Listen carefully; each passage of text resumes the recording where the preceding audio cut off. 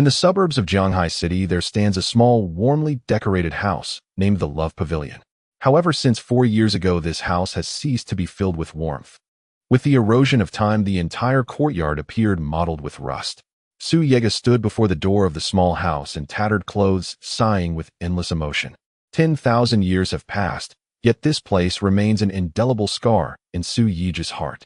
Everything felt like an incredibly long dream until Su Yiji's hand touched this once distant pavilion and tears fell like rain. His master had once said that with a nod in one's heart one cannot transcend the tribulation to ascend to immortality.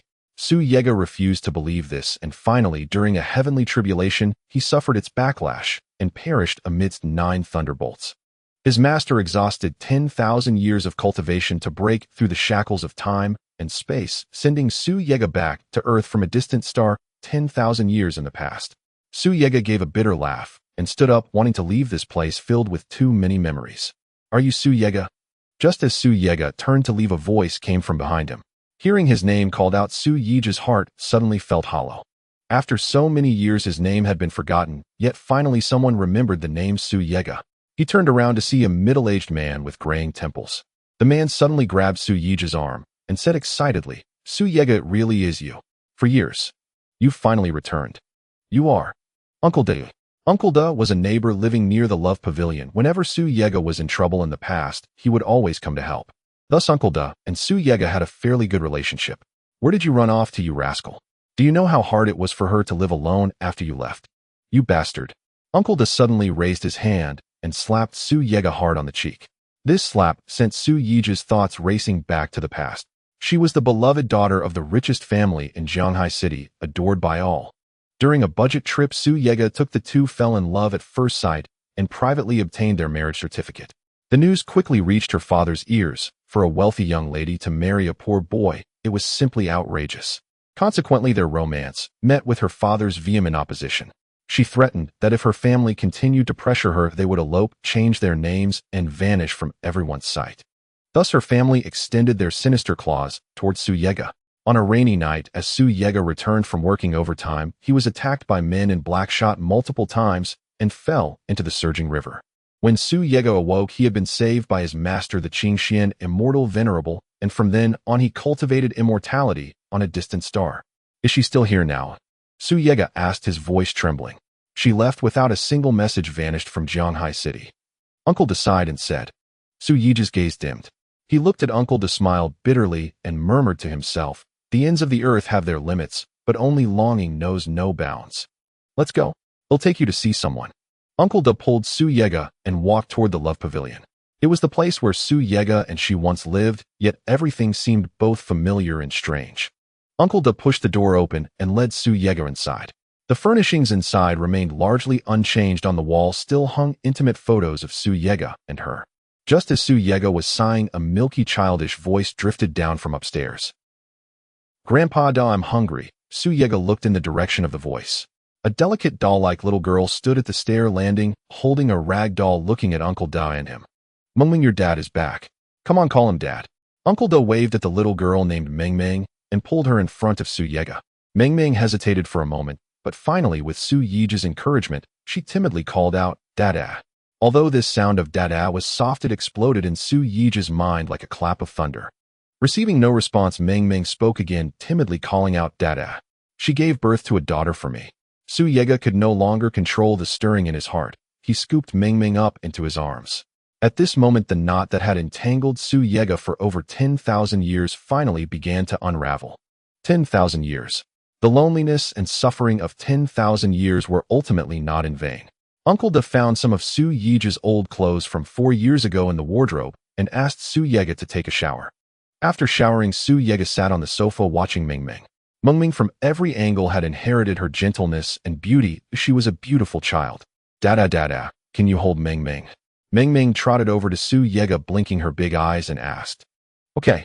Without hesitation, Su Yega reached out and pulled Mengmeng into his embrace. "Dada, other kids have their dadas with them. Dada, will you stay with Mengmeng every day from now on, okay?" Mengmeng grew more aggrieved as she spoke, tears welling up in the corners of her eyes, looking as if she were about to cry.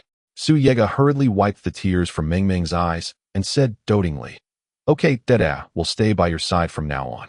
Also Dada needs to bring Mama back. Mingming misses Mama so much. Okay, Dada promises you no matter where she is, Dada will bring Mama back. Looking at his daughter's watery big eyes, Su Yi's heart ached. After dinner, Su Yega played with Mingming for a while and then coaxed her to sleep. Walking out of the bedroom, Su Yega picked up the cigarettes uncle that had left on the coffee table and went to the balcony. Lighting a cigarette, Su Yega stared blankly at the distant sky. The flame consumed the cigarette in Su Yi's hand. Is Mingming asleep? Uncle Do walked over, took the cigarette pack from Su Yi's hand, and lit one for himself. Yes, she's asleep. Su Yega exhaled a smoke ring and said, the little girl falls asleep pretty fast. Not long after you left, Bai Jishuan came to me saying she was pregnant with your child. Uncle De recalled with a sigh, Bai Jishuan was a wealthy young lady who she had never suffered any hardship. But after you left for the sake of this family, she did everything. Su Yega remained silent. He could imagine the sorrow of Bai Jishuan, heavily pregnant, not knowing where her husband had gone. For a pregnant woman, buying groceries, doing laundry, and cooking, how could these be easy tasks? Facing the suffering Bai Jishuan endured, Su Yega felt only pain in his heart. He hated the group of men in black who had attacked him all those years ago. Later, when Mingming was born, the household expenses were immense. It was entirely Bai Jishuan who held this family together. Uncle Decide hesitated for a moment, and then spoke. He'll tell you the truth. After you left, the suitors pursuing Bai Jishuan were countless, lining up endlessly, yet for some reason, that girl simply refused to accept any other man. Uncle Da, I understand. I will definitely find Bai Jishuan and bring her back. Su Yega flicked away the cigarette, but held between his fingers and turned to walk into the living room. A moment later, Su Yega poked his head out and said, Uncle Da, tomorrow he'll take Mingming out to look for work and take her out to play for a while as well. All right, I understand. He'll go withdraw some money for you in a bit. Uncle Da nodded. Su Yega smiled faintly and said, thank you. Once I find a job, I'll pay you back immediately. Walking into the bedroom, he saw that Mingming had woken up at some point. She rubbed her eyes dazedly, extending her chubby little hands towards Su Yega and said in a milky voice, Daddy, Mingming wants to drink milk. Okay, Daddy will go make milk for Mingming. Su Yega rubbed Mingming's cheek, walked out of the bedroom, poured a cup of hot water mixed in the formula, added some cold water to make it warm, poured it into a bottle, and handed it to Mingming. Thank you, Daddy. Mingming took the bottle and said weakly, drink up. Su Yega stroked Mingming's head with doting affection. Mingming drank the milk with relish. Su Yega took the opportunity to pull out a cigarette pack, took out a cigarette, lit it, and took a deep drag. Cough, cough, cough. Mingming started coughing, choked by the smoke. Su Yega hurriedly extinguished the cigarette and reached out the window. Mingming, tomorrow Daddy will take you to eat delicious food and play fun games, okay? Su Yega approached Mingming, squatted down, and asked. Mingming happily waved her hands. Okay. Then after Mingming finishes her milk, she'll go to sleep, all right? We'll get up early tomorrow to play, okay? Su Yega looked at his daughter, finding her so adorable, he could just eat her up. Mingming placed the bottle on the bedside table, extended her chubby little hands, and wrapped them around Su Yi's neck. Daddy, will you tell Mingming a bedtime story? A bedtime story? Su Yega had never told a bedtime story to anyone before, but since his daughter wanted to hear one, he had to tell it. He organized the information about bedtime stories in his mind and asked, what story does Mingming want to hear? Do you want to hear about Snow White? Mingming doesn't want to hear Snow White. No. Mingming shook her head and refused. Then Daddy will tell Mingming a story about the cultivation world, okay? No. Wait. Mingming was originally shaking her head to refuse, but suddenly realizing she hadn't heard this story before, she immediately asked in confusion, Daddy, what is the cultivation world? The cultivation world is the realm of stars in the sky, boundlessly vast. People there can cultivate immortality and transcend tribulations. With a flip of their hand, they can destroy the heavens and extinguish the earth. A hint of pride flashed across Su Yi's face as he said, what Daddy wants to tell you is about the Tianxian Immortal Venerable. The Tianxian Immortal Venerable originally lived on Earth. He had a wife he deeply loved, but her father did not agree to their union. On a rainy night, he sent people to kill the Tianxian Immortal Venerable. He survived the catastrophe and was saved by his master, the Qingxian Immortal Venerable, but Su Yega turned his head, wanting to continue, only to find that Mingming had fallen asleep at some point. Su Yega tucked the quilt around Mingming, looking at his incredibly adorable daughter, his heart overflowing with love. Su Yega sat cross-legged at the foot of the bed and closed his eyes tightly. Meanwhile, a stream of primal energy circulated through his 72 meridians. After a long while, Su Yega opened his eyes. Severe soul trauma, loss of primal energy. This is the horror of the inner demon. Su Yega shook his head and muttered to himself. The cultivation world is divided into 5 levels: Xuanshu, Yushu, Qingshu, Chongshu, and Taishu. Before falling to his inner demon, Su Yega possessed the strength of the late Taishu stage. After his fall, only the strength of the early Xuanshu stage remained. However, after returning to Earth, Su Yega sensed a deficiency. There was not an abundance of spiritual energy on Earth. Rather, it was in a state of extreme scarcity. Sigh, let's find a job and settle down first. Su Yega sighed and muttered in his heart. The night was enchanting. Su Yega looked up at the wall clock. It was already 2 o'clock in the morning. Su Yega simply tidied up and went to sleep. Early the next morning, Su Yega was awakened by crying. He abruptly opened his eyes to see Meng Meng sleeping beside him, crying her heart out. What's wrong? Meng, why are you crying? Come here, let daddy hug you. Su Yega hurriedly scooped Meng Meng into his arms and coaxed her. Wah, it's raining. Wah, the rain got Meng Meng wet. Meng Meng cried pitifully. Su Yega looked at Meng Meng in bewilderment upon hearing her words and muttered, Isn't Meng Meng sleeping at home? Why would the rain get Meng Meng wet? Saying this, Su Yega cast his gaze out the window. The sun was just rising, and it wasn't raining at all. It is raining. Wah. Meng Meng continued to sob, occasionally extending her chubby little hands to rub her teary eyes. Su Yiji's hand accidentally brushed against Meng Meng's diaper, and he immediately understood. So Meng Meng had wet the bed. This little girl was too adorable. Oh, she wet the bed herself, but claimed the rain had gotten her wet. Su Yega changed Meng Meng into a new diaper, then stroked her head with doting affection. Meng Meng, how about we get up and have some food? Then you can keep daddy company while he looks for work first, and then we'll go play together. How about that? Okay. Meng Meng smiled through her tears, waving her chubby hands happily. Su Yega carried Meng Meng out of bed to the bathroom. After the two simply washed up, Uncle Da returned from outside. Yega, you're up so early? Uncle Da looked at Su Yega pulling Meng Meng out of the bathroom and asked in surprise. By the way, Uncle Da, I'm going to look for work in a bit. I want me back for dinner tonight, so don't wait for us. Su Yega smiled faintly and said. Uncle Da took a wad of money from his pocket, placed it on the living room coffee table, and said, I don't have much money on hand either, but hey, raise 1,000 for you to use first. Thank you, Uncle Da. Su Yega picked up the wad of money and put it in his pocket.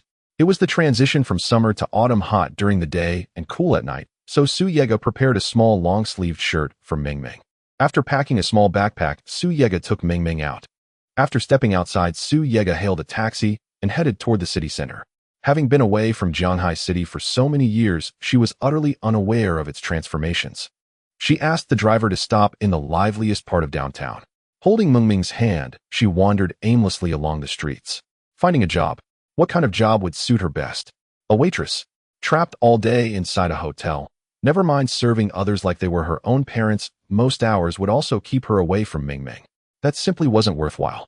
Su Yega had graduated with a degree in construction cost estimation. Returning to such work now would be exceedingly difficult. All these jobs demanded immense time and energy. Yet Uncle Da was already elderly and would inevitably leave Meng Meng one day.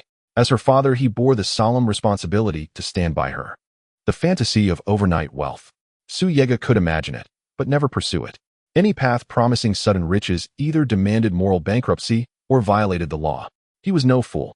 Though gravely weakened after returning from the cultivation realm, his body remained indestructible, forged as adamant steel.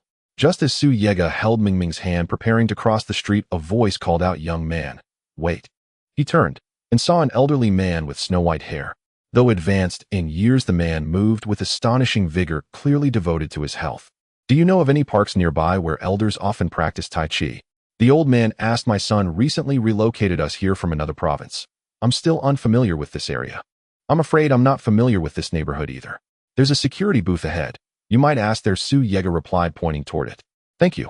The old man shook his head, disappointed, murmuring, I should have stayed where we were. The old place was far better. There at least someone practiced Tai Chi with me. With that, he turned to leave, just as a car sped past them. Its tire struck a pebble on the road, launching it forward with lethal force, straight toward the elder's head. Too swift to evade, the stone hurtled through the air. By the time he noticed it, escape was impossible.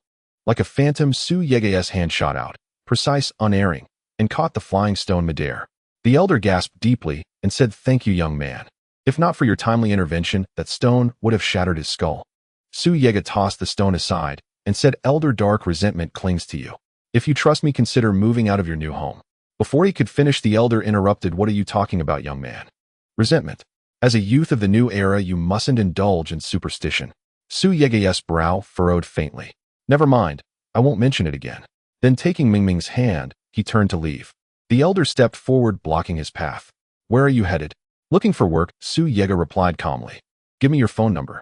I'm grateful for your help today. I'll ask my son when I get home if he knows of any suitable positions. I'll call you later. He pulled a pen and a scrap of paper from his pocket and offered them to Su Yege. Su Yege shook his head, smiling wryly. I don't have a phone. Then where do you live? The elder hesitated, then asked. Su Yege accepted the pen and paper and wrote down the address of AIXN's dialogue. After thanking him, he took Mingming's hand and walked away. Daddy, what is that resentment you just mentioned? Mingming blinked her large, curious eyes. Mingming, you're still too young. When you grow up, Daddy will tell you. All right. He gently pinched her cheek, his voice brimming with tenderness. Okay. Mingming patted her tummy, her voice soft and sweet. Daddy, Mingming's tummy is hungry. Su Yege smiled indulgently. Shall we go eat then? Yes. She nodded eagerly like a little chick pecking at grain. Su Yege lifted her into his arms, crossed the street, and began searching for a place to dine. Because Mingming was still very young, her stomach undeveloped, rich or greasy foods were unsuitable. So Su Yege chose a shop named Zhou Wang, the porridge sovereign. Inside, he ordered a bowl of vegetable and shredded pork congee from Mingming, and for himself a rich crab congee. While waiting, he sat quietly contemplating what kind of job to seek next. Suddenly, a clamor erupted. Following the sound, Su Yege glanced across the room. At a table not far away stood a burly man with a crew cut, slamming his fist onto the tabletop. Seated at that same table were 4 youths drinking heavily, hair dyed in garish colors, their demeanor unmistakably unruly. I'll say it once more, return my sister's belongings. The crew-cut man growled, fury blazing in his eyes, or don't blame me for what comes next. Oh, just you alone, daring to challenge all 4 of us. A yellow-haired youth nearest to him sneered, glancing disdainfully before springing upright with a sharp slap of his palm on the table. If you wish to die, just say the word. I'll cripple you on the spot. Slap. The crew-cut man moved with lightning speed, his open palm striking the yellow-haired youth full force, sending him crashing face down onto the table. What? Still want to fight me? He gave a cold, mirthless smile and cracked his knuckles, the sharp pop of bone against muscle echoing sharply. Attack him. Seeing their comrade struck, the other 3 youths instantly seized wooden chairs and hurled them at the crew-cut man. 3 against 1. He was overwhelmingly outnumbered. Yet the outcome defied expectation. Clearly trained, the crew-cut man struck with surgical precision. 1 punch, 1 fall, effortlessly toppling each youth to the floor. You gutter rats dare raise your hands against me. I still fight underground boxing matches at Qianlai Lu. Do you have the guts to step into that ring? He snorted contemptuously. Brother, we'll return the item. Please spare us. Trembling violently, the yellow-haired youth fumbled in his pocket and produced a delicate bracelet, then handed it over with trembling reverence. Get out. Taking the bracelet, the crew-cut man inspected it briefly, then uttered a single icy word. The 4 youths fled in panic, abandoning even the cigarettes left on the table. Underground boxing. Su Yege's eyes lit up. He had just discovered a swift path to fortune. Indeed, underground boxing, as the crew-cut man had suggested. Though severely weakened, Su Yege remained formidable. Even ordinary martial artists dared not engage him in combat, making underground boxing the swiftest route to wealth. Mingming, wait here for a moment, okay? Daddy needs to ask something. Su Yege glanced at Mingming seated beside him and gently stroked her head. Okay, her soft, infantile voice only deepened his resolve to fight underground, earn money, and secure a better life for Mingming. Su Yege rose and approached the front desk where the owner was settling compensation for damages caused by his earlier altercation. With a faint smile, he asked, Sir, may I inquire? The underground boxing you mentioned, where exactly does it take place? Is it at Qianlai building? Yes. Are you thinking of going? Though you look rather scholarly, I doubt this place suits you. The crew-cut man appraised Su Yege from head to toe, clearly unimpressed by his slender frame. No matter, I'd like to give it a try. Su Yege smiled faintly. If you're serious about trying, go to Qianlai building at noon today. The prize is 1 million. Though the challenge is formidable, you'd face none other than Fist Yak. At the mention of Champion Yak, the crew-cut man's expression twisted with fear. Su Yege, however, remained unperturbed. He gave a courteous nod and turned back to his seat. After lunch, Su Yege took Mingming for a stroll, and spotting a barber shop ahead, he led her inside. A disheveled young man and an adorable little girl drew wary glances. Some even suspected abduction, until the barber trimmed Su Yege's hair.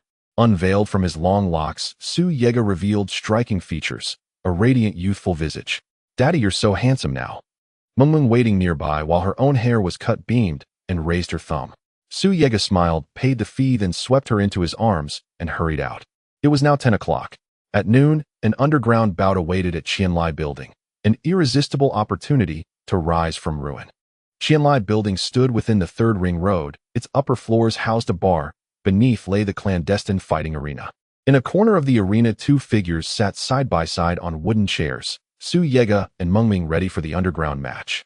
Su Yege held a glass of brandy, his gaze flickering toward the ring, where a brutal contest for 1 million raged on. Champion Yak reigned unchallenged, the iron fist of the ring. Every challenger crumpled before 3 rounds, bones shattered, fate uncertain. In the world of the wealthy, such bouts existed beyond law and beyond life itself.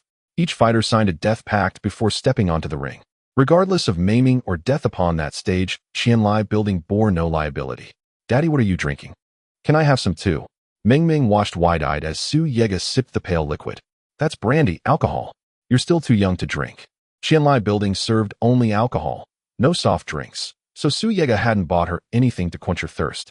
Pouting like a cherry blossom, Mengming pleaded, "But I'm thirsty. How about this? Wait here while Daddy finishes his fight, then we'll feast on delicious food and refreshing drinks, all right?" Su Yege gently pinched Mengming's cheek, coaxing her. "Okay, Mengming will wait for Daddy to finish his fight." She nodded earnestly. No sooner had Mengming spoken than a sickening thud echoed across the ring, followed by a savage roar. "You lot are utterly pathetic." Yak swept his gaze across the crowd, voice booming like temple bells. His cobalt eyes, cold serpentine, locked onto each would-be challenger below. The timid bowed their heads, unable to meet his stare. No one dared answer his taunt. Only the ring girls cheered shrill and hollow. After felling over a dozen fighters, not a single soul dared ascend the ring. Seeing no challengers left, Yak turned to claim the 1 million cash stack at the ring's edge. Suddenly, a blur shot forth. All eyes snapped to a wine glass, soaring through air and landing perfectly atop the cash pile, balanced motionless. "Who dares? Get up here now." Humiliated before the crowd, Yak roared, fury blazing in his voice. "It's me." Seeing no one else rise, Su Yege stood without hesitation. The moment had arrived. He offered Mengming a tender smile, then strode toward the ring. Yak sized up Su Yege, slender frame, refined features, resembling a scholarly gentleman more than a fighter. Grinning, he extended a single finger and waggled it before Su Yege's eyes. Su Yege let out a cold laugh. "No need to flaunt your petty triumph. Will you step down willingly, or must I send you down?" Bold words. "Survive 3 rounds against me, and those 2 million are yours." Yak's tone dripped with mockery. With Su Yege's entrance, every eye in the arena locked onto him, astonishment rippling through the crowd. Yak was foreign-born, massive as a black bear, muscles coiled like steel cables. In sheer presence alone, he dwarfed Su Yege utterly. By contrast, Su Yege possessed undeniable beauty, but his frame was lean, almost delicate. Clad in a plain white t-shirt, he seemed a harmless lamb facing a ravenous wolf. Such staggering disparity stunned the crowd into silence, then erupted into peals of laughter. To them, Su Yege's ascent was pure folly, blinded by greed, marching towards certain death. Su Yege stood still upon the ring, a faint, enigmatic smile playing on his lips. Calmly meeting Yak's gaze, he sighed softly. "What a pity. Why must it come to this? Boy, are you daft. Come on then. Don't say I didn't offer you a chance." Yak cracked his knuckles, the sharp pops reverberating like snapping twigs. A smug, disdainful grin curled his lips. Su Yege's voice cut through the noise, icy and absolute. "1 round, and you'll be on the floor." "Ha ha ha ha, killing me. My stomach hurts. This kid's hilarious." Both Yak on the ring and the entire audience burst into uproarious laughter, his audacious claim dissolving tension into farce. The earlier thrill had vanished, replaced by raucous mirth. "Fine. Let's see how you knock me down in 1 round." Arms crossed, Yak arched a thick brow, surveying Su Yege. His pride rested not only on his fists, but on his impenetrable musculature. Ordinary blows could not budge his granite-like physique, instead recoiling violently, often injuring the attacker. "Boy, if your single punch forces me back 1 step, not only do you claim the 2 million on the ring, but Qianlai Building's owner will add another 1 million." The offer was tempting, yet Su Yege remained unmoved. Slowly he raised his right hand, clenched it into a fist, and launched it toward the immobile yak. Boom! A dull, thunderous impact shook the ring. A figure hurtled backward airborne. In one round I'll knock you down, just one round. Su Yiji's voice was powerful and strong as he surveyed the crowd below with a hint of disdain in his eyes. At this moment, everyone below the stage stared wide-eyed at the situation on the platform. The one who had just been sent flying was not Su Yega but Yak. Some people still couldn't believe their eyes and hurriedly rubbed them only to confirm that the one standing on the stage was indeed the Su Yega they had underestimated. Yak, on the other hand, lay on the ground like a dead dog, foaming at the mouth and twitching uncontrollably. Under the gaze of the crowd, the champion, who had just knocked back over 10 people, could no longer get up.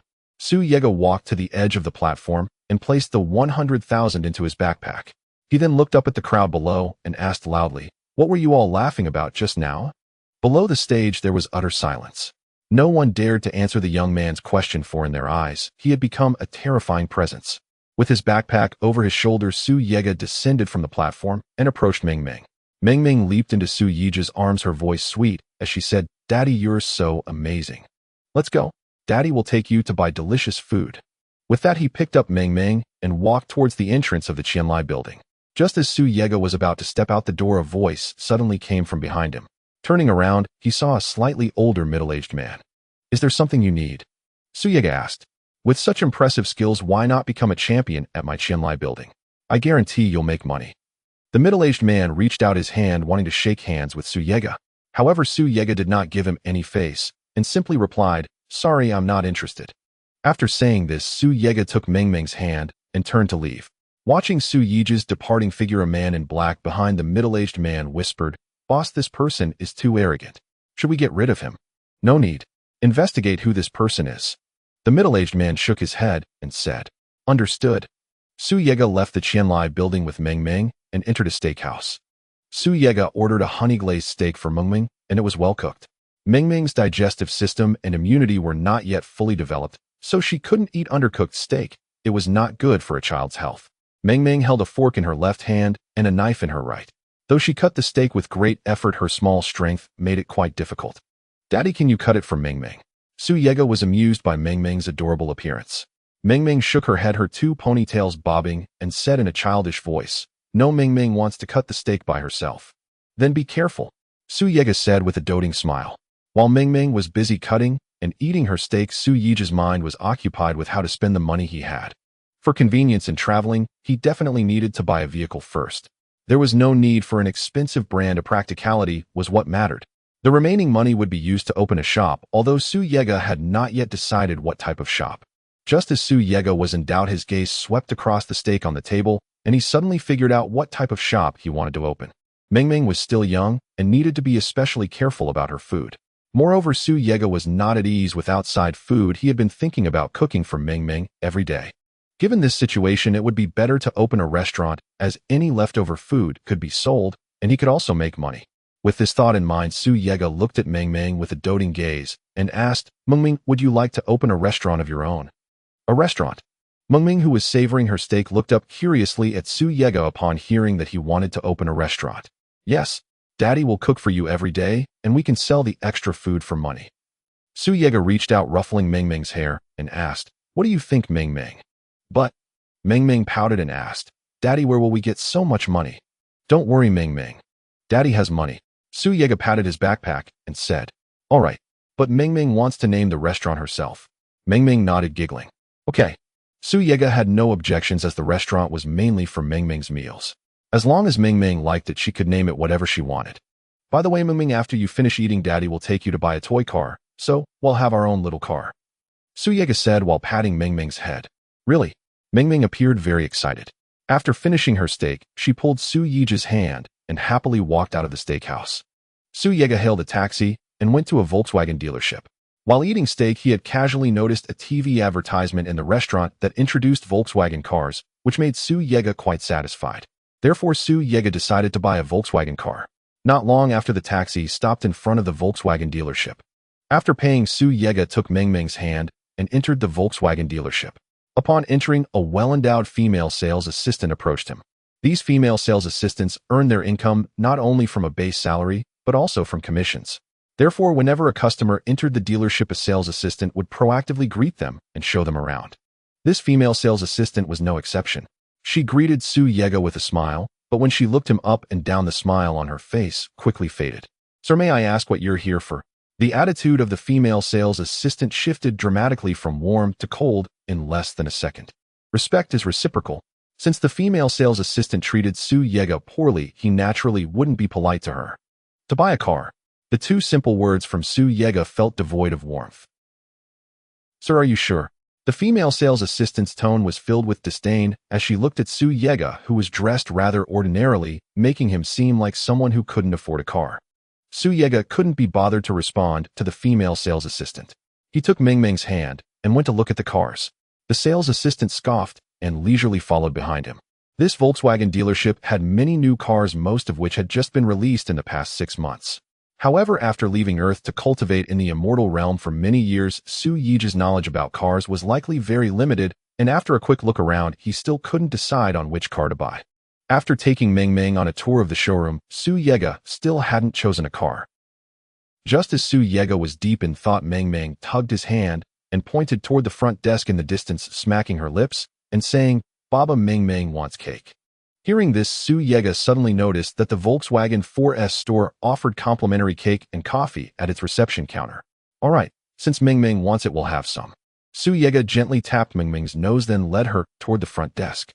"Hello, may I help you with something?" The receptionist smiled warmly at Su Yega, her voice sweet and melodic. "Big sister, I want cake," Ming Ming said, blinking her large, beautiful eyes at the cakes displayed behind the counter. "Of course. Please wait just a moment, little miss," the receptionist replied, courteously bowing slightly to Su Yega before turning to prepare the cake. Moments later, she returned, balancing a tray in both hands, bending gracefully to offer it to Ming Ming. Just as Ming Ming reached out to take it, her hand froze midair as another hand snatched the tray away. Su Yega's brow furrowed. His gaze locked onto the female sales associate who had seized the tray and turned glacially cold. "This is a Volkswagen 4S store." The sales associate smirked, her expression laced with mockery. "If you're not buying a car, then take your daughter and leave. This isn't a charity cafe." Though the store did offer complimentary pastries, they were reserved exclusively for prospective buyers. "Baba," Meng Ming's lower lip trembled, her eyes welling with tears as the cake vanished before her very eyes. "It's all right, sweetheart. Leave this to Baba," Su Yega murmured softly, stroking Meng Ming's head. Then turning sharply, "Excuse me, are you blind? Do they look like people who can afford a car? And yet you serve them cake?"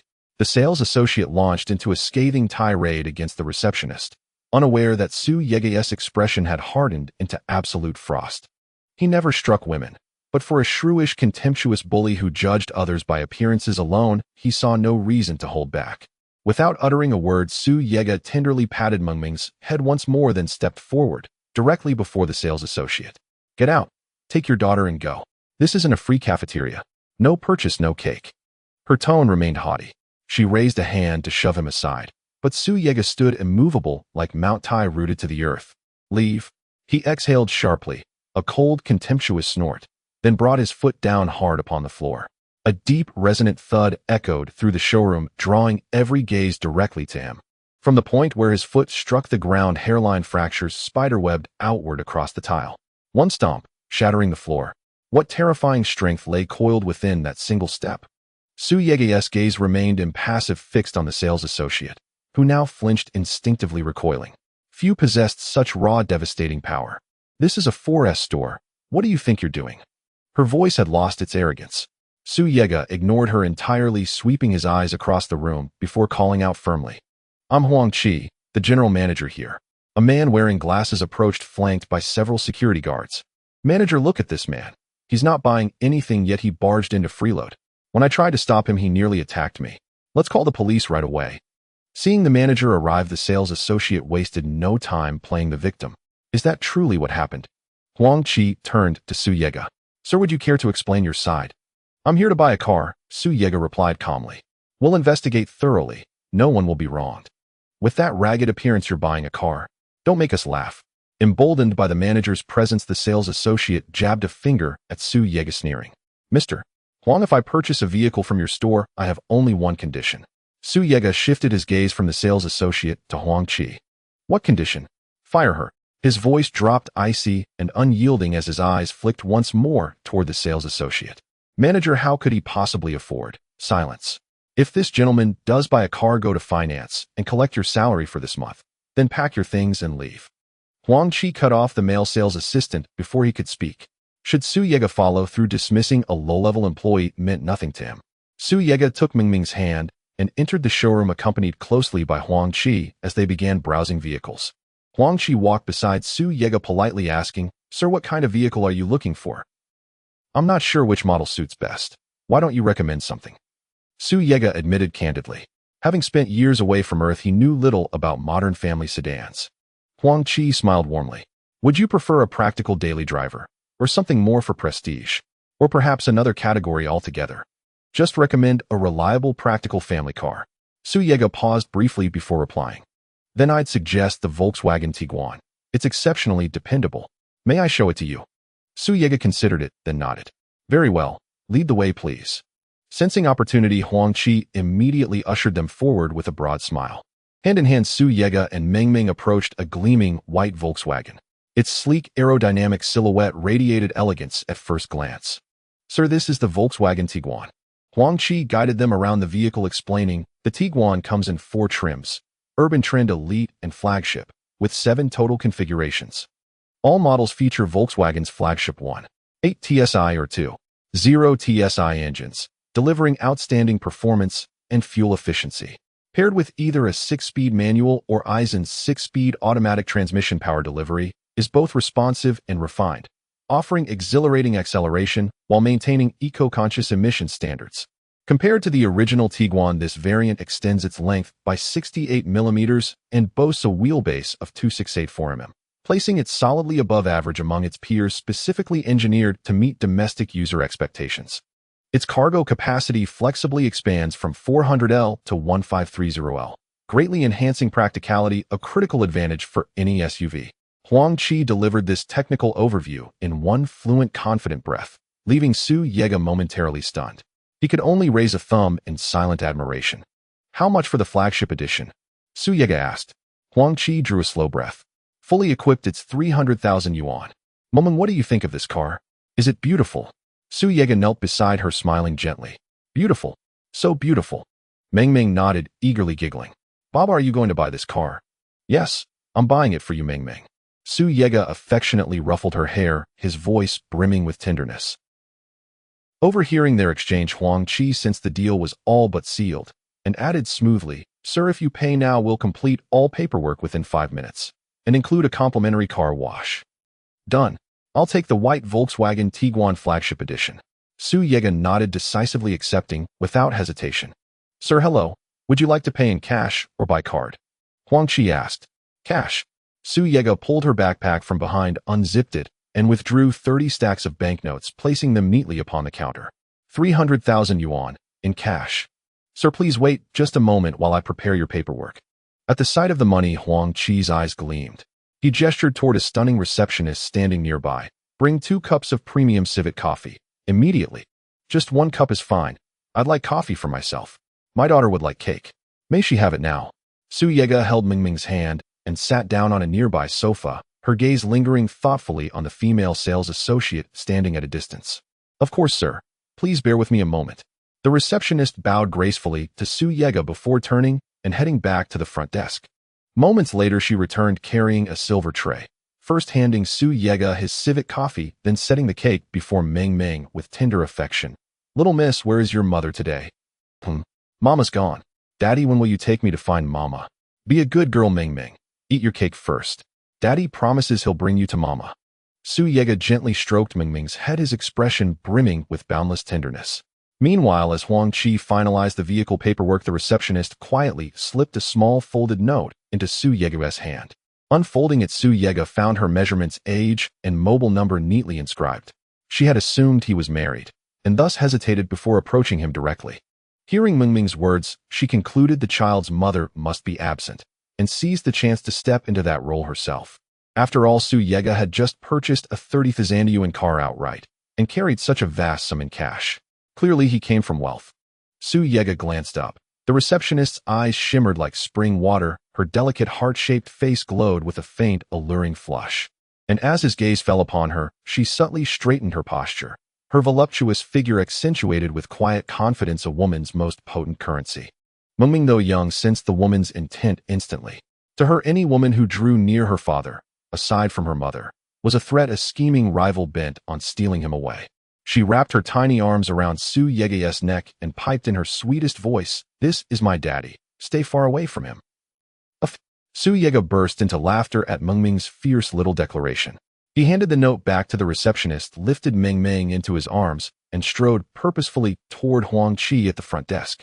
Watching his retreating figure, the receptionist clenched the tiny slip, her secret written in ink, in her slender fingers pouting her glossy lips. Spotting Su Yege approaching with Mengming, Huang Qi hurried forward, holding a document folder. "Mr. Su, here are your contract and your car keys. Please keep them safe." He presented the folder and keys with respectful formality. Su Yege tucked the documents into his backpack, then placed the car key gently into Mengming's small palm. "Are all the vehicle procedures complete? May I drive off now?" Su Yege asked. "Yes, you may." Huang Qi nodded. "Mengming, we're going home." Su Yege lifted her into the passenger seat, started the engine, and drove smoothly out of the dealership. Leaving the dealership, Su Yege took Mengming to a shopping mall, buying infant formula and snacks, then treated her to an animated film before heading home.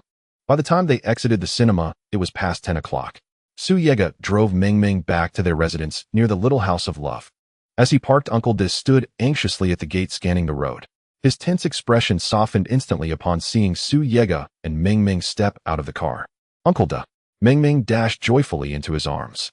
Su Yege slid the car key into his pocket and approached. "Uncle De, why are you waiting outside so late?" "Worrying about you both, of course." Taking Mengming's hand, he led them inside, while saying, "You were out all day, and didn't even call to let me know. I was nearly frantic." "I don't have a phone," Su Yege replied, pausing at the doorway to crouch down and light a cigarette. Uncle De switched on the television for Mengming, playing Boonie Bears, then stepped outside to join him on the threshold. "Uncle De, have a smoke." Su Yege offered the pack. Uncle De accepted it, squinting under the dim streetlight. "Zhonghua." "Really?" "Yes, Zhonghua. You actually bought Zhonghua.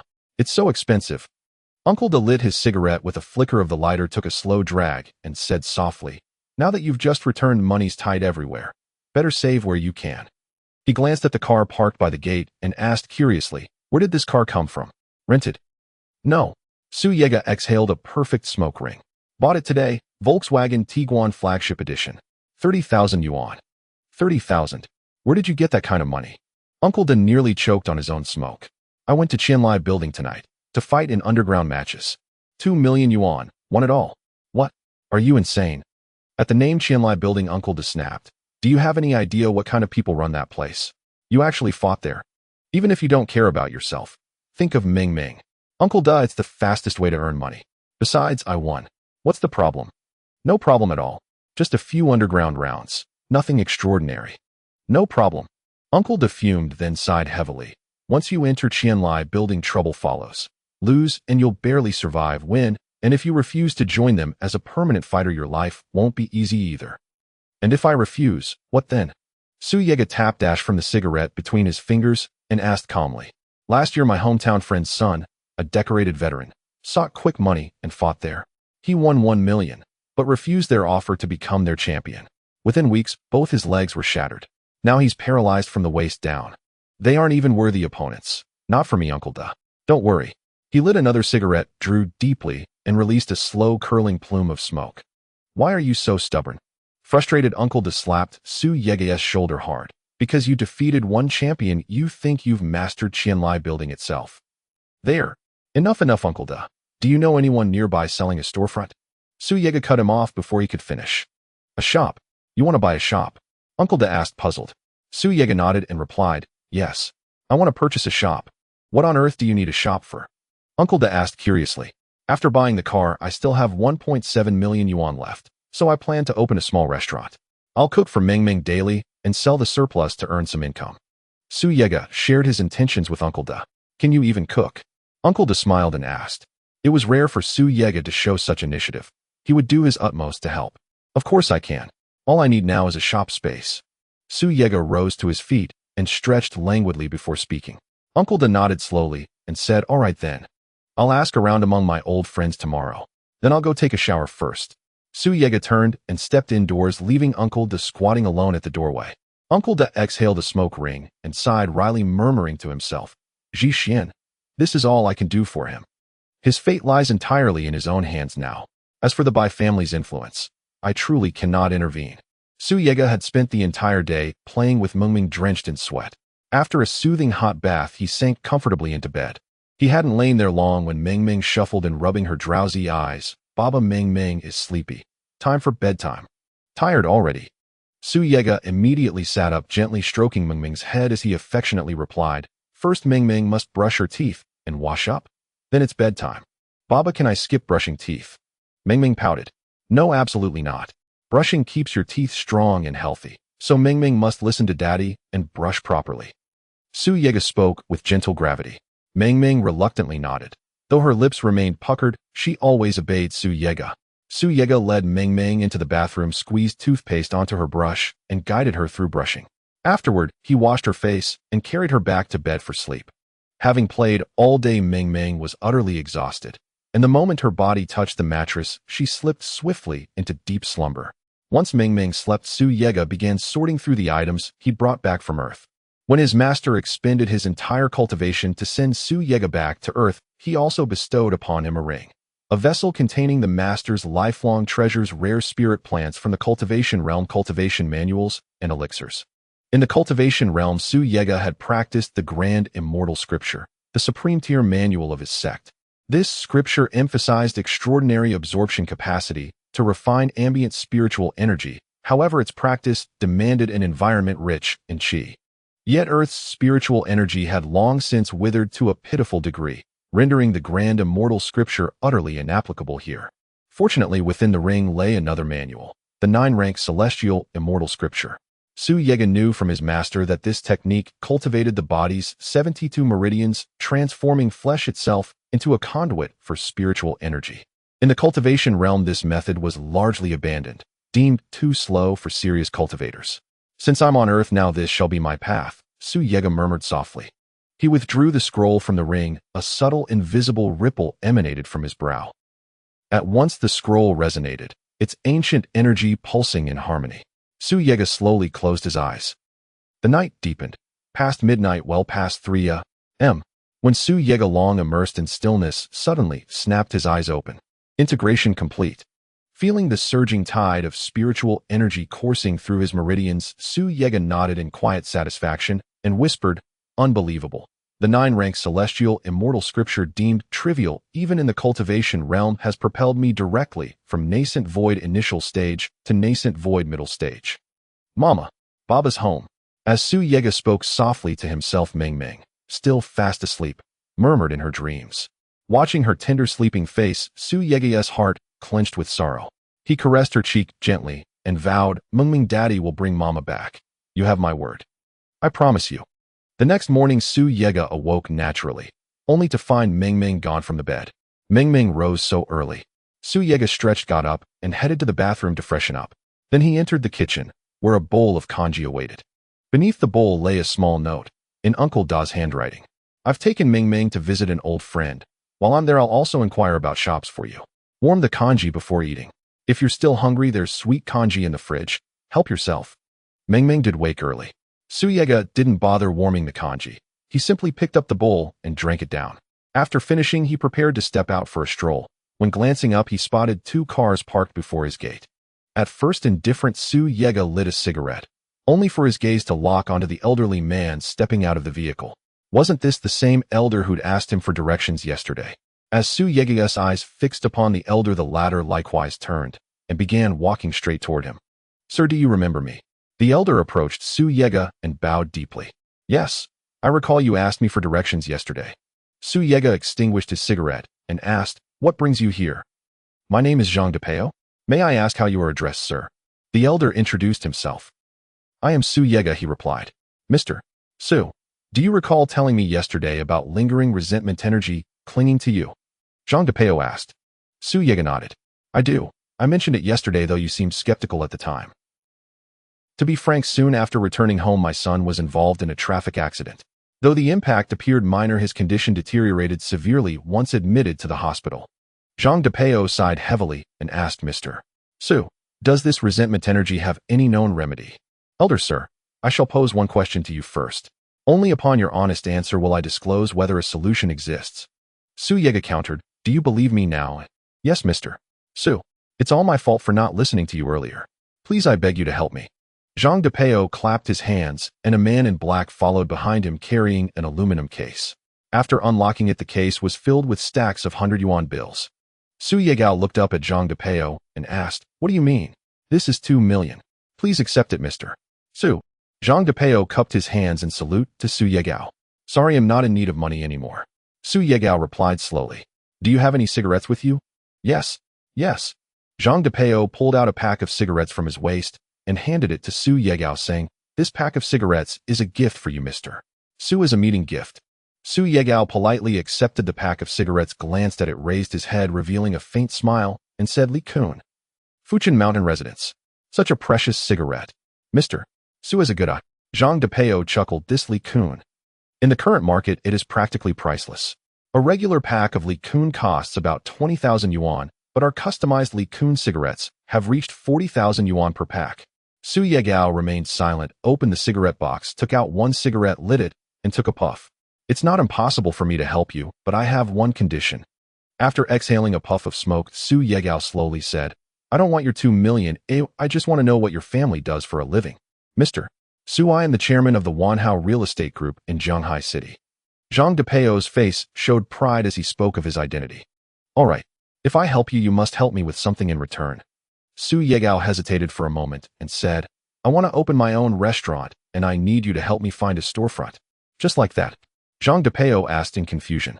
That's right, I don't want your money, but you need to find me a storefront. Su Yegao took another puff of smoke and said, no problem.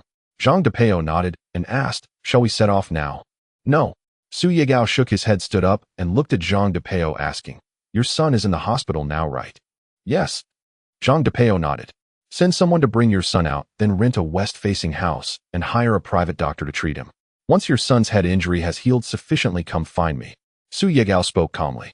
Zhang Depeo asked, is that all? Yes. Su Yegao nodded and walked towards his car, planning to drive to buy some ingredients to cook for Meng Meng. Mr. Su, please wait. Zhang Depeo hurriedly ran over and handed a box to Su Yegao. A mobile phone.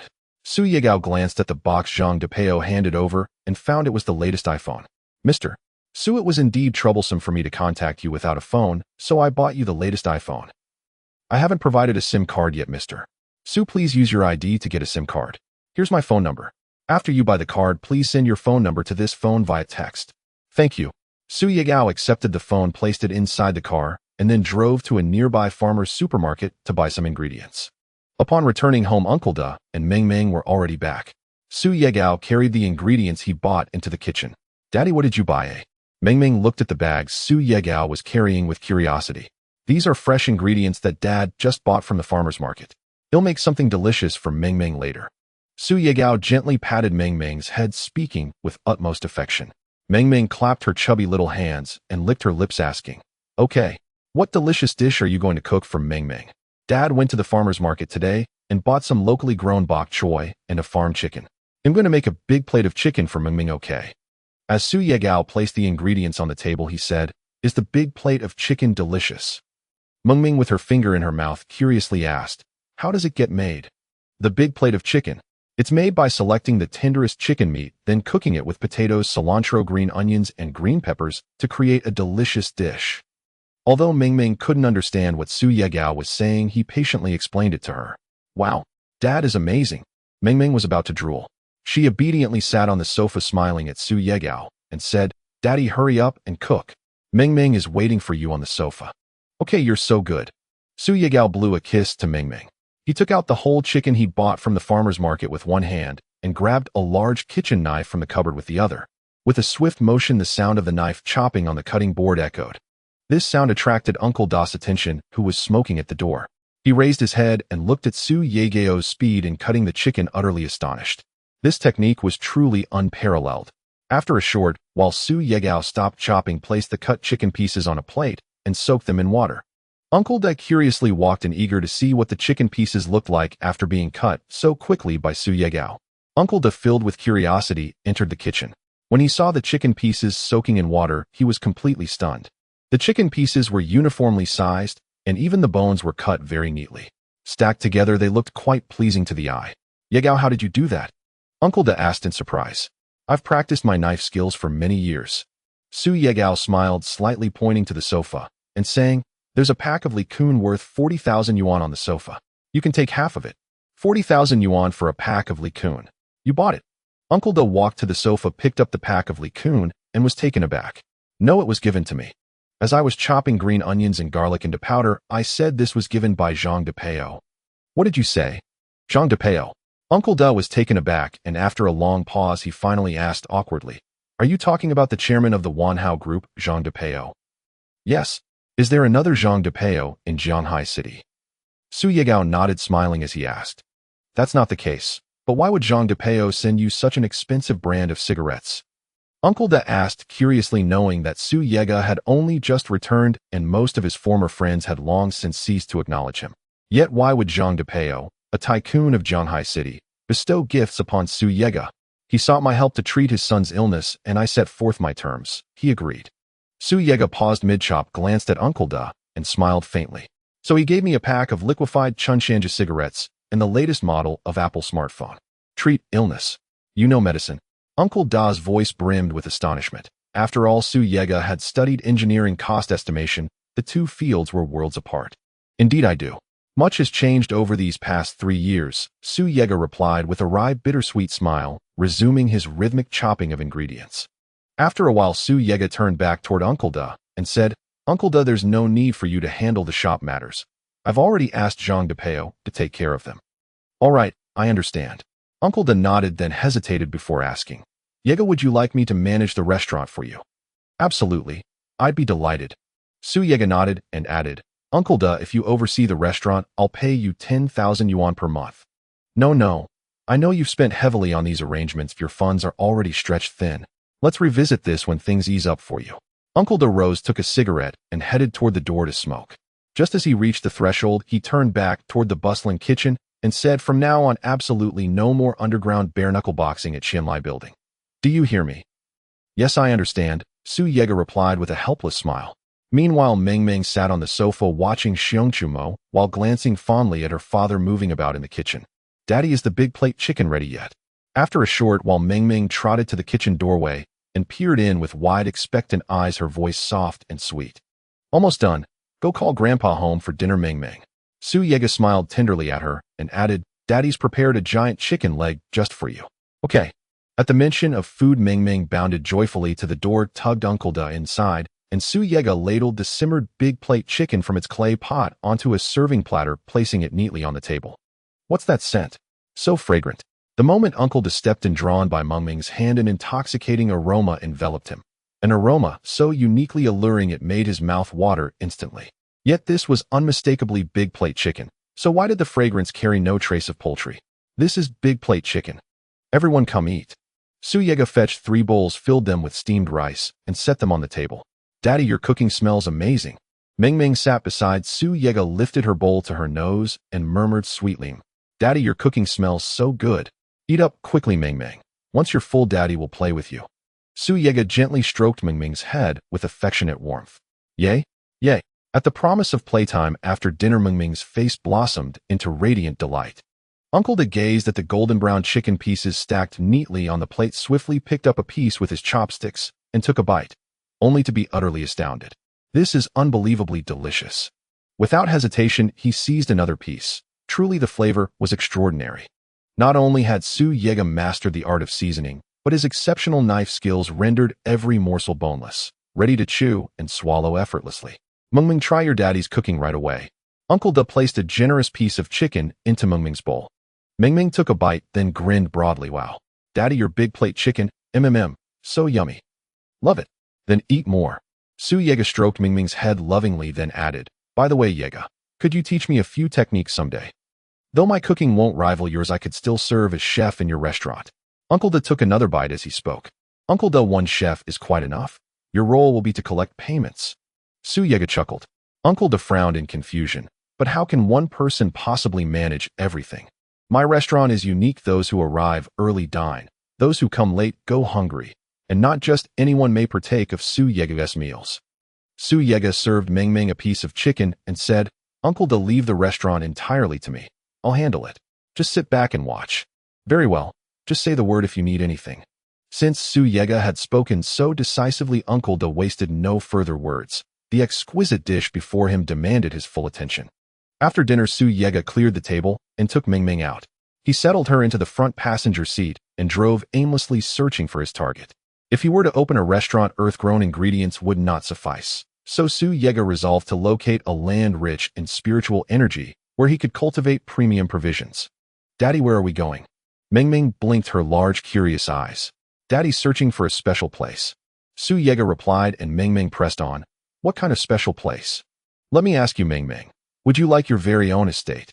Meng Meng nodded, eagerly bobbing her head like a little chick. Yes. If Meng Meng has her own estate, she can plant flowers herself. So Daddy's looking for the perfect land to build Meng Meng her dream estate. Su Yega smiled, warmly charmed by his daughter's innocent charm. Yay? Meng Meng loves Daddy so much. She clapped gleefully, her laughter bubbling over with pure joy. Su Yega drove slowly through Jiangdong district of Jianghai City, circling thoroughly, but found no auspicious sight. He then ventured into Jiangxi and Jiangbei districts, yet again discovered nothing worthy. He continued onward to Jiangnan district, winding through countless streets and lanes, still finding no auspicious land. Daddy, haven't you found the auspicious site yet? Meng Meng, noticing her father's faint dejection, reached out and gently tugged his arm. Not yet, but don't worry, Meng Meng. Daddy will find it. Su Yega pulled over by the roadside and tenderly stroked Meng Meng's head, his voice steady and reassuring. Meng Meng believes in Daddy. Meng Meng nodded and looked at a small mountain in the distance, saying, Daddy, that place looks beautiful. Then shall Daddy take Meng Meng to see the scenery over there? Su Yega proposed. Okay. Meng Meng clapped her hands in delight. Su Yega parked the car by the roadside, then got out and held Meng Meng's hand, walking for about 10 minutes until they reached the foot of the mountain. Su Yega looked up at the mountain range and the surrounding environment, nodding slightly. The scenery here is quite nice. Meng Meng, do you want to climb the mountain? Yes. Meng Meng nodded, tugging at Su Yega's arm and shaking it. Great. Then Daddy will take Meng Meng up the mountain to see the scenery. Holding Meng Meng's hand, Su Yega slowly made his way up the bumpy path. The mountain was not very big, so he quickly reached the top with Meng Meng. Upon reaching the summit, Su Yega discovered that a small valley surrounded the mountain. This small valley perfectly enveloped the mountain, with only a small opening on the left and right, and hardly any other entrances. This place is nice. If there were spiritual energy here, it would definitely be a treasure land. Su Yega shook his head, lamenting the lack of such a good terrain. Daddy, look over there. There's a lake. Meng Meng suddenly shouted, pulling Su Yega's hand and running towards one side of the mountain. Hearing Meng Meng, Su Yega finally noticed that there was a spring on one side of the mountain, continuously bubbling with water. This spring. As Su Yega approached, he felt a strange wave of power emanating from the spring. It was the essence of spiritual energy, the energy of heaven and earth. Su Yega was deeply shocked. Spiritual energy is essential for cultivators' advancement. The energy of heaven and earth is the source of spiritual energy, and cultivating with it produces a body stronger than that cultivated with mere spiritual energy. However, the energy of heaven and earth contains impurities, and cultivators must expend their own spiritual energy to refine it.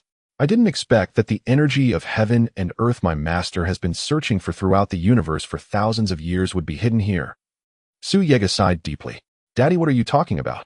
Meng Meng blinked her big eyes, looking at Su Yega. It's nothing. Su Yega squatted down, gently stroking Meng Meng's cheek, and asked Meng Meng, how about Daddy buys this piece of land to be your manor? Sure, but it's so big it must cost a lot of money. Meng Meng pouted.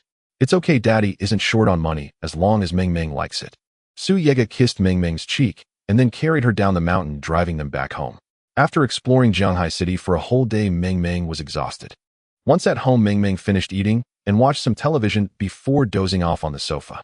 Su Yega carried her back to the bedroom, tucked her in, and then quietly left the room. At this moment, Uncle Da, holding a box of cigarettes, walked to the door, sat on the steps, and lit a cigarette before asking, Tomorrow is the temple fair in my hometown. I want to take Meng Meng back to the countryside to play for a few days. The old folks there have prepared a lot of food and fun for her. That's fine. I will drive you to the countryside tomorrow. Just in time, I have a lot of things to take care of these days. Once I'm done, I'll come to pick you back up. Su Yega nodded. Recently, he needed to get the restaurant ready in a short time and also set up the manor, so he probably wouldn't have much time to play with Meng Meng. Since Uncle De wanted to take Meng Meng back to the countryside to play, it gave Su Yega some time to handle these matters. That works. Uncle De took a puff of his cigarette, paused, and continued to ask, "Where did you take Meng Meng to play today? She seems exhausted." "I drove Meng Meng around Zhanghai City to look for a place to serve as the manor." Su Yega also sat down on the steps. Uncle De looked at Su Yega curiously, asking, "A manor? What do you need to buy a manor for?" "To plant some vegetables and fruits to supply ingredients for the restaurant." Su Yega took a puff of his cigarette and said, "Moreover, I want to move out of here." "Why?" Uncle De asked. "I promised Meng Meng that I would find Ji Xian, so I need to develop myself. Staying here doesn't give me much room for growth, so I plan to start with the restaurant and develop step by step." Su Yega stood up, looking at the starry sky, murmuring to himself, "The Bai family has considerable influence in the Nanhuaxia country. If I don't achieve something, how would the Bai family regard me? Yega, it's good that you have this awareness. I will do my utmost to help you as long as I can." Uncle De stood up and patted Su Yega on the shoulder. "Thank you, Uncle De." Su Yega smiled slightly and asked, "Don't you want to ask where I've been all these years? You left for your reasons. If you're willing to tell me, I'd love to listen. If you don't want to, I won't force you." To be honest, Uncle De was very curious about where Su Yega had been these years. If Su Yega had abandoned by Ji Xian, it wouldn't be like that. Su Yega forced a smile and spoke slowly. "These years I went to hell." "Hell? Yes, it was hell." Before Uncle De could finish his words, Su Yega interrupted him, continuing, "The day I went missing was a stormy night. After finishing my night shift, I was riding my bicycle home. At that time, Ji Xian had a fever, so I took a shortcut home. As I passed the Gobi beach, I was shot at. I don't know how many shots hit me. I just knew that after being shot, I jumped into the sea to escape for my life.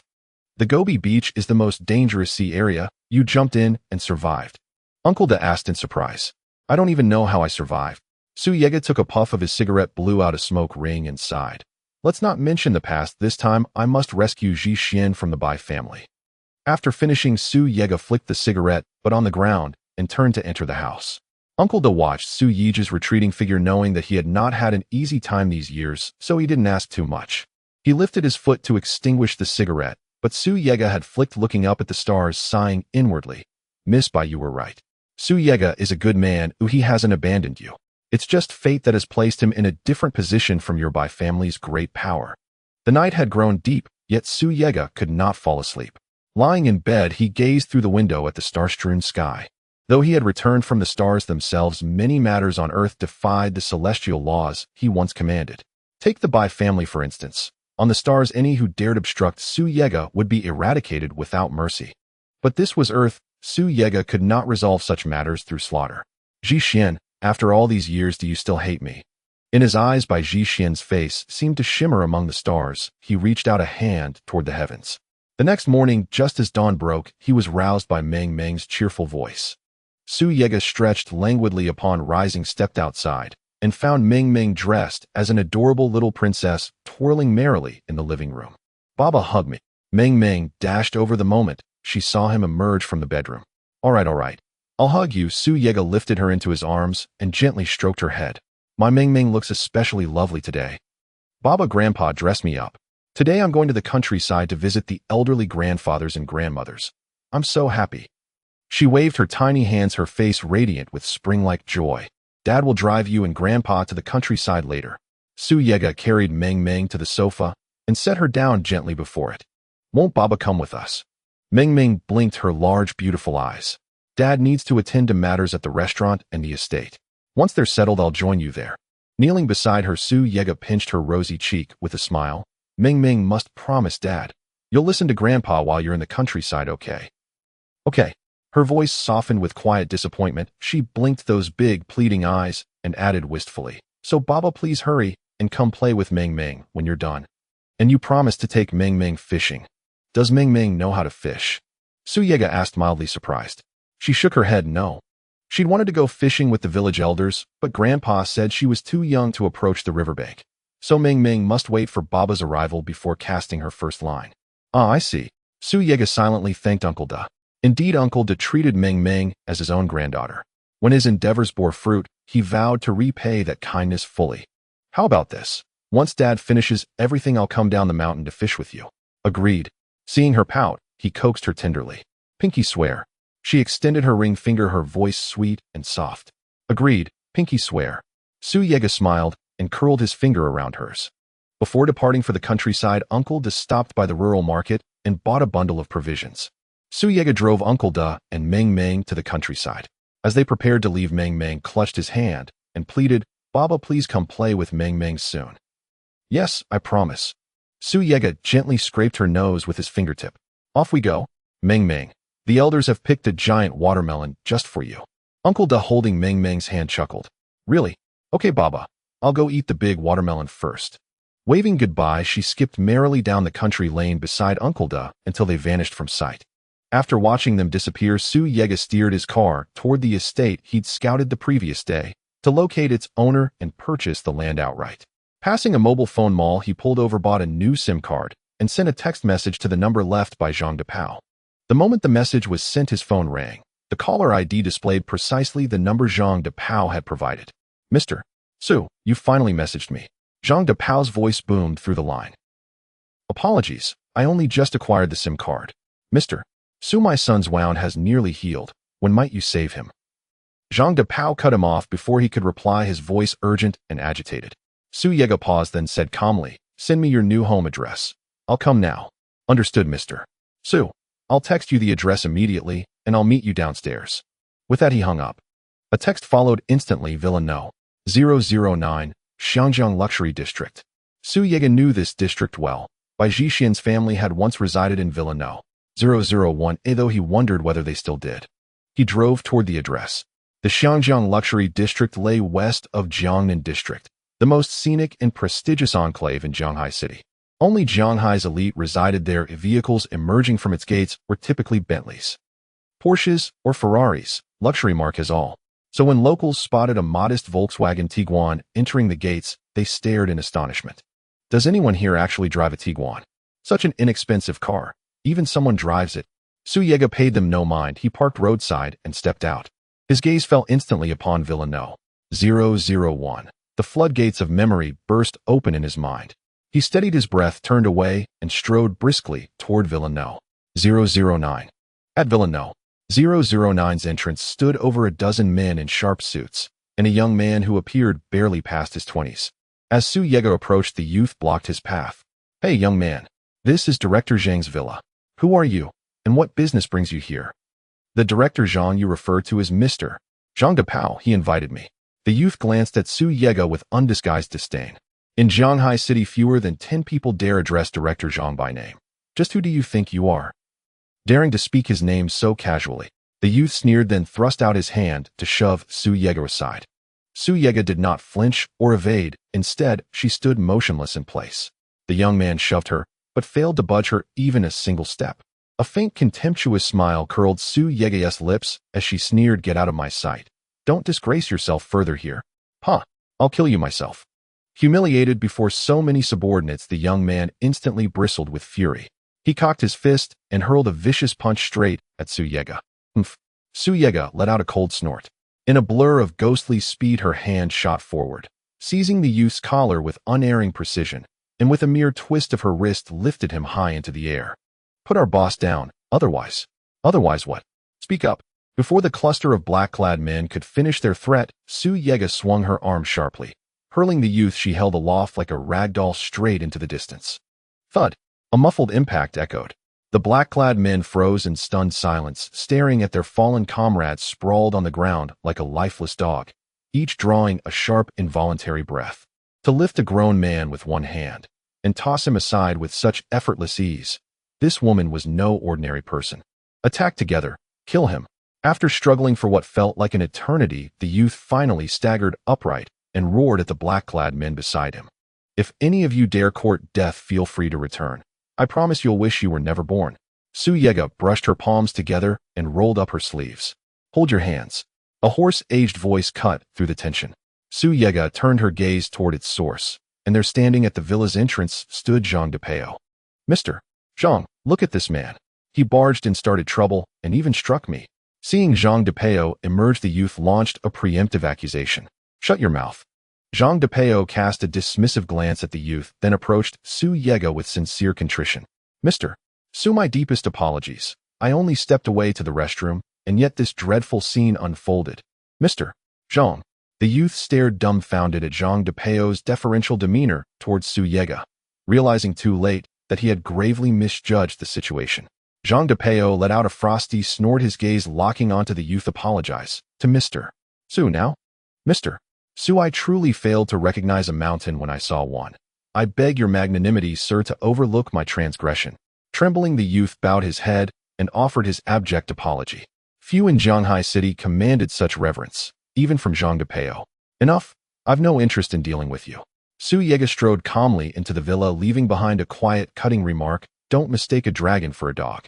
Zhang Depeo shot the youth a venomous glare, then hurried after Su Yega into the villa. Mr. Su, my son is inside. What shall we do next? Zhang Depeo quickened his pace to catch up. Su Yega halted, turned, and fixed Zhang Depeo with a grave, searching look. Mr. Zhang, tell me truthfully, do you trust me? Caught off guard by the question, Zhang Depeo faltered, then chuckled awkwardly. At first I doubted you, Mr. Su, but my son's condition is profoundly strange. Doctors can heal his wounds, yet none can halt the relentless misfortune befalling him. That is why I had no choice but to place my faith in you. If you do trust me, then wait for me outside.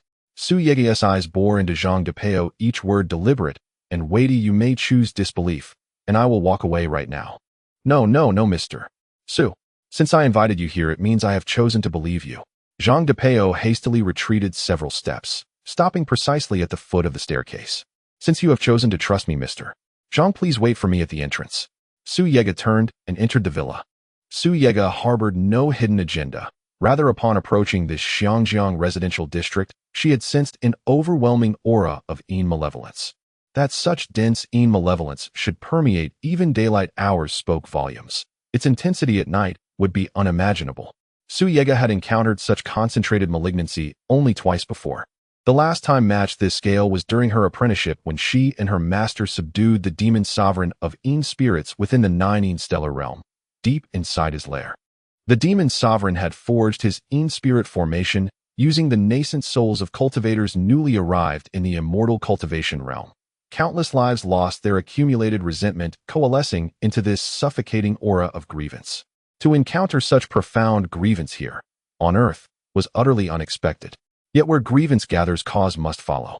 Standing at the threshold of the grand hall, Su Yega surveyed the villa's layout from the entrance, spiraling toward the stairwell, encircling the entire space. The unmistakable configuration of the Yin spirit formation. This formation is identical. Could the demon sovereign of Yin spirits have also been reborn on Earth? Su Yega murmured softly. It was mere conjecture, but in the realm of cultivation nothing was impossible. Had she not herself journeyed from Earth to the immortal cultivation realm, and then returned? Indeed, the demon sovereign had fallen only through the combined might of Su Yega and her master. Whether he too had undergone reincarnation remained uncertain. Such matters fell to her master's post-battle reckoning. So, you're the expert my father hired. A feeble voice reached Su Yega's ears. She turned and saw a middle-aged man slumped limply on the sofa in the grand hall. Her gaze swept over him, his forehead shadowed with dark chi, lips pale, and cracked white bandages swathing his head. Yes, I am Su Yega. Su Yega stepped into the hall and sat beside him. Where's my father? The man whispered, his voice barely audible. Su Yega replied coolly, I asked him to remain outside. This matter requires only the two of us. Here, take this money and leave. My father is easily deceived, but I am not.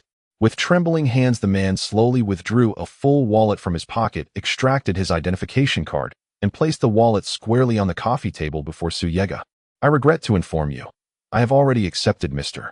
Zhang's payment. Your money is unnecessary. Su Yega shook her head gently.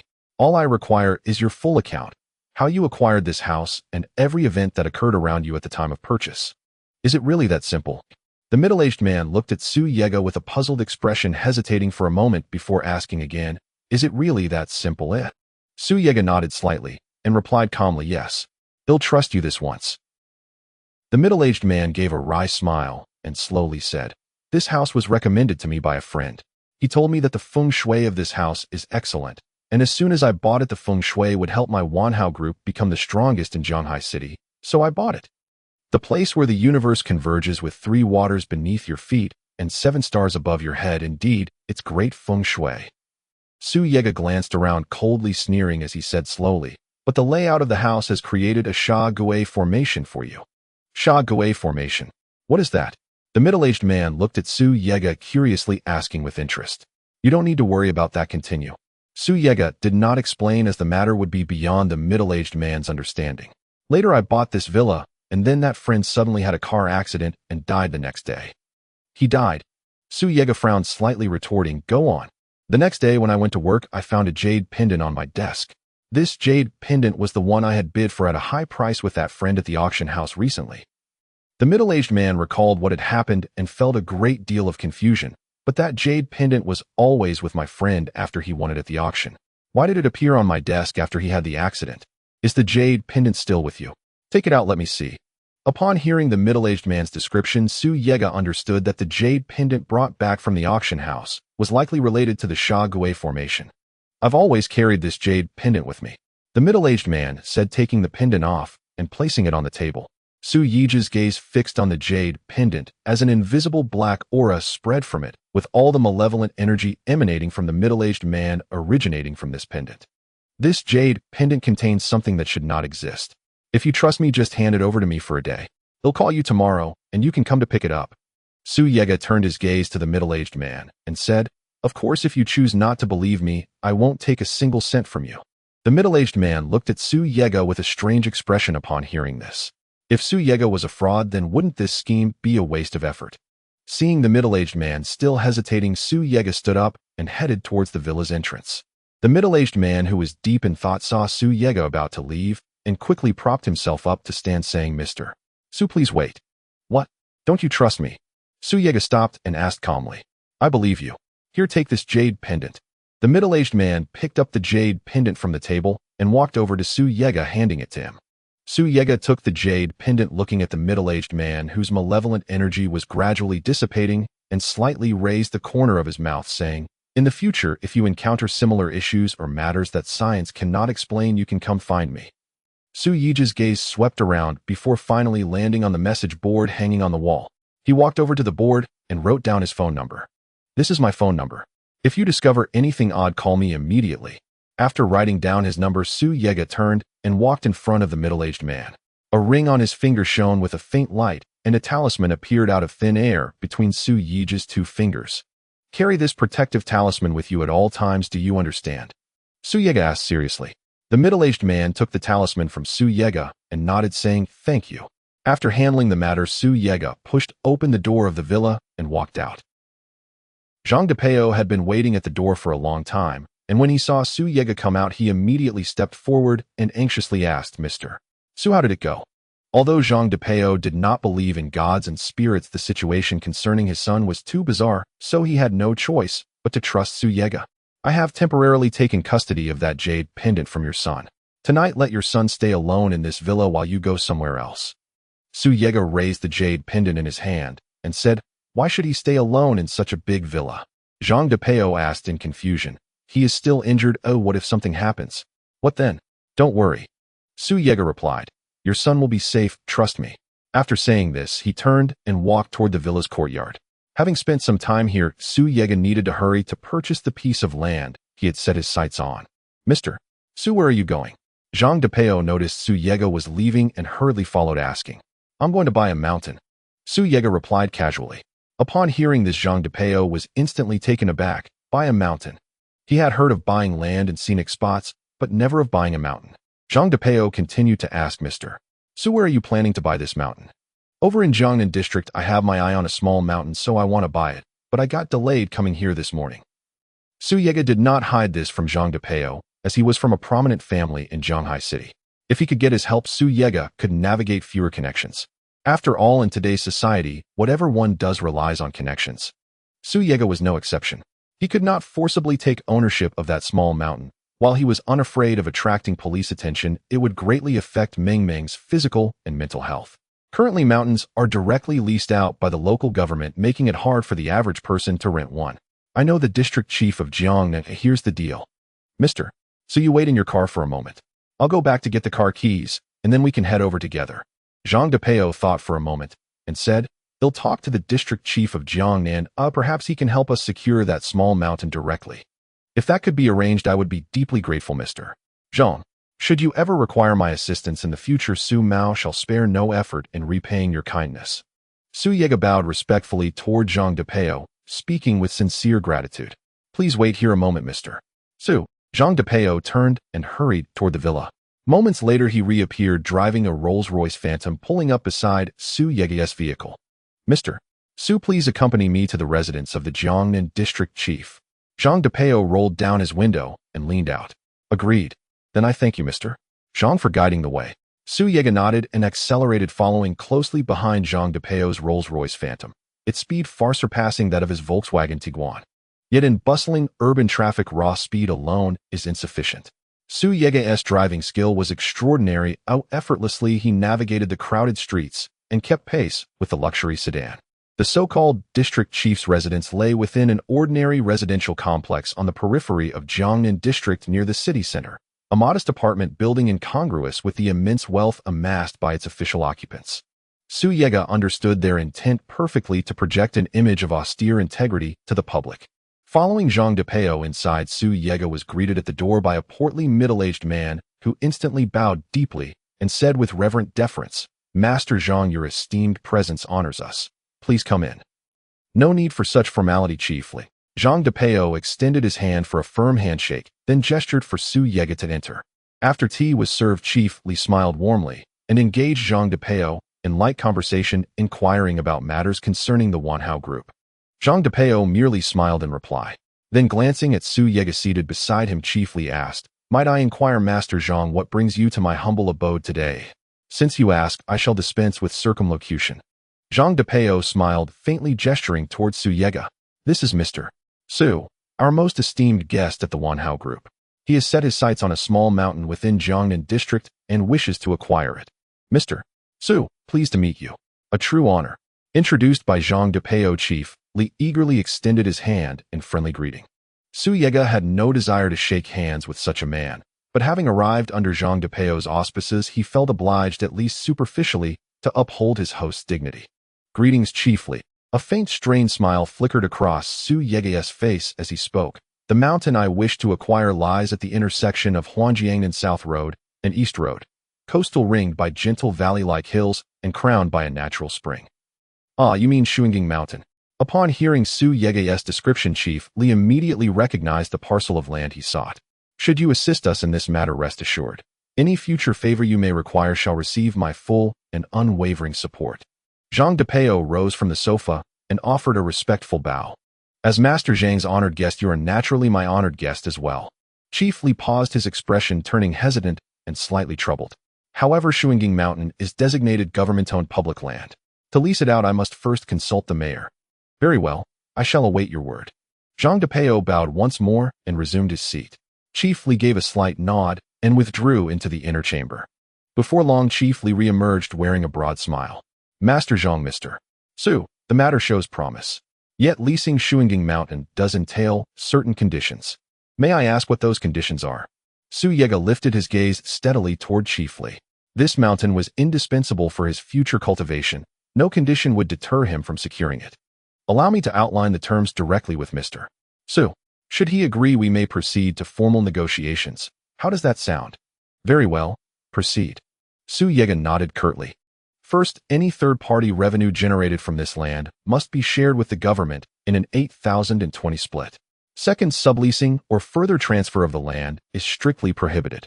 Third, the annual rent is 600,000 yuan. Fourth, the lease term is limited to 10 years. Chief Li stated the terms without preamble. Su Yega, known for decisive action, listened intently, and with a single nod accepted, agreed. Anything else? There remain additional stipulations. Chief Li began launching into meticulous detail. Su Yega listened in silence, fully attentive, for nearly 10 minutes until Chief Li finally concluded. In essence, the arrangement permitted only minimal non-intrusive use of Shuanging Mountain. No large-scale construction or transformation into commercial or residential structures was allowed.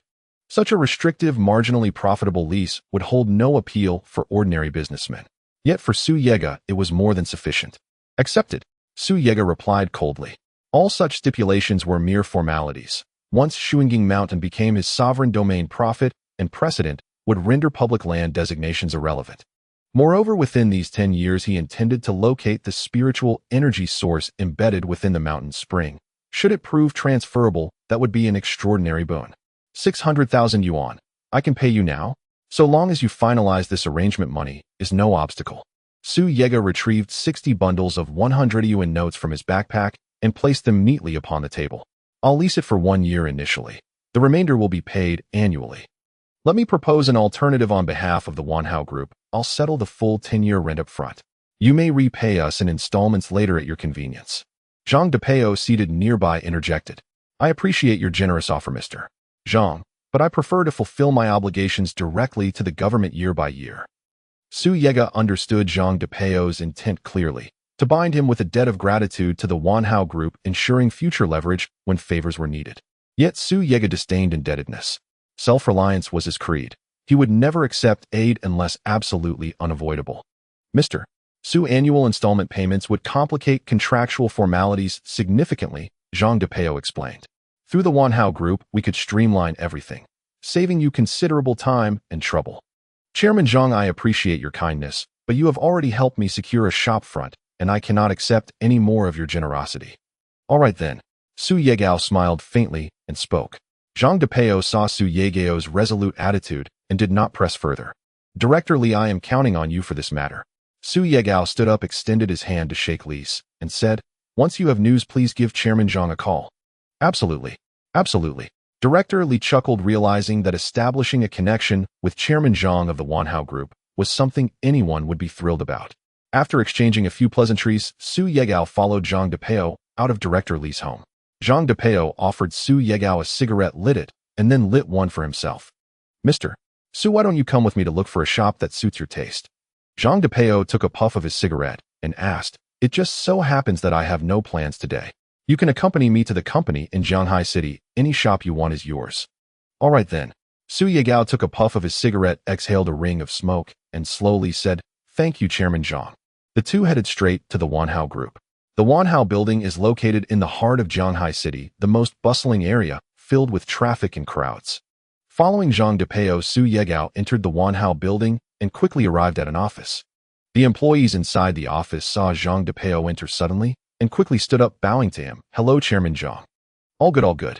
There is something I need you to do. Zhang Depeo pointed at Su Yegao and said, this is Mr. Su, our esteemed guest at the Wanhao Group. He wants to buy a shop in Zhanghai City, so please help him find a shop that meets his preferences. No matter the cost, Wanhao Group will cover it. Is that clear? Understood. Understood. The people in the office nodded. Manager Li, you take charge of searching for the shop. Oh, I don't trust anyone else. Zhang Depeo addressed a bald man at the forefront of the crowd. All right, Mr. Su, please. Manager Li nodded, bowed to Su Yegao, then quickly took out 2 teacups and poured hot tea for Zhang Depeo and Su Yegao. After serving the hot tea, Manager Li returned to his desk and politely asked, what kind of shop does Mr. Su desire? Do you have any requirements? Close to Shuanging Mountain, the closer the better. Su Yegao replied. The closer the better. Manager Li paused and said, Shuanging Mountain is in an undeveloped area of Jiangnan district where commerce is sparse and it's hard to find a shop. May I ask if Mr. Su plans to open a restaurant or something else? A restaurant, it doesn't need to be large, just close to Shuanging Mountain. Su Yegao answered. Manager Li asked, does Mr. Su have any requirements regarding the decoration? I can handle the decoration myself as long as the shop isn't in poor condition. Su Yegao thought for a moment and said, as for decoration, there is no need to worry. Even if it's poorly done, when bought it can be upgraded with investment. The money spent on decoration can elevate it to a higher standard. Mr. Su, there aren't any luxurious shops around Shuanging Mountain, but there are a few small shops. When I surveyed the area, I ate at those small shops, and they seemed on the verge of closing down. Manager Li tried to recall the shops near Shuanging Mountain and finally remembered. How large are they? Su Yegao asked. They are about 300 square meters or so. Manager Li said. Su Yegao asked, are there any photos? Not yet, only some basic information. Mr. So you can take a look. Manager Li opened the computer and searched for information on shops near Shuanging Mountain. Apart from some basic details, he found no additional pictures. Su Yegao glanced at the computer and found that there were only 4 shops available for rent near Shuanging Mountain. One was 70 square meters, another was 110 square meters, one was 300 square meters, and the last one was 450 square meters. Su Yegao pointed to the largest shop and asked, "Where is this location?" This shop has the largest area, and the owner promises that everything inside is 100% intact with the electrical wiring in good condition. If purchased outright, it would require 1 million. This shop is located on Chongqing Road, just across a mountain from Shuangjing Mountain. Manager Li looked at the address on the computer and said, "This address is about 2,000 meters from Shuangjing Mountain. Then let's go with this one." Su Yegao nodded, turned to Zhang Depeo, and said, "Chairman Zhang, I need this shop to be ready as soon as possible. Thank you for your help, Mr. So you can rest assured, I Zhang am a man of my word in Shanghai City." Zhang Depeo patted his chest, speaking with conviction. Su Yegao asked, "In that case, when can you have the shop ready?" He needed to have the restaurant and the estate in the valley ready before Meng Meng returned from the countryside. Thus, the sooner these matters were settled, the better. Zhang Depeo looked at Manager Li and asked, "When can you have this ready for me?" "Tonight. I'll head over now to discuss the contract with the owner." Manager Li stood up, bowed to Zhang Depeo, and Su Yegao then tidied up his briefcase and exited the office. "Mr. Su, how about you come with me to explore the streets? By tonight, you can return to the Wanhao building with me to sign the contract, and the restaurant will be yours." Zhang Depeo suggested. "Since Chairman Zhang has said so, I have a small request." Su Yegao did not refuse Zhang Depeo's suggestion, but instead said, "I'm buying a shop to open a restaurant. Since I need to open a restaurant, I'll need dishes and some kitchen utensils.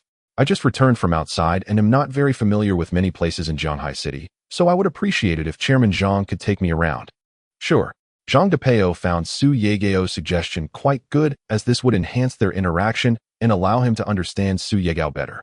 "Let's do this. Chairman Zhang, you don't need to take your Rolls-Royce Phantom, just ride in my Volkswagen Tiguan." Su Yegao shook the car keys in his hand and said, "Your luxury car may suffer some scratches, but my Volkswagen Tiguan is only worth 100 to 200,000. Ooh, I wouldn't mind if it gets a few dings." "Then let it be as Mr. Su says." A smile appeared on Zhang Depeo's aged face. While most people would jump at the chance to flaunt their luxury cars, Su Yegao had actively suggested going out in a very ordinary car. From this point, it is evident that Su Yijisong is a person who is indifferent to fame and fortune. Friends like this are hard to come by in today's society. Zhang Depeo followed behind Su Yijisong, and the two of them made their way to the parking lot. Su Yijisong started the car, and following Zhang Depeo's directions, arrived at a trade city. "Mr. Su, this trade city is invested by my Wanhao group, and I can vouch for the quality of the products here with my name." As he spoke, a proud expression appeared on Zhang Depeo's face. In the entire Shanghai City, apart from the Bai family, there were virtually no other groups or companies that posed a threat to the Wanhao group. In recent years, the Wanhao group has risen rapidly in just 3 years and has occupied many important markets in Shanghai City thanks to Zhang Depeo's wise leadership. "All right then, let's go inside and take a look." Su Yijisong nodded and walked alongside Zhang Depeo into the mall. I must say this mall is indeed quite large, ranking among the top malls in Shanghai City. "Director Zhang, isn't your Wanhao group engaged in real estate? Why are you also involved in this?" Su Yijisong asked curiously. "Our Wanhao group is indeed in real estate, but the urban scale of Shanghai City has become increasingly perfected. The real estate industry has entered a stable period, and it is virtually impossible to become wealthy quickly now, so we have started to develop into other industries." Zhang Depeo paused for a moment and continued, "Any company that does not develop comprehensively will soon be eliminated." "Indeed."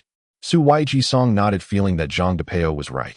Shanghai City has basically become the economic center of the Nanhuaxia country, with this vast city and the capital city in the north and south controlling the entire economy of the Huaxia country. To establish a foothold in such a super large city, one must have the ability to develop comprehensively, otherwise survival is truly impossible. Beep beep. Just as Su Yijisong and Zhang Depeo were about to continue browsing, Su Yijisong's phone suddenly rang. Upon answering, he heard Meng Meng's cries from the other end. "Meng Meng, why are you crying?" Su Yijisong's heart sank at that moment as he asked anxiously. "Daddy, bad guys are hitting Grandpa, hurry and come."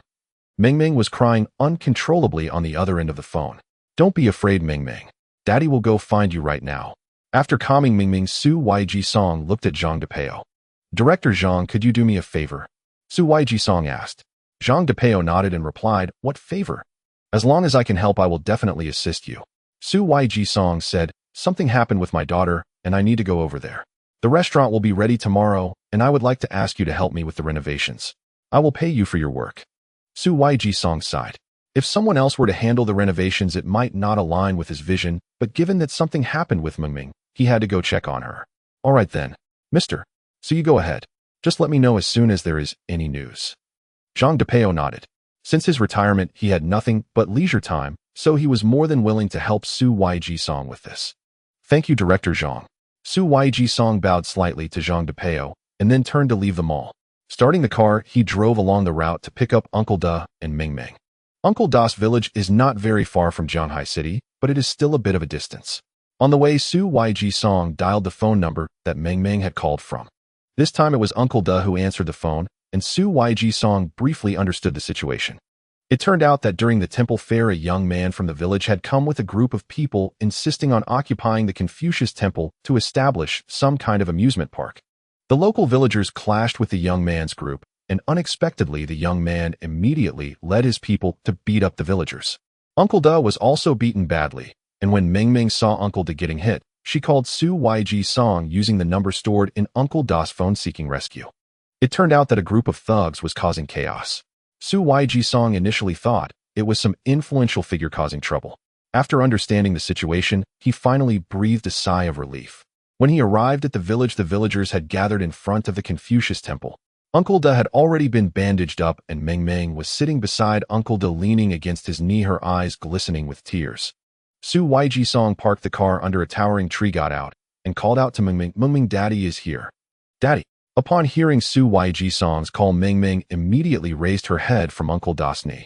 Scanning the surroundings, when she spotted Su Yiji-song approaching from a distance, she rushed into his arms. "Don't be afraid, Mengming. Daddy is here. I will defeat all the bad guys, okay?" Su Yiji-song gently stroked Mengming's head to comfort her. "Daddy, look. Grandpa is bleeding because of the bad uncle. You have to avenge him." Mengming pointed at Uncle Da, her eyes filled with tears. Su Yiji-song looked at the bandage on Uncle Da's forehead, which was stained with blood, and his heart couldn't help but tremble. At that moment, he bent down and kissed Mengming's cheek, saying fondly, "All right, Daddy will definitely deal with those bad people, so don't cry. Uncle Da, are you all right?" Su Yiji-song picked up Mengming and walked over to Uncle Da. Uncle Da shook his head, sighed, and said slowly, "I'm getting old and can't keep up anymore. I simply can't fight against those young people." "Uncle Da, who are those people? Where did they come from?" Su Yiji-song asked. "Those people are from the Wanhao group, acting on behalf of the behind-the-scenes instigator, who seems to be the son of a manager of the Wanhao group." Uncle Da sighed deeply, saying, "How can we compete with those wealthy people? The Wanhao group, huh?" Su Yiji-song paused. He had just established a friendly relationship with Zhang Depeo, and if he acted rashly, he would surely offend some people from the Wanhao group. Thus, it would be better to inform Zhang Depeo to handle the matter. Su Yega pulled out her phone and sent a text message to Zhang Depeo briefly explaining the entire situation. She then sent him the address via text and hung up, sitting down beside Mengming. "Don't be afraid, Mengming. Daddy will send someone right away to deal with those bad men." Gently stroking Mengming's head, Su Yega smiled. "Yega, why don't you rest here for a moment? I'll go fetch a big watermelon to quench your thirst." Uncle Da rose to his feet and mounted the tricycle parked beneath the tree, its wheels creaking as he sped off into the distance. Mengming watched Uncle Da ride away, then tilted her head up at Su Yega and piped in her sweet childish voice, "Daddy, the watermelons here are so sweet." Then when Grandpa arrives, Mengming can eat as many as she likes. Su Yega gently tapped her nose, his tone tender and affectionate. "Okay." Mengming nodded eagerly like a little chick pecking at rice. She adored watermelons. Yet this time Uncle Da was taking far longer than expected, and Mengming grew restless. She stood up and gazed toward the direction Uncle Da had vanished, repeatedly asking, "Daddy, why hasn't Grandpa come back yet?" Su Yega stroked her head soothingly and replied, "He's probably still on his way." The moment those words settled, a figure suddenly came sprinting from the same direction, hurried, breathless, clearly bearing urgent news. He shouted as he ran, "Uncle Da's been in an accident." "What? An accident?" Su Yega sprang to his feet, eyes locking onto the panting man. "Uncle Da's been hurt." Hearing Su Yega's voice, the man wheeled around, panic flashing across his face. "Hurry, we're at the village entrance. Uncle Da's tricycle collided with someone's Audi sports car, and they're demanding 40,000 yuan in compensation." 40,000? That's absurdly excessive. Yes. Even if we pooled every penny from everyone in the village, we'd barely scrape together 40,000. Villagers erupted into murmurs. The sum was astronomical for such a destitute hamlet. Let's go see for ourselves. Su Yega lifted Meng Meng into his arms and followed the messenger toward the village gate. A crowd trailed behind, converging upon the accident site. Uncle De sat slumped on the ground, his ankle clearly twisted, his face pale and drawn. His tricycle lay crumpled haphazardly across the road, its front end colliding squarely with a sleek black Audi, its rear fender dented deeply inward. Uncle De, what happened? An older villager stepped forward, helping him rise and asking anxiously. Uncle De raised his gaze, first to the middle-aged man, then to Su Yega holding Meng Meng, and whispered helplessly, I was riding along when without warning that car slammed on its brakes and crashed straight into me. The truth emerged instantly. Per Uncle Da's account, the fault lay not with him, but with the Audi's sudden, inexplicable braking. From the Audi's driver's side, 3 men swiftly emerged, 2 in their 30s, 1 in his 20s. The youngest bore a square jaw and a slightly plump frame. His fierce, menacing expression sent chills through onlookers. The moment he stepped out, his gaze sharpened like daggers aimed at Uncle Da. His voice dropped low and icy. Old man, this is a 70,000 yuan sports car, brand new yesterday. You've dented it beyond repair. Pay me 40,000 yuan today, or you won't walk away unscathed. Such arrogance, typical of today's youth. Could you please wait? I'll pay you soon. I don't have cash on me right now. Uncle Da's voice trembled with entreaty. No cash? Then hand over something valuable as collateral. The young man's eyes raked contemptuously over Uncle Da's threadbare clothes. If you can't produce something worthy of my satisfaction, you'll leave one leg behind. I swear I'll repay you. Uncle Da dared not meet the youth's glare, his face etched with fear. Only after a long pause did he whisper, trembling, I promise. I truly will. So, will you pay now or offer collateral? The youth sneered. May I write an IOU and repay you gradually? Uncle Da pleaded softly. I swear I'll repay you in full. An IOU. I accept no installments. Either pay the full 40,000 now or produce something of real value. The youth's expression hardened into glacial coldness. At last, the middle-aged villager behind Uncle Da could bear it no longer. He muttered under his breath, Li Jia, you're from this very village. How dare you do this? Not only are you swindling your own people, but you've even brought men to seize the Confucian temple. Su Yega instantly understood this young man. Li Jia was the true instigator behind Uncle Da's suffering. A faint calm smile touched Su Yega's lips.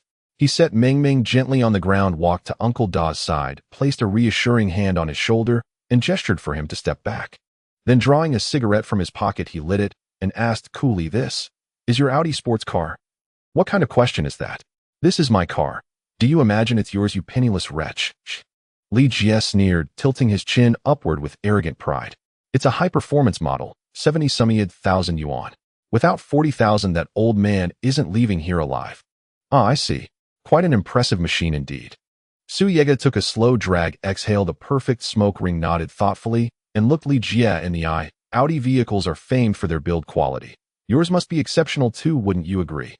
Li Jie blinked, then smirked, puffing up with pride. Of course it is. Su Yega's lips curled into a chilling smile. Then let me test that quality firsthand. Before the final syllable faded, he turned sharply and strode toward the gleaming Audi. Then without hesitation drew back his fist and slammed it hard into the hood. Under the night sky, a heavy metallic thud echoed, the sickening crunch of flesh striking steel. The crowd froze stunned into silence.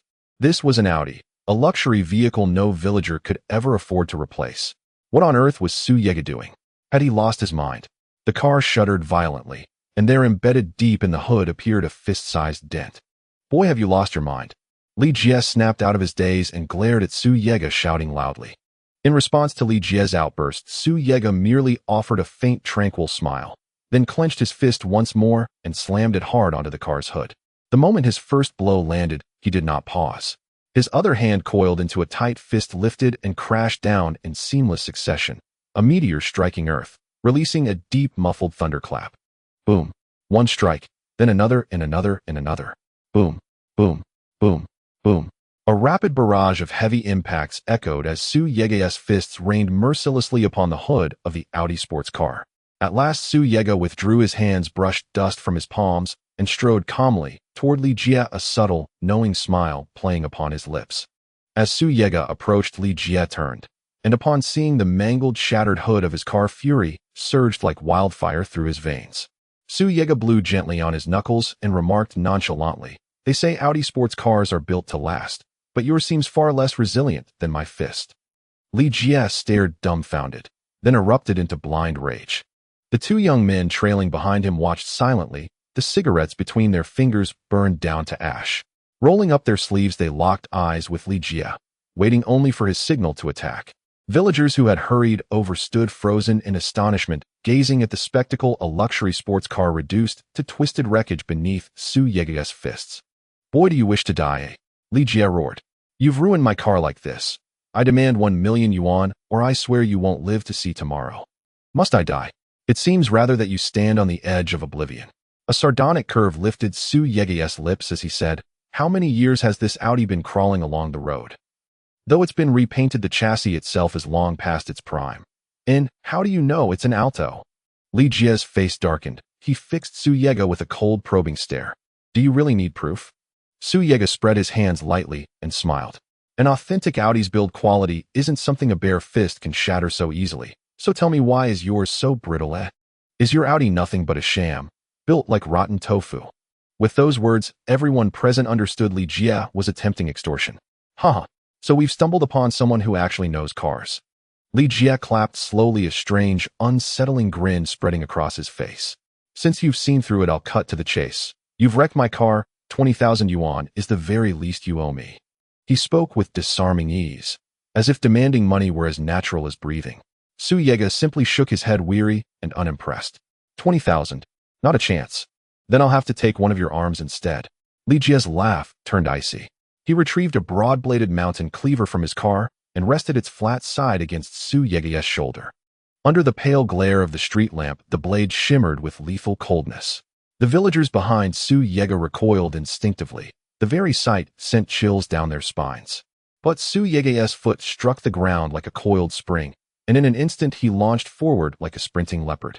Before anyone could blink, his movement blurred into lightning, his kick a flash of startled grace. His boot connected squarely with Li Jie's forearm. A sharp metallic clang rang out. The mountain cleaver clattered to the pavement. Without hesitation, Su Yege raised his palm and slapped Li Jie across the face. Crack.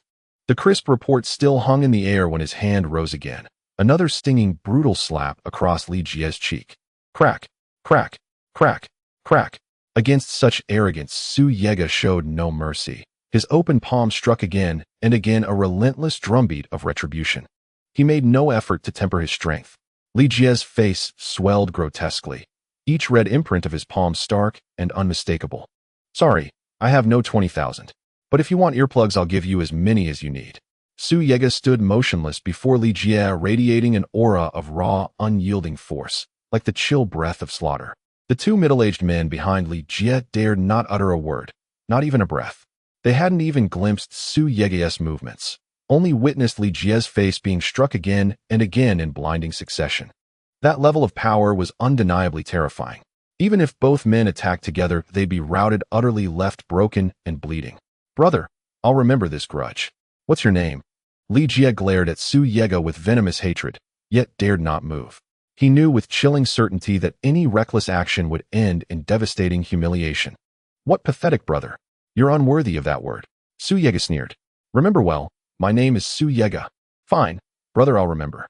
Your name is Su Yege." Li Jie ground out through clenched teeth, seething with malice. "Get out." "No, brother, none of that nonsense. You're just a gutter rat unfit to speak that word to me." Su Yege scoffed coldly and drove his boot hard into Li Jie's abdomen. The explosive force sent Li Jie staggering backward, crashing helplessly onto the ground. 1 minute. Vanish from my sight, or I'll make your suffering unbearable." Su Yege closed his eyes, voice flat and detached. "Go." Li Jie shot him one last look of bitter resentment, then scrambled to his feet and gestured sharply to the two stunned men behind him.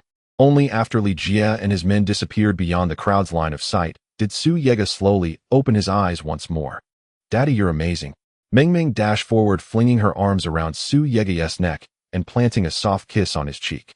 "So long as Daddy's here, no one will ever dare harm Meng Meng." Su Yege lifted her effortlessly into his arms, gently tapping her nose with a fingertip, his voice warm with tender affection. "Yege, take Meng Meng and leave quickly." Uncle De grabbed Su Yege's wrist urgently. Su Yege tilted his head, curious. "Why leave?" I haven't even eaten that big watermelon yet. Uncle Da sighed deeply. Once they're gone, they'll surely bring their boss, the fearsome Longu, with them. It doesn't matter. As long as I stand here, no one touches a soul among us. Su Yega shrugged indifferently. Who is this Longu? Just another lackey of one Hao group, no more no less. Zhang de Peo would arrive soon. And should Zhang de Peo prove insufficient, Su Yega had no qualms about unleashing the primordial qi coiled within his body, delivering a lesson none would ever forget. This. Uncle Da stared at Su Yega's unwavering resolve, momentarily at a loss for words. It's all right, Uncle Da. Su Yega patted Uncle Da's shoulder and said, let's go eat something first. I'm getting hungry. There's no lavish feast back home, just simple fare. If it suits your taste, that's all that matters. Uncle Da nodded and turned to lead the way ahead. Following him, Su Yega carried Meng Meng into a small wooden cottage. The cottage was Uncle Da's ancestral home. His son had long since left for work elsewhere, leaving the structure abandoned and weathered with age. Inside stood only 2 beds and a single table upon which rested 2 plates. This stir-fried tomato and egg is for Meng Meng. We'll share this one. Uncle Da fetched 3 bowls, filled them with steamed rice, and placed them neatly on the table. Su Yega glanced at the other plate and paused, startled. What in the world was that? It held a jumble of what appeared to be wild greens, charred and unevenly cooked. What is this? Su Yega asked, perplexed. Wild vegetable roots. Uncle Da explained, the countryside is poor, many things are scarce. We gave the farm fresh eggs to Meng Meng, all we have left is this. No matter, let's make do. Su Yega showed no hesitation. After all, what hardship hadn't he endured over the years? After a modest meal, Meng Meng sat by the doorway, idly playing with a cicada shed caught earlier that day. Su Yega and Uncle Da squatted side by side at the threshold, lighting cigarettes and smoking in quiet contemplation. Yega, how's your shop coming along? Uncle Da broke the silence first. Nearly ready. Should be finished tomorrow near Shuanging Mountain. Zhang de Peo will handle everything. Su Yega exhaled a slow smoke ring and replied. By the way, I've leased Shuanging Mountain myself. What? Yega, why on earth would you lease such a vast stretch of Shuanging Mountain? Uncle Da stared at him, stunned. To grow things. Su Yega enunciated each word deliberately. I assumed you'd rent a small plot for vegetables. Never imagined you'd take the whole mountain. Uncle Da couldn't fathom it. Why lease an entire mountain just to cultivate fruits and vegetables? Wasn't that sheer extravagance? Uncle Da, I have my reasons. You'll understand soon enough. Su Yega offered no further explanation. The mountain concealed vital spiritual energy, a truth too profound to disclose just yet. As their brief conversation drew to a close, Su Yega's phone chimed. It was Zhang de Peo. He'd arrived in the village and was texting to ask where Su Yega was. Uncle Da, please take Meng Meng and gather the villagers. I'll go meet Zhang de Peo at the entrance, and you can explain the details to him. Su Yega flicked his cigarette but onto the ground and crushed it beneath his heel before speaking calmly. All right. Uncle Da nodded, then approached Meng Meng, who was still absorbed in her cicada play, and knelt gently beside her with tender affection. Meng Meng, shall we go find the other elders to play with? Yes. Meng Meng chirped, her voice soft and sweet. Once Su Yega drove out of the village, Uncle Da led Meng Meng to the Confucius temple where he assembled the villagers. Just as the villagers gathered, several vans rolled into view. Li Jie stepped down from one, and beside him walked a young man who bore every mark of a privileged scion. 5 youths disembarked from the vans, unfolded a portable chair, and set it firmly upon the ground. The young scion strode forward and seated himself with practiced nonchalance. Li Jie bowed low at his side, lit his cigarette with obsequious deference, and chuckled. Brother Long, what do you think of this temple site? Prime real estate. Perfect for a luxury rural estate. Guaranteed profit. Though Uncle Da had felt uneasy around Li Jie earlier that day, now, seeing him bring outsiders into the village to seize communal land, his blood boiled. His eyes locked onto Li Jie, fierce and unblinking, as he roared. Li Jie, you were born and raised here. How dare you bring strangers to rob your own kin of their land? Do you fear no divine retribution? Li Jie snickered. So what? I'm handing the land over to Brother Long. What of it? Where's that brat who smashed my car? If I catch him, I'll tear him limb from limb. Wretch. Ungrateful serpent. This village fed you, clothed you. How could you betray us so shamelessly? Uncle Da choked on his fury, coughing violently. At that moment, Brother Long rose from his folding chair, tapped ash from his cigarette, and smirked coldly. This land is now requisitioned by one Hao group. Every household will receive 1,000 yuan. 1,000 yuan. Are you bribing beggars? A middle-aged man, evidently the village chief, shook his head in disdain. Heh. Brother Long's smile hardened. That's final. Whether you agree or not, you will sign the contract today, or none of you will ever set foot on your fields again. Do you truly fear no heavenly justice? Uncle Da clenched his fists, trembling with rage. Heavenly justice. Brother Long slowly rose, stepped directly before Uncle Da, and pressed the smoldering tip of his cigarette against the old man's cheek, speaking each word with icy precision. I am heaven. Who dares punish me? Bad man. My daddy will beat you. Seeing Brother Long advance menacingly toward Uncle Da, Meng Meng puffed out her cheeks and cried out, but her voice, sweet and childlike, carried no sting. Your father? Who is he? Brother Long turned toward the little girl standing nearby and asked, amused. Before Meng Meng could answer, Li Jia interjected eagerly, Brother Long, this little one's father is Su Yega. Arrogant fellow. Smashed my car, slapped me a dozen times, and plans to block your acquisition of this temple land. Oh, so bold. Brother Long approached Meng Meng with an eerie grin. Little sister, come to uncle. I'll take you for delicious treats. As he reached out, Meng Meng flinched, convinced he meant to seize her, and burst into terrified sobs. Bad man. You're bullying me. I'll tell daddy. Wah. Here, take my phone and call your father to come fetch you. DeLong retrieved his mobile from his pocket, smiling as he spoke. Bad man. Wah. The closer DeLong drew to Meng Meng, the louder she wailed. What are you doing? Uncle Da stepped forward, shielding Meng Meng behind him. Get out of my way, you worm. DeLong raised his hand and slapped Uncle Da hard across the cheek. Wah. Don't hit my grandpa. Wah. Meng Meng thrust her plump little hands forward to shield Uncle Da, her tear-streaked face blossoming like pear blossoms in rain. Little girl, I just struck your grandpa. So what? DeLong shoved Meng Meng aside with one brutal shove, then backhanded Uncle Da across the cheek again. Wah. They'll tell my baba to beat you hard. Meng Meng rubbed her tear-drenched eyes and sobbed even louder. Your father's Su Yega, right? Brothers, any of you ever heard of a Su Yega?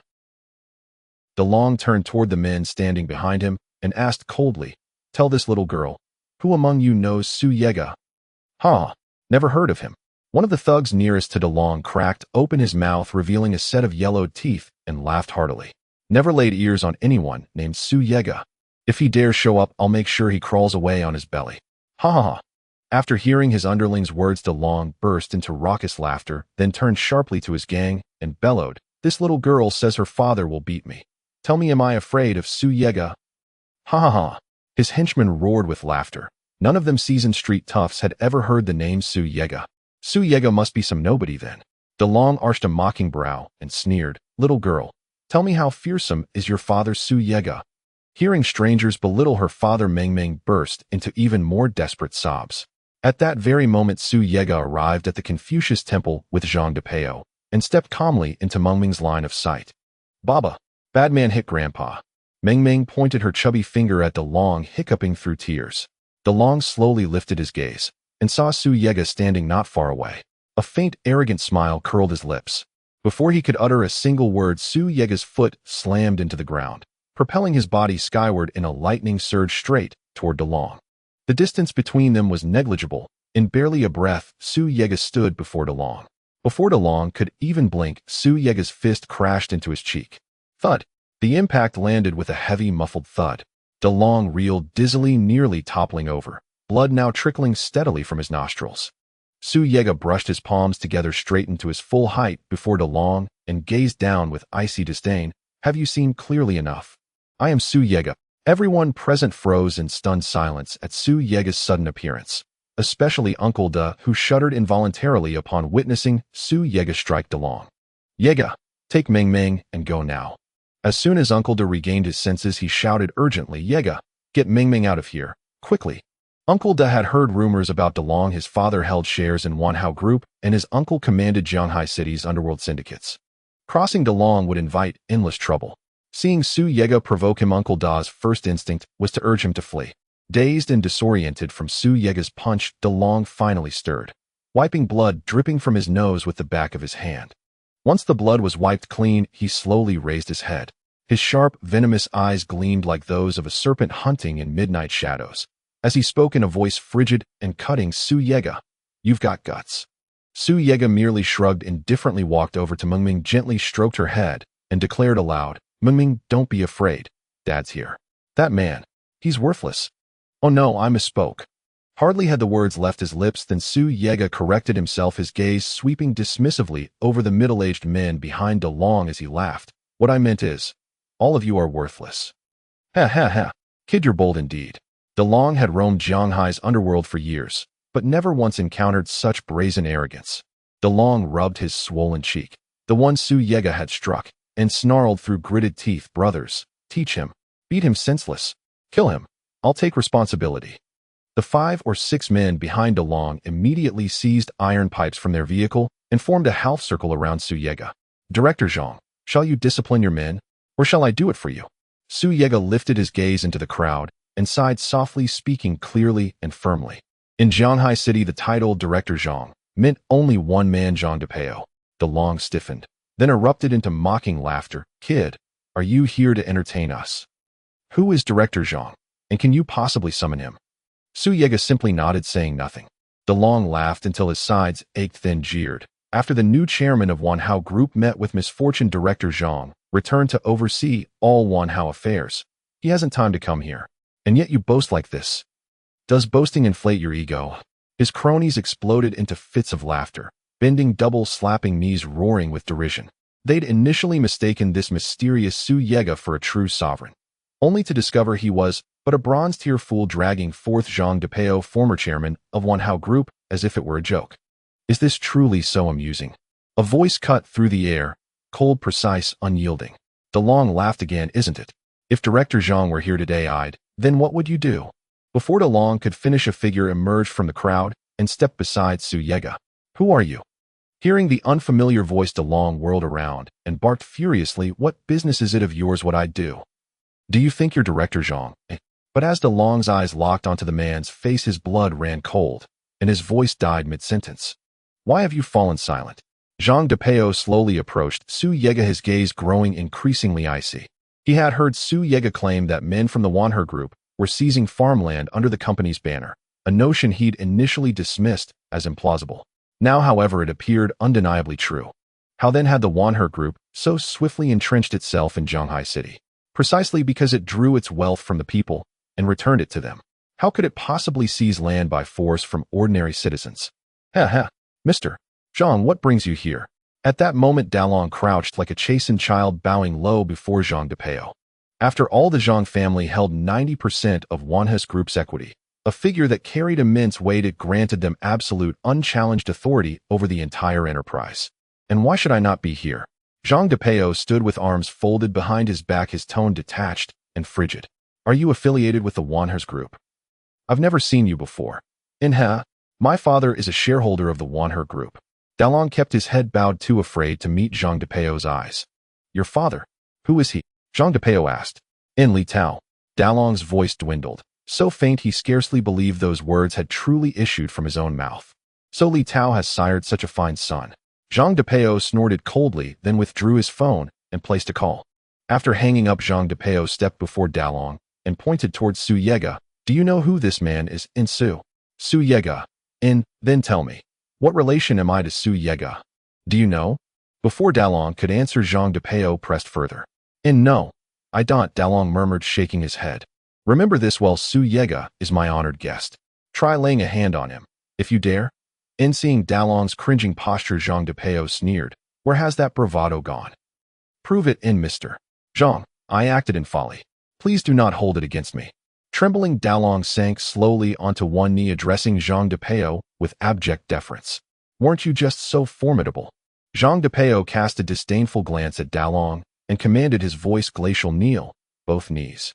Though Dalong's father held shares in the Wanhao Group, ultimate authority rested solely with Zhang Depeo. To provoke him would imperil even his father's standing within the company. Should Zhang Depeo revoke their equity, the Li family would vanish entirely from Wanhao Group's annals. Thus, the swaggering bully moments earlier now quaked like a startled bird. Now, slap yourself. Zhang Depeo glanced down at Dalong, kneeling and shivering uncontrollably, then issued the order with icy detachment. Slap. In the moment the command fell, Dalong struck his own cheek without hesitation. And slap. And slap. And slap. A rapid succession of sharp, stinging slaps echoed across the silence. After an indeterminate span, Zhang Depeo raised a hand and rumbled, cease. Let Mr. Su decide your fate.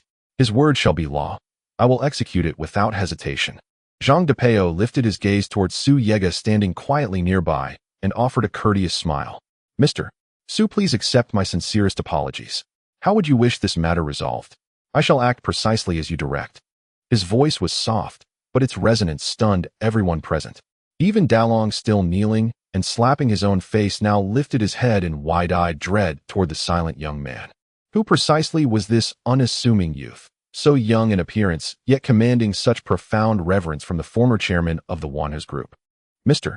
Zhang, I have a better resolution for this matter, Su Yega said at last, cradling Mengmeng beside him. At Su Yega's words, Zhang Depeo's lips curved faintly. What solution do you propose, Mr. Su? Simple. These men have seized land under the Wanha group's name. As restitution, they shall disburse 2 million yuan among the villagers. Su Yega paused, his gaze settling upon Uncle Da, who bore red welts from Dalong's blows. Then added, naturally, they must also answer for assaulting my uncle. They will compensate him 10,000 yuan, exactly, for medical expenses, and all shall follow Mr. Su's decree. Zhang Depeo voiced no objection. His very presence was an act of deference to honor Su Yega. The instant Zhang Depeo spoke, Dalong bowed deeply. Mr. Su, I willingly accept compensation, and you have no right to address me thus. Su Yega let out a quiet scoff. Should you fail to fulfill these terms by tomorrow night, I shall show you no mercy. Yes, yes, yes. Dalong wiped sweat from his brow and nodded fervently. Su Yega turned toward the villagers standing dumbfounded behind him. The sharp edge of his aura softened instantly as he asked calmly, does this settlement satisfy you? Most were impoverished families. To receive 2 million yuan overnight filled them with uncontainable joy. Before Su Yega they beamed broadly, nodding vigorously, satisfied, utterly satisfied. Seeing the villagers' willingness to forgive Dalong, Su Yega pivoted sharply and fixed a frosty stare upon him, still kneeling. Then be gone now. I have stated this repeatedly. The Wanha group takes from the people and gives back to them. Should I discover such abuses again, I will punish not only you, but your father as well. Moreover, Mr. Su is our most esteemed guest. Any disrespect toward him will incur severe consequences. Within Wanha group, my word remains absolute. Do you understand? Zhang Depeo's voice carried lethal intent. His gaze swept coldly over Dalong, kneeling motionless, and a faint chilling smile tugged at his lips. Dalong remained frozen on his knees, nodding and bowing like a chastised child. And leave, immediately. Do not linger here to obstruct us. Zhang Depeo waved dismissively, his voice glacial. Only then did Dalong scramble to his feet and flee with his men into their car, hastening away from the village in disarray. As they departed, each man's back was slick with cold sweat. After Dalong and his group departed, Zhang Depeo turned to face Su Yega and spoke with evident remorse. Mr. Su, the Wanha group wields immense influence in Jianghai City. I failed to discipline my subordinates properly. My sincerest apologies. No harm done. Your motto, taking from the people, serving the people, moved me deeply, Mr. Zhang, Su Yega said, bowing respectfully. Thank you for your timely assistance. Zhang Depeo offered a gentle smile, then glanced at the villagers standing behind Su Yega and said, Mr. Su, it grows late. I shall take my leave now. Su Yega made no attempt to detain him. With a faint composed smile, he replied, very well, until tomorrow. They exchanged a quiet, knowing glance before Zhang Depeo turned and stepped into his car, starting the engine and driving away. Watching Zhang Depeo's car vanish down the road, Mengmeng stretched out her plump little arms and wrapped them tightly around Su Yega's leg. Daddy, you're so amazing, she chirped in her soft, babyish voice. Of course, Daddy is amazing. Su Yega chuckled, gently tapping Mengmeng's nose with his fingertip. By the way, Uncle Da, we should head back today. Given all that's transpired here, I can't bear to leave you all behind. Su Yega lifted Mengmeng into his arms and turned toward Uncle Da. Moreover, my restaurant's premises will be ready tomorrow. The interior design and renovation will require your expertise. All right, Uncle Da nodded. After bidding farewell to the villagers, Su Yega drove them, Mengmeng and Uncle Da, out of the village and back to their residence. By the time they arrived home, it was nearly midnight. Mengmeng washed up quickly and drifted off to sleep. After showering, Su Yega passed Uncle Da's room and noticed the light still on. He knocked softly on the door. Come in, came Uncle Da's voice from within. Su Yega opened the door and entered. Uncle Da was lighting mosquito-repellent incense. Upon seeing Su Yega, he rose and brushed his hands together. Finished your shower? Yes. Su Yega nodded and sat on a nearby chair. I've decided to sell this house. Sell it. Uncle De paused startled, then quickly recovered.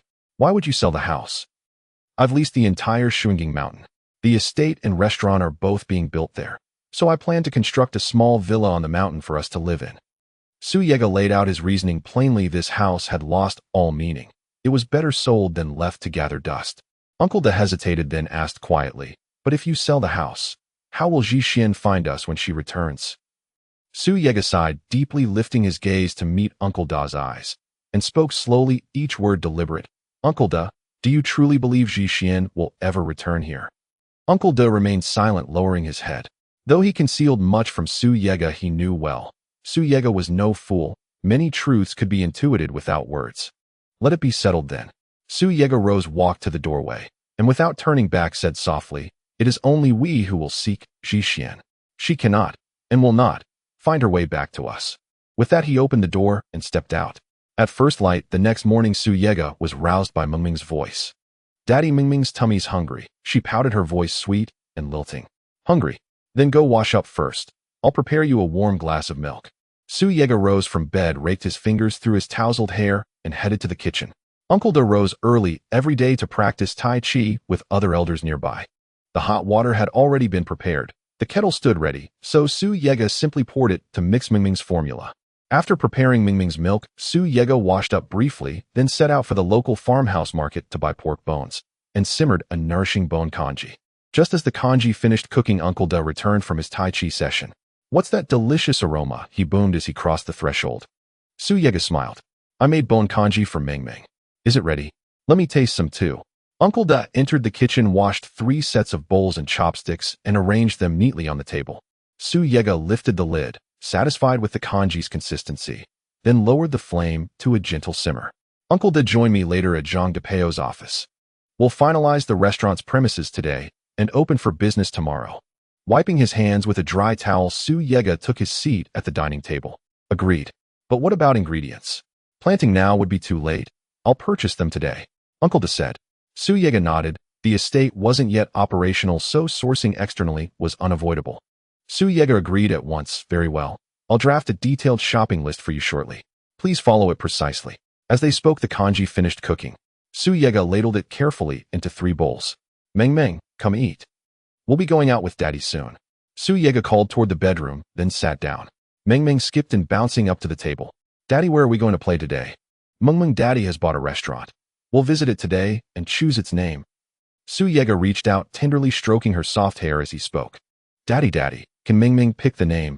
She blinked, her large, hopeful eyes gazing up at him expectantly. You'd like to name it? Su Yega smiled faintly. Then tell me, what name would you choose? How about Mengming's little nest? She pouted thoughtfully, then beamed up at him. Daddy, may Meng tell you why she chose this name? Su Yega asked curiously. Because then Mama will see it and know this restaurant belongs to Daddy and Meng. That way, Mama will come home. Tears welled in her eyes as she spoke. Yes, Daddy hears you. Mama will come home. Su Yega watched his daughter's tender, trusting heart and felt a sharp, familiar ache pierce his chest. There. Let's fill that little tummy first, shall we, Meng? Seeing her distress, Uncle De scooped her up and settled her onto a chair, placing a steaming bowl of fragrant bone congee before her. Yay, Daddy, Grandpa, let's eat. Meng bobbed her head eagerly, her plump little hands grasping the spoon as she obediently sipped the savory congee. After breakfast, Su Yega dressed Meng in her favorite princess outfit and drove straight toward Wanhao Tower. After the 3 arrived at the Marriott building, Zhang Depeo had already reached there early. At this moment, he was in the lobby on the first floor enjoying tea. He raised his head and saw Su Yegao walking in with Mengming, who was holding a pink jade sculpture, and he stood up with a smile to greet the mister. So you are quite early. You flatter me, Director Zhang. Su Yegao responded with a slight smile, asking, I wonder if your son is feeling better now. Thanks to Mr. Su, my son is much better, but as for me, some doubts remain, not knowing. But feel free to ask. If it can help Director Zhang, I will certainly share everything. Before Zhang Depeo could finish his words, Su Yegao interrupted him, clasping his hands. What Zhang Depeo wanted to ask was simply how Su Yegao treated his son that day in the villa. Mister, so I asked my son how you treated him, but he just smiled and didn't answer. I'm curious about your method if Mr. Su doesn't mind, could you please share it? As soon as Zhang Depeo spoke, it confirmed Su Yegao's words. He was indeed puzzled about Su Yegao's method of treating his son, especially since Su Yegao had requested that aside from his son, no one else stay in that villa, which deepened his confusion. This matter aside from me and your son, others indeed find it inconvenient to know. Once I handle my shop's affairs, I will seek out your son again. After this, your son will be perfectly fine. Su Yegao wore a polite, yet slightly awkward smile. Well then, Zhang Depeo seemed a bit disappointed. Director Zhang, has the shop matter been resolved now? Yes, it has all been taken care of. I received the contract yesterday. Zhang Depeo took out a stack of documents from his briefcase on the table and handed them to Su Yegao. Mr. Su, please have a look. Su Yegao took the documents Zhang Depeo handed him, glanced through them, and after confirming there were no issues, he passed them on to Uncle Da. Seeing Su Yegao confirm that the contract was fine, Zhang Depeo picked up his phone from the table and made a call. Before long, Manager Li from yesterday hurriedly came down from the elevator and approached Zhang Depeo and Su Yegao. Director Zhang, Mr. Su, I sincerely apologize. I didn't realize you had arrived at the building. Manager Li bowed with an apologetic expression. No problem, please take us over there now. Zhang Depeo waved his hand, speaking nonchalantly. All right. Manager Li nodded, stood up, and walked outside with the car keys. The Marriott Group's vehicles were all Volkswagens, which clearly suited the general public. Led by Manager Li, the group arrived near Shuanggang. After parking the car, Manager Li brought Su Yegao and the others to the entrance of a small villa. Before they arrived, Manager Li had already contacted the restaurant owner. Therefore, when they entered, an elderly man with white hair was sitting in a chair waiting for them. Seeing Manager Li bring people in, the old man stood up with a smile and approached the group. Are you two here to check out the shop? Hello, I am Manager Li from the Marriott Group, who contacted you yesterday. Manager Li took a business card from his pocket and handed it to the old man, smiling as he said, please, old sir, lead us around. Okay, just follow me. The old man led the way. Su Yegao held Meng Meng's hand and looked around. The layout of the restaurant was quite nice, with ample space for renovation. Although the decor was quite ordinary, Su Yegao was not focused on the decoration. Therefore, he clapped his hands in approval. Locking in this restaurant. Zhang Depeo immediately took out a check from his pocket and handed it to the old man. This is the final payment. Please keep it safe. The old man took the check, checked it, and after confirming there were no issues, he left the restaurant. From today on, this restaurant urgently belongs to Su Yegao. Director Zhang, since the shop matter has been handled, can I go back to work now? Manager Li walked up to Zhang Depeo respectfully and asked. Don't rush, there are still renovation matters to consider. Zhang Depeo waved his hand at Manager Li, saying, contact the renovation departments of the company right now and have them send someone over immediately. Understood. Manager Li immediately took out his phone and made a call. Within 30 minutes, 3 men in sharp suits walked in. The leader was a middle-aged man with a receding hairline, while the other 2 were vigorous young men. The middle-aged man greeted, hello, Director Zhang. I am the manager of the renovation department at Marriott Group. My surname is Su. Zhang Depeo pointed at Su Yegao, who was sitting on a wooden bench, and said to Manager Su, ask Mr. Su how he wants to renovate. Manager Su looked around and noticed that the restaurant's decor was relatively new, so he immediately asked Mr. Su, how would you like to renovate it? Just a simple renovation. Or do you want to tear down some unsatisfactory areas?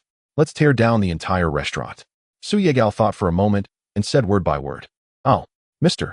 Su, some of the decor here is still brand new. If you tear everything down, wouldn't that be a waste? Not only did Manager Su think so, but the 2 young men behind him also felt the same. Tearing everything down and renovating anew would be too wasteful.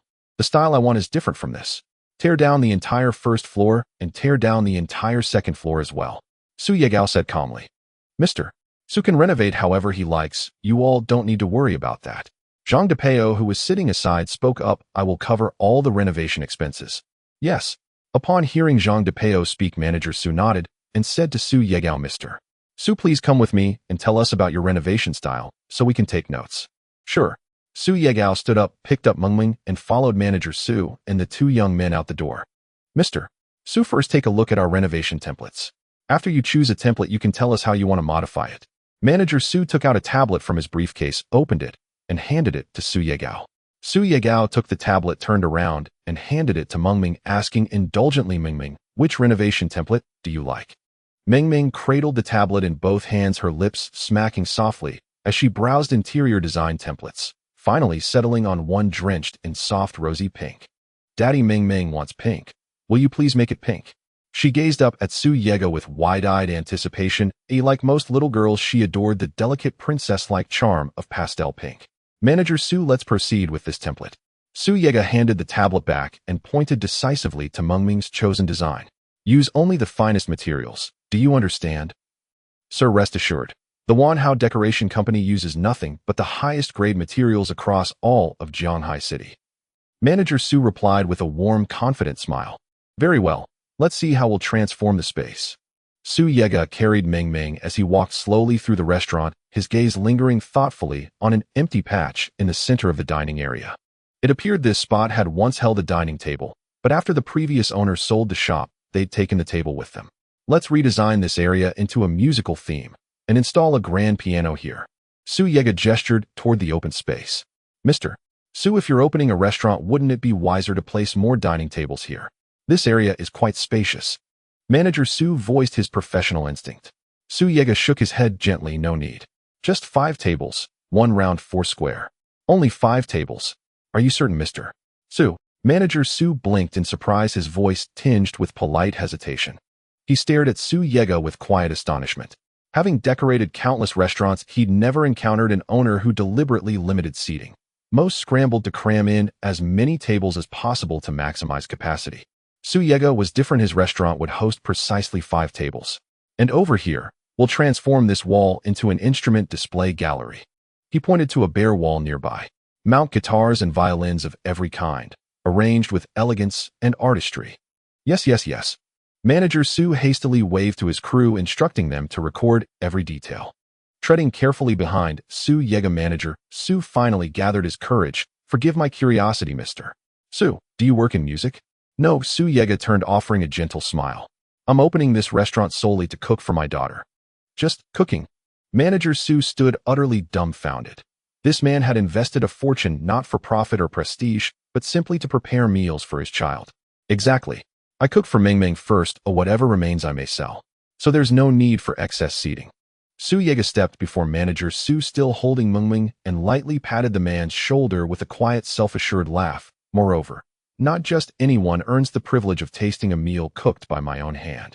Ha. Manager Su could only chuckle awkwardly. Though the design template was finalized, Su Yega's list of renovations was astonishingly extensive. After hours of meticulous documentation, the team completed their notes. Su Yega, having circled the entire restaurant, asked calmly, "How soon can the renovation be completed?" Mr. Su, this is a substantial renovation. It will take at least 1 week, Manager Su mused before replying. That long? Yes, sir. Many materials are already reserved by other clients. If we source ready-made stock, it'll still take 2 or 3 days. Manager Su added apologetically, smiling warmly. Manager Su, other projects may wait, but this one must be prioritized. Do you understand? Zhang Depeo rose abruptly from his seat and strode forward. Understood. Fully understood. Manager Su nodded vigorously, grinning sheepishly. Zhang Depeo was chairman of the Wanhao Group. When the chairman spoke, even a department manager dared not hesitate. So, how soon can it truly be done? Zhang Depeo pressed. With all materials secured, it's merely a matter of execution. Manager Su raised 3 fingers, resolute. 3 days. Agreed. We'll conduct the final inspection in 3 days. Zhang Depeo turned to Su Yega with steady assurance. Mr. Su, you may rest easy. We'll inspect in 3 days. Until then, you'll accompany me to Jiangnan District. Jiangnan District. Su Yega paused. Has the Shuanging Mountain contract been finalized? Yes, I just received a call from Director Li. He confirmed it's fully settled. Zhang Depeo nodded firmly. Excellent. First I'll drop Mengming and Uncle Do off at home. Then we'll head there together. A tender smile softened Su Yega's features as he turned and carried Mengming out of the restaurant. Daddy, where are we going? Daddy. Mengming piped up, eyes bright with curiosity. We're handling the Shuanging Mountain contract. Once it's sealed, you'll be able to plant flowers and tend to little animals there, just like you've always dreamed. Su Yega lovingly tapped Mengming's nose with his fingertip. Can Mengming come along with Daddy? Hearing about flowers and tiny creatures, Mengming grew even more animated. Yet Su Yega shook his head with a gentle smile. Not yet, my love. WWHYA. Her lower lip trembled, tears welling at the corners of her eyes, threatening to spill over. There's still much Daddy must arrange first, so Mengming must wait at home with Grandpa. But once everything's ready, Daddy will bring you there himself. Promise. He wiped away her tears with gentle fingers. Okay. Mengming murmured, head bowed low. Overcome by her sweetness, Su Yega couldn't resist pressing a soft kiss onto her cheek. After driving Mengming, and Uncle De home, Su Yega set off with Zhang Depeo toward Director Li's residence. When they arrived, the door was opened, not by Director Li, but by his wife. Director Li had received urgent instructions from higher authorities to greet an important guest at the airport, so he entrusted the contract to his wife, who handed it directly to Su Yega. After verifying the contract's contents with Zhang Depeo, Su Yega drove him back to Wanhao Tower. Before parting, Zhang Depeo asked Mr. Su, "Tonight marks the return of Miss Bai of the Bai family to Zhanghai City. The Bai household is hosting a banquet for all local dignitaries. Would you consider attending with me? It would broaden your circle, and perhaps prove beneficial in the future." At the name, Bai family, Su Yega froze, his expression shifting into deep, silent contemplation. "Mr. Su, are you all right?" Zhang Depeo asked, curiously noticing Su Yi's silence. Zhang Depeo asked again, "Mr. Su, would you like to go?" "Of course I will. Why wouldn't I?"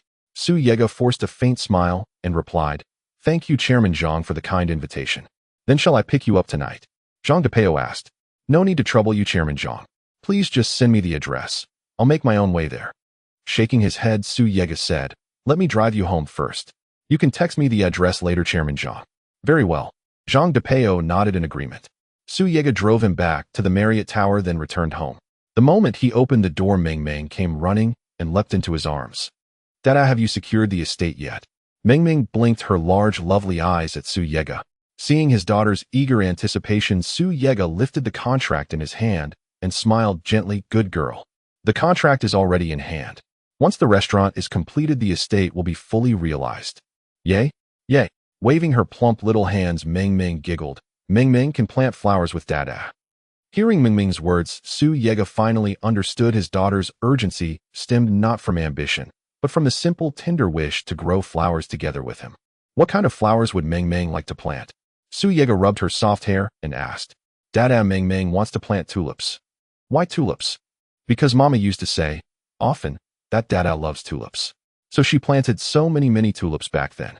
With innocent sincerity, Meng Meng added, "After Mama left, neither Meng Meng nor Grandpa knew how to care for them, so all the tulips withered. That's why Meng Meng wants to plant so many tulips with Dada, so Mama seeing them will know Dada has come home." Su Yega's heart surged like storm-tossed waves, turbulent, unquiet, long, unable to settle. "Meng Meng, Daddy will bring Mama back." He held Meng Meng tightly, whispering those words over and over. "Meng Meng knows." She wrapped her small arms around his neck. After lunch, Su Yega lulled Meng Meng to sleep, then stepped outside to crouch on the front steps, lighting a cigarette in silent brooding. "Give me a cigarette, I'm out."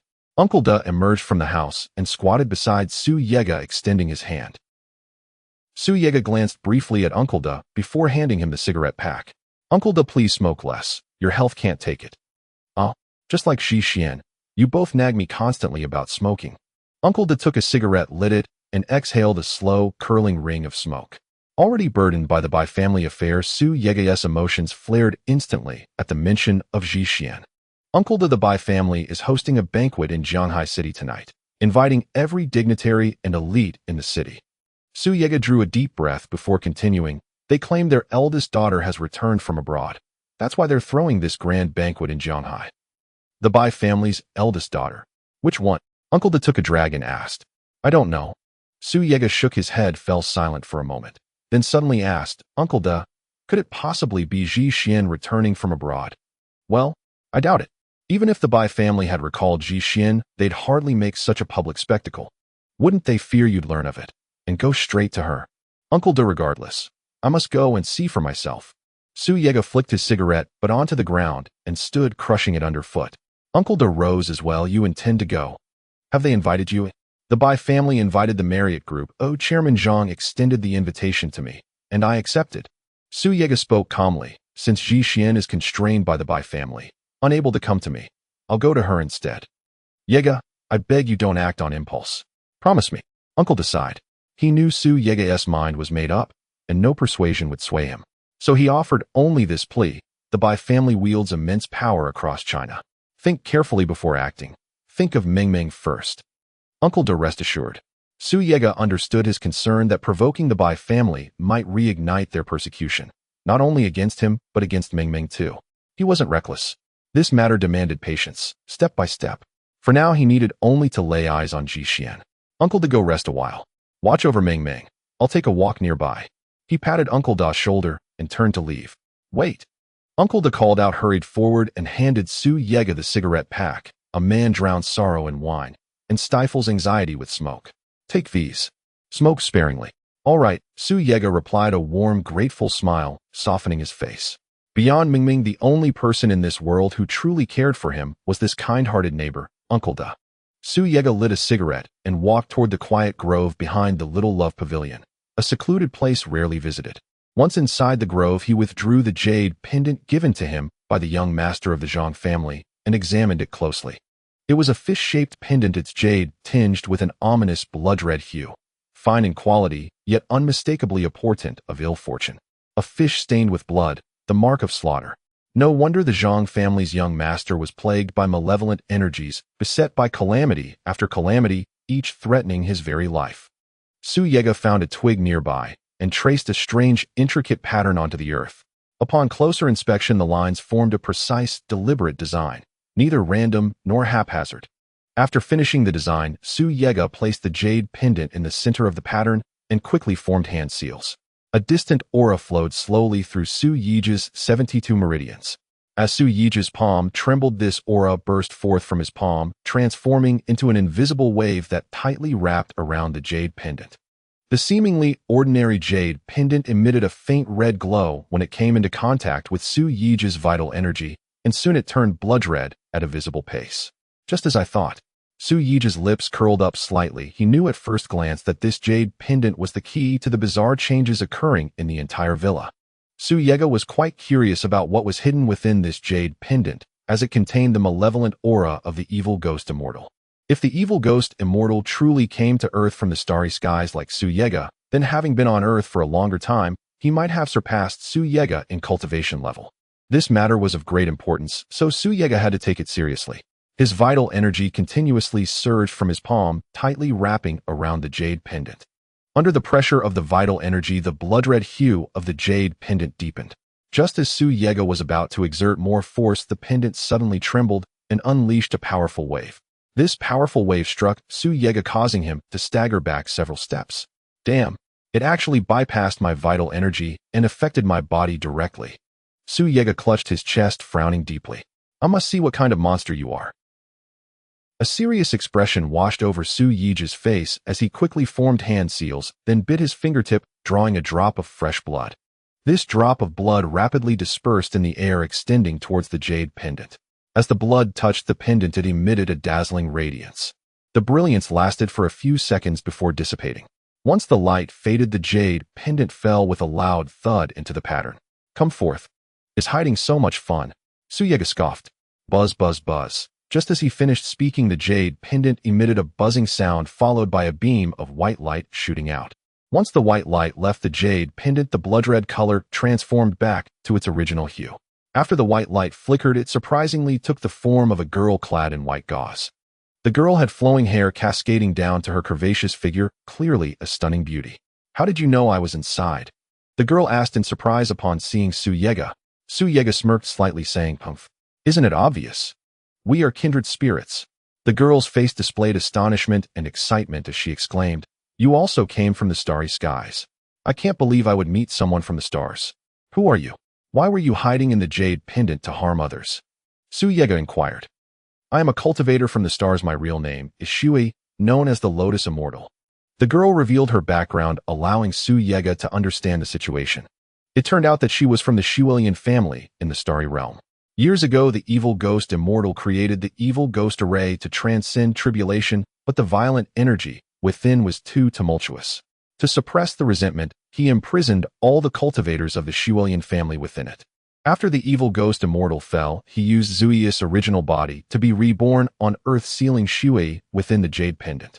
To survive without her body, Shui had to absorb the essence of others to transform it into vital energy to protect her soul. Zui's words made Su Yige's heart tremble.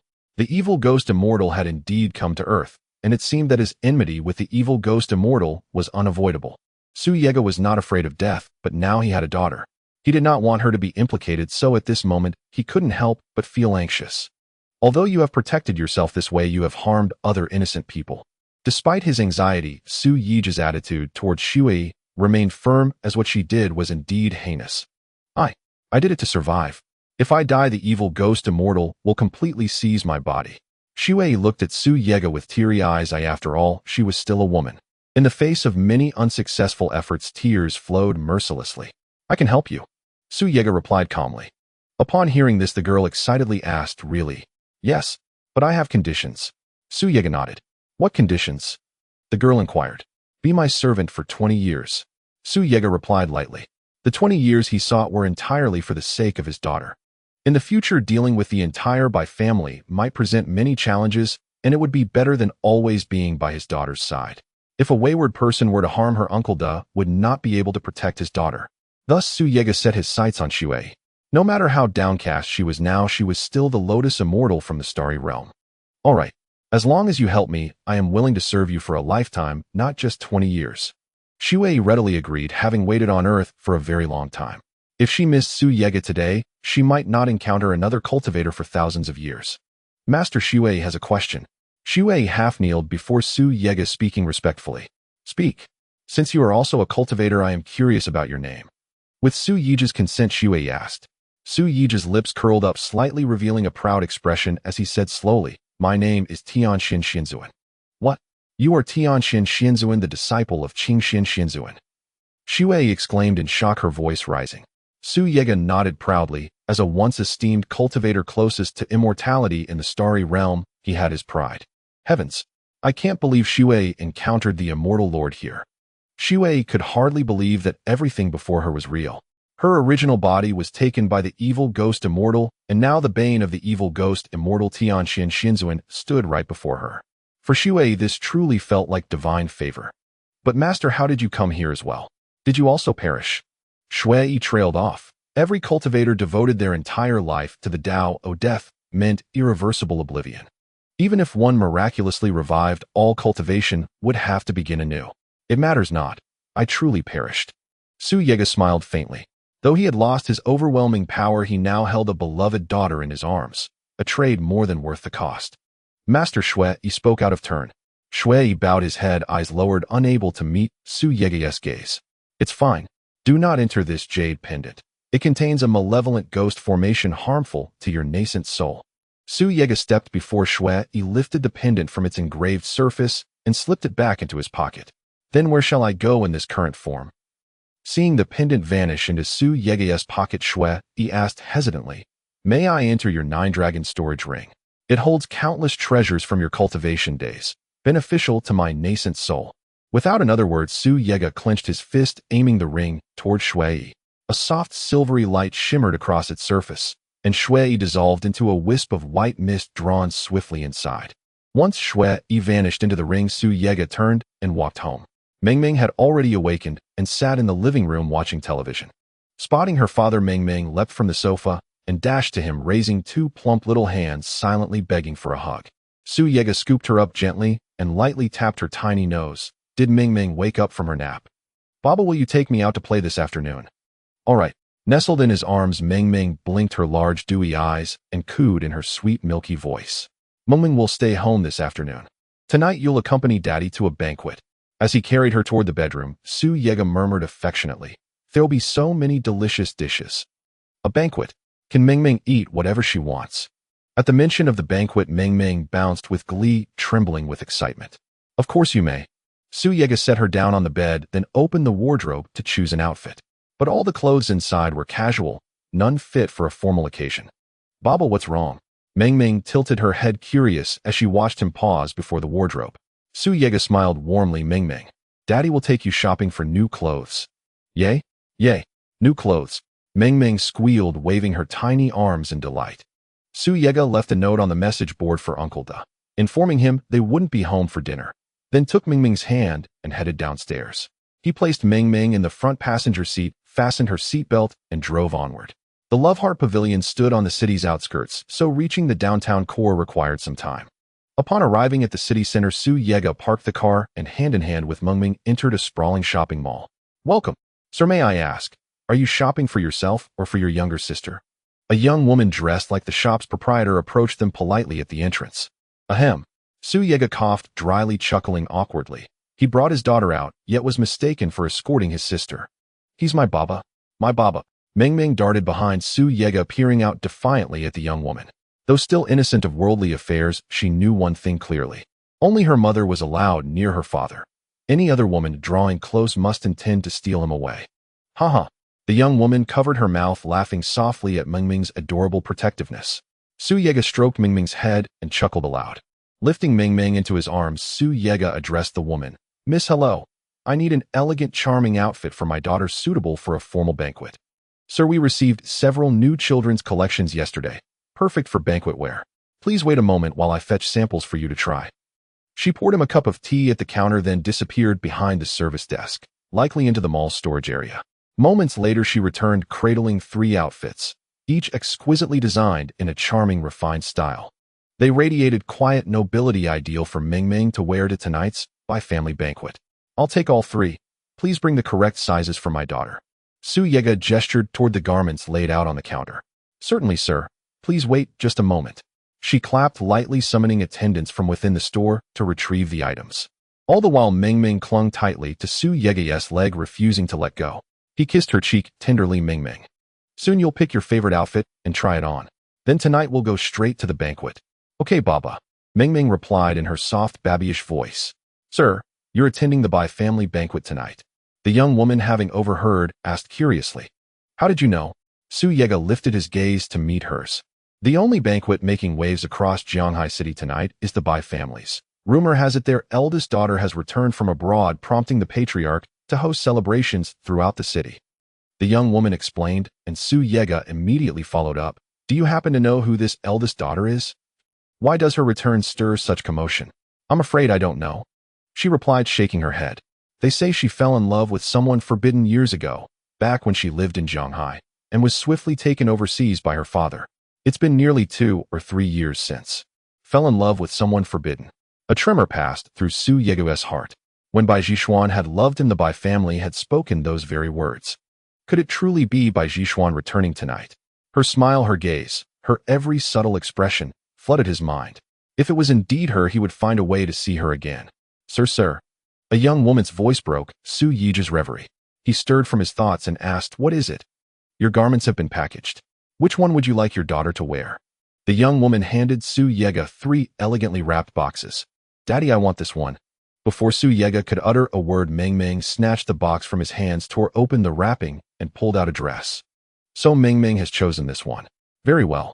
Su Yega placed the remaining 2 boxes on the table and carried Meng Meng into the fitting room to help her change. To be sure, the dress exuded undeniable elegance. Meng Meng, clad in it, was both endearing and regal. The 3 ensembles totaled 14,000 yuan. After settling the bill, Su Yega took Meng Meng to a fish therapy spa. They emerged just before 6 o'clock in the evening. He unlocked his phone. The name Zhang Depeo glowed prominently on the screen. It was a text message. Zhang Depeo had already arrived at the Jiangshu Grand Hotel, where the Bai family hosted their banquet, and had sent Su Yega the address. Su Yega lifted his daughter into the car and headed toward the Jiangshu Grand Hotel. As Jianghai City's most prestigious and largest 5-star establishment, the hotel admitted only those with invitation or standing. The Bai family, foremost among China's aristocratic clans, had drawn citywide attention simply by the return of its eldest daughter to Jianghai City. Years earlier, the Bai family had abruptly relocated its Jianghai operations overseas following the incident involving Bai Jishuan, their esteemed daughter. Her return today signaled a possible resurgence. Zhang Depeo sat quietly in the VIP section sipping cognac. Occasionally guests passed by, nodding and smiling warmly in greeting. Behind him stood a middle-aged man named Zhang Zhe, Zhang Depeo's eldest son and formerly general manager of Wanhao Group, whose health Su Yega had personally restored. Son, take a few men and wait at the entrance. Mr. Su is nearly here. Without your escort, he won't gain entry. Zhang Depeo took a measured sip of cognac and turned to instruct Zhang Zhe. Understood. I'll go at once. Zhang Zhe nodded.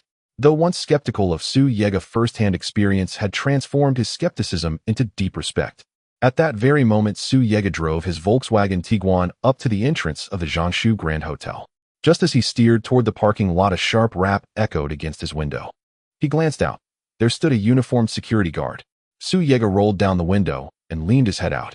Upon recognizing Su Yega, the guard snapped a crisp salute and declared, "Sir, this is the Jiangshu Grand Hotel, the Bai family's exclusive venue for hosting Jianghai's elite. If your name is not on the guest list, please depart immediately."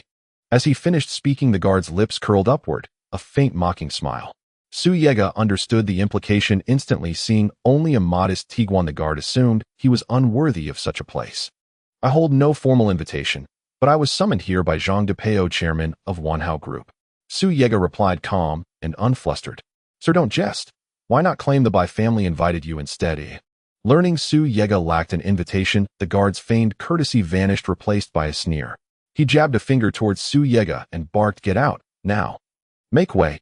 Ignoring the guard, Su Yega gently stroked Mengming's hair, startled by the outburst, and murmured, "Wait for Daddy in the car, Mengming. I'll handle this quickly." "Daddy, please stay safe," Mengming whispered, trembling slightly, then obediently nodded. Once assured his daughter was calm, Su Yega stepped out of the vehicle, and in that instant his gentle expression hardened into icy stillness. "Brat, did you go deaf? I told you to scram." Seeing Su Yega stride forward with lethal intent, the guard yanked a baton from his belt.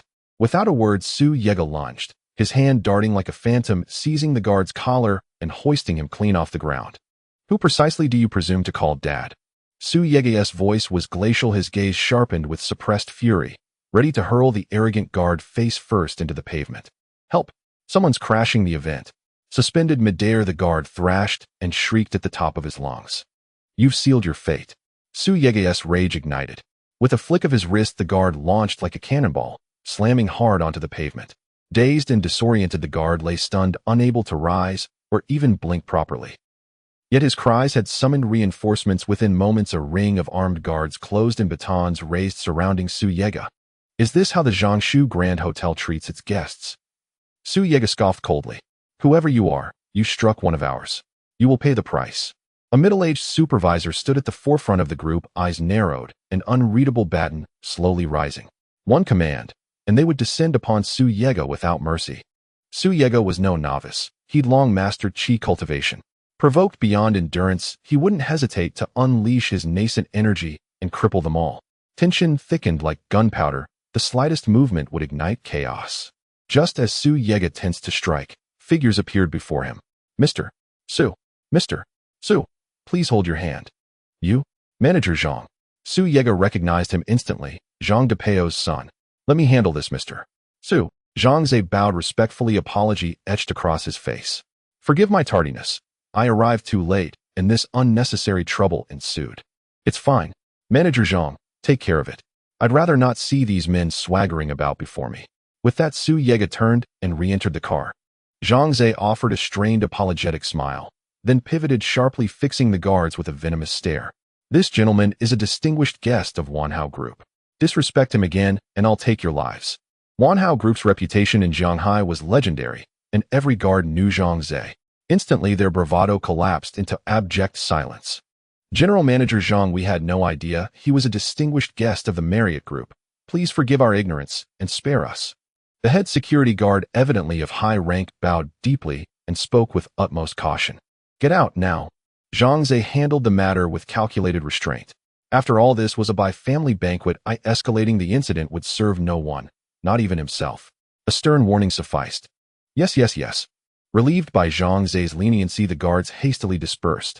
Su Yega parked her car in the lot, took Mengming's hand, and followed Zhang Ze into the hotel interior. Su Yega entered the grand hall, cradling her daughter, and instantly became the center of every gaze. A tall, striking man holding a porcelain-like little princess, a sight so vividly tender it struck like lightning upon eyes long accustomed to neon glare and gilded decadence. The moment Su Yega stepped inside, a pair of eyes locked onto her, unblinking, intense. Their owner was Bai Ze, a young master from the collateral branch of the Bai family. "Young Master Bai Ze, what are you staring at?" One of his bodyguards murmured softly behind him. "Has the patriarch arrived yet?"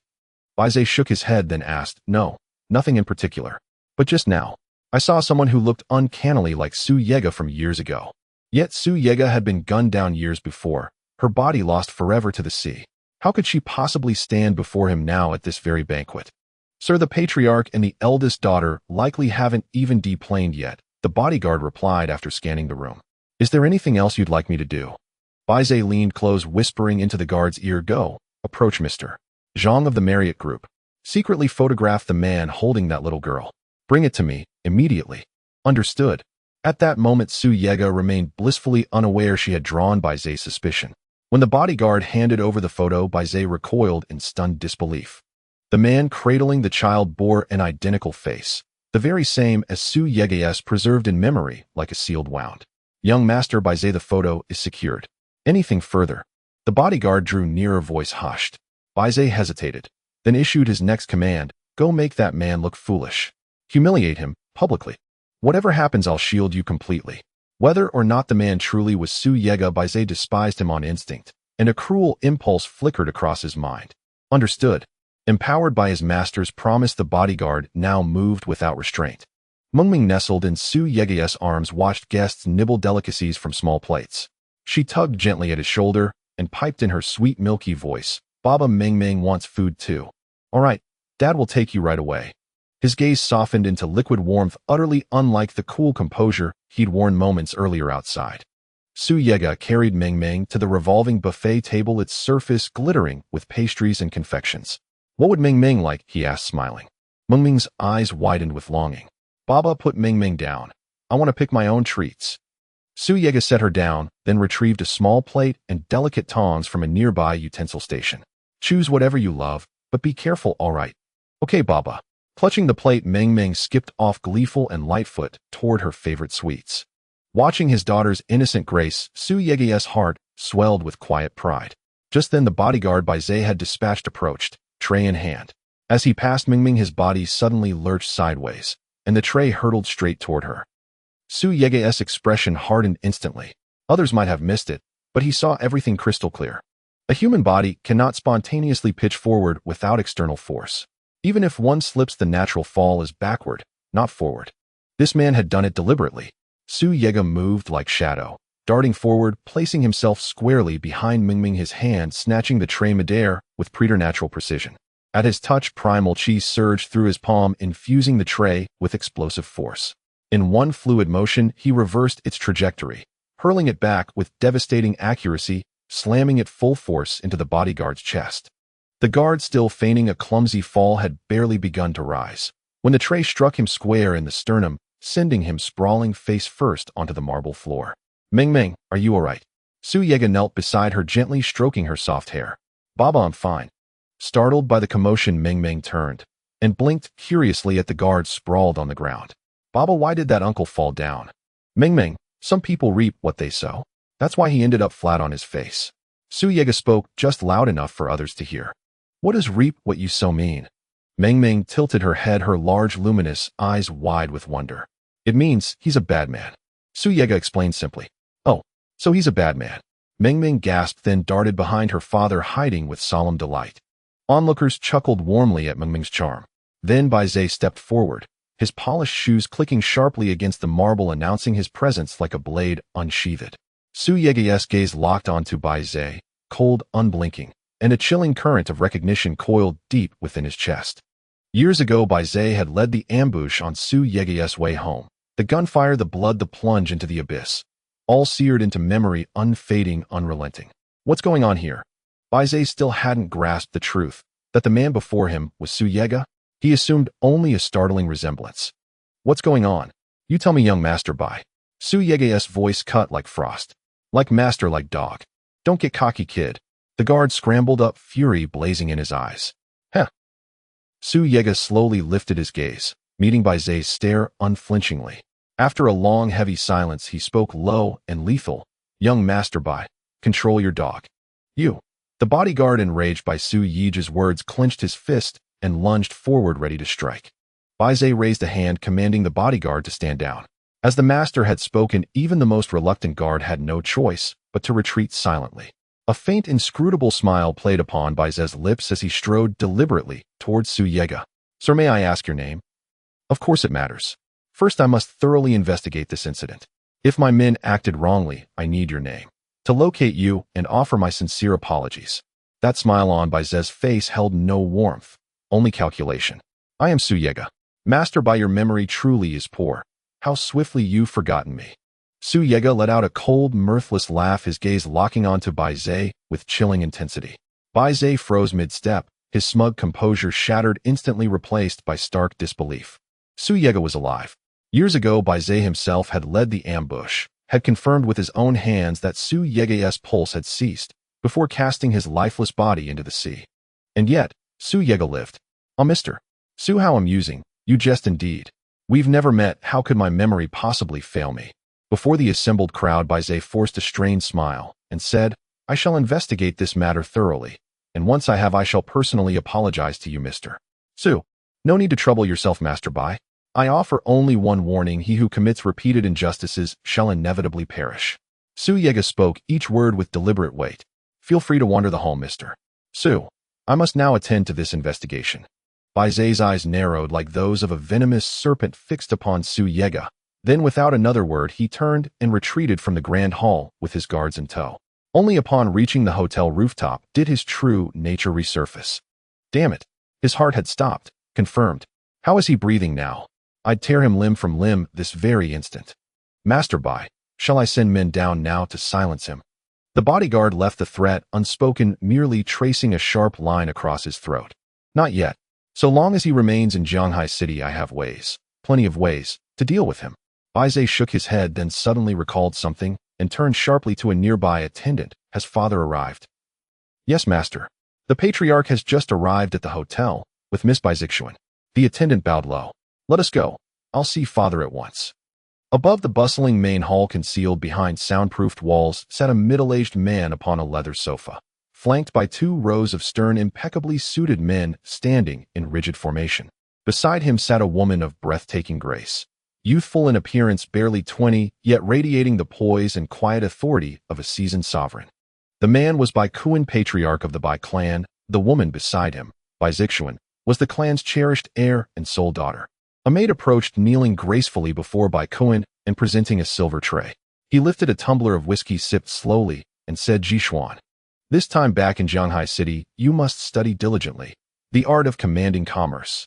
"Father, I understand," Baizixuan murmured, bowing her head ever so slightly. Her eyes fluttered once. A gesture so ethereal it evoked the image of a celestial immortal descending to earth. Bai Kuan set the glass upon the tray and rose, stepping to the floor-to-ceiling window. Gazing out over Zhanghai's ceaseless flow of traffic and light, he said softly, "Especially Wanhao Group. In the mere 2 years since our family withdrew from this city, Zhangdepeo has built it into the most powerful conglomerate in southern Huaxia. Tread carefully. Rest assured, father. Within 3 years I will absorb Wanhao Group entirely." Baizixuan rose beside him, moving to stand at his side before the vast window. As they spoke, a bodyguard entered and knelt before Bai Kuan. "Patriarch, the young master Baizé requests an audience." "Baizé?" Bai Kuan turned, frowning at the kneeling guard. "Isn't he presiding downstairs? Why come here?" "I do not know, sir," the guard replied, shaking his head. He insisted it was urgent, and his expression was grave, truly urgent. "Admit him." Bai Kuan settled back into his seat. Moments later, the guard ushered Baizé into the chamber, where Baizé immediately dropped to his knees and struck the floor with a resounding kowtow. Bai Kuan blinked, genuinely startled, and a flicker of confusion crossed his face. "Foolish child, what is this? Among family such formalities are unnecessary." "I am guilty, father. I deserve death." Baizé remained prostrate, unmoving. "What on earth is happening?" Bai Kuan asked, sharply, astonished to see his normally arrogant son reduced to the trembling posture of a chastened child. "It concerns Su," Baizé began, but then lifting his eyes he caught sight of Baizixuan seated calmly on the sofa sipping tea. His words died in his throat. "Su." Bai Kuan's expression shifted instantly, his voice calm, knowing. "Go on. Speak freely." With a dismissive wave he added, "Say it, now." Baizé hesitated again, glancing uneasily at Baizixuan. "I command you to speak. So speak." "Yes." Baizé drew a deep, steadying breath. "Su Yega is alive." "What? Alive?" Bai Kuan recoiled. "Did you not confirm he was dead? No pulse, no breath. No heartbeat at all, yet here he stands. How? I cannot explain it." Baizé stammered. "Back then, he truly showed no signs of life. That is why I cast his body into the sea. Moreover, father, consider this: he took dozens of bullets. Even if he survived, he should be utterly broken, incapacitated for life. And I dumped his body into the Gobi Sea, where even the strongest divers dare not descend. How could Su Yega possibly survive that, wounded as he was?" "You speak truth," Bai Kuan murmured, nodding slowly. then fell silent for a moment, lost in thought, before asking quietly, "Are you certain he lives?" "Certain. I saw him myself, just now downstairs. He confronted my bodyguard." Baize nodded rapidly like a frightened bird pecking at grain, because he knew well one who returns from the abyss does not return unchanged. He returns sharper, colder, hungrier for vengeance. If he failed to act decisively now, Su Yega, the man he had ordered slain, would surely exact retribution upon him, the architect of that murder. It matters not. Let him live, for now. Should he harbor resentment, I shall not hesitate to send him back to death, this time permanently. Bai Kuan seized the whiskey tumbler from the tray and drained it in one slow, deliberate swallow. "Yes, sir." With Bai Kuan's assurance, Baize proceeded confidently. Should Su Yega dare harbor even a trace of resentment, he would show no mercy. Yet discussing the plot to eliminate her beloved man right before Bai Zhishuan's very eyes would surely cost him her goodwill forever. At that thought, Baize glanced at Bai Zhishuan, who sat calmly sipping tea, then at Bai Kuan's indifferent expression, and said, "Master, there is something I wish to discuss with you, privately." "Must it truly be spoken in private? Why not here?" Bai Kuan asked. "This matter is best left unheard by Miss Bai." Baize uttered those words so softly, he could scarcely believe they had come from his own lips. "Speak your business. I neither know nor care to know, Su Yega." Bai Zhishuan let out a cold, mirthless laugh and strode out of the small hall, teacup in hand. "This?" Baize stared speechless as she vanished through the doorway. After all, Su Yega had once been Bai Zhishuan's beloved. How swiftly love can vanish. Had her time abroad truly transformed her beyond recognition? "See for yourself. Proceed boldly." Zhishuan has already erased Su Yega from her memory. Bai Kuan shook his head in weary resignation, gesturing toward a nearby seat. "Sit down and speak. Don't kneel so constantly. It's unseemly among family, and I'd hate for others to think I'm harsh or ill-mannered." "Yes, master." Baize seated himself beside Bai Kuan and murmured, "Master, when I encountered Su Yega in the main hall, he was accompanied by a little girl, who called him daddy. Su Yega has a daughter." Bai Kuan slammed his fist onto the table, fury blazing in his eyes. "She must be Zhishuan's child. There is no other possibility." Years earlier, when Bai Kuan had taken Bai Zhishuan abroad, their private physician had confirmed she had once been pregnant. Thereafter, Bai Kuan had dispatched agents far and wide to uncover whether she and Su Yega had borne a child, but no trace ever surfaced. "Shall I bring the child here for DNA verification against Miss Bai?" Baize lowered his voice further. "Do not rush. This requires careful deliberation. For now, return and oversee matters as usual." Bai Kuan waved dismissively and strode out of the hall. Meanwhile, Su Yega strolled through the grand hall with Mengming, who darted about like a bird newly freed from its cage, radiant with joy. Watching his daughter's unrestrained delight filled Su Yega with quiet warmth. What an adorable little princess. Wherever Mengming went, women gathered around her, sighing in unison. Women, after all, often find their maternal instincts awakened with age, and Mengming's innocence and charm stirred that tenderness deeply within them. "Here, little sister, a cone of ice cream. It's absolutely delicious." A woman with crimson-dyed hair held out the treat with a bright smile. "No, no, not for her." Su Yega gently pulled Mengming back and politely declined. "The weather shifts unpredictably these days. Cold treats may upset a child's delicate stomach." "Oh, all right." Her smile dimmed slightly as she placed the ice cream on a nearby dish. "Sir, may I play with your daughter?" She stepped closer and affectionately ruffled Mengming's hair. "No, I don't know you," Su Yega replied firmly, lifting Mengming into his arms and walking back toward Zhang Depeo's reserved table at the Wanhao banquet. "TCH, so unromantic." She pouted, executed a graceful pivot, and departed. Zhang Depeo, watching Su Yega settle Mengming back into her seat, chuckled. "Mengming's utterly enchanting. No wonder these ladies are smitten." Su Yega offered only a faint, courteous smile. "Has the Bai family's eldest daughter still not arrived?" "Not yet, but surely soon." Zhang Depeo shook his head, grinning. "So, Mr. Su, you're quite eager to meet the Bai heiress, are you?" "Indeed. I came here expressly for her." Su Yega made no pretense, speaking plainly and without reservation. Zhang Depeo asked, "Do you know her personally?" Caught off guard, Su Yega hesitated, then gave a wry, uncertain reply, "Perhaps. I do." Just as Zhang Depeo opened his mouth to ask again, the master of ceremonies' voice echoed across the hall, "Ladies and gentlemen, welcome to the Bai family's banquet, marking their triumphant return to Zhanghai City, a day of citywide celebration. We now invite Miss Bai Zhishuan, the Bai family's cherished heiress, to address our distinguished guests." "What? Bai Zhishuan?" Su Yega's heart clenched violently. Every nerve in his body snapped taut. his gaze locked unblinking upon the slender figure ascending the stage. When she turned to face the audience, Su Yege's mind erupted in a thunderous surge of disbelief and elation. This was no stranger.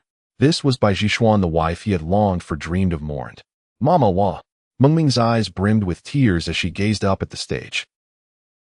Su Yege quickly covered her mouth with one hand and gently shook his head, whispering, "Be still, Mengming. Mama is speaking now. You mustn't cry." "Daddy Mengming misses Mama," she sobbed. "I know, my love. I know," Su Yege soothed, cradling her close before carrying her swiftly from the hall. Outside, he set Mengming down and tenderly wiped away her tears. "Let me call Grandpa. He'll take you home. Daddy must go find Mama. Will you wait for me, sweetheart?" "No, I want Mama." Her sobs deepened, releasing years of quiet sorrow. The moment she saw Bai Jishuan, all that pent-up grief spilled forth. Knowing tears would not resolve this, Su Yege reluctantly channeled spiritual energy into Mengming's body, stimulating her slumber point. Within moments, she drifted peacefully into sleep, nestled in his arms. He phoned Uncle Da, explaining everything. Upon hearing the call, Uncle Da rushed over immediately and carried Mengming away. Before departing, Uncle Da paused, gripping Su Yege's shoulder with solemn urgency. "Yege, act wisely. Always place Mengming's well-being first." "All right, I understand." Su Yege nodded, watching as Uncle Da escorted Mengming out before stepping into the grand hall. By then, Bai Jishuan had concluded her speech and was leading the Bai family in toasting the city's elite of Zhanghai. "Mr. Su, please come this way." Zhang Zhe approached Su Yege and gently guided him back to the Marriott Group's reserved seating. "What is it?" Su Yege asked, puzzled. "Mr. Su, Miss Bai will now proceed table by table to offer her toasts. You did wish to meet her, did you not? You may simply remain seated here and wait." Before Zhang Zhe could elaborate, Zhang Depeo interjected. Su Yege bowed respectfully toward Zhang Depeo and said, "Thank you, Chairman Zhang." Moments later, it was the Marriott Group's turn. Bai Jishuan approached their table and extended her hand with graceful courtesy to shake Zhang Depeo's. "Elder Master Zhang, you truly are a luminary of our generation. In just 2 short years, you've built the Marriott Group, the most formidable conglomerate across all southern Huaxia." "Miss Bai flatters me excessively," Zhang Depeo replied with polite humility. "Bring forth the wine." Bai Jishuan clapped lightly, and an attendant stepped forward from behind bearing a silver tray. Bai Jishuan lifted her goblet with a faint, elegant smile. "Elder Master Zhang, I drink to your health." "My deepest apologies, Miss Bai." Zhang Depeo responded with sincere regret. "I am medically prohibited from drinking. Might I ask my esteemed guest from the Marriott Group to toast on my behalf?" Having spoken, he gestured subtly towards Su Yege behind him. Su Yege stepped forward, reaching for the goblet upon the tray. The attendant was placed beside Bai Jishuan by Bai Zhe, an order already given under any circumstance. If opportunity arose, he was to humiliate Su Yege without mercy. As a loyal hound of Bai Zhe, the attendant bore no goodwill towards Su Yege. Just as Su Yege extended his hand to lift the goblet, the attendant thrust out his own, intent on seizing it first. In that split second, like a phantom's whisper, Su Yege's hand darted forth, effortlessly pinning the attendant's wrist downward before lifting the goblet with serene precision. "If you wish to drink Bai family wine, first prove you're worthy." With those words hanging in the air, the attendant lashed out, a vicious low sweep aimed at Su Yege's calf. His mastery lay in leg techniques. His shins hardened like drawn bows, if few could withstand even a single strike. Yet at that critical instant, Su Yege did not retreat. Instead, he raised the goblet toward Bai Jishuan in formal salute, and drank it down in one smooth, unbroken motion. The last drop vanished. Then came a muffled thud. The attendant's sweeping kick collided full force with Su Yege's ankle, but Su Yege stood unmoved, as immovable as a bronze statue. The attendant felt as though he'd struck a solid iron pillar, his foot seared with explosive, bone-deep agony. Pain shot up his nerves, jolting his brain, twisting his face into a grimace of raw torment. "So, do I now possess the skill to drink Bai family wine?" A cold, razor-thin smile curved Su Yege's lips as he gazed down at the attendant, cradling his shattered foot and groaning in anguish, his mockery sharp and unrelenting. "My sincerest apologies, sir. My attendant acted without discretion. Allow me to offer this toast in recompense." Bai Jishuan stood before Su Yege, not as a long-lost acquaintance, but as if meeting him for the very first time, and raised her glass. "Jishuan, don't you recognize me?" Su Yege set his empty goblet upon the table and looked upon her delicate features with tender, heart-wrenching longing. "I am Su Yege. Don't you remember me?"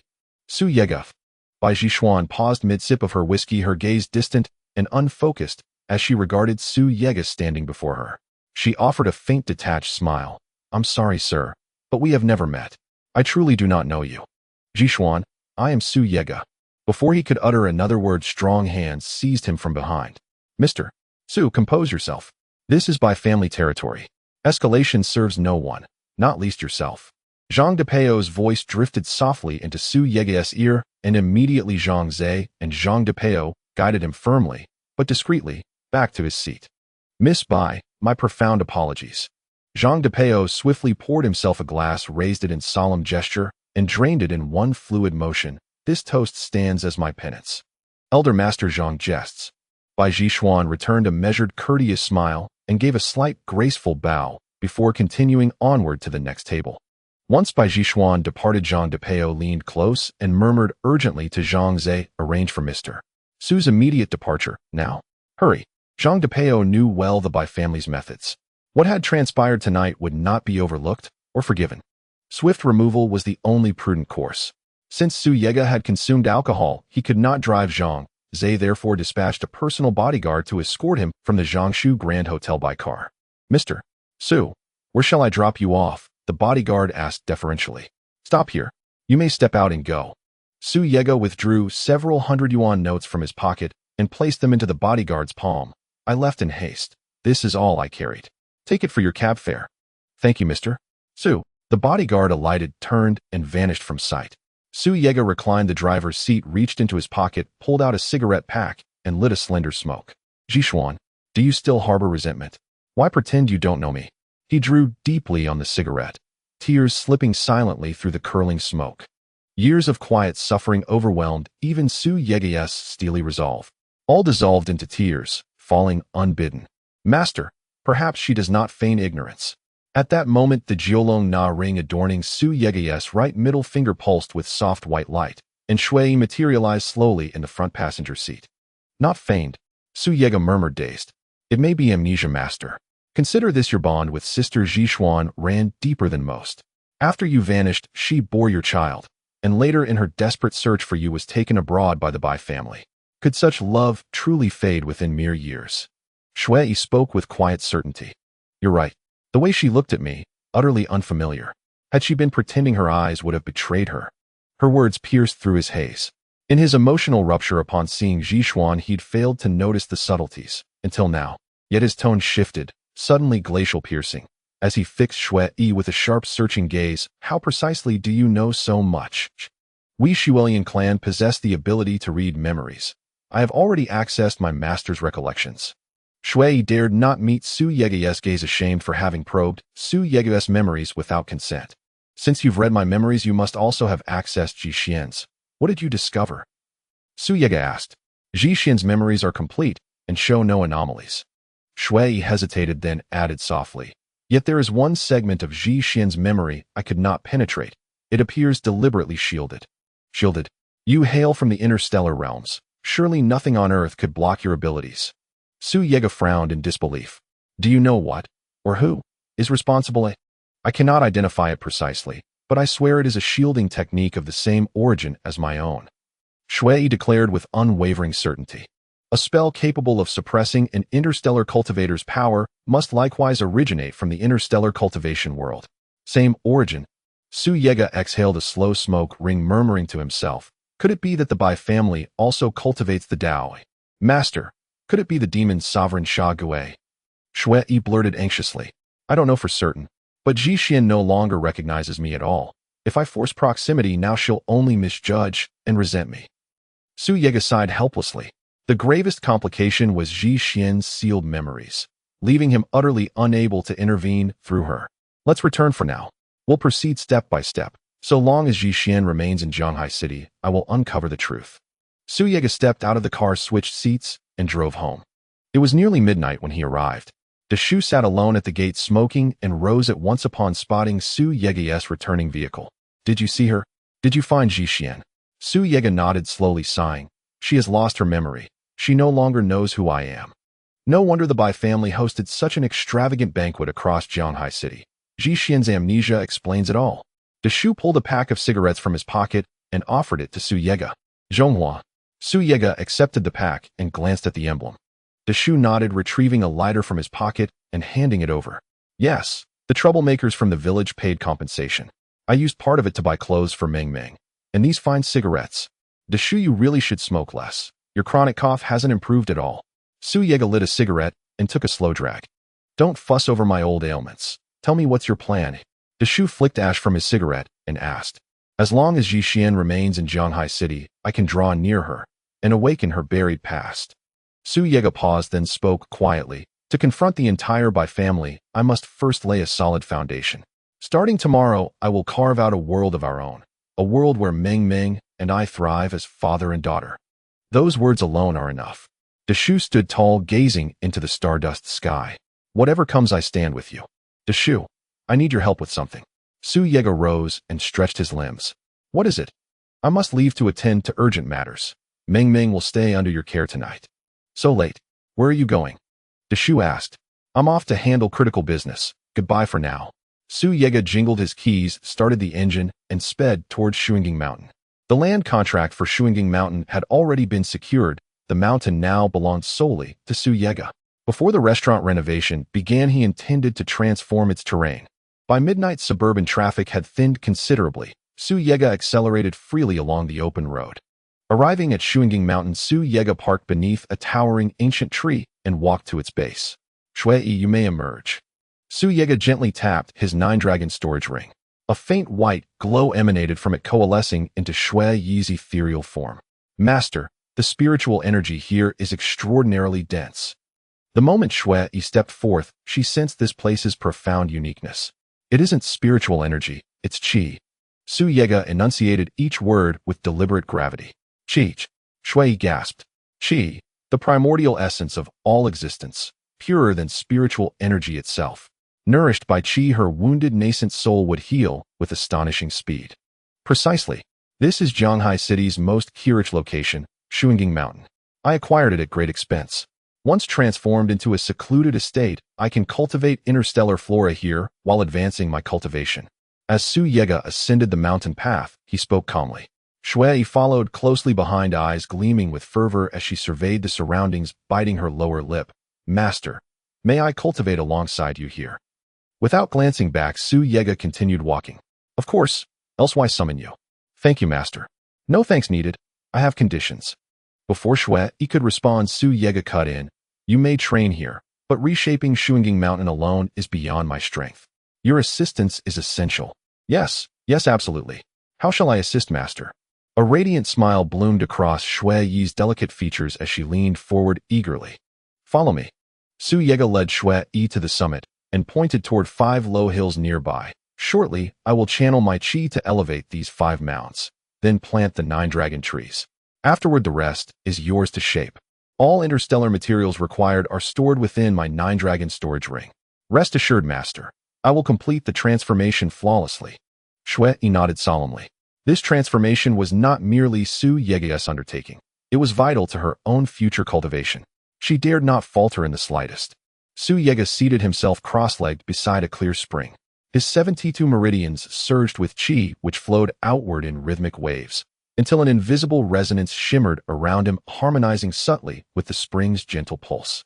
Though Su Yega currently stood at the lowest tier of cultivation, initial void emptiness, he possessed deep-rooted foundations.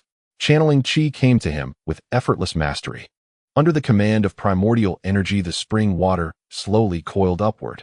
Instantly, the spiritual energy contained within the water resonated with its kindred source, boiling forth in a violent surge. Su Yega followed the meridian pathways inscribed in her memory from the 9-rank Celestial Immortal art and diverted a portion of her inner primordial energy to circulate the cultivation technique. By circulating the 9-rank Celestial Immortal art, Su Yega could transmute the spiritual energy latent in the spring water into primordial energy. Though her current realm was only nascent void, the 9-rank Celestial Immortal art enabled her to continuously convert the spring's spiritual energy into primordial energy, fueling the transformation of Shuanging Mountain without cease. Begin. Su Yega drew a deep breath, then thrust her palm toward the void, clenching it sharply before sweeping it downward toward the earth. Mighty primordial energy surged from her palm, converging upon a single point on the ground and plunging deep beneath the surface. Boom, boom, boom. and the entire Shuanging Mountain trembled violently. And even Nanhai Bay miles away reverberated with the muffled subterranean thunder. The rumbling lasted only seconds, then fell silent. And as it did, Shuanging Mountain began to sink, slowly, steadily, until bathed in moonlight it settled flush with the surrounding terrain. Truly worthy of the title Heavenly Mystic Immortal Lord, to suppress an entire mountain with but the power of early nascent void, In Shui, awestruck by the overwhelming force radiating from Su Yega, could not suppress a sigh of reverence. Indeed, even grievously weakened, the heavenly mystic Immortal Lord still accomplished feats beyond the reach of ordinary cultivators. Nsu Yega remained wholly absorbed in circulating the 9-rank Celestial Immortal Art, utterly unaware of Shui Yi's admiration.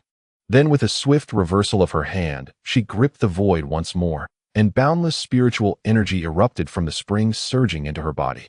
Refined by the 9-rank Celestial Immortal Art, it transformed into primordial energy, harnessed instantly by Su Yega. And again, she slammed her palm down onto the earth with crushing force.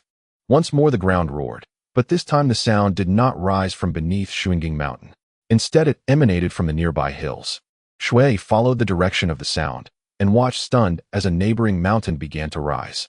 Once it reached a certain height, another rose beside it, then another and another. After 5 mountains had ascended in sequence, the rumbling ceased. Shuanging Mountain now stood encircled by them, save for a single southern pass. North-facing south-oriented, the very posture of imperial majesty. Having reshaped the land around Shuanging Mountain, Su Yega's body was utterly drained by the 9-rank Celestial Immortal Art. She was no longer the peerless powerhouse she once had been. Under the art's ferocious strain, her physical endurance finally gave way, her frame betraying unmistakable exhaustion. "Master, are you unharmed?" Nshui, seeing Su Yega's pallid lips, asked with quiet anguish. Nsu Yega waved a hand dismissively. "It is nothing. My strength has waned. I can no longer bear what I once could." "Then rest, master." Nshui gently supported Su Yega and guided her to lean against a nearby tree. Nsu Yega inhaled deeply, gathering herself once more. She removed the 9-dragon storage ring from her finger and placed it into Shui Yi's palm. "Within this ring lies every treasure I gathered across the stars. Take it. Reshape Shuanging Mountain in your own vision as only a woman would. Rest well, master." Nshui took the ring and departed without delay. Nsu Yega drew another slow, steadying breath and settled into seated meditation. As she circulated the 9-rank Celestial Immortal Art, Su Yega sensed a formidable force stirring faintly within her, pressing fiercely against her meridians as if straining toward breakthrough. Circulate the 9-rank Celestial Immortal Art. In her hand, seals shifted with lightning speed, and a faint golden light enveloped her form. Now operating at full capacity, Su Yega became a vortex, a gravitational singularity, drawing primordial energy from all directions without end. Yet Earth's primordial energy was perilously thin. Even after exhausting every trace near Shuanging Mountain, the influx barely nudged her cultivation forward. Still, the 9-rank Celestial Immortal Art granted her the ability to transmute spiritual energy into primordial energy and wield it as her own. Before her, the spring brimmed with dense spiritual energy. Resonating with its kindred source, it rose in luminous currents, coalescing into visible streams. "Refine." With a sharp command, Su Yega summoned miniature vortices before her, each pulsing with terrifying suction, drawing the gathered spiritual energy inward. As the energy flooded in, the vortices swelled, while the space between them narrowed perceptibly. Gradually, visibly, they merged, fusing into a single colossal vortex that stabilized directly above her crown. Beneath the vortex, refined spiritual energy condensed into primordial energy, flowing unceasingly through her crown and into her body, coursing precisely along the meridians dictated by the 9-rank Celestial Immortal Art. As primordial energy flooded her veins, Su Yega felt her body might burst apart. In pain, searing, unbearable, piercing to the marrow, and more excruciating than any agony endured in her earliest days of cultivation. Yet she bore it unflinching for strength. In moments later, the vortex dissolved, its entire reservoir of spiritual energy fully transmuted and absorbed. Her body swelled, taut, distended, trembling with raw power. Cultivation advancement demanded expansion of the dantian, the core vessel of one's being. The larger the dantian, the greater the reservoir of primordial energy it could hold, the finer the control, and thus the greater the power. The agony of Dantian expansion was like 10,000 blades carving flesh, scouring every nerve, searing the mind, threatening suffocation. And I will grow stronger. I will protect my daughter. I will reclaim the happiness stolen from me. A roar tore from her throat, and from her center erupted a profound, ancient aura, radiating outward in a silent, shuddering wave.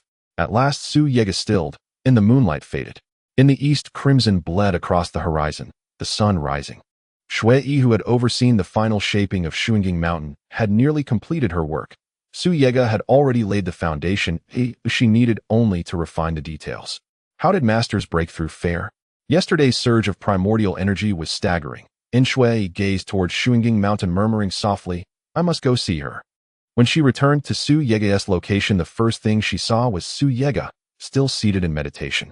Just as Shui feared the breakthrough had failed, Su Yega's eyes snapped open. 36th stage preliminary formation. Is the transformation complete? Su Yega's voice, laced with residual primordial energy, struck Shui like a physical blow, sending her stumbling backward several paces.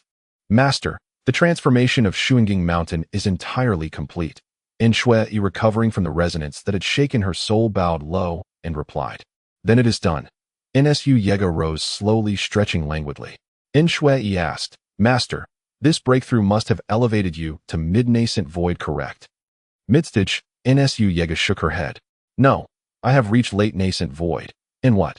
"A single breakthrough, 2 realms advanced." Shui cried out, astonished. Nsu Yega waved a hand. "Enough wonder. Take me to see what you've made of Shuanging Mountain." "Yes, Master." In Shui nodded, returning the 9-dragon storage ring to Su Yega's finger, then led the way forward. Reshaped Shuanging Mountain was no longer imposing, merely a gentle rolling hill. Yet its spring teemed with potent spiritual energy, so Shui planted clusters of lantern trees around its slopes. The lantern trees formed a luminous ring, bathing the mountain in perpetual daylight even beneath the night sky. Moreover, lantern trees were low-tier cultivation flora, requiring only a whisper of primordial energy to thrive for centuries. In Shui did not merely plant them, she wove them into paths. From Shuanging Mountain, the valley's heart, 8 radiant avenues extended outward in all directions, each lined with lantern trees blooming in serene golden light. "Master, what do you think? With these trees the valley shines as brightly as noon." In Shui walked ahead, her fingers brushing tenderly over a lantern tree's glowing leaves. "Acceptable. Now Meng will never fear the dark." Nsu Yega nodded in quiet satisfaction, then stepped toward a plot enclosed by warmth-weave grass. Divided into 16 equal sections, the plot clearly served as a cultivated field. "And this is for growing crops, yes?" Su Yega asked, gesturing toward the segmented earth. "Precisely, Master. And knowing you intend to open a restaurant, to cook for Meng, I prepared these 16 plots expressly for your cultivation of vegetables and herbs. And between each plot, I planted warmth-weave grass, ensuring every plant receives abundant thermal energy regardless of season or soil." "Well done. Your work is exceptional." Nsu Yega raised a thumb in approval. Though earthly produce abounded, most was grown with chemical fertilizers or accelerated ripening, harmful with prolonged consumption. Meng was still a child, needing pure, nourishing sustenance. So Su Yega resolved to cultivate terrestrial plants himself, infusing them with his own primordial energy. "Master, look there." In Shui pointed toward an oval-shaped enclosure in the distance. "I fenced it with thistlewood, ideal for raising poultry and livestock. I also sowed white aroma grass throughout the valley to purify the air, and sun-embracing trees, providing shade in summer and shelter from rain. At the valley's entrance, I planted sandvine creepers from the 9-dragon storage ring, ensuring no outsider may enter uninvited." As she guided Su Yega through the valley, Shui explained each feature in turn. Nsu Yega surveyed the transformation and found it profoundly satisfying. Indeed, Shui possessed a rare gift for nurturing others. "An excellent work. Later I'll bring in artisans for light interior renovations. Then we'll be ready." Though the valley's landscape was complete, dwellings and recreational structures remained unbuilt. Watching the sun ascend, Su Yega turned to Shui. "When all is settled, I shall guide you in cultivating within Shuanging Mountain Spring. What I promised, you have my word." "Thank you, Master." In Shui bowed, then dissolved into a silvery thread of light, vanishing into the 9-dragon storage ring upon Su Yega's finger. Nsu Yega rubbed her temples and drove home. The moment she entered her home, she collapsed onto the bed and slept. and she knew not how long she slumbered, only that she awoke to sharp tugs on her ear. Blinking awake, Su Yege's first sight was Meng Meng, her tiny hands gripping Su Yege's ear, tears streaming down her cheeks. "In Daddy Wa, Meng Meng misses Mama Wa." Meng Meng sobbed uncontrollably. "In, don't cry, little one. Shhh, it's all right." Su Yege sprang up, scooping Meng Meng into her arms, rocking her gently while murmuring reassurance. "Good girl, no more tears." Meng Meng wiped her eyes with plump, dimpled fingers, sniffling softly. "Daddy, Meng Meng wants Mama." "In, hush now. Daddy promises I will bring Mama home to you." Seeing her daughter reduced to a weeping storm of sorrow, Su Yege's heart clenched, so fiercely she wished to strike herself. "And really, Daddy?" Meng Meng lifted her tear-streaked face, wide-eyed, vulnerable. "And truly, just stop crying, and Mama will come." Su Yege nodded, stroking Meng Meng's soft hair with infinite tenderness. "Okay." Meng Meng bobbed her head eagerly, like a tiny, joyful chick. Once calm, Su Yege took Meng Meng for a walk. Passing a toy store, she led her inside and bought her favorite playthings. At checkout, a toy caught Su Yege's eye, a delicately crafted wooden house built from interlocking blocks. An inspiration struck. She would construct a dwelling in the Shuangung Mountain Valley, not with builders, but with nature itself. In the stellar cultivation realm existed a high-tier flora, the shape-shifting wood, capable of growing into any form envisioned by its cultivator.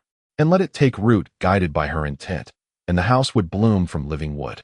Yet cultivating shape-shifting wood was no simple task. It demanded mastery far beyond her present means.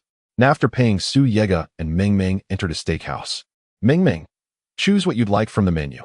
Su Yege retrieved the tablet from the table, opened the ordering interface, and handed it to her daughter. "Daddy, Meng Meng doesn't understand this." Meng Meng glanced at the screen, then looked up pleadingly. "Daddy, you choose, and Meng Meng will eat whatever you pick." "Very well. If you're unsure, Daddy will order for you." Su Yege scanned the menu, then beckoned the waiter standing nearby. "Excuse me, could you come here, please?" "Sir, may I assist you with anything?" A male waiter approached Su Yege and bowed respectfully before addressing him. "I'll have 2 orders of Scottish black pepper steak, one well done, the other medium rare." Su Yege replied. "Very well, sir. Please wait a moment." After noting the order, the waiter opened the restaurant's tablet menu and used his staff access card to place the 2 steaks. Meanwhile, Meng Meng sat at the table, deeply engrossed in playing with the doll Su Yege had bought her. "Dolly, do you have Papa and Mama? What if Meng Meng becomes your Papa and Mama? I'll take such good care of you." Su Yege, seated nearby, watched Meng Meng's playful, self-directed performance and couldn't help but chuckle softly. As Meng Meng played, the waiter approached the table bearing a tray. "Sir, your 2 orders of Scottish black pepper steak are ready." With that, he set both plates before them. Su Yege handed the well-done steak to Meng Meng. After all, she was still a child. Her digestive system, undeveloped, undercooked meat would be unsuitable for her. Having previously co-managed an orphanage with Bai Jishuan, Su Yege possessed exceptional skill in caring for young children. "Papa, how do I use these knife and fork?"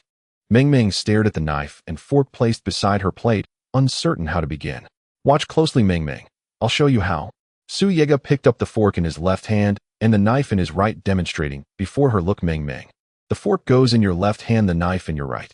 First, hold the steak steady with the fork, then cut a bit-sized piece with the knife. Finally, spear it with the fork and bring it to your mouth." Though he explained clearly, Su Yege, mindful of a child's limited comprehension, also performed the motions slowly and deliberately. Meng Meng proved quick to learn and grasped it instantly. Fork in left hand, knife in right. She looked effortlessly elegant. Yet her small hands lacked strength, and cutting even one piece of steak demanded considerable effort. "Here, let Papa cut it for you." Su Yege smiled. "Yes." Meng Meng nodded, then added earnestly, "Papa, please cut them very small. I can't eat big pieces." "Of course, I'll cut them just right." He sliced the steak into thumb-sized morsels, and the 2 of them ate heartily, savoring every bite. No sooner had they finished than Su Yege's phone rang. It was Zhang Depeo himself calling to confirm that the restaurant renovation was complete and to ask what additional items Su Yege might need to purchase. Su Yege listed essential restaurant supplies for Zhang Depeo, then drove home. He entrusted Meng Meng to Uncle Da before heading straight to the restaurant. The restaurant had been fully renovated. Su Yege stepped inside and found it entirely designed in a charming, whimsical style. At first glance, a soft, rosy pastel expanse. At its center stood a large bar counter crowned by a grand piano. On either side of the piano sat 4 tables, each carved from rosewood into intricate dragon and phoenix motifs, exquisitely crafted and undoubtedly costly. Flanking the tables were walls painted in delicate pink tones, one adorned with an array of guitars, the other with a collection of violins. Most distinctive was the small pavilion nestled in the corner, a two-story structure built entirely of rosewood. The first floor featured a rose-pink sofa and matching television cabinet topped with a large flat-screen TV. The second floor housed countless plush dolls and stuffed toys. Yet Su Yege's primary focus remained the kitchen. After all, he built this restaurant to cook for his daughter, making its design the most critical element of all. The kitchen was divided into eastern and western sections positioned east and west respectively, separated by a narrow corridor roughly 1 meter wide. Countertops were crafted from polished marble lined with fine tableware and equipped with high-end induction stoves. Mr. Su, all installations, electricity, gas, and water, are now fully connected and operational. Manager Su pointed toward a discreet utility meter tucked unobtrusively into the corner. Thank you. I appreciate your efforts. Su Yege nodded. By the way, Mr. Su, since you expressed no specific requirements for the second floor, Director Zhang instructed us to divide it into a storage room and a staff lounge, the latter furnished to the highest standard. Manager Su seemed to recall something and spoke up immediately. The second floor isn't my main concern. I'm focused on perfecting the ground floor, Su Yege replied with a casual wave of his hand. In that case, please sign here, Mr. Su, so I may return and report completion to Director Zhang.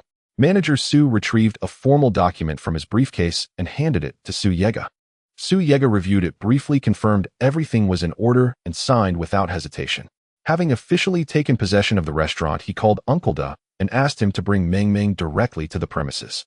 As Su Yege reached the entrance, he noticed the old sign still hanging above the door. 3 characters reading, "Rustic Farmhouse." He promptly contacted a signage workshop. The call brought a bald man swiftly to the scene. He approached Su Yege, bowed deeply, and asked, "Are you the one requesting a custom sign?" "Yes." Su Yege nodded. "And how shall I address you?" "My surname is Su." "Mr. Su, what dimensions and specifications would you like for your sign?" The bald man asked. "What's the finest material you offer?" "Our premium material is rosewood, but it comes at a premium price." The man replied. Su Yege continued, "How long does fabrication take? If I commission it now, can it be ready by tomorrow afternoon?" "Absolutely. We can work through the night provided you cover the processing fee." "How much?" Su Yege asked coolly. 1,000 yuan. Seeing no reaction on Su Yege's face, the man quickly added, "Mr. Su, each of our signs is hand-carved by master artisans, true works of art." "Very well. Use your most expensive material." After a moment's pause, Su Yege said firmly, "My restaurant opens tomorrow afternoon. Should your sign not be installed by then, not a single yuan will be paid. Consider it done, Mr. Su." The bald man pulled out a small notebook from his briefcase, flipped it open, and asked, "And what name shall we engrave upon your sign?" Su Yege felt at a loss for a name, and after a moment of hesitation, he finally blurted out, "Little Heart Pavilion." "It's 5 characters, right?" The bald man confirmed repeatedly, "Mr. Su, are you sure? Once I submitted, it cannot be changed." "Absolutely." Su Yege nodded. "Since it's confirmed, please leave your phone number, and we will call you tomorrow to deliver it." Seeing the deal was done, the bald man immediately beamed with joy, thinking about the redwood carved sign, which was not cheap. 5 characters would easily cost over 10,000 yuan. Su Yege left his phone number and entered the restaurant, sitting by the piano. His fingers lightly tapped the keys, producing a crisp sound. Suddenly inspired, Su Yege straightened his back, his fingers danced gracefully across the piano keys, and a beautiful melody flowed out. Su Yege immersed himself in the piano, and only after finishing did he notice 2 figures standing beside him. The 2 figures were Uncle Da and Meng Meng, who had come from home. Meng Meng, looking enchanted, rushed into Su Yege's arms when she saw him stop playing. "Daddy, you're amazing." Meng Meng pulled on Su Yege's arm, shaking it. Su Yege gently pinched Meng Meng's cheek and asked, "When did you come here?" "Daddy, I've been here for a while, but you were playing the piano, so you didn't see me and Grandpa come in," Meng Meng pouted. "All right. My little cutie, will you go shopping with Daddy and Grandpa later?" Su Yege, finding his daughter so adorable, kissed her cheek affectionately. "What is Daddy going to buy?" Meng Meng blinked her big eyes curiously, asking, "Aren't you interested in planting some flowers and plants?" "So this afternoon Daddy will take Meng Meng to buy seeds. The manor has already been built." Su Yege gently scratched Meng Meng's nose. "My." Meng Meng was taken aback, then clapped her hands happily. "Great. Let's go buy seeds." Su Yege locked the restaurant door and then drove Meng Meng and Uncle Da to a farm-style restaurant. After enjoying a farmhouse lunch, they headed towards the farmers' market. The farmers' market in Jianghai City is the largest agricultural trading place in all of Nanhua Xia country, featuring a variety of crops. Su Yega parked the car in the lot where an elderly man was in charge. For just 20 yuan, they could park for a whole day. After parking, Su Yega held Meng Meng's hand and entered the farmer's market. Come quickly, fresh green vegetables, no fertilizers, absolutely healthy. Look, look, tomatoes grown with organic fertilizers guaranteed to be delicious. Upon entering the farmer's market, the calls of vendors were incessant. Meng Meng felt like Lu Lao Lao in the Grand View Garden. Everything appeared new to her. Yega, what do you want to buy? Uncle Da asked. Uncle Da, I want to get some rice and vegetable seeds, as well as fruit saplings to plant in the manor. Su Yega expressed his thoughts. Since this is for cooking for Meng Meng, it must be the best. Some ingredients from the market have been treated with excessive fertilizers which aren't good for the adults, let alone for Meng Meng. But if you plant now, how will you operate the restaurant tomorrow? Uncle Da asked, puzzled. This is definitely a hassle.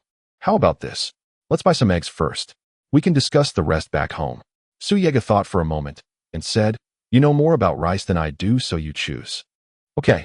Although Uncle Da didn't understand how Su Yega would operate a restaurant without ingredients, since Su Yega wasn't anxious, he felt there was no need to worry either.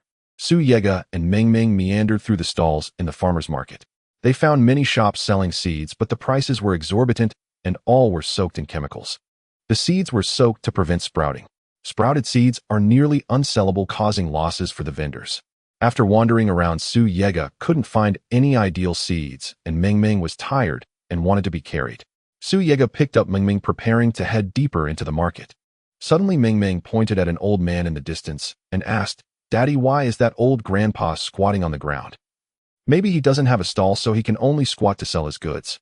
Su Yega glanced at the old man Meng Meng was pointing at and explained, Daddy, can we go see what the old grandpa is selling? Is that okay? Meng Meng hugged Su Yi's neck and pleaded, that old grandpa seems so pitiful. Oh, let's buy some of his stuff. Su Yega gently stroked Meng Meng's head and affectionately said, Meng Meng is so kind-hearted. Oh, of course, Daddy will support you. Holding Meng Meng, Su Yega walked toward the old man. As they approached, he discovered that the old man was indeed selling seeds. And at first glance, these seeds appeared to be of better quality than those in the farmer's market, mainly because they hadn't been soaked in chemicals. Old man, are these seeds for your own use? Su Yega gently set Meng Meng down and crouched in front of the stall. The old man, who was half squatting and sighing because he couldn't sell any seeds, suddenly heard someone speaking in front of his stall and quickly looked up. Young man, do you want to buy seeds? These seeds are from my farm's harvest. Seeing Su Yega looking at the seeds on his stall, the old man hurriedly promoted his products. My crops have never used fertilizers. They are all grown with natural manure, so these seeds are genuinely organic.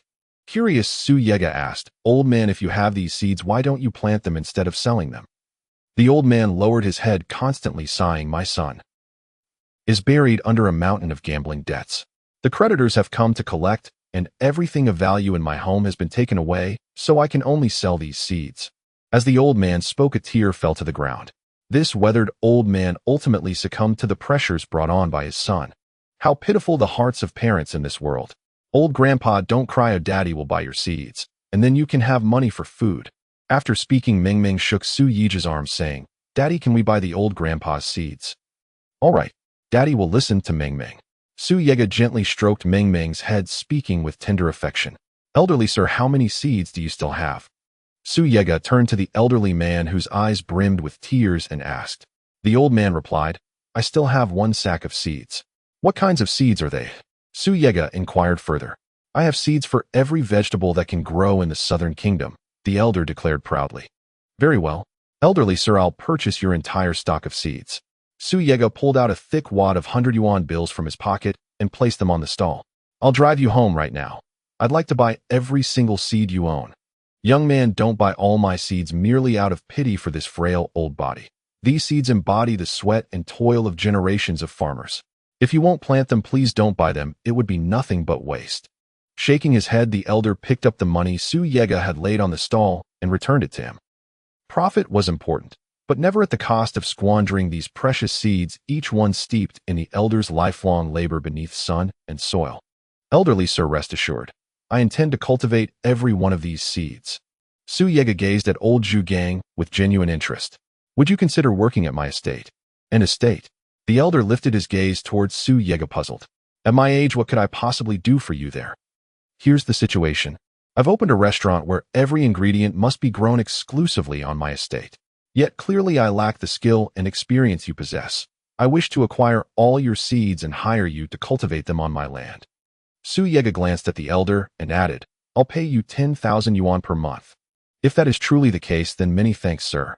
The elder dropped to his knees with a thud, bowing deeply to Cao. Su Yega quickly helped him rise and brushed the dust from his knees. A man's knees hold golden worth.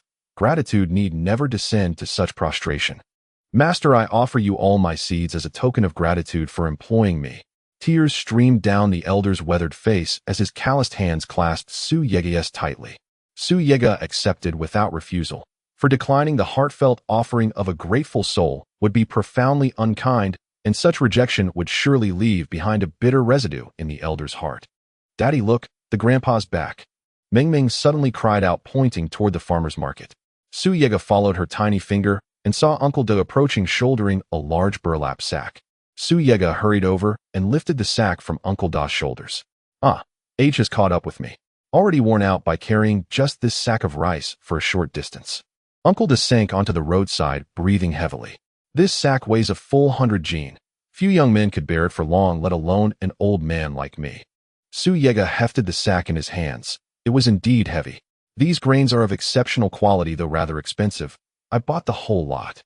Wiping the sweat from his brow, Uncle De caught his breath before speaking. "I've secured my seeds too, and even hired an experienced farmer to help me cultivate." Su Yega clapped his hands to beckon the elder forward. As the two elders stood face to face, they exchanged a glance, and then embraced tightly.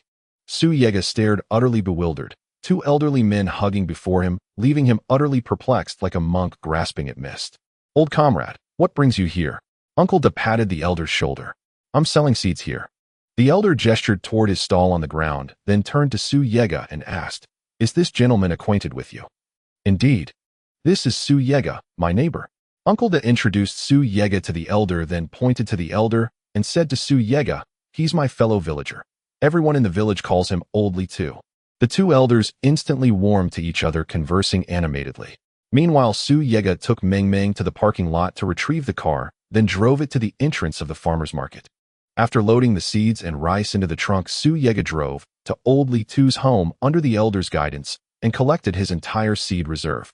Before departing, Su Yega instructed Oldly too to begin cultivation the following day. Once the seed matter was settled, he first drove Ming and Uncle De home, then headed alone to Shuanging Mountain. The cultivation plots on Shuanging Mountain had been prepared the previous night. Su Yega scattered the rice grains across the surface and irrigated them with spring water drawn from the mountain itself. Having completed this, he drove home. By then it was past 7 in the evening. With the restaurant's grand opening scheduled for the next day, he ate a quiet dinner and gently lulled Ming to sleep. Only after Ming drifted off did Su Yega himself finally close his eyes. The next morning, deep in slumber, he was startled awake by Ming's cries. "What is it, Ming?" Su Yega rubbed his drowsy eyes and asked softly. Ming remained silent. At the sight of her waking father, she only burst into louder sobs. "What's wrong, Ming? Tell Daddy what happened." Su Yega immediately stroked her head soothingly. "Daddy, wah, it's raining in the sky, wah." "Raining?" Su Yega blinked, baffled. Raining in the sky? But they were indoors. How could rain reach them? Helpless, he scooped Ming into his arms to comfort her. And as he did, his hand brushed against her clothes, damp, unmistakably wet. In that instant, everything became clear. Ming had wet the bed. Flustered, Su Yega swiftly changed her clothes, then hurried into the kitchen to prepare a warm glass of milk. After drinking the milk, Ming's tears subsided, but she remained silent, lowering her head and fidgeting quietly with the quilt. Ming listened to Daddy. At 5 years old, wetting the bed is perfectly natural. Seeing his daughter's shy, embarrassed expression, Su Yega smiled warmly and reassured her. Ming finally raised her small hands and wrapped them around Su Yega's neck. Ming, this afternoon Daddy will cook for you himself. How does that sound?" Her clinging affection filled Su Yega's heart with quiet joy. He lifted her up and planted a firm, loving kiss upon her cheek. "Yes, what delicious meal will Daddy prepare for Ming?" Ming blinked her beautiful eyes at Su Yega. Su Yega gently stroked Ming's head and asked, All right. Ming adored tending flowers and planting herbs in the fields. Upon hearing that Su Yega would take her to harvest rice at the estate, she wriggled with unrestrained excitement. "Ming, go wake Grandpa first." After brushing Ming's teeth, Su Yega quickly freshened up himself. Ming toddled to Uncle Da's bedroom door, extended her plump little hand, and called out in her sweet milky voice, "Grandpa, wake up. The sun's already shining on your bottom." The sun has already roasted Grandpa's bottom to a crisp. Hearing Mingming's whimsical wake-up call, Su Yega, mid-brush, nearly spat out toothpaste foam in laughter. Awakened by Mingming's calls, Uncle De finally rose, opened the door, and glanced at the wall clock. Only 5 o'clock in the morning. He sighed deeply. After dressing and washing up, Uncle De found Su Yega and Mingming playing on the sofa and asked, "Yega, it's barely past 5. Why are you up so early?" "Hurry up, Uncle De. Don't farmers rise before dawn to harvest grain?" Su Yega urged. "Harvest grain? Where on earth is there grain ready for harvest?" Uncle De asked, bewildered. Su Yega replied, "I sowed the seeds at the estate yesterday. This morning they're ripe for harvest." "Wait, sown yesterday and harvested today? Who taught you such common sense?" Stunned, Uncle De blinked. He'd never heard anything more absurd in all his years. Even with scientific cultivation, harvesting takes at least a month after sowing. "Never mind the details, Uncle De. Hurry and gather the tools. We're leaving." Su Yega waved dismissively, urging him again. Fine. With a helpless shake of his head, Uncle De retreated to his room and retrieved harvesting tools, packing them into a nylon bag. As they prepared to leave, Uncle De noticed Mingming wearing only light clothing and shook his head. "Bring Mingming a jacket." "A jacket? Why? It's not cold?" Su Yega asked, puzzled. Jianghai City lies near the coast. Though temperatures soar once the sun rises, the pre-dawn air carries a distinct chill. Dressing Mingming so lightly risks sudden chills and fevers. Uncle De explained. "Ah, that's true." Su Yega turned and fetched a cartoon-printed jacket, featuring the animated characters Boonie Bears, from the wardrobe, draping it over Mingming. Having cared for Mingming for years, Uncle De understood such nuances far better than Su Yega. Leaving home, Su Yega drove Mingming and Uncle De to a nearby farmhouse restaurant for congee and salted duck eggs, then headed towards Shuanging Mountain Valley. Where's Shuanging Mountain? Uncle De leaned out the rear window. Shuanging Mountain is encircled by 5 neighboring peaks, so it remains hidden until one enters the valley. Su Yega steered steadily toward the valley entrance. Upon hearing this, Uncle De stared in disbelief. How could that be possible? Shuanging Mountain is the tallest peak here. How could it possibly be surrounded by 5 others? Uncle De, the world abounds with wonders. Just as grain sown yesterday ripens for harvest today. Su Yega offered no further explanation, only a cryptic remark that left Uncle De utterly perplexed. Once the car entered the valley mouth, Su Yega parked beneath a towering ancient tree and carried Mingming to the entrance, veiled by dense sandvine creepers. Beneath the vines lay a narrow passage leading deep into Shuanging Mountain Valley. Anyone unacknowledged by the sandvines would be ensnared midway through the tunnel. The sandvines possessed the ability to read their master's memories. Anyone granted mental permission by the master would pass unimpeded. Emerging from the passage, they beheld a vast field of golden rice stalks swaying in the breeze. Uncle De stood frozen, eyes wide with astonishment. Sown yesterday and harvested today. Is this truly real? Yega, are you absolutely certain you sowed these yesterday? Rubbing his eyes, Uncle De struggled to believe the ripened rice before him. Uncle De, no more questions. Let's begin harvesting. Su Yega set Mingming down, unpacked the nylon bag, and drew out a sickle. Mingming, play nearby while Daddy works. Su Yega kissed her cheek, then, with sickle in hand, entered the field beside Uncle De. The rice patch was modest. Su Yega had sown hastily the day before, so the 2 men swiftly completed the harvest through seamless cooperation. Reaping was simple, but separating the rice ears from their stalks proved arduous. Just as they hauled the cut stalks from the field, Old Li arrived at Shuanging Mountain Valley. Seeing them laboring, he hurried over to lend a hand. "Leave this to us. Go plant vegetables instead. And remember, irrigate them only with spring water from Shuanging Mountain." Su Yega waved dismissively. "Very well, just call if you need me." Hoisting a large sack, Old Li strode into the field. Su Yega and Uncle De used small knives to strip the rice ears from their stalks, then packed them carefully into burlap sacks. Only after a full morning's labor did they finish. Su Yega rose, stretched his limbs, and prepared to search for Mingming. Suddenly his phone rang. The signmaker's shop owner informed him the custom restaurant sign had been completed and delivered to the restaurant's entrance. Su Yega asked the owner to wait at the restaurant, then told Uncle De, who was still tidying the stalks, Uncle, to take the rice ears to be milled into rice. "I'll take Mingming to the restaurant first." "All right." Uncle De nodded. After final instructions, Su Yega walked toward where Mingming had been playing. Mingming was chasing a butterfly when she spotted Su Yega approaching. She halted instantly and dashed straight into his arms. "Daddy, are you done working?" Will you play butterfly chase with Ming Ming? She tugged his arm, pouting sweetly. Be good. Daddy's taking you to the restaurant now. Su Yega refrained from lifting her. He was drenched in sweat and feared soiling her clothes. The restaurant is not far from Shuanging Mountain, but it still takes some time to walk there, so Su Yegao drove directly. Upon arriving at the restaurant, the bald man he had met before approached him with 4 young men saying, Mr. Su, you have finally arrived. Su Yegao asked, is the sign ready? The bald man replied, it's ready, guaranteed to satisfy Mr. Su. He clapped his hands, and the 4 young men immediately began unloading the sign from the truck parked nearby.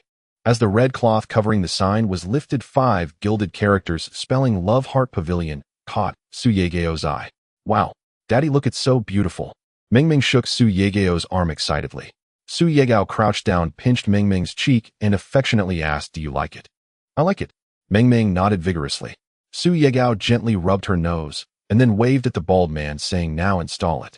Yes, yes. The bald man bowed respectfully to Su Yegao, and then turned to the 4 young men looking at the sign, instructing them to hurry and install it. After giving instructions to the installers, the bald man leaned closer to Su Yegao and chuckled, Mr. Su, since you are satisfied with the sign about the payment. The redwood material is 11,000, the gilding is 15,000, and the processing fee is 1,000, totaling 27,000. The bald man pulled out a calculator from his briefcase, typed rapidly, and then reported the price. Su Yegao said nothing, but opened the car door, took out 3 stacks of 100 yuan bills from his bag, counted out 27,000, and handed it to the bald man. Count it yourself, Su Yegao said calmly. The bald man accepted the bills, his eyes shining with excitement, and after counting the amount, he bowed deeply in front of Su Yegao, saying, thank you, boss. Thank you, boss. Hurry up and install it, I need to open for business. Su Yegao merely responded calmly. Mr. Su, rest assured, we'll make sure everything is done perfectly. The bald man treated Su Yegao like a master after receiving the payment. It must be said his sign-making shop truly had skills, as the sign was crafted to a high standard. Ming Ming, should we also make a sign for the estate? Su Yegao asked Ming Ming, who was intently watching the 4 young men install the sign. Sure. Can I choose the name, Daddy? Ming Ming nodded eagerly, her eyes sparkling. Of course. What name do you want to choose? Su Yegao asked curiously. Let's call it Ming Ming's exclusive estate. Ming Ming thought for a moment, raised her hand, and said, sounds good. Su Yegao did not refuse her idea, but called the bald man over, saying, I want to customize another sign, using the same materials. Good. Upon hearing there was more business, the bald man was very excited, immediately pulling out a small notebook and asking what words would Mr. Su like to customize. Let's call it Ming Ming's exclusive estate. Su Yegao gently tapped Ming Ming's nose, speaking affectionately. All right, I will customize it and call Mr. Su as soon as it's ready. The bald man was exceptionally respectful. With these 2 orders, his sign-making shop would earn several tens of thousands, which made him so happy he couldn't contain his smile. Before long, the restaurant sign was installed, and after Su Yegao checked and confirmed there were no issues, he waved to signal the bald man and his team to leave. After the bald man and his team left, Su Yegao drove Ming Ming back to the estate. Uncle Da had already cleaned up the rice stalks on the ground, and the rice had been sent to the milling shop. Old Li was still busy sowing seeds, and both Su Yegao and Uncle Da were sweating profusely, needing to go back for a shower. Before leaving, Su Yegao went to the edge of the field where Old Li was sowing and called out, Old Li, after you finish sowing, come to the nearby Love Heart Pavilion for a meal. Sure, Old Li responded while sowing. Su Yegao drove Ming Ming and Uncle Da back home, first giving Ming Ming a bath, then turning on the TV for her to watch Bears Can't Stop. Then Su Yegao went to take a shower himself. After bathing, he entered the bedroom and changed into a suit. When Uncle Da had also finished tidying up, Su Yegao took Ming Ming and Uncle Da towards the restaurant, starting to run this establishment. Upon arriving at the restaurant, it was already 6 in the evening. Uncle Da picked up the freshly milled rice along the way and poured it into the rice jar. Su Yegao picked up a handful of rice and gently sniffed it at his nose. The rice emitted a faint fragrance, one that was not typical on Earth. Uncle Da, you'll be in charge of the register. You write on that whiteboard that today we only have plain rice and fried eggs for sale, with plain rice costing 100 yuan per bowl and fried eggs costing 400 yuan each. What? Uncle Da was taken aback upon hearing this. 100 yuan for plain rice and 400 for fried eggs. That's extortionate. Yegao, are you raising the prices just like that? Uncle Da coughed, awkwardly asking sheepishly. Uncle Da, don't worry. Once you taste the plain rice and fried eggs I cook, you'll understand why they are so expensive. Su Yegao just smiled slightly. Yegao, I know your cooking is delicious, but it shouldn't be that expensive. Uncle Da frowned, saying, if you sell it that expensive, no one will come to our restaurant to dine. Uncle Da, I still stand by what I said. Once you taste my plain rice and fried eggs, you'll know why they are so pricey. Su Yegao pointed at the register, smiling slightly, and said, Uncle Da, just focus on the register now. All right. Uncle Da shook his head helplessly and sat down on the swivel chair at the register. Su Yegao carried Meng Meng to the small pavilion, turning on the large screen television configured by Zhang Depeo, allowing Meng Meng to watch her favorite show Bears Out of Control. Next, Su Yegao began to prepare a meal for Meng Meng. The rice was grown using the spiritual, energy-infused spring water from Shuanging Mountain, surpassing even the best rice found on Earth.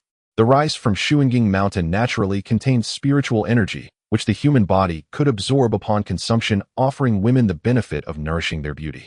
As for men, consuming rice grown in Shuanging Mountain would enhance their physical strength and replenish their vitality. However, when the rice from Shuanging Mountain is cooked with the spring water from the same mountain, it truly becomes a dish of unparalleled excellence. Now the entire Shuanging Mountain belonged to Su Yegao, and naturally the spring water there became her exclusive resource, which is why she could be so willful. When Su Yegao returned from Shuanging Mountain, she had already filled a bucket with spring water and placed it in the kitchen ready for use. Oh, I forgot to buy milk for Meng Meng. Just as Su Yegao was about to cook, she suddenly remembered that Meng Meng needed to drink a glass of milk with each meal, but the milk powder was left at home. Therefore, she planned to have Uncle Da buy a can of milk powder from a nearby supermarket. However, upon seeing the eggs in the cupboard, she dismissed that thought. With so many eggs available, Su Yegao could make a fragrant egg soup for Meng Meng, which would be more nutritious. Su Yegao took a basin and measured out 5 scoops of rice, placing them into the basin. Rice is usually washed 3 times. The first wash removes the surface dust, the second wash further cleans it, and the third is just for show. However, Su Yegao planned to wash it just once, as the rice from Shuanging Mountain was of excellent quality and only needed the surface dust removed. Of course, the main issue wasn't that. If the rice is washed too many times, the original fragrance would be lost. After washing the rice with tap water once, Su Yegao scooped it out and placed it in the bowl. Then she opened the cupboard and took out the rice cooker. The rice cooker was custom-made by Zhang Depeo and looked quite large. Perhaps Zhang Depeo thought Su Yegao was running a restaurant and would need to cook a lot of rice each day, which is why he had it made so big. This time, Su Yegao was only cooking enough rice for 10 people, making the rice cooker seem a bit excessive for the task. Pouring the washed rice into the rice cooker, Su Yegao used a ladle to add the spring water she had collected from Shuanging Mountain into the rice cooker. Cooking rice is quite an art. The water should reach about 1/4 of an inch above the rice. Too much water will cause the grains to stick together. If there is too little water, the rice will be undercooked. In the past, when Su Yegao ran the Love Pavilion Welfare Home with Bai Jishuan, she often cooked rice. Although it has been a long time, Su Yegao still vividly remembers. After placing the rice in the rice cooker, everything was ready. Once the rice was cooked, she could start frying eggs. Eggs must be eaten while hot. If they cooled down, the flavor changes. So Su Yegao planned to fry the eggs only after the rice was done. Meanwhile, as Su Yegao prepared dinner at her restaurant, a man and a woman were walking nearby, Shuanging Mountain, both showing signs of fatigue. This is all your fault. The woman frowned and complained. I told you to check if the car had enough gas, but you wouldn't listen. It's my fault. It's my fault. The man also looked troubled, glancing at the angry woman. He awkwardly said, blaming me now won't help. The car must stay guarded by the bodyguards. Let's go get something to eat. Someone will be sent by Uncle soon. What food is there near Shuanging Mountain? This is the suburbs. The woman sighed, looking around. No, there are a few farm restaurants up ahead. We can eat there. The man chuckled. Given what happened, I'll treat you. Just eat your fill. That's more like it. The woman huffed, quickening her pace as she walked ahead. The two of them arrived in front of Su Yegao's restaurant, and the woman looked up at the sign reading aloud, Love Pavilion. The name sounds romantic. Let's eat here. The woman looked at the man and asked. The man glanced at the nearby farm restaurants and found that only the Love Pavilion had decent decor, so he nodded in agreement. Boss, what delicious food does your restaurant have? The woman, already hungry, asked upon entering. When she saw Meng Meng sitting on the sofa watching television, her eyes widened. The woman was Lin Wan, the beauty who had wanted to take Meng Meng out to play at the Jiangshu Hotel, while the man was her pursuer Xia Luo Yun, a wealthy second generation from Jianghai City. Meng Meng was very cute with delicate features, a living bow-tie embryo. Especially since Meng Meng often made adorable expressions, Lin Wan had a deep impression of her. Little Meng Meng. Lin Wan exclaimed in surprise upon seeing Meng Meng. Who are you? Su Yegao looked up and coldly asked Lin Wan, who had just entered. Su Yegao was not interested in women, not even beautiful ones, except for Bai Jishuan. Thus, when facing Lin Wan, she had no recollection whatsoever. Big brother, your memory is really poor. Lin Wan said loudly. At the Bai family banquet, I wanted to take your daughter to play nearby, but you outright refused me. Oh, I don't remember. Su Yegao replied indifferently. Mengming, however, was very enthusiastic. She waved her chubby little hand at Lin Wan, greeting her, hello, miss. Mengming, you're still as cute as ever. Lin Wan said, wanting to approach Mengming in the small pavilion. Su Yegao interjected. The 4 tables next to the piano are for customers. The area marked by the red line is off limits. Lin Wan was momentarily at a loss for words. Hey boss, what food do you have in your restaurant? Xia Luoyun inquired. Su Yegao pointed to the whiteboard at the cash register without speaking. Xia Luoyun followed her gesture and looked at the board, which clearly stated white rice 100 yuan per bowl, fried eggs 400 yuan per serving. What the heck? 100 yuan for a bowl of rice. 400 yuan for a fried egg. Are you overcharging? This is the price of my restaurant. If you don't want to eat, please leave. Su Yega had no intention of entertaining him. The restaurant was merely built to cook for Mengming. Sheloyin scoffed, saying, there are other shops nearby. You are just taking advantage of your restaurant's long-standing reputation to raise your prices. Sorry, but I stand by my words. If you don't eat, then leave. Su Yega replied indifferently. Even the rice cooked by the culinary king Ali from Jianghai City isn't as expensive as yours. What do you think your restaurant is? Is it really that overpriced? Su Yega said coldly. All right, if you don't want to eat, then just go. Shelua Yin reached out to take Lin Weiner's hand and intended to leave the restaurant. Lin Weiner initially thought of leaving, but the aroma of the rice that Su Yega had cooked in the rice cooker wafted through the air. This made Lin Weiner abandon her thoughts of leaving. If you want to go, you can go, but I'm staying here to eat. Lin Weiner shook off Xiao Yun's hand and turned to sit at a nearby table, saying to Su Yega, Boss, I'll have a bowl of white rice and a portion of fried eggs. Wait a moment. They'll start frying the eggs soon. Su Yega replied. But Lin Weiner, why would you want to eat here when it's so expensive? Shelua Yin couldn't understand why Lin Weiner wanted to eat here. Lin Weiner, I haven't even settled the score with you for what you did to me today. What's wrong with me eating a meal here? Are you really that stingy with your money? Lin Weiner crossed her arms and scoffed. No.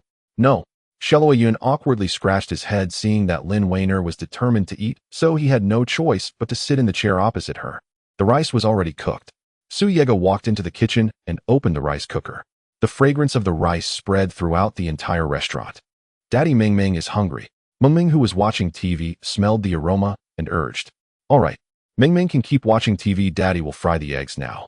Su Yega entered the kitchen to start preparing the fried eggs.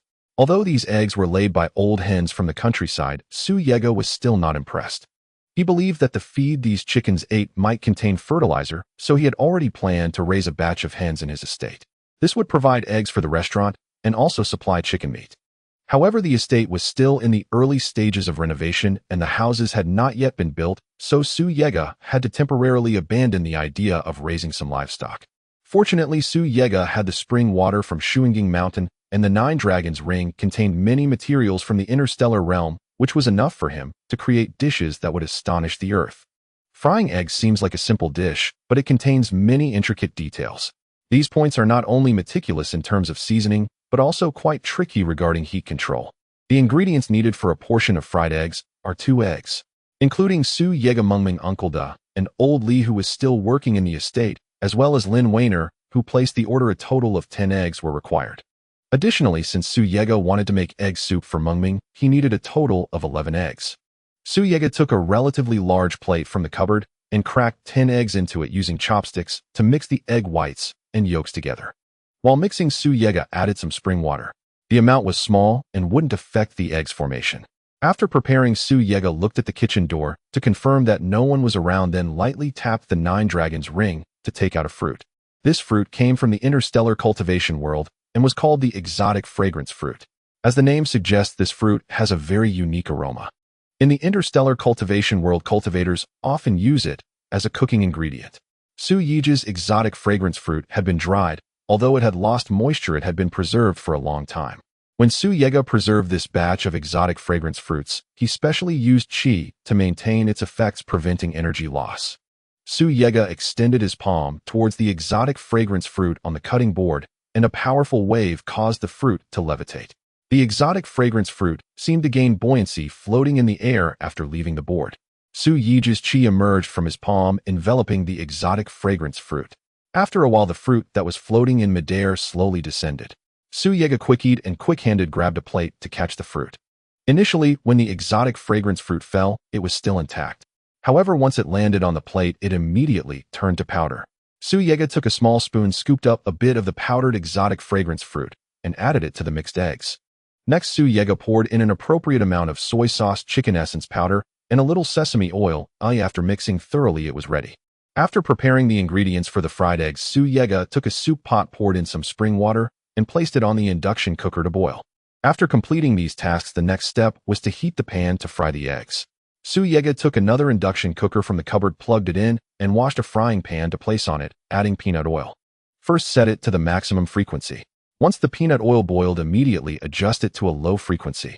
Su Ye poured the mixed eggs into the frying pan. Once the first layer of fried eggs had set, he used chopsticks to flip it over and proceeded to cook the second layer. Until the egg mixture solidified into fried eggs, Su Ye grasped the handle of the frying pan and performed a quick flip.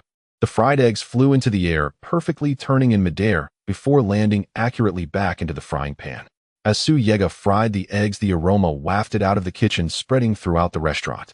Ordinary fried eggs smell delicious, let alone those made with exotic fragrance fruit and the spring water imbued with spiritual energy.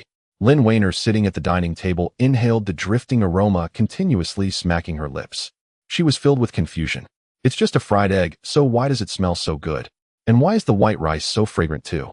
Could it be that she was so hungry that she was hallucinating? Thinking of this, Lin Weiner waved at Shella Yun, and when he approached, she raised her hand and slapped him on the cheek. With a loud smack, Shella Yun's scream followed. Lin Weiner had learned karate, and her strength was greater than that of an average man. This slap left Shella Yun stunned for quite some time. Lin Weiner, what are you doing? Why are you hitting me? Xiao Luoyun covered his cheek, looking bewildered at Lin Weiner, sitting in front of him, asking pitifully. Does it hurt? Lin Weiner asked. It hurts. After you slap me, I feel like my jaw is going to fall off. Xiao Luoyun frowned, rubbing his chin. If it hurts, that's good. It means I'm not dreaming yet. Lin Weiner nodded, then lay on the table, continuing to wait for Su Ye to cook. In the kitchen, after Su Ye finished frying the eggs, he took out 5 plates and divided the fried eggs onto them. The spring water in the pot on the induction cooker had already boiled. Su Ye cracked an egg into it, then added peanut oil and fine salt.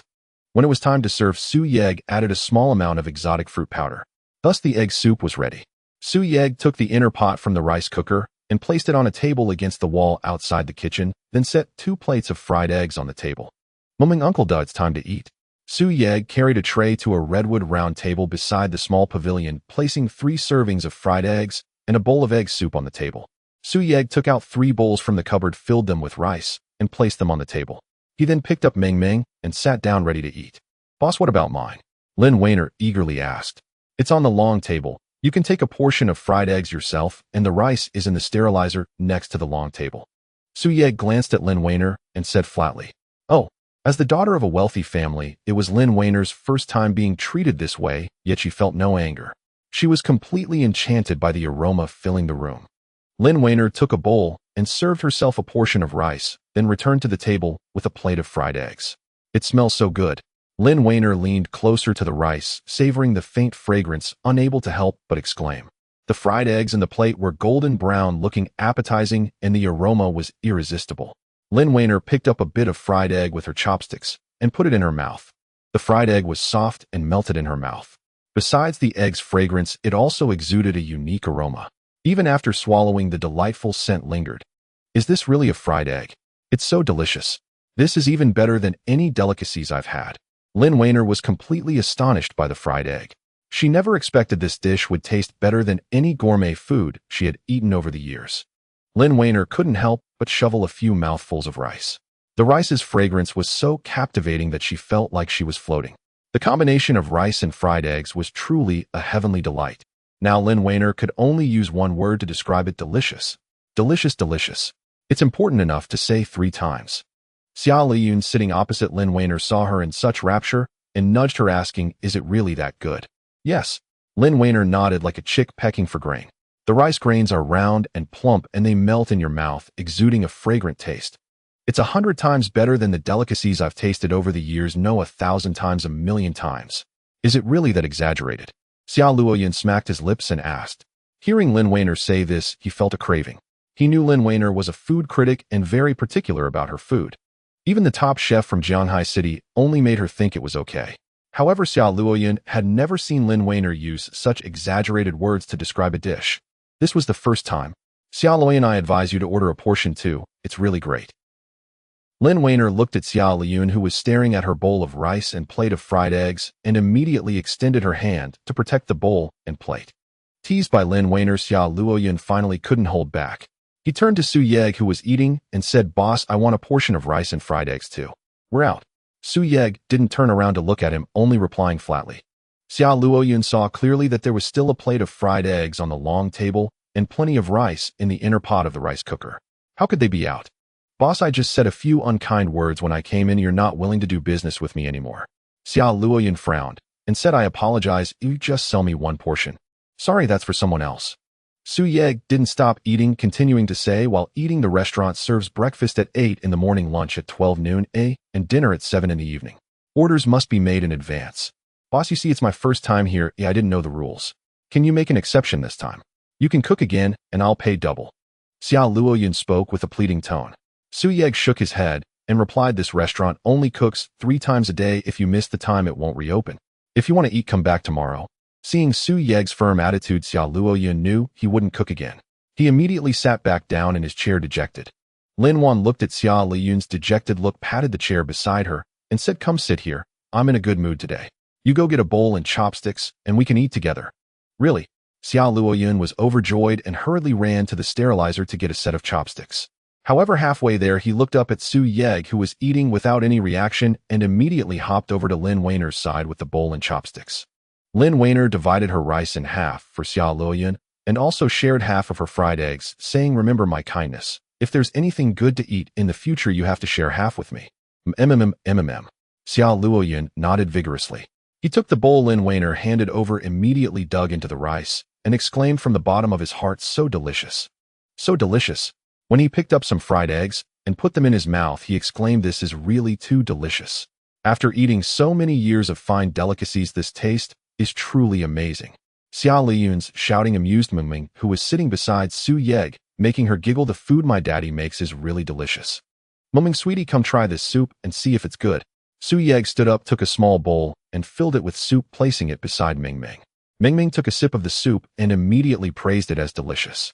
Seeing her daughter's delight, Su Yega inwardly smiled with quiet satisfaction.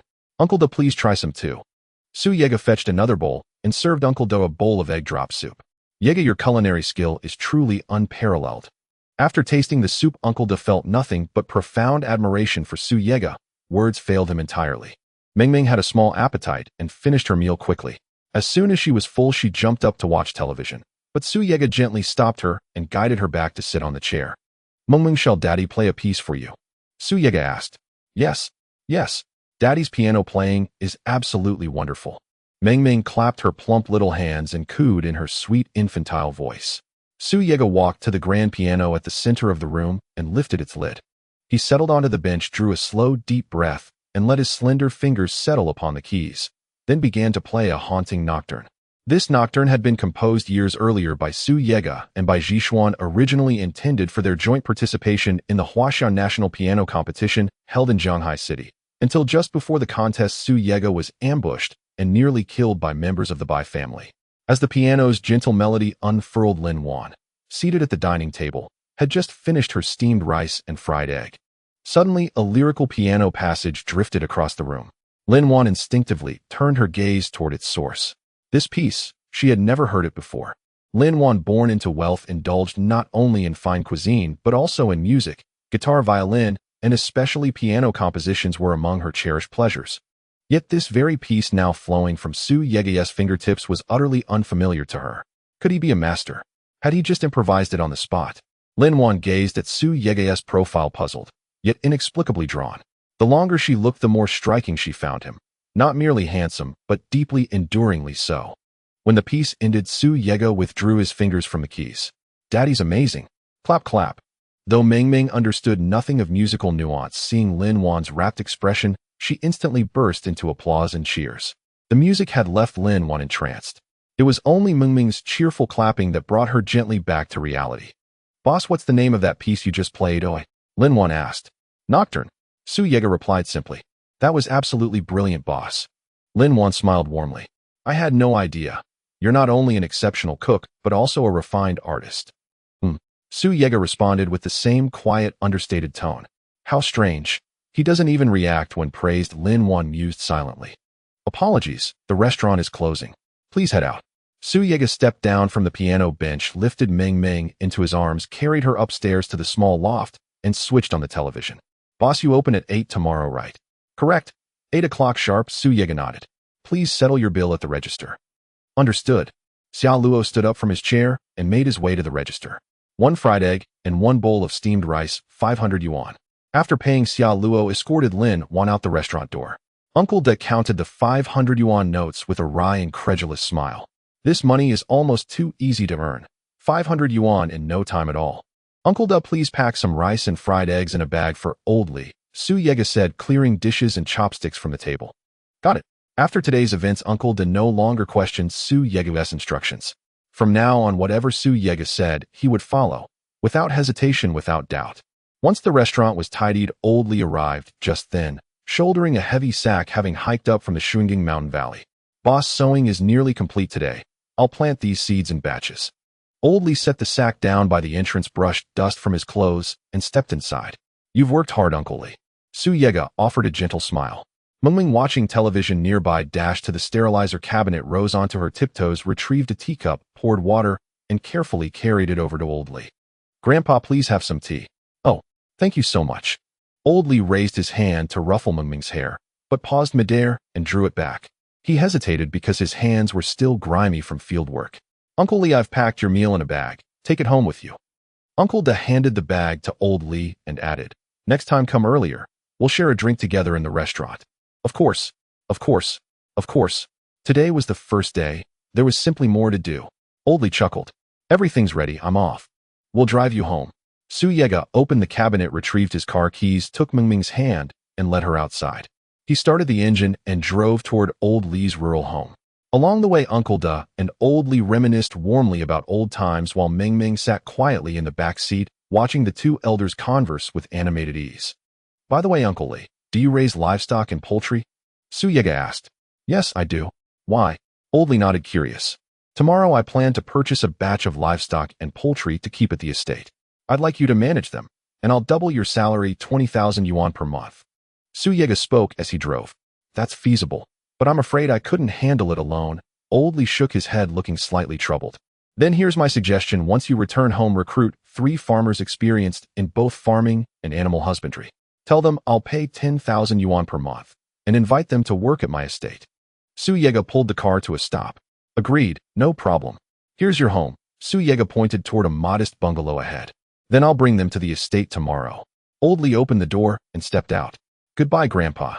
Mingming waved cheerfully, her voice soft and sweet. "Goodbye, little darling."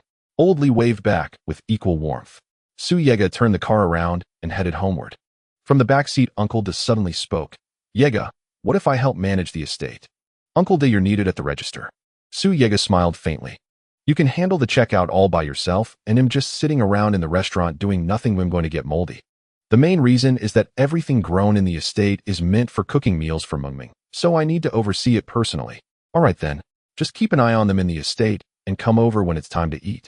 Back home, after giving Mingming a bath, Su Yiji Song took all of Mingming's dolls from the bedroom, letting her play in the living room. After Uncle De finished his bath, Su Yiji Song also took a shower. After his shower, Su Yiji Song grabbed a cigarette and went to the steps at the door.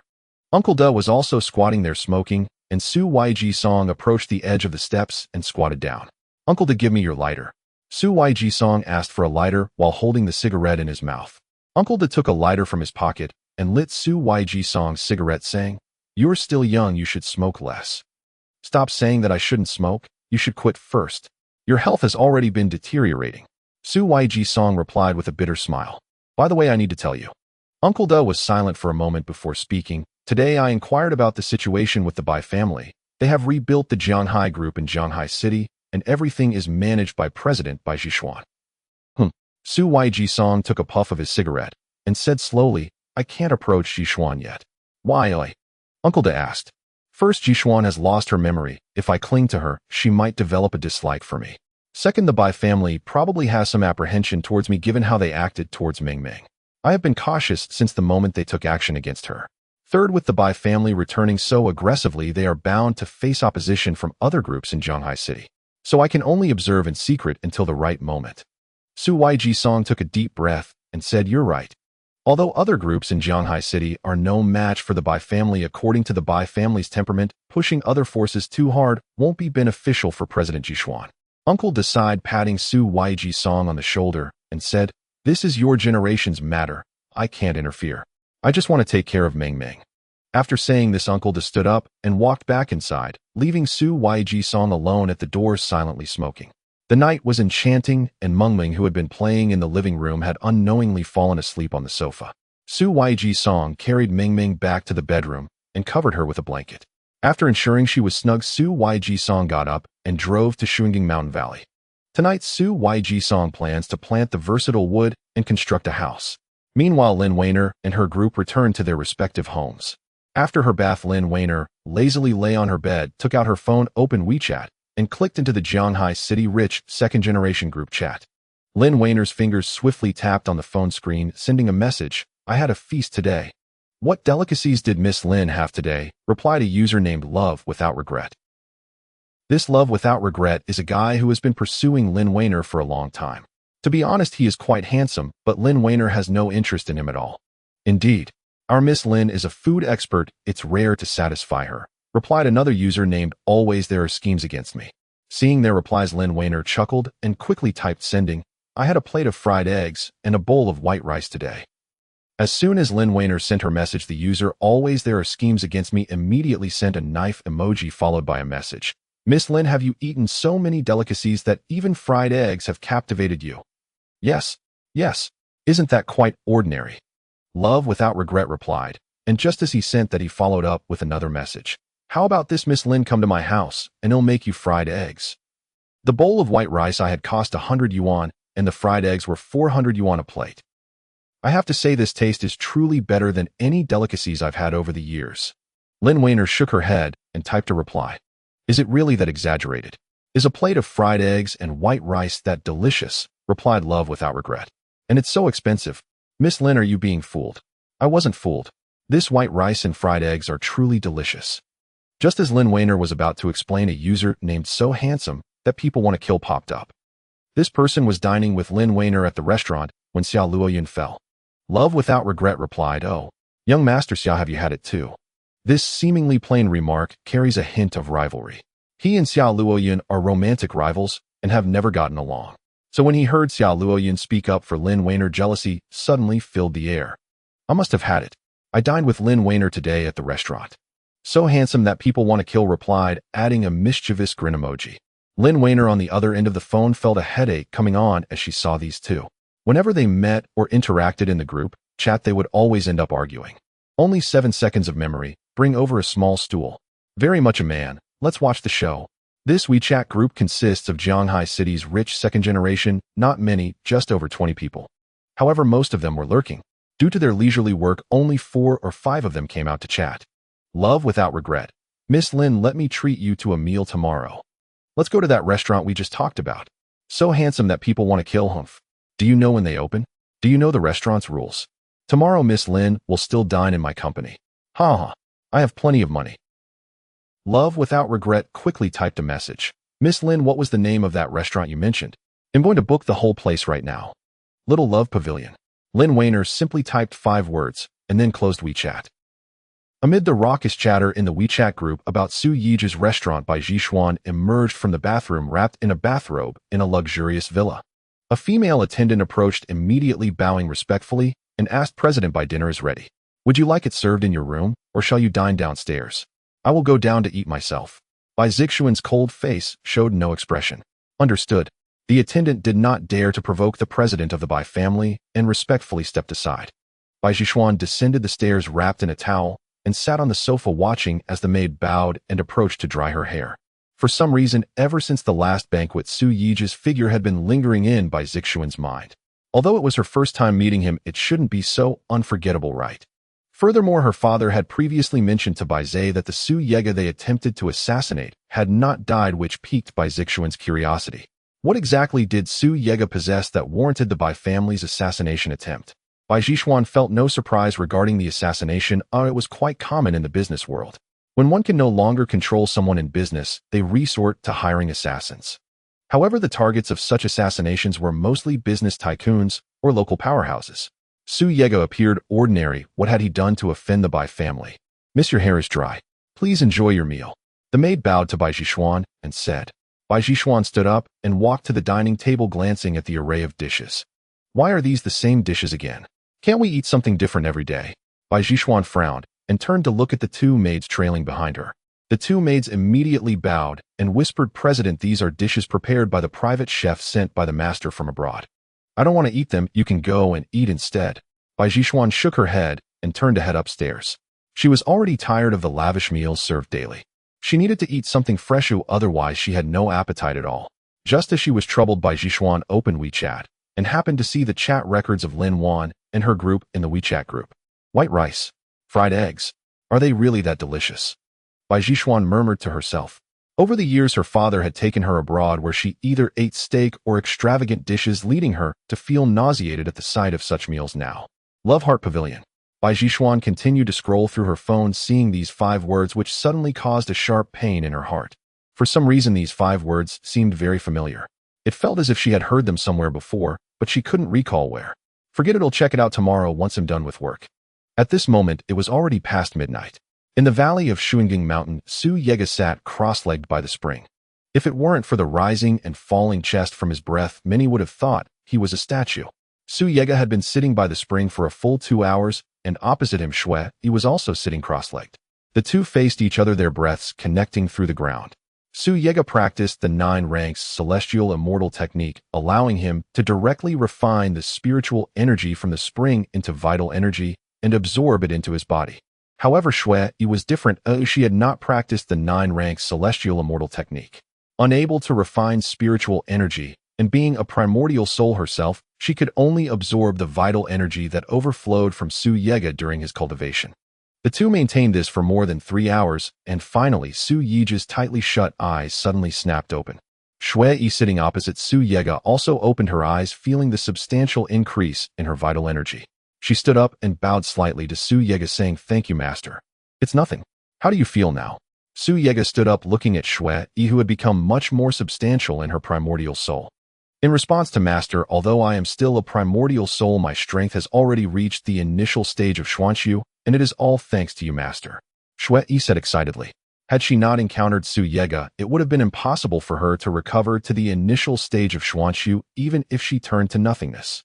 Since you've recovered quite a bit, help me with something. Su Yega took a deep breath and said. Shui responded respectfully, Please, Master. Su Yega lightly tapped his Jiulong Na Jia and took out a seed the size of a goose egg, placing it on the ground.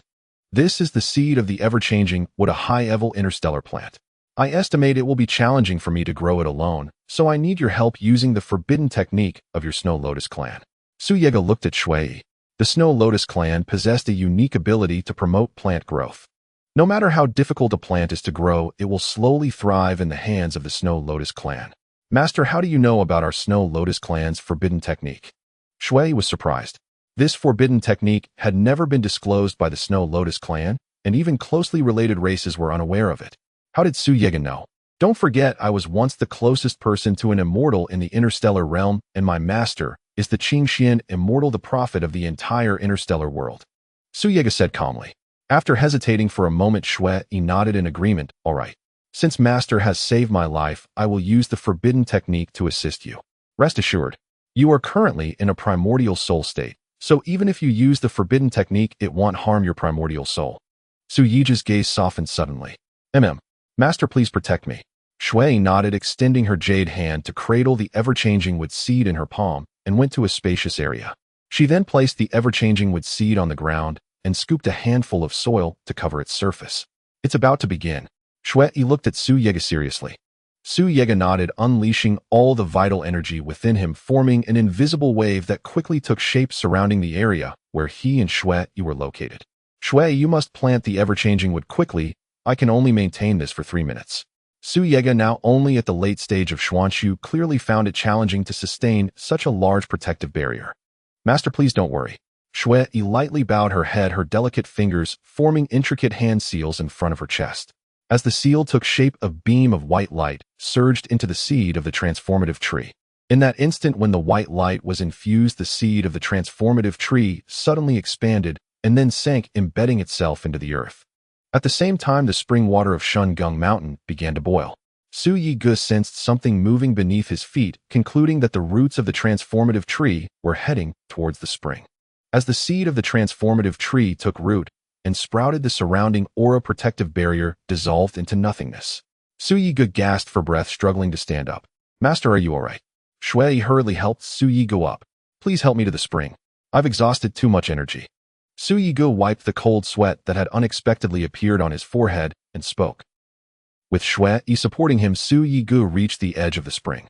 He sat cross-legged beside it, and the 90-year celestial decision within him began to operate. The spiritual energy that emerged from the spring was refined into vitality through the 90-year celestial decision, flowing into Su Yigu's dantian through the 72 meridians. After a long while of recuperation, Su Yigu finally exhaled a sigh of relief. At that moment, the planted transformative tree had grown to about 20 meters tall, with a diameter reaching 100 meters. At this very moment, Su Yigu's consciousness merged with the transformative tree, which was growing according to the vision in Su Yigu's mind. In just a few seconds, a house took shape. This house was entirely constructed from the transformative tree and consisted of 3 stories. The roof connected to the branches, resembling a giant mushroom from a distance. Finally built, Su Yigu took a deep breath and leaned against a tree to rest. Master, you've exhausted too much energy. Let me help you recuperate. Shui half squatted in front of Su Yigu, looking at his pale cheeks with concern. No need, you are already in a spirit form. If you help me recuperate, it will hurt your essence, making recovery difficult in the future. Su Yigu waved his hand and said, when I go back later, I'll buy some nourishing food from the roadside stall to replenish myself. Su Yigu braced himself, struggling to stand up and intending to walk to the vehicle. Shui quickly extended her hand to support him, advising, Master, why don't you rest here for a while? Wait until you've recovered before leaving. No way, it's too late. Uncle Do will worry. If Ming Ming sees that I'm not by her side in the middle of the night, she'll definitely cry. Su Yigu shook his head, resolutely wanting to go back. Shui, knowing she couldn't dissuade, Su Yigu turned into a wisp of white light and entered the 9-dragon ring. Su Yigu sat in the driver's seat, rubbed his slightly dizzy head, then started the car and headed home. On the way home, Su Yigu drove into the city and walked into a restaurant called Zhou Mian Shijia. Sir, may I ask what you need? The waitress politely asked. Su Yigu forced a smile and pointed at his pale face, saying, what would be the best for me to eat right now to nourish myself? The waitress glanced at Su Yigu's face, which had no color at all, and immediately assisted him to a nearby chair. Sir, how about trying our blackbone chicken porridge? It's good for replenishing blood. The waitress poured a cup of hot tea for Su Yigu, recommending it. Blackbone chicken, isn't that for women to nourish their blood? Su Yigu said with a wry smile. Yes. Who cares about men or women now? Look at your face, so pale. Hurry and drink some blackbone chicken porridge to replenish your blood. As the waitress spoke, she arranged for the chef to cook a bowl of blackbone chicken porridge for Su Yigu. After finishing a bowl, Su Yigu finally felt a bit of strength return to his body. After settling the bill, Su Yigu drove back home. Once parked, he noticed the lights in the hall were still on, so he knocked on the door. Uncle Da opened the door, a cigarette dangling from his mouth. Uncle Da, why are you still awake? Su Yigu asked curiously. Old ailment acting up, can't sleep. Uncle Da's expression twisted as he gently pounded the back of his neck with his fist. Is this cervical spondylosis, Uncle Da? Su Yigu moved closer to Uncle Da and gently massaged him, asking. Yes. Getting old. Not much use now. Uncle Da sighed. Uncle Da, you should visit the hospital tomorrow. Su Yigu took a stack of 100 yuan bills from his bag and placed them on the table. I have money, you keep yours. Uncle Da returned the 100 yuan bills that Su Yigu had placed on the dining table, continuously nagging, you just started operating the restaurant and estate, there are many expenses, save some. Don't worry, Uncle Da. Su Yigu sat on a nearby sofa and said, tomorrow you don't need to go to the restaurant. You are responsible for moving all the furniture here to the estate. Isn't the house at the estate still not built? Uncle Da asked in confusion. It's already built. You can move over tomorrow. Su Yigu smiled and said, this money is for you to go to the furniture market tomorrow to see what needs to be bought and bring it back to the new house. As Su Yiga spoke, he placed the 100 yuan bills that Uncle De had returned back on the table, then got up and went to the bathroom. After a quick wash, Su Yiga returned to the bedroom. Meng Meng had already fallen asleep, her thumb in her mouth, making sucking motions. Su Yiga smiled gently, took her finger out, and placed it aside. Then he covered Meng Meng with a blanket and lay down beside her, drifting into slumber. The next morning, Su Yiga was awakened on time by Meng Meng. Su Yiga looked at Meng Meng, amusing herself beside him, smiled wryly, and asked Meng Meng, "Aren't you sleepy?" Meng Meng has already woken up. Daddy is still sleeping. How embarrassing. Meng Meng imitated Su Yiji's usual tone, speaking in an extremely sweet manner. All right, Daddy is getting up. Su Yiga was completely amused by Meng Meng's adorable appearance, immediately getting up with a swift motion. He took Meng Meng to the bathroom to wash up, then prepared a cup of milk for her before changing clothes and getting ready to head out. Since Uncle De didn't need to go to the restaurant today, Su Yiga didn't wake him. He quietly closed the door and drove Meng Meng to the restaurant. At 6 in the morning, a Porsche 715 parked at the entrance of the restaurant. The owner of this Porsche 715 was Bai Xian, the president of Jianghai Group. Last night, Bai Xian saw Lin Weiner discussing the heartwarming small pavilion in the WeChat group, so she came early this morning to have breakfast before work, hoping to try the restaurant's unique fried eggs and white rice. Miss Bai, it's already 6:30. You're scheduled to meet the mayor of Jianghai City today. Shall we reschedule for another time? A bodyguard standing beside Bai Zixuan murmured softly. Why isn't it open yet? A flicker of disappointment crossed Bai Zixuan's face as she gazed upward at the 5 gilded characters above the door. After a long pause, she finally sighed. Let's go. Back to the office. Yes, ma'am. As Bai Zixuan's Porsche 715 vanished down the highway, a Volkswagen Tiguan sped toward the restaurant and screeched to a halt before its entrance. Su Yiga descended from the car, unlocked the restaurant's front door, and led Meng Meng inside. Meng Meng, go watch TV by yourself. Dad will tidy up the restaurant. Su Yiga turned on the television for Meng Meng and tuned it to the children's channel. Meng Meng obediently settled onto the sofa, hugging her doll while watching Bunny Bears. Meanwhile, Su Yiga began scrubbing the dining area with brisk, rhythmic efficiency. Su Yiga suffered from obsessive cleanliness. Regardless of how spotless the restaurant appeared, he insisted on thoroughly cleaning every surface before opening for business. Once he had completed his meticulous preparations, a BMW and a Mercedes-Benz pulled up outside. Lin Wan stepped out first, entering the restaurant ahead of 2 men, Xia Luo Yun, the same guest who had visited the day before, and Li Chen, known online as Love Without Regret. Boss, I'm not too late today, am I? Lin Wan asked with a bright, cheerful smile. Not at all. Su Yiga didn't look up. He continued washing dishes with quiet focus. What's for breakfast today? Li Chen, visiting for the first time, called out eagerly. Egg congee. Su Yiga replied, calm and succinct. What? Just egg congee. Do you even want to run a business? Li Chen blurted out, his voice rising sharply. There are several agritourism restaurants next door serving lavish feasts. Feel free to dine there if egg congee doesn't suit you. Su Yiga paused mid-scrub, lifted his gaze toward Li Chen, and spoke with unruffled composure. Excuse me, what kind of attitude is that? Li Chen flared instantly. Customers were supposed to be gods, but here the proprietor treated them as mere afterthoughts. Boss, don't mind him. I'll have 2 bowls of egg congee this morning, Xia Luo Yun said, having tasted Su Yiga's cooking the previous day and now wisely adapting his order. Me too. I'll take 2 bowls. Lin Wan chimed in immediately. 2 bowls each, correct? Su Yiga asked, tone neutral. Yes. Lin Wan and Xia Luo Yun nodded vigorously, like pestles pounding rice.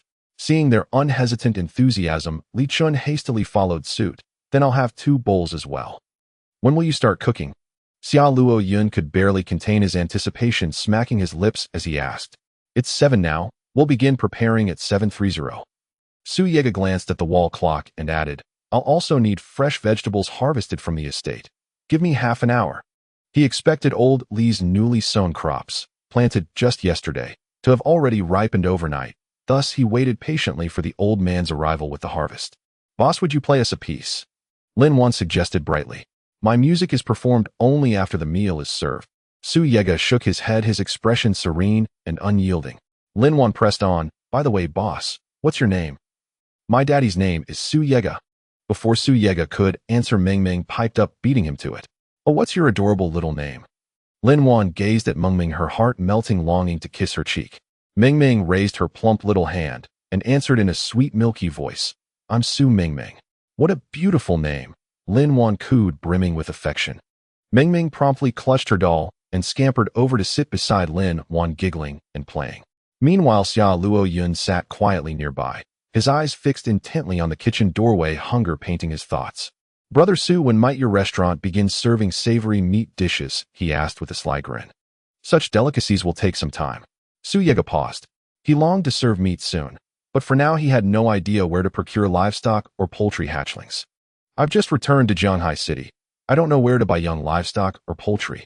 I know. Xia Luoyun jumped in eagerly. "Brother Su, my family runs a livestock supply business. Name the species, you name it, and my father will personally select the finest specimens and deliver them to you." "Your family sells them?" Su Yega looked up, meeting Xia Luoyun's gaze directly. "Can you guarantee quality?" "Brother Su, what kind of question is that?" Xia Luoyun thumped his chest emphatically. "I swear on my honor, quality is assured."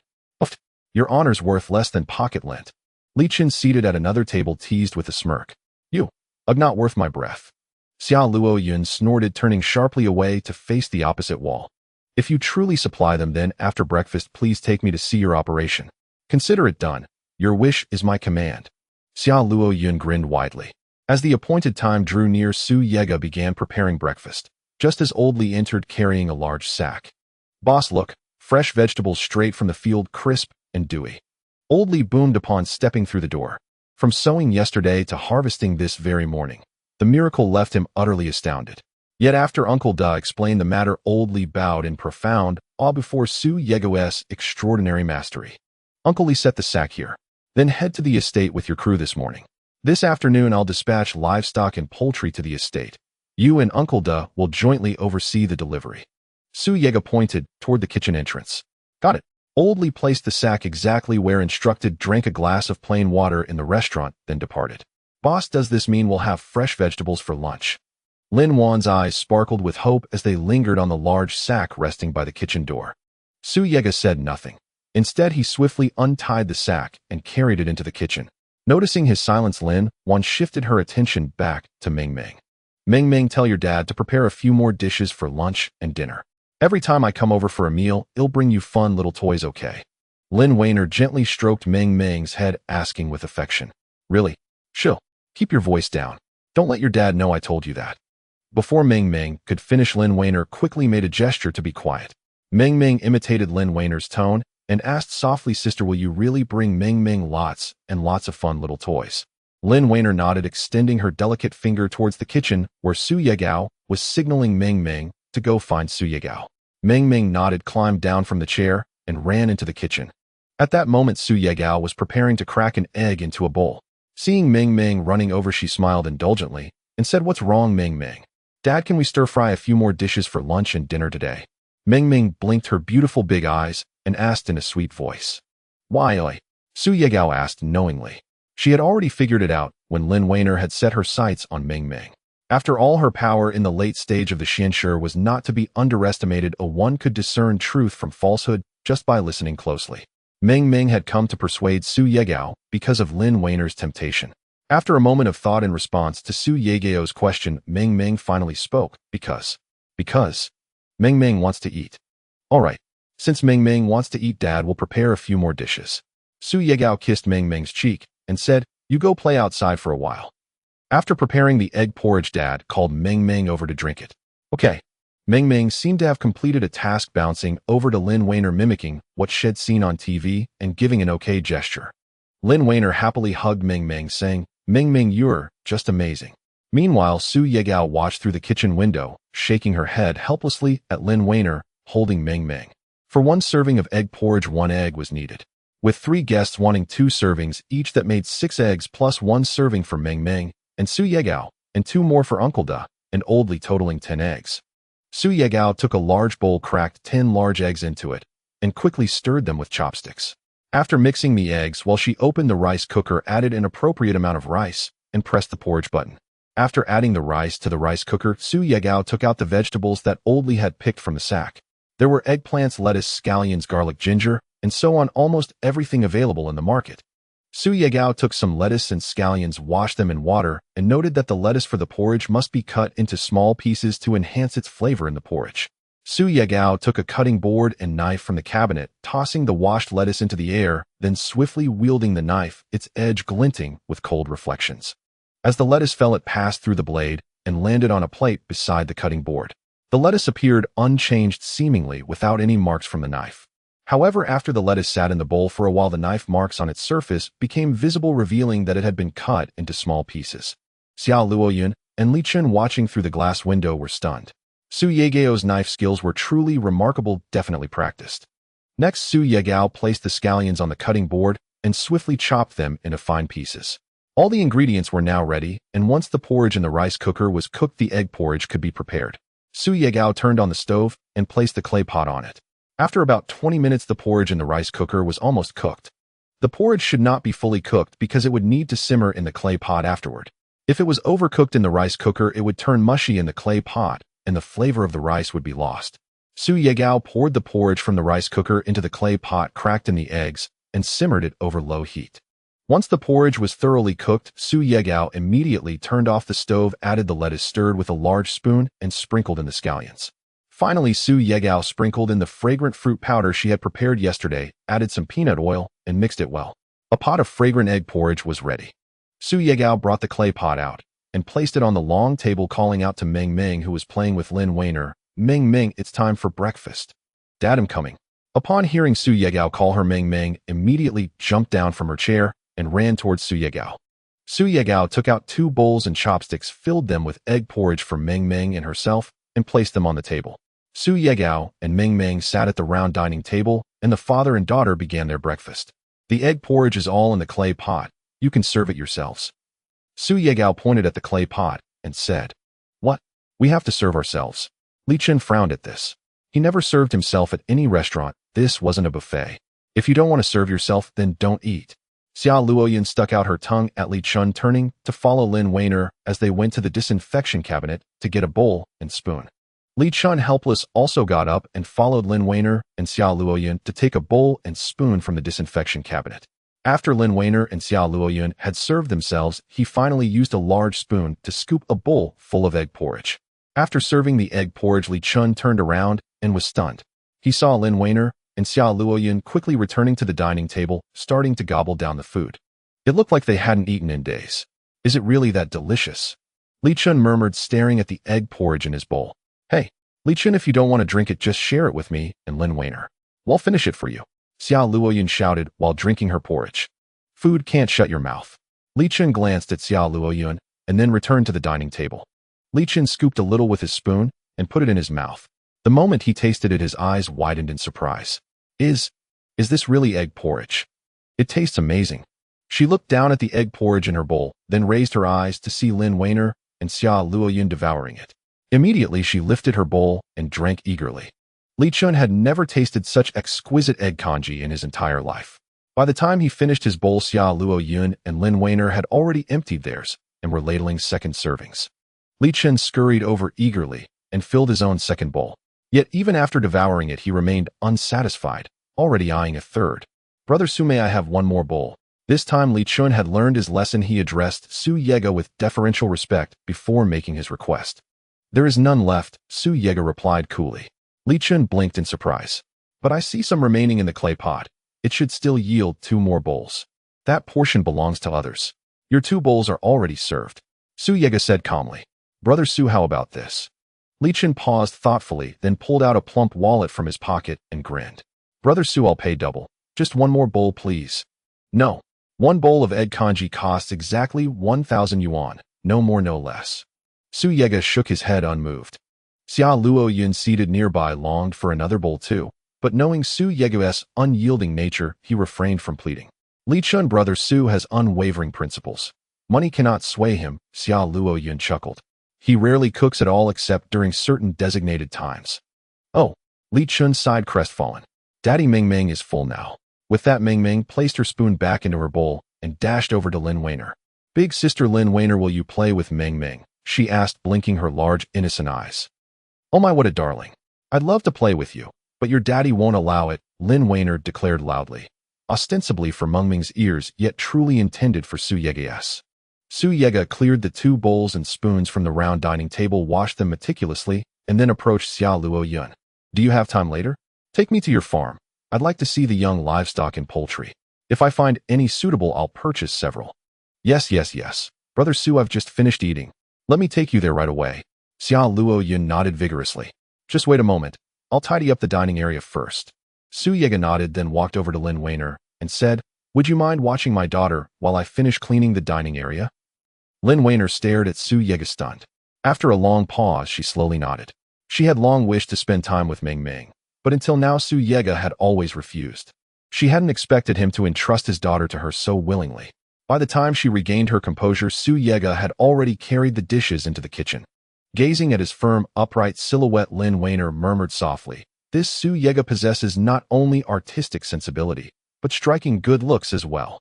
My daddy is very handsome, Ming Ming declared proudly, her voice sweet and childlike. Lin Weiner gently stroked her soft hair and asked curiously, Little treasure, where is your mother?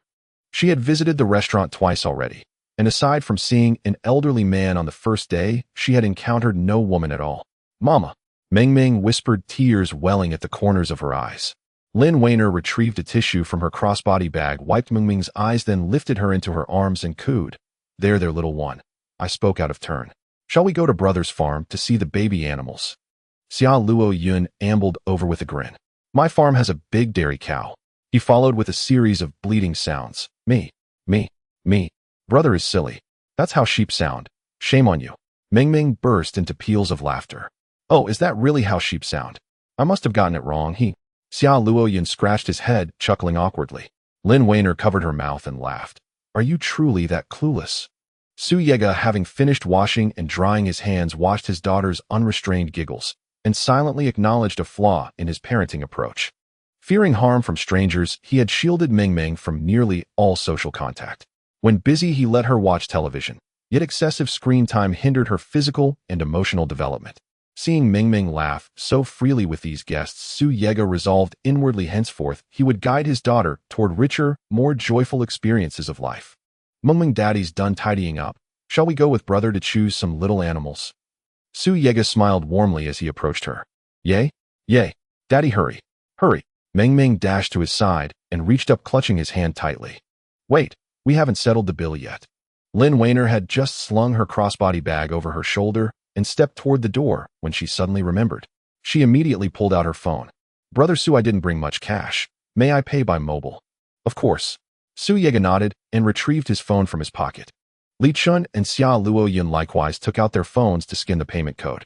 Each had ordered 2 bowls, totaling 6,000 yuan. After payment, Su Yega called Uncle Da, asking him to bring old Li to the restaurant for kanji shortly. Boss, may Ming Ming ride in my car instead? Xia Luo Yun suggested. Ming Ming was utterly adorable, and he harbored a private motive. Lin Weiner clearly adored playing with her. If Ming Ming rode in his car, Lin Weiner would surely join him. No need. Su Yega saw through his subtle intention instantly, but safeguarding Ming Ming's safety while driving was non-negotiable, so he would never allow her to ride in their vehicle. Brother Su, may I ride in your car? I can keep Ming Ming company during the drive, Lin Weiner asked tentatively. Su Yega merely gave a quiet affirmative nod. Wonderful. Lin Weiner instantly lifted Ming Ming into the car. Li Chun drove a Mercedes-Benz, Xia Luo Yun a BMW, both luxury sports cars built for speed, yet ill-suited for rough or uneven roads. Su Yega's Volkswagen Tiguan, however, was a dependable family vehicle, stable and unwavering on any terrain. Brother Su, your driving is truly exceptional, so steady. Lin Weiner sat beside Ming Ming, playing gently while the car glided smoothly. No jolts whatsoever. It felt far more comfortable than her earlier ride in Li Chen's Mercedes. Most notably, Su Yega's Tiguan maintained a steady close distance behind Xia Luo Yun's BMW, while the lead BMW ahead on the winding road was likely already swaying unsteadily. A car need not be expensive, only exceptionally capable, Su Yega calmly remarked. By the way, senior brother Su, what did you study? Why are you not only an outstanding chef, but also a brilliant pianist?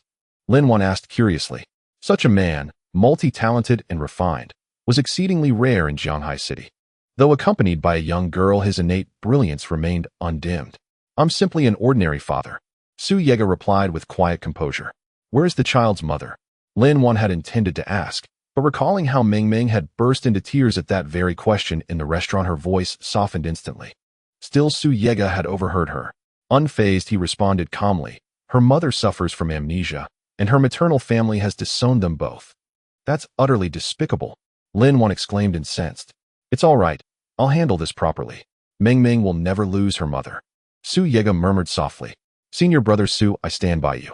Gazing at his composed yet weary countenance, Lin Wan realized she had inadvertently pierced his heart. Her tone softened, tender, and gentle. Su Yega merely acknowledged with quiet brevity. By the way, senior brother Su, I'm Lin Wan, eldest daughter of the Lin Group. Though our conglomerate pales beside the Bai and Wanhao groups, it holds firm influence in Zhanghai City. Lin Wan retrieved a business card from her crossbody bag and placed it neatly inside Su Yega's car console. This is my card. Should you ever need assistance, just say the word senior brother Su. Thank you. Su Yega offered only those 2 words before falling into thoughtful silence. Soon after, he guided his Volkswagen Tiguan behind Xia Luo Yun's BMW to the entrance of a livestock farm. After parking, Su Yega followed Xia Luo Yun into the facility. The moment they stepped inside, a pungent, acrid odor assaulted their senses.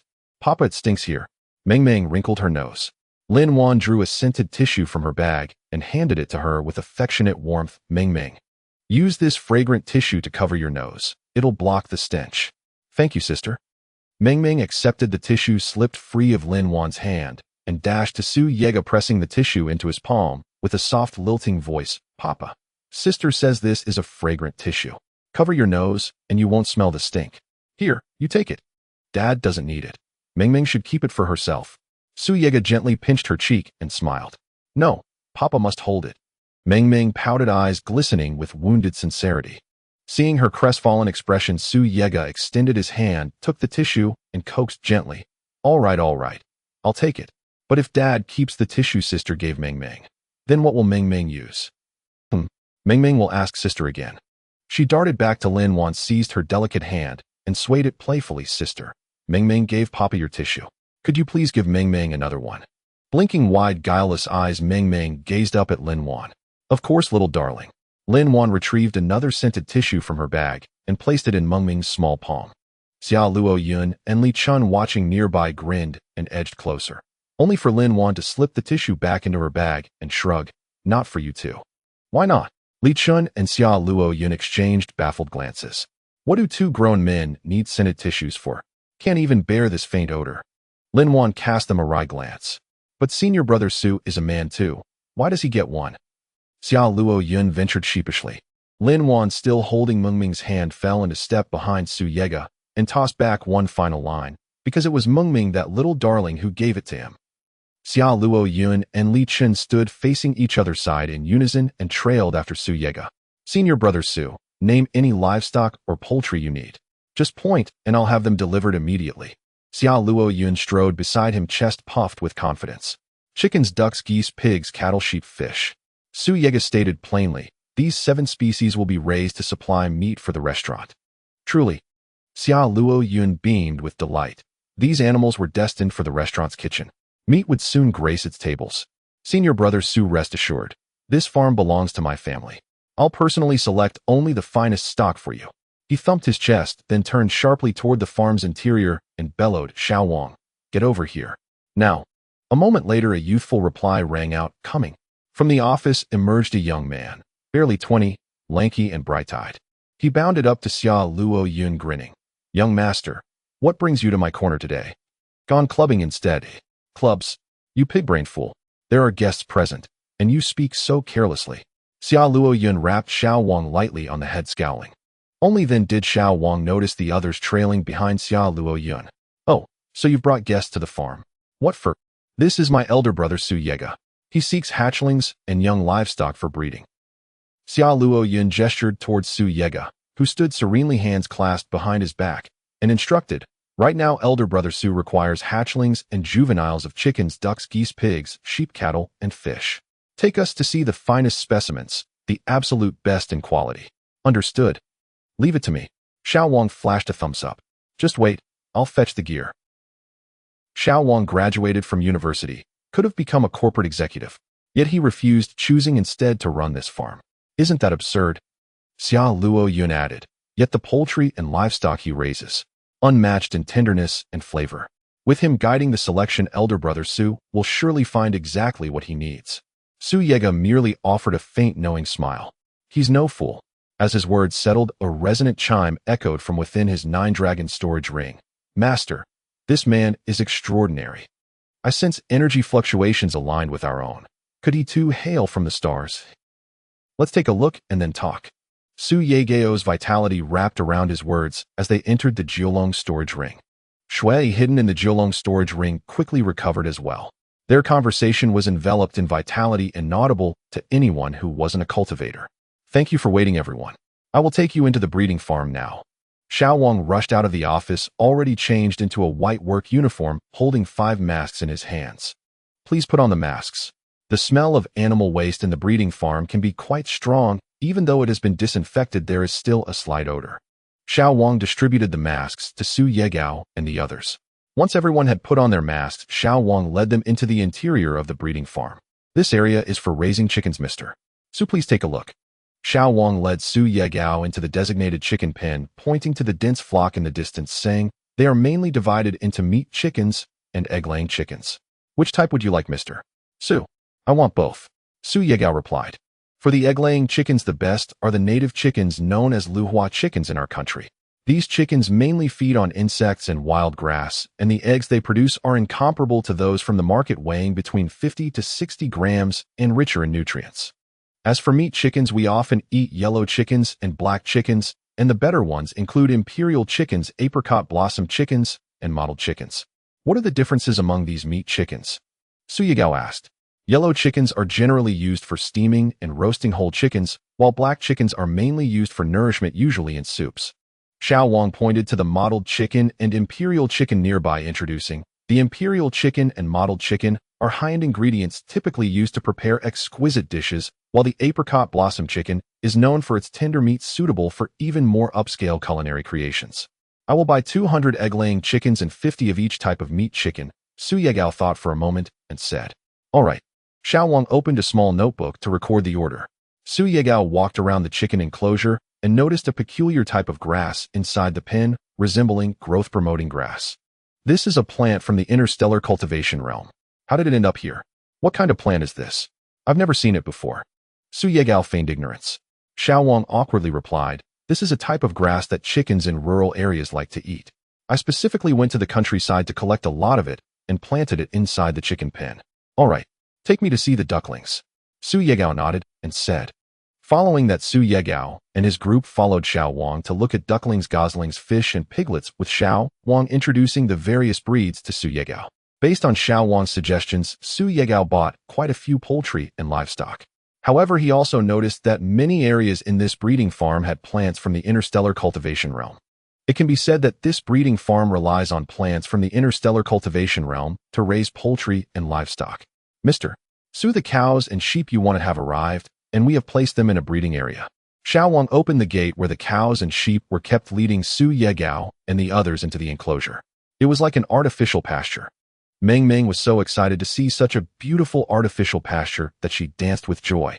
Miss Lin, keep an eye on Meng Meng. This is where the cows and sheep are kept, and something unexpected might happen. Su Yegao turned his head and said to Lin Wan, all right. Lin Wan hugged Meng Meng tightly, lovingly, saying, be good. Sister will carry you, and when we go out later I will buy you a doll, okay? Okay. Meng Meng nodded obediently.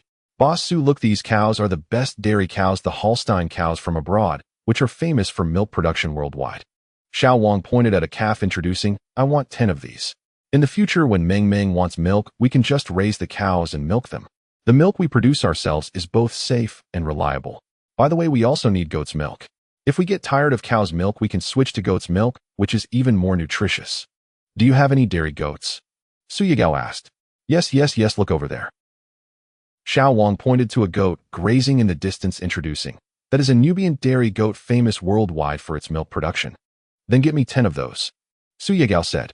Later, Xiao Wang also introduced meat cows and meat sheep, and Su Yegao bought 10 of each in one go. In this way, all the required poultry and livestock were purchased. Xiao Wang personally loaded them onto the vehicle and delivered them to the valley in Shuanging Mountain, as per Su Yegeo's address. After leaving the breeding farm, it was already 11 o'clock in the morning, and it was time for lunch. Su Yegao drove straight back to the restaurant to start preparing lunch. Daddy, Meng Meng is really hungry. Meng Meng rubbed her belly, urging, Daddy, hurry and cook. All right, Meng Meng, you can play here with your sister for now. Su Yegao gently stroked Meng Meng's head, full of affection. Okay. Meng Meng happily ran over to play with Lin Wan. Su Yegao began preparing lunch. He had promised Meng Meng that he would add a few more dishes for lunch, so he took out the other vegetables from the sack and placed them in the basket. After washing the vegetables, Su Yegao rinsed the remaining rice clean and put it in the rice cooker. Brother Su, what are you making for lunch today? Li Chen, having tasted Su Yegao's culinary skills, couldn't help but ask. Stir-fried eggplant sauce, dressed lettuce, and fried eggs, Su Yegao said casually. Today is truly a blessing thanks to Meng Meng. Finally, I can eat more. Xia Luo Yun was so excited that he couldn't sit still. He stood close to the red line, trying to catch a glimpse of every move Su Yegao made in the kitchen, eager to see how he prepared such delicious dishes. Su Yegao also noticed Xia Luo Yun, who had stretched his neck long, and said, Mr. Xia, please come in for a moment. What? Brother Su, did you say for me to come in? Xia Luo Yun was taken aback, pointing at himself and repeatedly asking. Yes, come in. Su Yegao nodded. Xia Luo Yun excitedly ran into the kitchen, following Su Yegao's side, hurriedly asking, Brother Su, is there anything you need my help with? I know how to do many things. No need for help, but I do have one thing I want to ask you. Su Yegao looked at Xia Luo Yun and inquired, Are you familiar with Xiao Wang from the breeding farm? From elementary school through university, we were classmates, and he was exceptionally sociable. But ever since a car accident 3 years ago, he changed entirely. Xia Luo Yun recalled every detail about Xiao Wang stored in his memory and recounted them faithfully to Su Yega. A car accident. When did it happen? Su Yega asked curiously. It was 3 years ago, on the eve of the international piano competition. Xia Luo Yun paused, sifting through memories of that distant year, then nodded firmly. Yes, exactly 3 years ago, the night before the competition. Xiao Wang had been a contestant himself. That evening, after drinking with friends, he drove along the seaside and crashed. Though he survived, he emerged utterly transformed. The eve of the international piano competition. Su Yega's thoughts drifted back to that fateful day, the eve of the competition. He had been working a late shift and intended to take the main road home, but detoured through a side street to collect piano sheet music from a friend's place, giving Bai Zhe and his men the perfect opportunity to ambush and gun him down. Brother Su. Xia Luo Yun's voice broke Su Yega's reverie. Watching him snap back from deep contemplation, Xia Luo Yun asked, puzzled, Brother Su, what's wrong? Nothing. Su Yega shook his head, then recalled Xia Luo Yun's earlier remark about Xiao Wang's transformation after the accident, and asked, You said Xiao Wang changed completely after the crash. How so? It was as if his entire being had shifted. His voice, his temperament, everything altered. Xia Luo Yun had long been perplexed by this change, yet medical examinations revealed no abnormalities, so the matter was quietly dropped. Yet from the day he left the hospital, the once gregarious Xiao Wang withdrew into solitude, rarely interacting with others save for Xia Luo Yun alone. All right, thank you. You may step out now, Su Yega said, nodding. Xia Luo Yun blinked in surprise, but hesitated, then blurted, Brother Su, could I possibly assist you? No need. Wait outside. Su Yega declined without hesitation. With Xia Luo Yun present, he'd never cook swiftly or freely. Dejected, Xia Luo Yun shuffled out of the kitchen and sank back into his seat, eyes locked on Su Yega bustling inside. Hit a wall, huh? Li Chen stifled a chuckle behind his hand. Mind your own business, Xia Luo Yun shot back, glaring, then turned his back squarely on Li Chen. As Su Yega prepared lunch, a minivan pulled up beside the intersection on Shuanging South Road. 3 men disembarked, and whenever they entered any restaurant, they emerged clutching thick wads of 100 yuan bills. They were members of the Feihu gang. Today was their protection money collection day, and they'd driven the route collecting payments. After gathering cash, they returned to the van. All 3 sported flamboyantly dyed hair and eccentric attire, except the driver, who wore a sharp close-cropped haircut and a crisp tailored suit. His bearing unmistakably signaled higher rank among them. Zhang Long, the Feihu gang's elite Sonda fighter. Brother Long, we collected quite a lot this round. 1,000 yuan per shop, tens of thousands total, boasted the burly man in the front passenger seat. Zhang Long glanced coldly at him. How much did elder brother order us to collect per shop? 500. I added 500 extra. Let's split the surplus among us. The thug counted out half the stack and handed it to Zhang Long. Zhang Long struck him hard across the face, sending the man reeling, dazed and bewildered. Brother Long, why hit me? Return every extra cent, now. Zhang Long's voice was glacial. Brother Long, why return it? The thug clutched his stinging cheek, baffled. Zhang Long slapped him again, then spoke with lethal calm. elder brother decreed 500 yuan per shop. 1 extra cent, and I'll end you. But brother Long, 2 choices only: return the money, or I break your legs. Before the thug could finish speaking, Zhang Long's gaze locked onto him, sharp, predatory, like a wolf scanning prey in midnight darkness.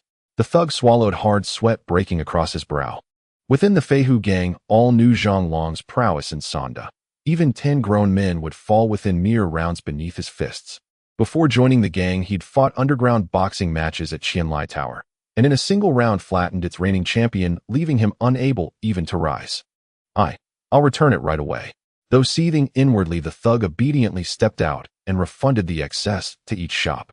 When he climbed back into the van, Zhang Long offered him a cigarette and asked coolly, "Where else remains?" The thug accepted it and replied, "Shuanging North Road, several agritourism restaurants still unpaid. Head there now. Collect, then eat at one of those restaurants." Zhang Long said flatly, "Brother Long's truly righteous, always treating brothers to feasts." A youth with green-dyed hair snickered from the rear seat. "Absolutely. Anyone who disrespects Brother Long, I'll be first to smash them down." Another youth in the back seat chimed in, "Enough talk. Hurry up, collect the fees, then feast." As Zhang Long steered toward Shuanging North Road, he frowned and said, "If you've real skill, challenge the Qianlai Tower champion. Win big, earn clean money, then quit this life. Marry, settle down, live honestly." He pressed the accelerator, speeding onward toward Shuanging North Road. Zhang Long was a discharged soldier, imprisoned after killing a persistent enemy who repeatedly provoked him. The Feihu gang's leader paid his way out of prison, and Zhang Long thereafter became the gang's top Sanda fighter. Yet Zhang Long lived untethered, unwilling to serve the Feihu gang indefinitely. After repeatedly refusing field assignments, the gang's leader relegated him solely to protection money collection. "Brother Long, these 5 farmhouse restaurants have not yet paid the protection fee." The burly man took out a notebook, made a comparison, and then pointed to a restaurant located at the foot of a mountain. Zhang Long remained silent, turned the steering wheel, and parked the car by the roadside. Let's go collect it together." Zhang Long pushed open the car door and stepped out. He and his companions collected the protection fees from the 4 farmhouse restaurants in front, finally arriving at Su Yeager's restaurant. "Oh dear, the loving little pavilion, damn, just the name makes me feel nauseous," the green-haired man who followed Zhang Long sneered. "Stop complaining." Zhang Long glared at the green-haired man and said flatly, Yes, the green-haired man replied in a submissive tone. Let's go in. After collecting the protection fee, we can have a meal here." Zhang Long waved his hand and was the first to push the door open and enter. "Hey boss, come out." After the 4 entered, the burly man shouted loudly. Meng, who was playing with Lin Weiner, was startled by the sudden shout and quickly shrank behind Lin Weiner. Seeing Meng, startled, Lin Weiner raised her head and glared at the burly man, scolding, "What kind of quality do you have? You scared the child." "Oh, this little girl is quite unique." The burly man leered at Lin Weiner, rubbing his hands. "Do you dare to have designs on me? Are you looking for death?" Lin Weiner, coming from a wealthy family, was used to having the final say and had never been teased by anyone. "Ha ha ha, so fiery, I like it." The burly man reached out, wanting to grab Lin Weiner's hand. Lin Weiner protected Meng behind her, tightly clenched her fists, and took a stance. Behind her, Li Chun and Xia Luo also clenched their fists, standing guard by Lin Weiner's side. "Brothers, charge." The burly man swung his fist at Lin Weiner. Just as Lin Weiner was about to step forward to counterattack, she suddenly heard Su Yeager's calm voice from behind, "Duck." Lin Weiner quickly turned, crouching on the ground while holding Meng. At the moment Lin Weiner crouched down, a phantom flew through the air and struck the burly man's massive fist. "Oh, it hurts." The burly man let out a shriek, clutching his hand and howling in pain. The crowd focused their eyes and saw that it was a chopstick that struck the burly man, having flown out from the kitchen. Zhang Long clenched his fists. Just as the chopstick hit the burly man, he felt a wave of pressure descending upon him. After all, Zhang Long was a veteran. In the army, not even special forces were his match, let alone an ordinary cook. But why did the pressure emanating from the kitchen make Zhang Long feel a bit breathless? Could there be an expert in the kitchen? Those eating should sit at the square table outside the red line, and for those causing trouble, I still have plenty of chopsticks here. Su Yeager walked out of the kitchen holding a basin containing unwhipped eggs. "Are you the boss?" Zhang Long squinted, sizing up Su Yeager. This seemingly ordinary person exuded enough pressure to leave him gasping for air. "Yes," Su Yeager replied faintly. Upon hearing Su Yeager's response, Zhang Long's tightly clenched fists suddenly relaxed as he asked, "What do you serve in your restaurant?" Fried eggs cost 400 a serving, oil-braised eggplants 3,000 a plate, and sauce-drenched lettuce 2,000 a plate, Su Yeager said, while stirring the eggs. Steamed rice is 100 a serving. What the hell? So expensive, are you crazy? The green-haired man following Zhang Long cursed. If you're not eating, please leave. Su Yeager showed no respect, replying coldly. Do you believe I will smash your restaurant? The green-haired man was enraged and rolled up his sleeves ready to fight.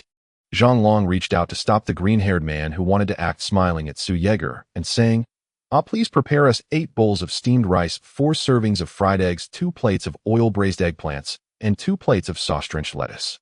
That will be 12,200. Please pay in advance, Su Yeager said calmly.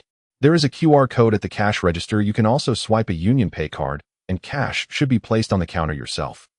All right, Zhang Long replied, and then under the astonished gazes of the 3 younger brothers behind him, he took a stack of money out of his briefcase and placed it on the counter.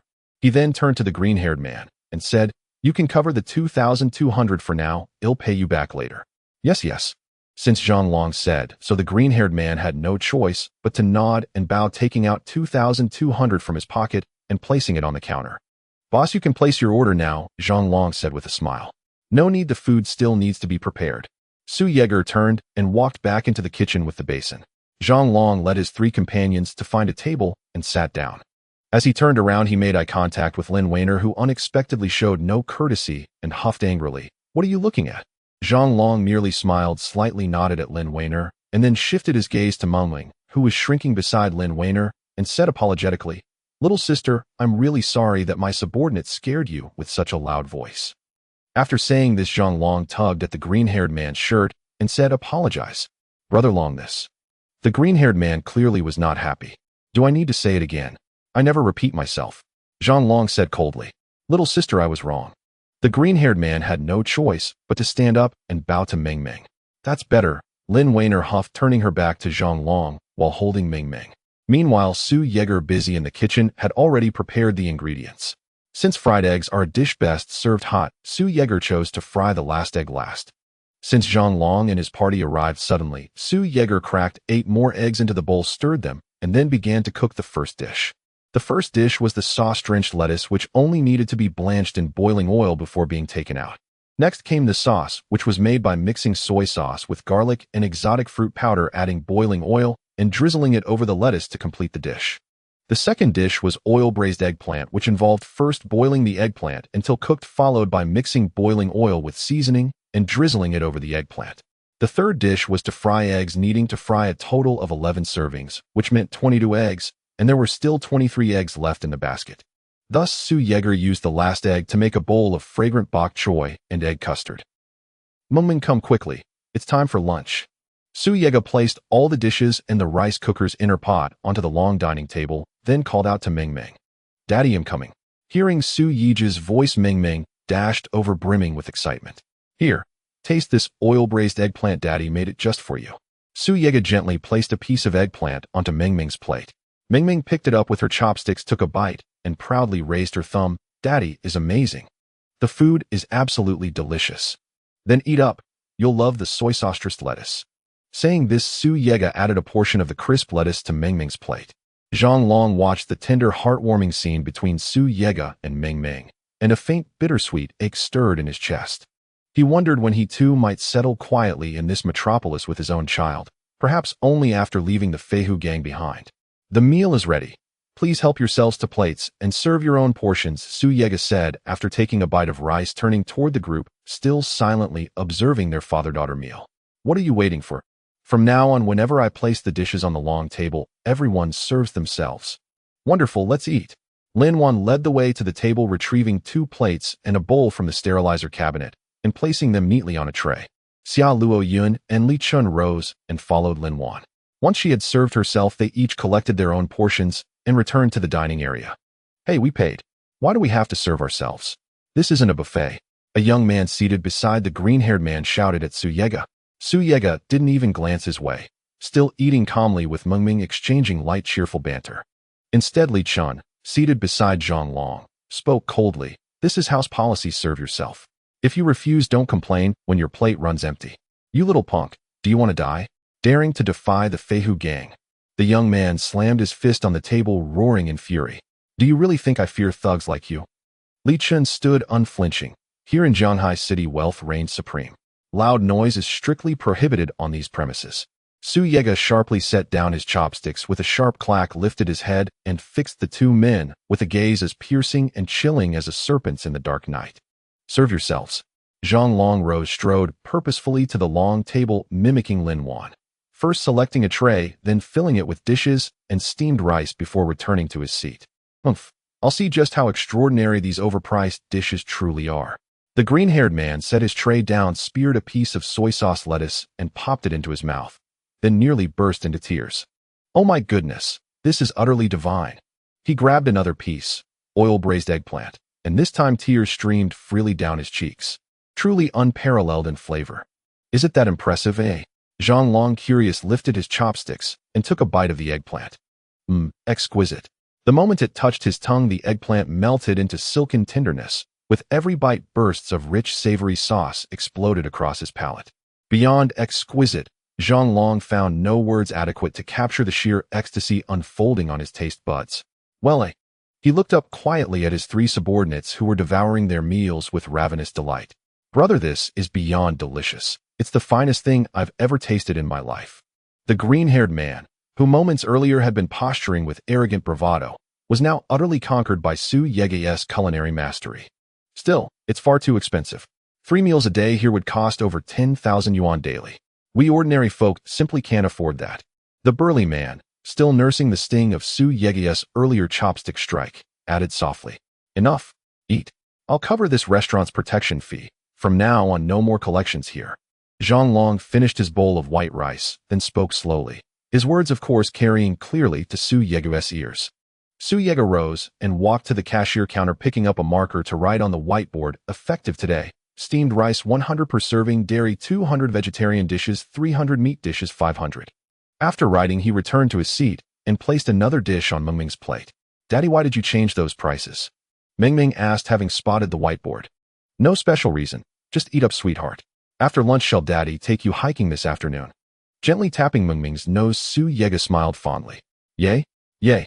Let's go hiking. Meng Meng wiggled with unrestrained glee. After the meal, everyone settled their bills. Lin Wan's group ordered 1 serving of steamed rice, 1 fried egg, 1 portion of soy sauce lettuce, and 1 portion of oil-braised eggplant, totaling 3,000. Zhang Long's group paid 3,200. Once finished eating, Meng Meng took Lin Wan's hand and tugged her to Su Yege's side, her voice sweet and soft.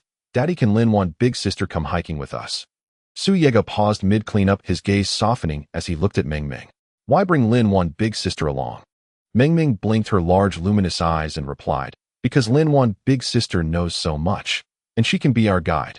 Meng Meng, it's not about whether Daddy agrees. We must also ask whether Lin Wan big sister has time. She works after all. Su Yege smiled faintly. Daddy, don't worry. Lin Wan big sister already said yes. Meng Meng swayed playfully, her tone full of coaxing charm. All right. We'll bring Lin Wan big sister. After tidying everything away, Su Yege turned to address everyone in the restaurant. Lunch service has concluded. Please depart at your leisure. Hey boss, how many hours is this restaurant open each day? The green-haired man following Zhang Long out the door glanced back to call out. 3 fixed mealtimes daily, punctual opening and closing. Su Yege locked the door and replied, calm and measured. Zhang Long approached Su Yege and smiled slightly. Boss, the food you cook is exceptional. From now on, please always prepare my portion. I'll dine here every meal. Oh, Su Yege acknowledged him briefly. Shall I collect a deposit first? Zhang Long asked. Not yet for now.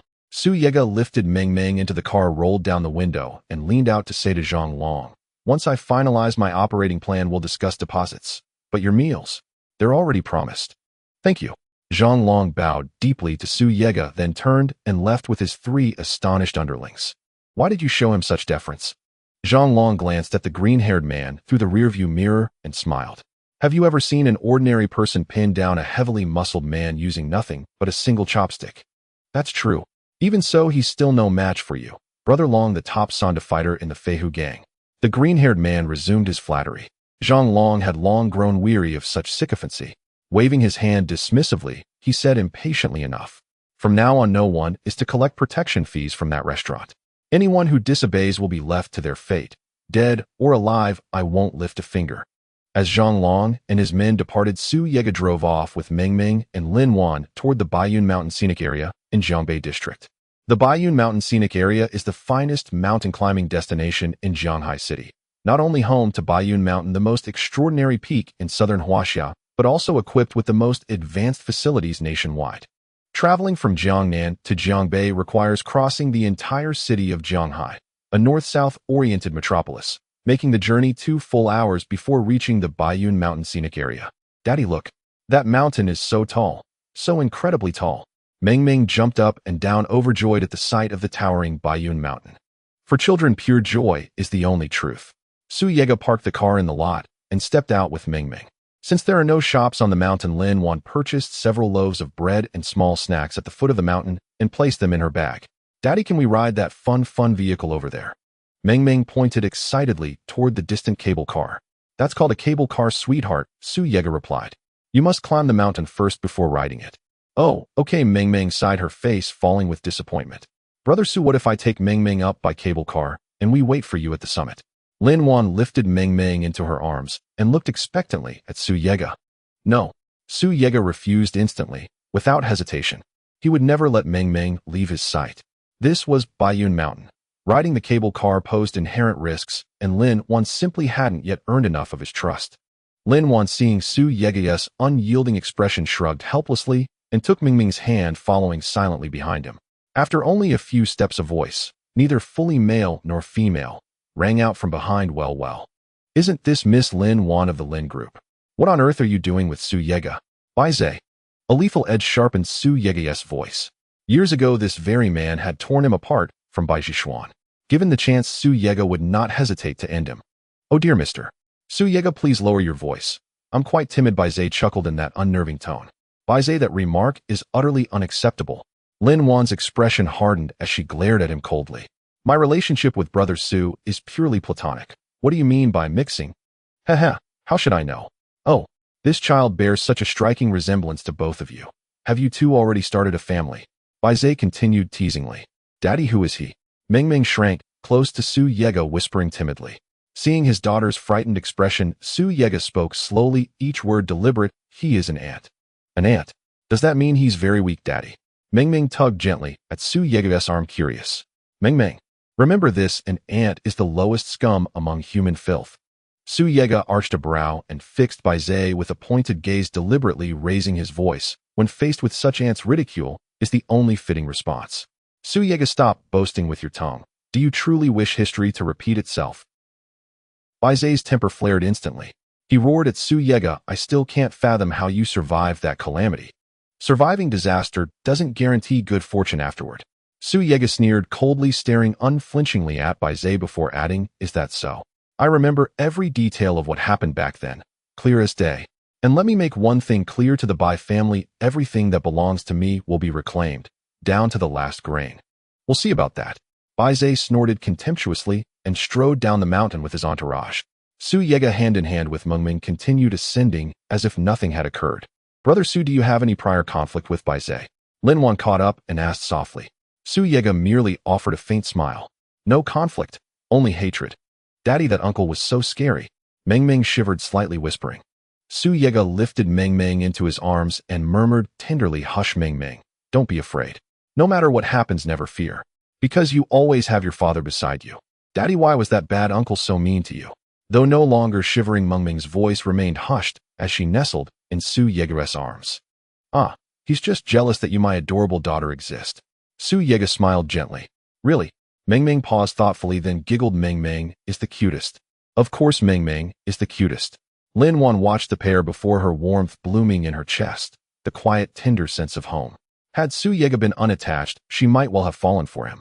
But he was already spoken for, and so Lin Wan could only admire him from afar, like gazing upon an angel. Brother Su, I know several renowned neurologists. Shall I invite one to examine your wife? Lin Wan ventured carefully as she walked beside him. No need. This matter is grave. Please stay out of it. Su Yega shook his head, politely declining her offer. What exactly is going on? The Lin Group holds considerable influence in Jianghai City. Lin Wan pressed insistently. Miss Lin, I appreciate your concern, but this matter is far more complicated than it appears. It would be best if you stayed out of it. Su Yega stopped walking, turned back, and fixed Lin Wan with a solemn, unwavering gaze. Listen to me, do not pursue this further. It is my personal affair. Fine. Lin Wan nodded, outwardly conceding, yet inwardly burning with curiosity about the hidden enmity between Su Yega and Bai Zhe. Bai Zhe hailed from the Bai clan, the preeminent aristocratic family of the Huaxiao nation, while Su Yega was a reclusive polymath living quietly in Zhanghai City. What could possibly bind them in such bitter antagonism? Could Su Yega's wife be a member of the Bai family? These questions simmered deep within Lin Wan's mind, awaiting verification. As she followed Su Yega and Ming Ming up the mountain path, Lin Wan pulled out her phone, opened WeChat, and searched the group chat for a contact named Broken Affection. That user was Bai Zhishuan, the CEO of Zhanghai Group, the Bai clan's local power base in Zhanghai City. Lin Wan had known her since childhood, though their lives had long since diverged. Yet nearly all prominent scions of Zhanghai's elite shared one WeChat group, making Bai Zhishuan effortlessly reachable. Meanwhile, inside Zhanghai Tower, Bai Zhishuan waited for her bodyguard to return with lunch. That morning she'd failed to secure breakfast at AIXN Shaolu Gu, the House of Loving Care. So after work she dispatched him there instead. Just as that morning the House of Loving Care remained shuttered. With no choice, Bai Zhishuan instructed her bodyguard to bring back a steak. I simply cannot fathom why that shop keeps closing. Suddenly her phone buzzed. A WeChat message from Lin Wan. Zhishuan, long time no see. How have you been? Bai Zhishuan's fingers flew across the keyboard. All well. Yes, it has been far too long. Lin Wan replied, let's meet up soon. Bai Zhishuan agreed. Let's meet at the House of Loving Care. Lin Wan, perfect. You're going too. Let me tell you. The owner is extraordinarily handsome, and his cooking is sublime. At lunch today we indulged in sauced lettuce and braised eggplant. Bai Zhishuan, I went there this morning, it was closed. And at noon, I sent someone to check again, still locked tight. Lin Wan, it's an exclusive establishment, open only during specific hours. Please arrive at 6:30 p.m. today. Bai Zhishuan, sounds good. By the way, why did you suddenly reach out? Lin Wan, oh, nothing urgent, just missed our time together. Thought it was high time we reunited. Bai Zhishuan, then let's meet at the House of Loving Care at 6:30 p.m. Rain or shine. Lin Wan was no fool. Among the wealthy, nothing stirs suspicion faster than reaching out only when needing something. So she crafted a plausible pretext on the spot. Daddy Y's sister Lin Wan still lagging behind.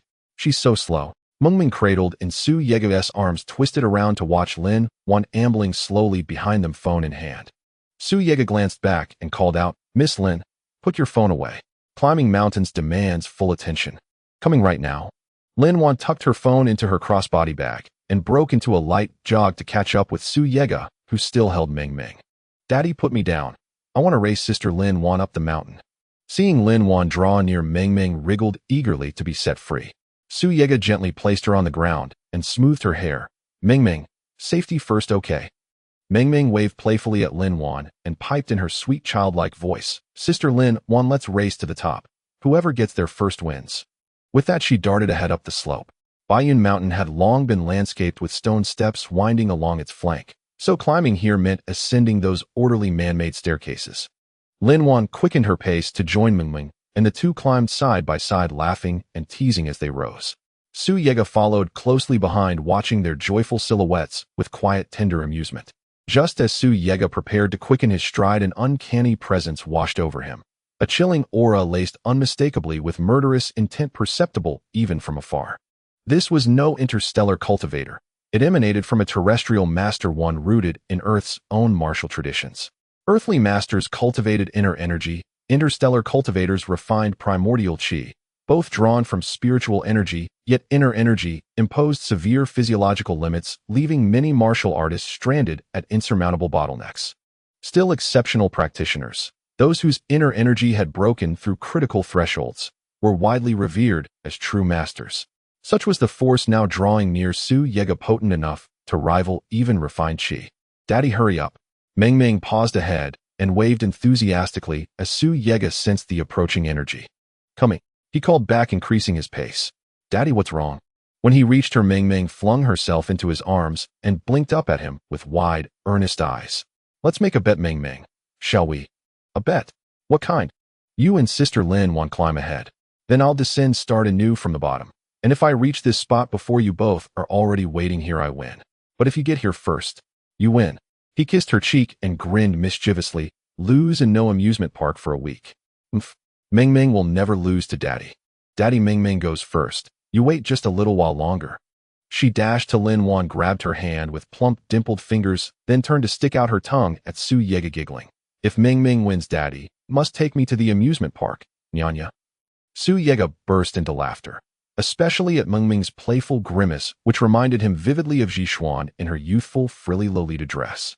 He stood rooted in place, watching until Meng Meng and Lin Wan vanished from sight atop the mountain, then spun and sprinted downward, ready to begin his ascent anew. Baiyun Mountain is a scenic area, vast, breathtaking, and harboring hidden perils. Though strictly off-limits to tourists for Su Yega, it was the perfect battlefield. After entering the restricted zone, Su Yega found an open expanse and stood motionless upon the earth. Come out. You've been tailing me all this way. Don't you tire? His voice, cold and detached, echoed across the desolate space. When did you notice me? A robust, resonant voice replied, and in the next instant a figure materialized behind him. Su Yega turned his gaze, sweeping over the newcomer, a man of middling stature, mid-aged face, veiled by a black cloth, a katana sheathed across his back. This attire bore no resemblance to that of a native of Huaxia. Rather, it evoked the aesthetics of a warren. You're not from Huaxia? Su Yega asked, eyes narrowing. Kakik, I am indeed no citizen of Huaxia. I am Warren. The masked man let out a grotesque, grating laugh. Warren hailed from the island nation east of Huaxia, a people steeped in martial tradition, trained in combat from childhood, renowned for their formidable prowess. Most, however, served as assassins, loyal only to the highest bidder. Someone hired you to kill me? Su Yega asked, voice calm and uninflected. Kakik, you're sharper than you look. Since you're so clever, I'll grant you two choices. The masked man cackled again, a sound that sent chills down the spine. What are they? Su Yega remained impassive, his expression unreadable. First, I hand you this katana. You end your own life. Second, I break you limb by limb until death claims you. Pity, I accept neither. Su Yega offered a faint sardonic smile. Instead, I shall offer you two paths. Oh, you presume to dictate terms to me. Enraged by the retort, the masked man drew his katana in a flash. It leapt from its sheath into his waiting palm. Since you refuse to choose, I'll choose for you. Your fate is the second path. With a roar, he swung the blade sideways in a lethal arc towards Su Yega's neck. A subtle upturn flickered at Su Yega's lips. He pushed hard against the ground, launching himself skyward, evading the murderous blade with effortless grace. Again, failing his first strike, the masked man whirled and lunged once more, katana cleaving the air towards Su Yega's chest. Su Yega remained utterly still, calm, centered, unwavering, as the razor-edged blade hurtled toward him. Then, like a phantom's whisper, his hand shot forth. His index and middle fingers closed around the blade's edge, halting its momentum entirely. That fearsome battle-forged katana now hung, suspended, gripped between two slender digits. Seeing his weapon seize, the masked man surged his inner energy forward, chi coursing violently along the blade's length. Slowly, inexorably, the blade began to advance once more, its sharpened tip radiating raw inner force which lashed mercilessly against Su Yega's fingers. You dare! Before the words left his mouth, a blood-curdling shriek tore through the air, not from Su Yega, but from the masked man himself. An invisible wave erupted from Su Yega's core, shattering the katana clean in two. The residual force slammed unrelentingly into the man's chest. A gush of coppery blood erupted from his mouth. Only then did he realize Su Yega's overwhelming aura had already enveloped him the moment he'd drawn the blade. Choice 1, carry my message.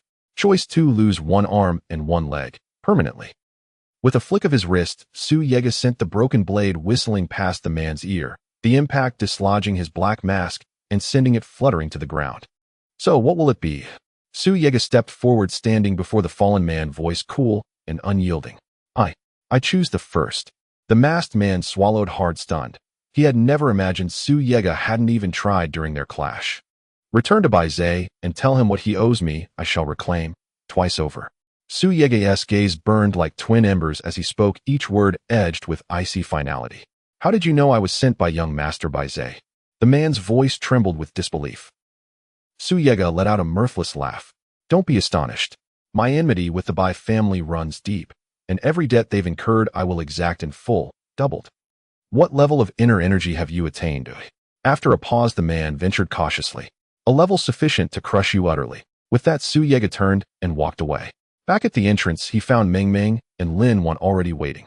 Meng Meng scanned the crowd, anxiously searching for his familiar silhouette. Meng Meng, you win, Su Yega said softly, appearing before her with a gentle smile. Baba. At the sight of him, Meng Meng launched herself into his arms, wrapping her small hands tightly around his neck.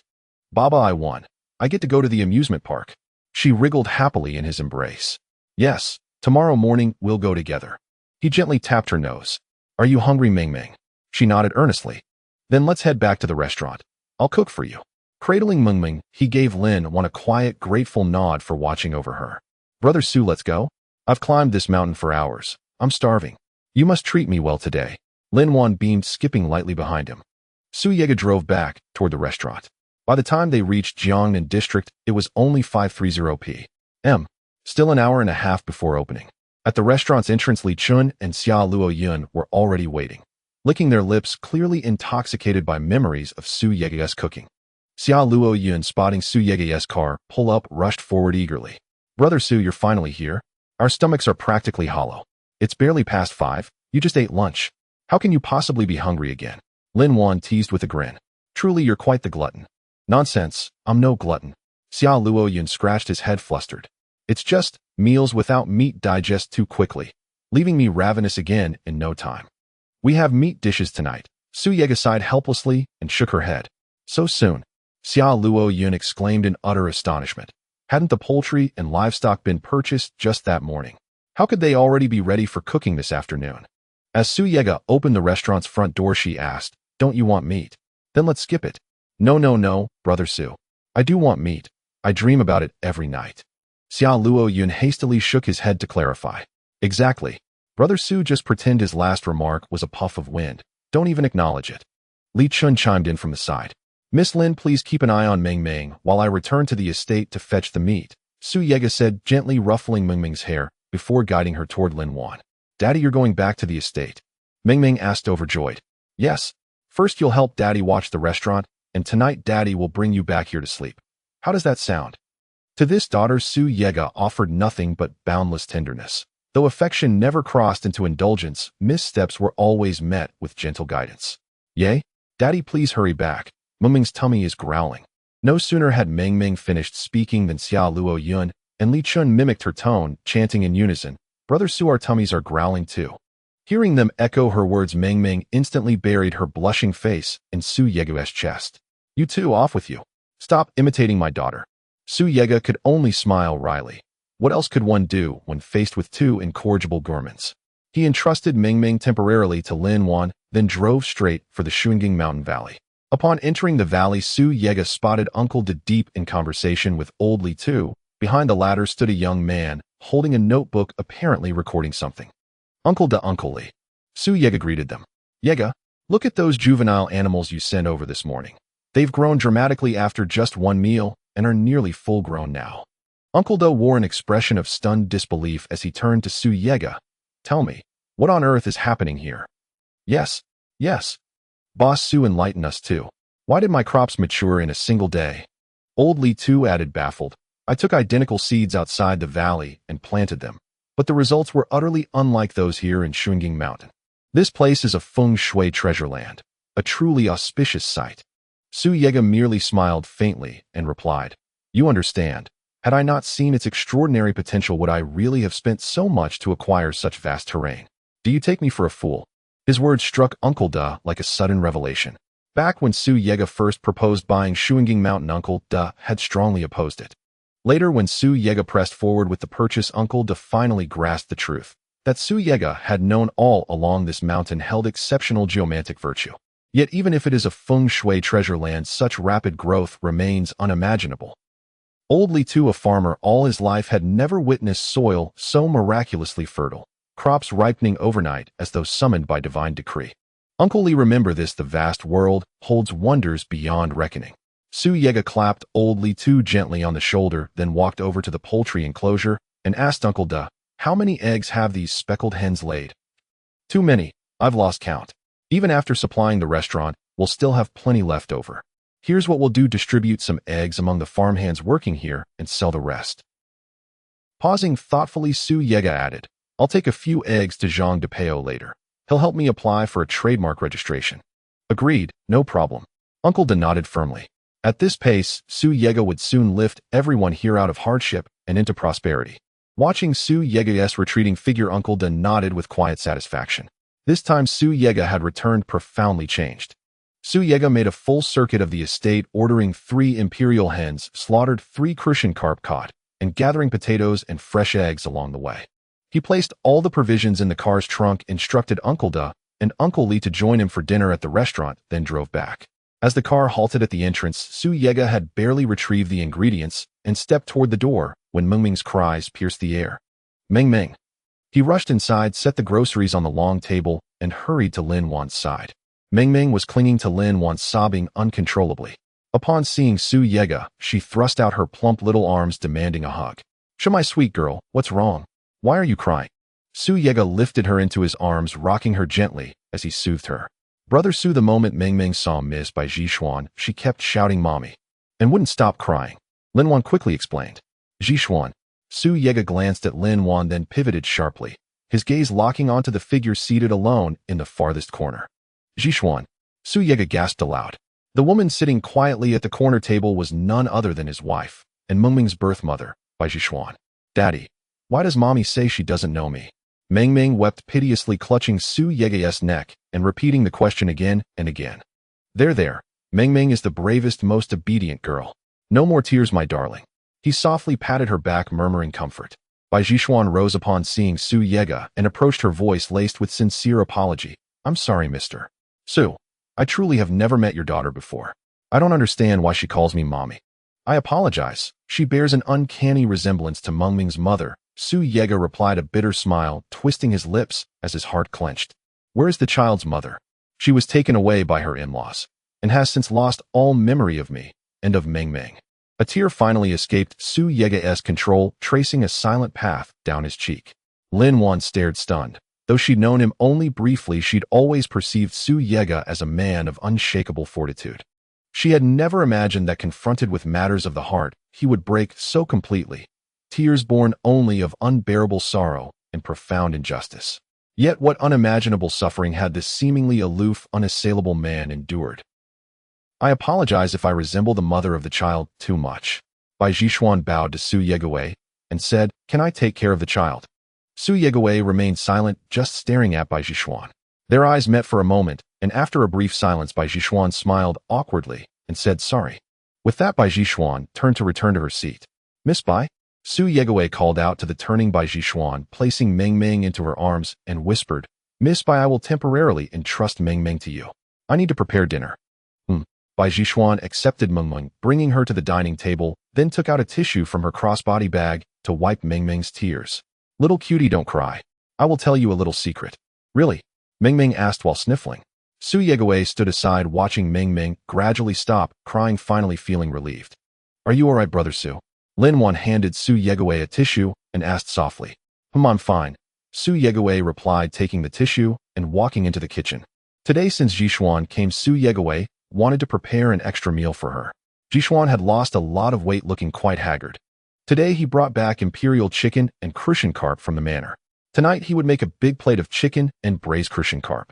Su Yegawei first rinsed the rice and put it into the rice cooker. Then he took out 3 crucian carp, killed them, and cut the fish meat into 9 portions.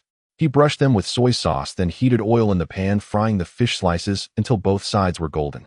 Adding water, he included oyster sauce, garlic, ginger slices, star anise, and Sichuan pepper, followed by rock sugar, starch, and anise powder, simmering on low heat until the sauce thickened. While thickening the sauce, Su Yegawei chopped the chicken into pieces, blanching them to remove blood, and added vinegar to eliminate the fishy smell. He then added Sichuan pepper and other seasonings, cutting potatoes into chunks and adding them to the pot to boil on high heat. When the big plate of chicken was ready, the sauce for the braised crucian carp was also finished. Su Yegawei brought the inner pot of the rice cooker to the long table, serving all the dishes at once. Dinner's ready, Su Yegawei said as he placed his and Meng Meng's portion on the round dining table, adding, Today there are 2 meat dishes, braised crucian carp and big plate chicken. Great. Finally we can eat meat dishes. Xiao Luoyun was the first to get up to serve the food. He had already smelled the aroma while Su Yegawei was cooking and saliva was flowing. Su Yegawei sat down and Meng Meng ran over, pleading, Daddy, can I bring mommy over to eat with us? Silly child, don't say that.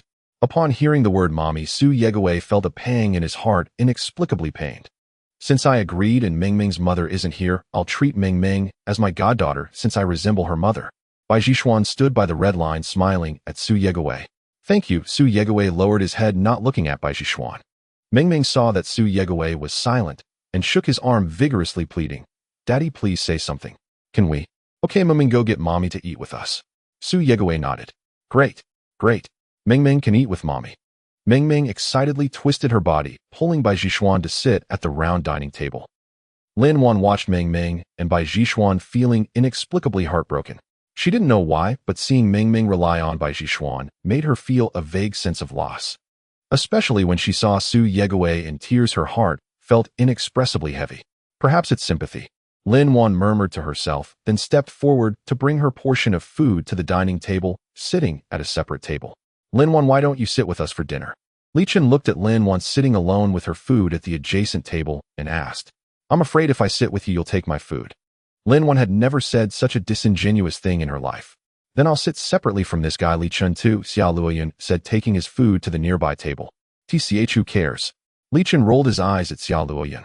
While everyone was eating, the latecomer Zhang Long quietly took his food to a corner. He glanced over at the round dining table, his gaze landing on Bai Jishuan. In the entire Jianghaishi, anyone involved in society knew Bai Jishuan, the top leader of the Bai family. What kind of force is the Bai family? The number one family in Huaxia, powerful and influential. Recently, with the return of the Bai family, to be honest, all the business tycoons in Jianghaishi started to feel anxious. Because the return of the Bai family would inevitably impact their power, they had long united to prepare for the Bai family's expansion. However, why would the daughter of the Bai family sit with the boss? Moreover, Miss Bai treated the boss daughter so intimately. Could it be that there is some relationship between Miss Bai and the boss?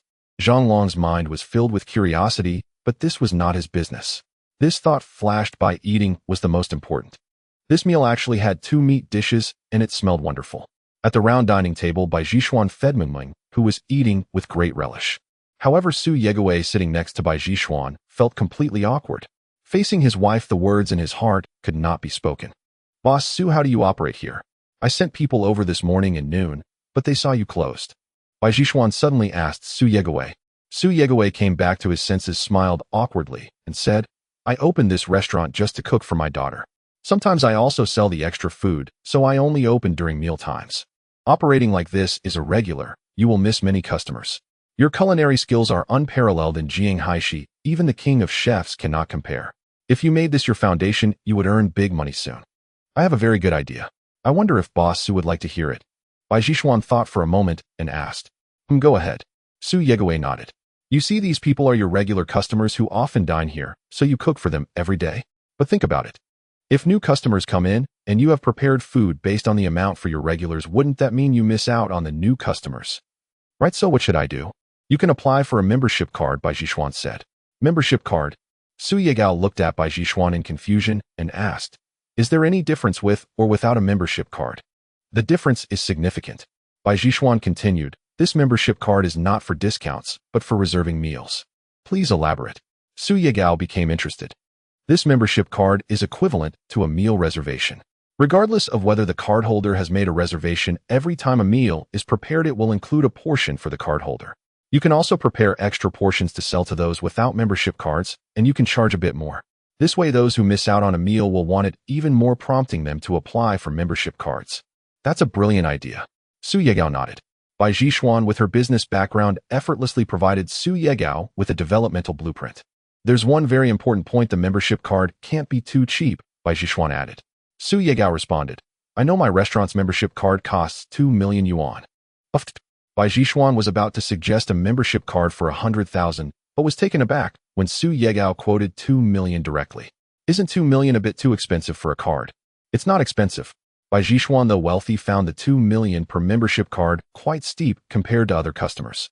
Not expensive at all. Su Yegao stood up, clapped his hands, and declared loudly, Everyone, after careful consideration, I will definitely launch the membership card privileges.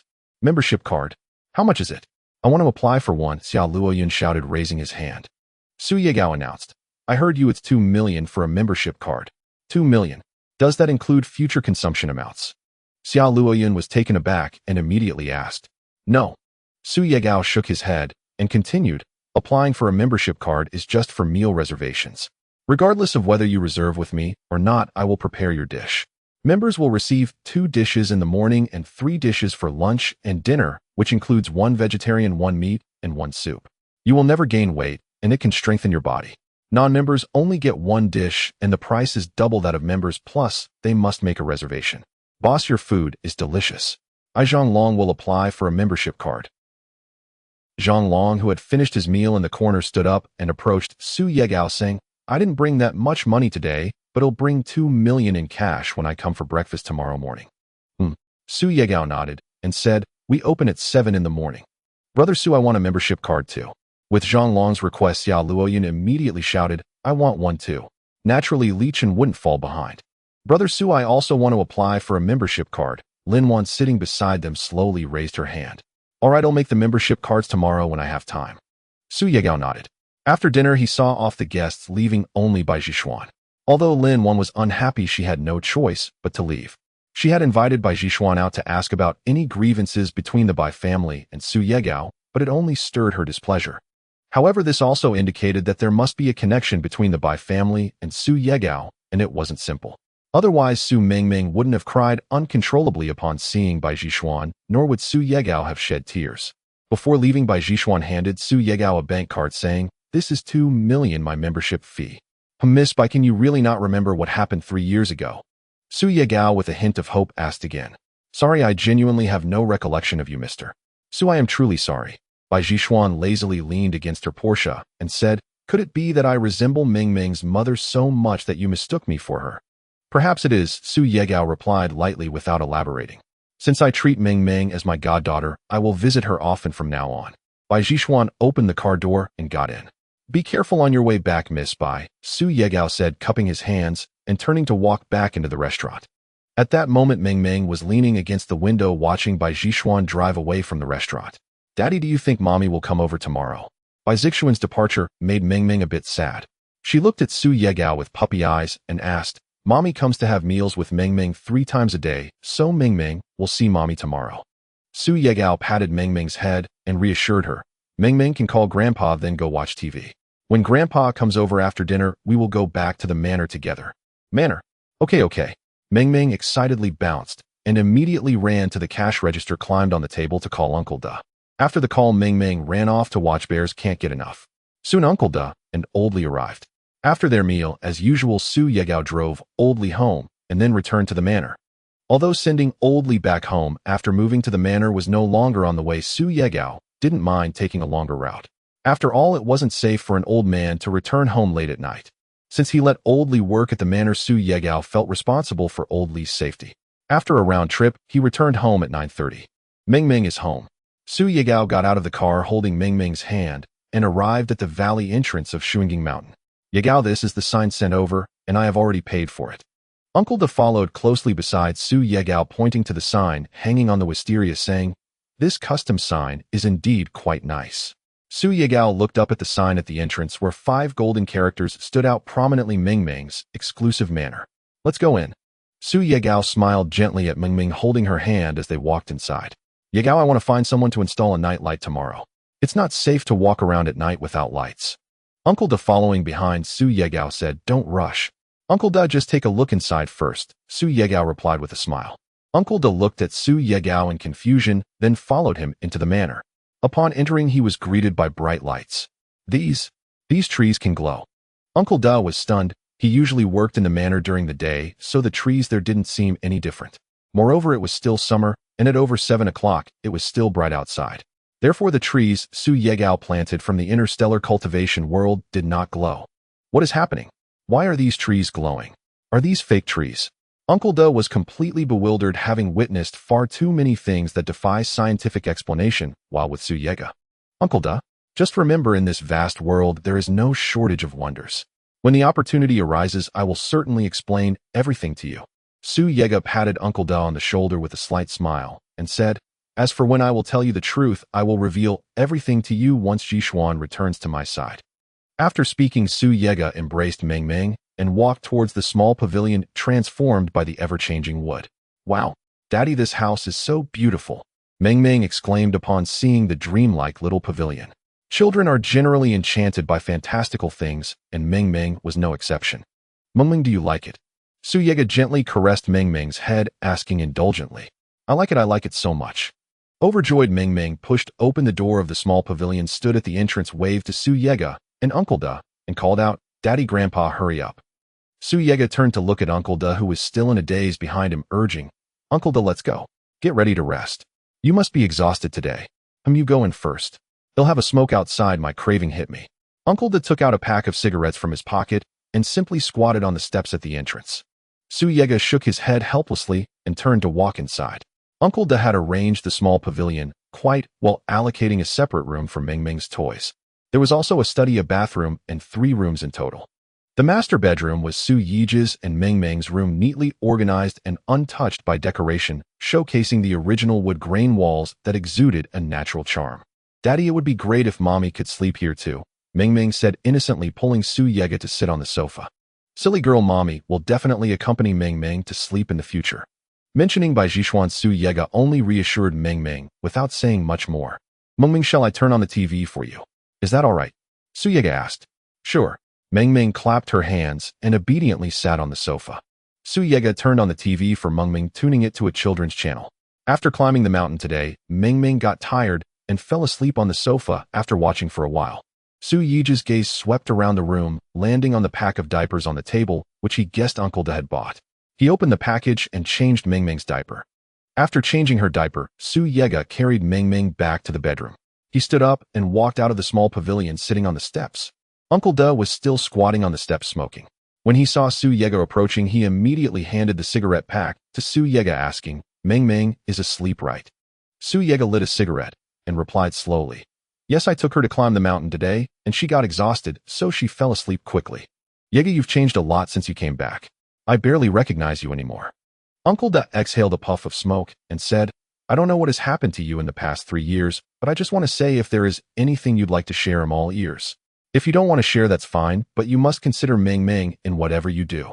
Don't worry, Uncle Da. Su Yega also exhaled a puff of smoke, paused in silence for a moment, and continued. Today Ming Ming saw Jishuan, and Jishuan recognized Ming Ming as her goddaughter. What? Goddaughter? Uncle Da was taken aback and asked, what happened? Su Yega recounted the events of the afternoon to Uncle Da, who sighed after hearing it. Perhaps he felt quite distressed as well. Ming Ming could only call her biological mother goddess, while facing her own real mother. However, Uncle Da was more worried about the issues with the Bai family than about this title.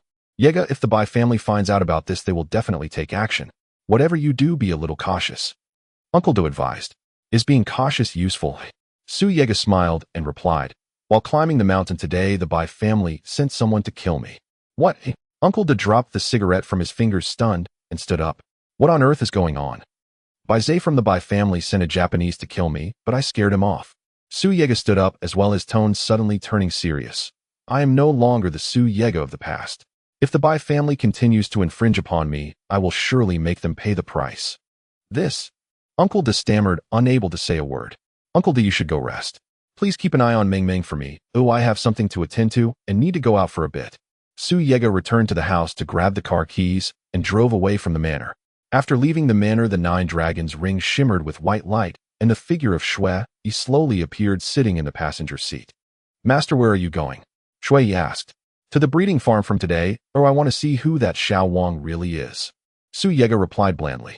The breeding farm was located on the outskirts, and Su Yega drove directly to the farm. After letting Shui Yi into the 9 dragons' ring, he arrived at the entrance of the breeding farm. Su Yega knocked on the door, and after a while footsteps approached. The person who opened the door was Xiao Wang, who recognized Su Yega immediately and asked, Isn't this Boss Su? What brings you here so late? I have something to discuss with you, Su Yega said, his gaze fixed on Xiao Wang. Sorry, the breeding farm is closed at this hour. If you have something to discuss, please come back tomorrow. Xiao Wang exchanged glances with Su Yega and tried to close the door. Su Yega reached out, firmly grasping the door with a slight smile on his lips. We all come from the same place. There's no need to do this, right? Upon hearing this, Xiao Wang suddenly swung his fist at Su Yega. Su Yega tilted his head to avoid Xiao Wang's punch, quickly flipping behind him, and with a ghostly speed grabbed Xiao Wang's arm, pinning him to the ground. Let go. Xiao Wang abruptly changed from his usual genteel demeanor to one of extreme irritability. Su Yegao pushed with force, releasing Xiao Wang as he spoke. Mister, Wang, please calm down. I am here just to talk with you, and I mean no harm. There is nothing to discuss between us.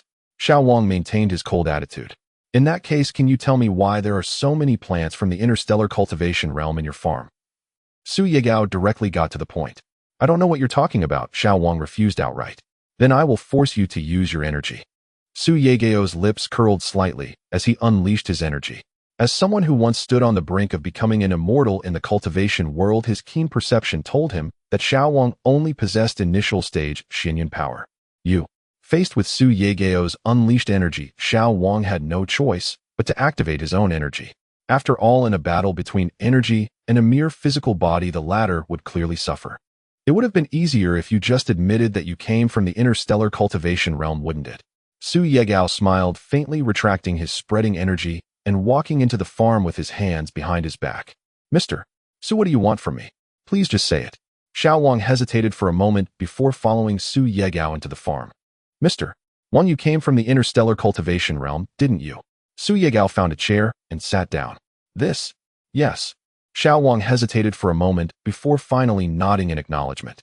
Don't be nervous, I also came from the interstellar cultivation realm, Su Yegao said.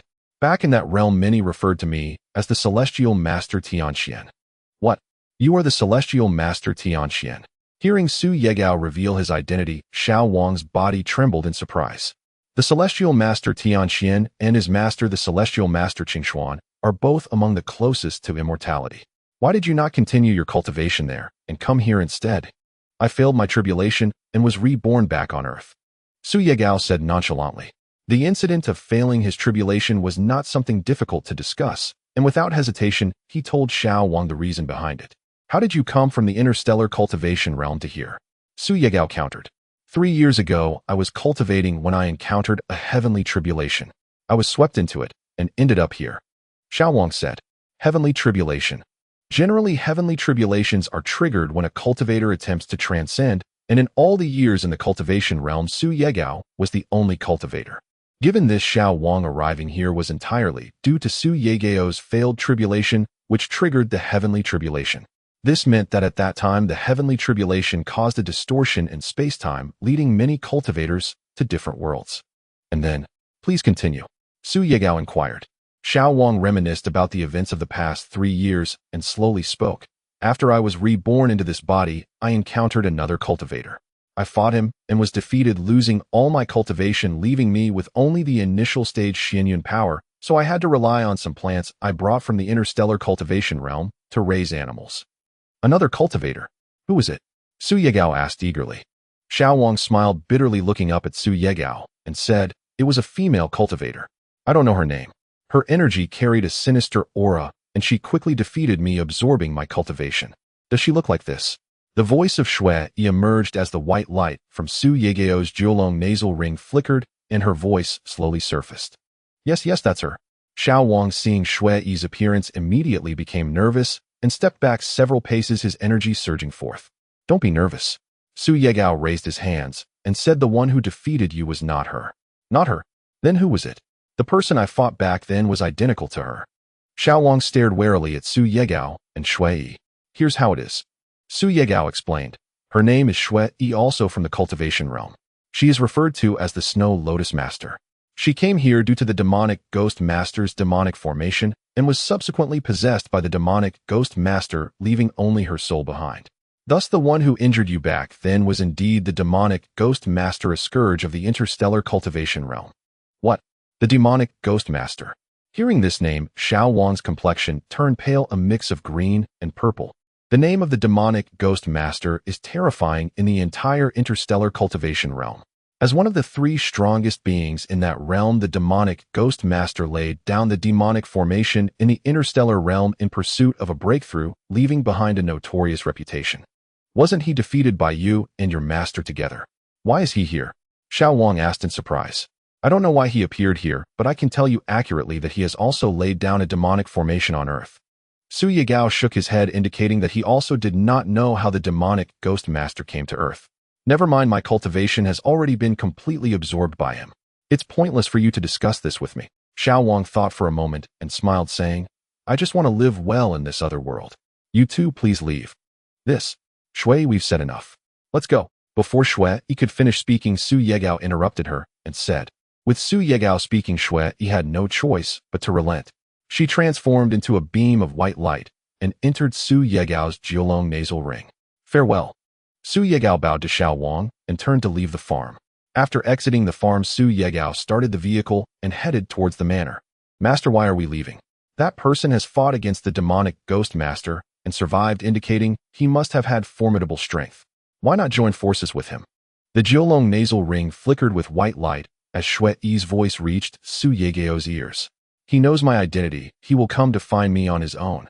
Su Yegao replied lightly. Why? Shui asked, puzzled. Because he still wants to return to the interstellar realm. I believe the reason the demonic ghost master stole his cultivation is related to that desire. Su Yegao stated.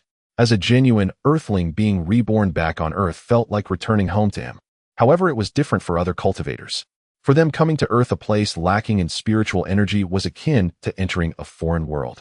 They must all be yearning to return to the interstellar realm. Of course, Shui felt the same way. Master, do you think you could defeat the demon-slaying Immortal Sovereign right now? Shui paused in silence for a moment before asking. Su Yiji's expression remained utterly impassive. This truth was crystal clear to him. The demon-slaying Immortal Sovereign had been defeated millennia ago by Su Yega and his master together back in the interstellar cultivation realm, and if the Sovereign had since undergone rebirth and arrived here, he had already spent considerable time re-establishing himself. In these years, he must have lain low and cultivated in secret. His strength would certainly be formidable. Meanwhile, Su Yega had only reached the latest stage, profound emptiness realm. Though such power sufficed to dominate Earth unchallenged, it remained the lowest tier within the entire cultivation hierarchy. Should he truly confront the demon-slaying Immortal Sovereign, Su Yega would stand not the slightest chance of victory. Master, if we were to meet him right now, how would you respond? Shui asked. Hearing this, Su Yega's brows faintly furrowed.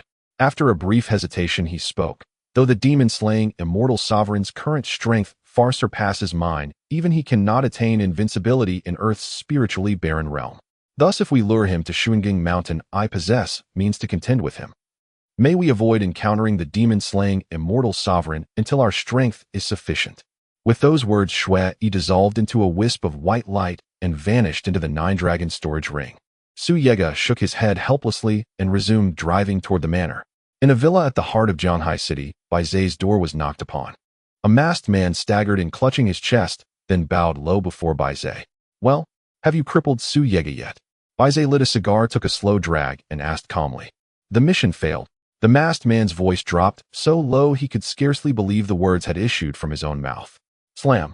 Bai Zai slammed his fist onto the table and surged to his feet. Before departure, you swore solemnly to me you'd complete this task. So what exactly went wrong?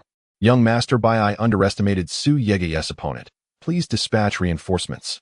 The masked man murmured. No match. Bai Zai sneered coldly. Aren't your people famed across the world for unmatched prowess? How then could you fail against one Su Yega? Young Master Bai, Su Yega's martial prowess vastly exceeds mine. I cannot best him in single combat. But with additional support from you, I swear I'll sever one of his arms. The masked man declared with unwavering resolve. Very well, I'll send one more. If the two of you still cannot cripple Su Yega, do not dare return to face me. Bai Zai flicked the cigar onto the floor. Young Master Bai, Su Yega sent me a message for you. What he owes me, he will reclaim, twice over. Fuck. I'll send 3 more. I want both his arms shattered. Bai Zai roared, incandescent with fury. Yes. Upon returning to the manor, Su Yega found Uncle Da and Meng Meng already asleep. He then made his way to the spring at Shuanging Mountain to cultivate.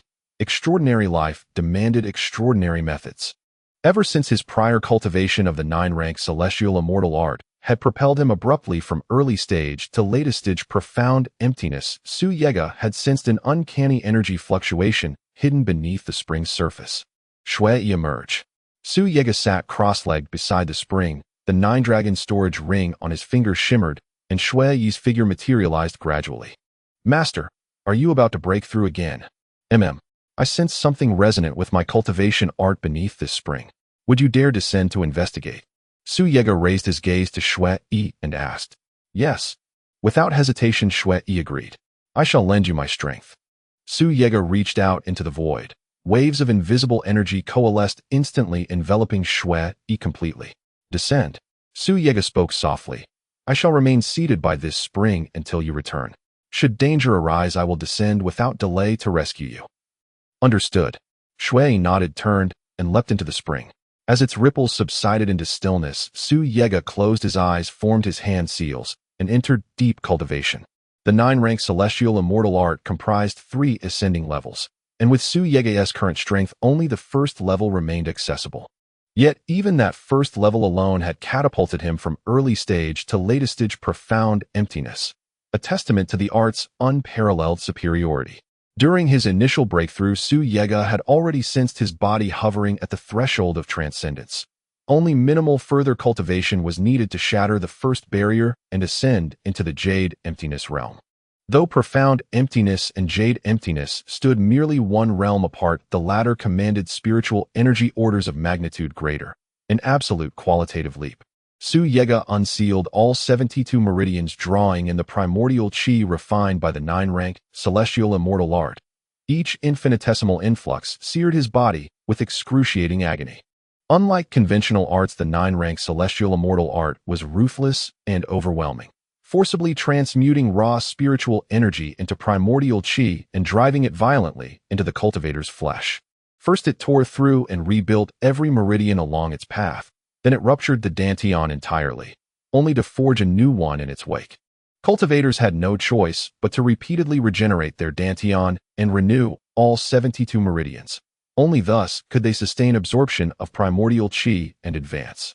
Ordinary practitioners cultivated only the Ren and Du meridians plus 36 auxiliary channels, whereas cultivators of the Tao mastered all 72 simultaneously, making cultivation of the 9-rank Celestial Immortal art an ordeal akin to 1,000 cuts.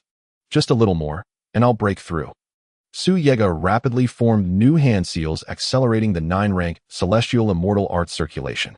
Simultaneously, its refinement rate increased, but so too did impurities mingling within the primordial qi.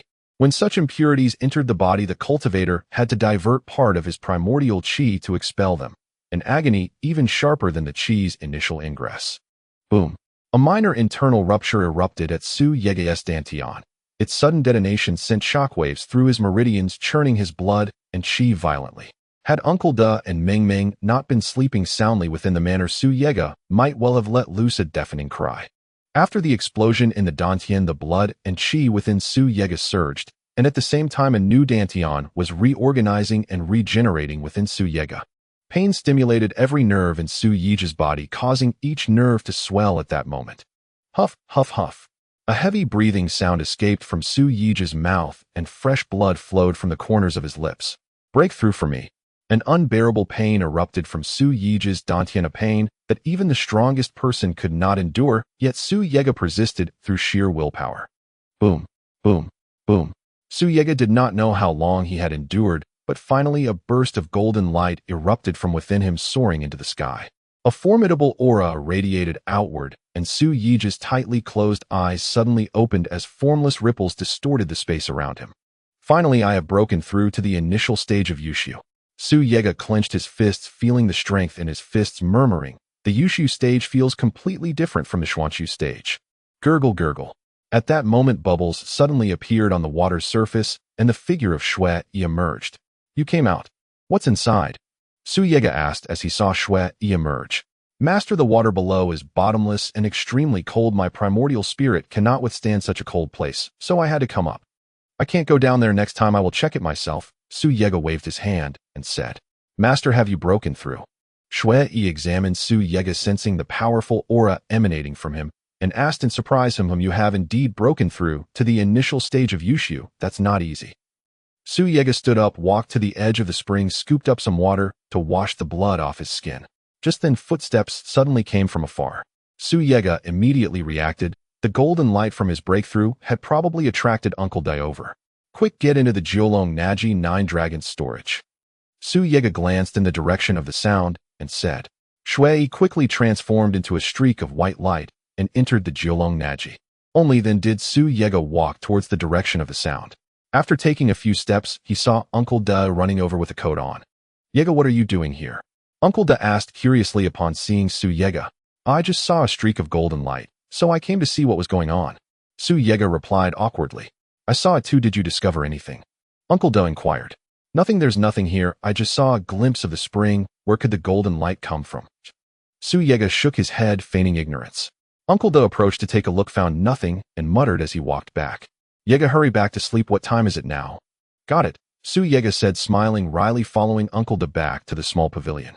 Meng Meng was sleeping soundly, occasionally kicking the blanket. Su Yega covered Meng Meng with the blanket and then lay down, falling into a deep sleep. The next day, Meng Meng woke him up on time. Having only slept for 4 hours, Su Yega felt drowsy. After a simple wash, he finally woke up. When it was time to eat, he drove Meng Meng to the restaurant. Lin Weiner and others had already been waiting at the restaurant entrance. As soon as Meng Meng got out of the car, she waved to Lin Weiner and called out in a sweet voice, "Good morning, sister." "Oh, my little cutie has arrived." Lin Weiner rushed over and picked Meng Meng up.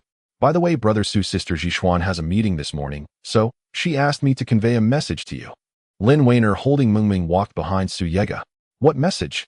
Su Yega paused his steps and asked curiously upon hearing that Bai Jixuan was not coming today. "She said she wants you to deliver something to her at the company," Lin Weiner replied. "Oh, got it." Su Yega nodded and turned to walk into the restaurant. Lin Weiner watched Su Yega's back, her curiosity growing stronger. Su Yega had always been cold, so why did he appear warm when facing Bai Jixuan? Could it be that Bai Jixuan really had a connection with Su Yega? Su Yega was completely unaware of Lin Weiner's doubts. As usual, he prepared breakfast, even adding a western steak today. "Brother Su, why is breakfast so lavish today?" Xia Luo Yun exclaimed excitedly at the sight of the western steak on the table. "Don't you like it?" Su Yega took off his apron and hung it on the wall. "I do like it." Xia Luo Yun chuckled.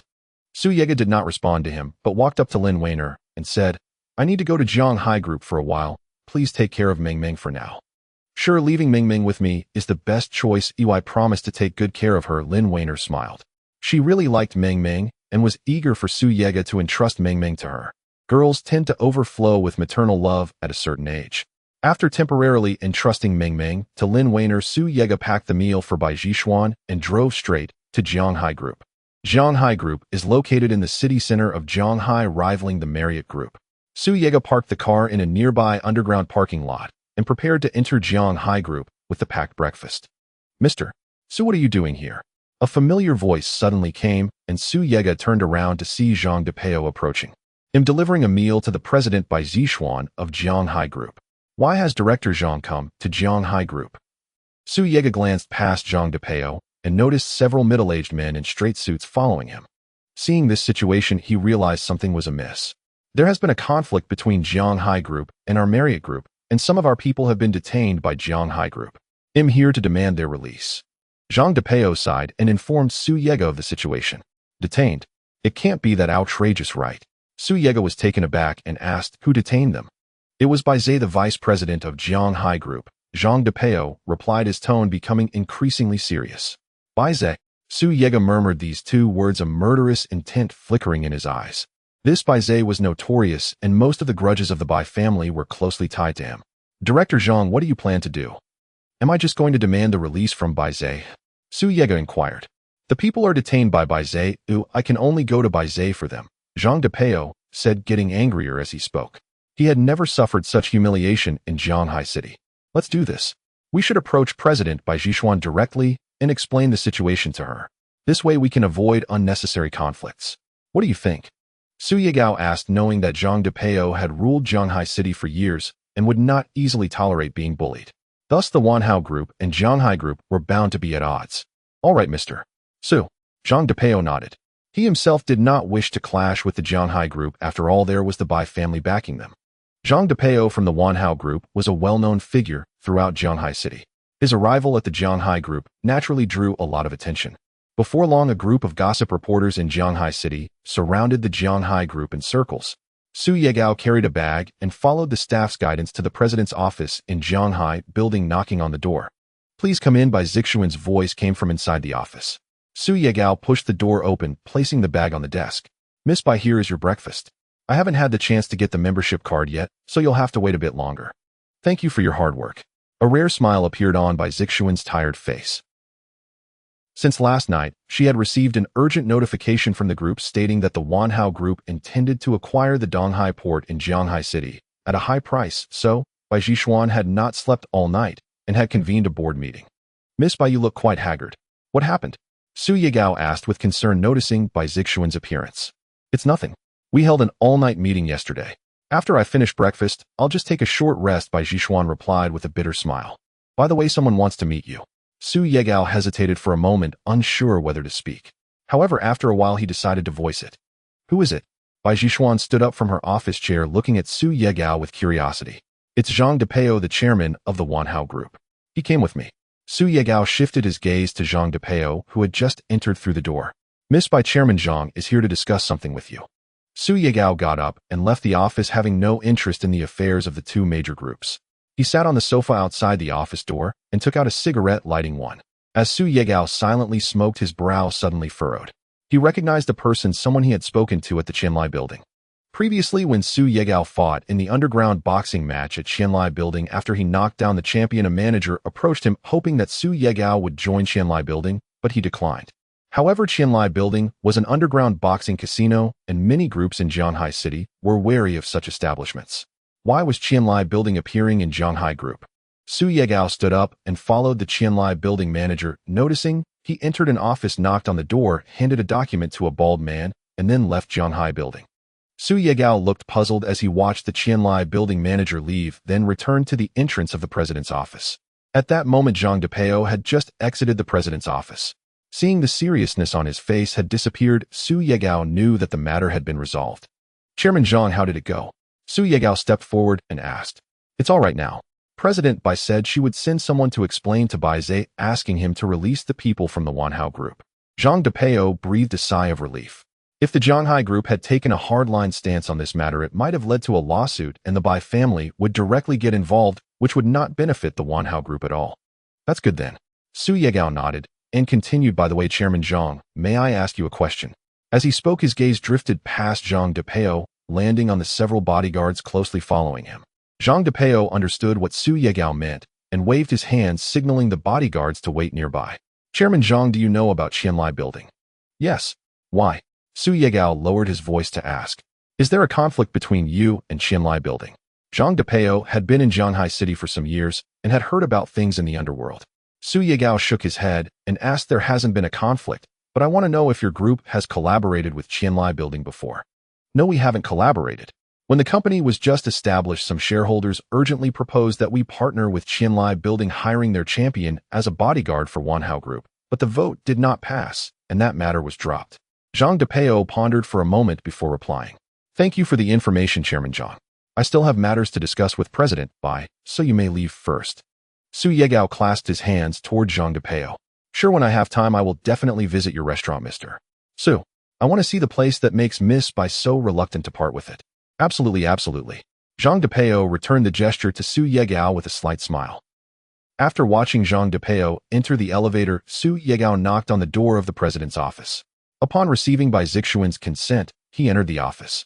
Once inside the president's office, Bai Zixuan was eating the breakfast that Su Yigao had brought. She looked up and saw Su Yigao enter, paused her chopsticks, and praised, not bad, not bad. The food you made is very delicious. Miss Bai, just call me Zixuan. It feels too formal to always be called Miss Bai. Before Su Yigao could finish, Bai Zixuan interrupted. Zixuan. Su Yigao was taken aback, and after a moment finally managed to say the name. Is it that awkward? Bai Zixuan smiled slightly and asked, is there anything else you want from me? Oh, there is one thing I want to ask you. What is it? Bai Zixuan asked, and Su Yigao recovered from his awkwardness and immediately spoke. I want to ask where your Zhanghai Group recruits its bodyguards and security personnel. I don't know about that. I manage the economic aspects of the group, while the security matters are handled by Vice President Bai Zhe. Bai Zixuan shook her head and smiled. Why are you suddenly asking this?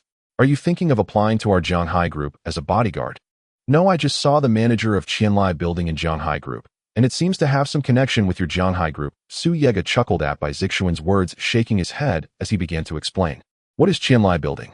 Bai Zixuan asked, confused. Su Yigao was taken aback, looking at Bai Zixuan with a puzzled expression. Qianlai building had been a dominant force in the underground black market of Zhanghai City for many years, yet Bai Zixuan didn't know about it. Qianlai building is an illegal black boxing venue, a playground for the rich, and a life-and-death arena for the poor. Su Yigao shook his head and said the poor who enter Qianlai building are all driven by their circumstances, and once they face the champion, over 90% either die or are severely injured. Bai Zhishuan smacked her lips and asked. I naturally wouldn't get involved in such illegal boxing, but why did you suddenly bring up Qianlai Building today?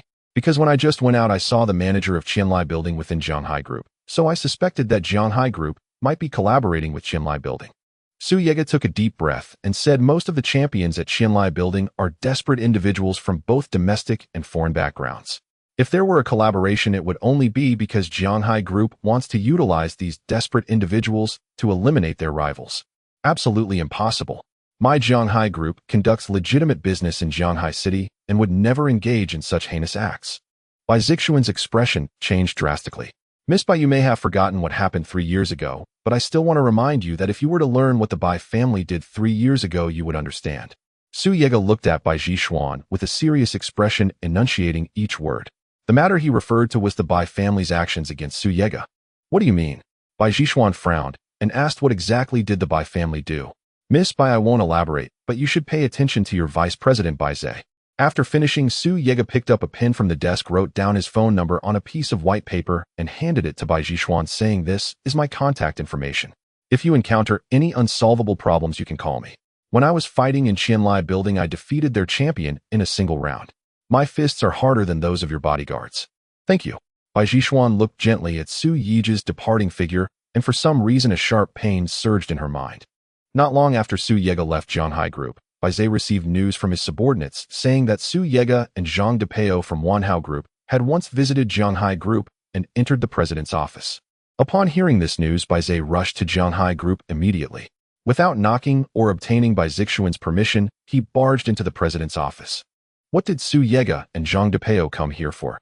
Bai Zhe confronted Bai Zhishuan aggressively. Nothing important. Bai Zhishuan shook her head and lowered her gaze to continue her work. Jianghai Group was mainly divided into two factions, one led by Bai Zhishuan focusing on economic power and the other led by Bai Zhe focusing on security. Bai Zhishuan had repeatedly asked her father Bai Kuan to regain all authority in Jianghai City, but her requests were declined. Bai Zhe wielded half of the power of Jianghai Group and frequently opposed Bai Zhishuan at shareholder meetings. Su Yega and Zhang Depeo are enemies of the Bai family. What business do they have with you? Can't you tell me, President Bai?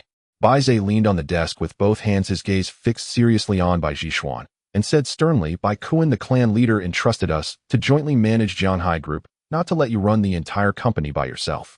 Bang! Bai Zixuan's delicate hand slammed down on the desk, and she sternly questioned Bai Zhe, what was Su Yega and Zhang Depeo doing in my president's office? That's my business. You claim I never informed you about anything, but have you not concealed anything from me? Miss Bai, please listen carefully. It is not that I conceal everything from you, but Bai Kuan, the clan leader, has stated that you have no authority to inquire about security matters. You may only manage the economic aspects of Jianghai Group. Bai Zhe showed no signs of backing down, instead pounding the table harder, startling Bai Zhishuan. If you continue to be unreasonable, I have the right to take control of your president's office. After Bai Zhe finished speaking, he clapped his hands, and a dozen similarly built men entered the president's office. The bodyguards asked in unison, Young Master, Bai, what are your orders? Bai Zhe waved his hand, signaling the bodyguards to remain silent, then approached Bai Zhishuan and asked in a low voice, Miss Bai, can you now tell me what Su Yega and Zhang Depeo are here for? You. By the way, if I were to control you, I would directly tell Bai Kuan, the clan leader, that you are attempting to seize my security authority and colluding with Su Yega and the people of Wanhao Group. What do you think Bai Kuan would do?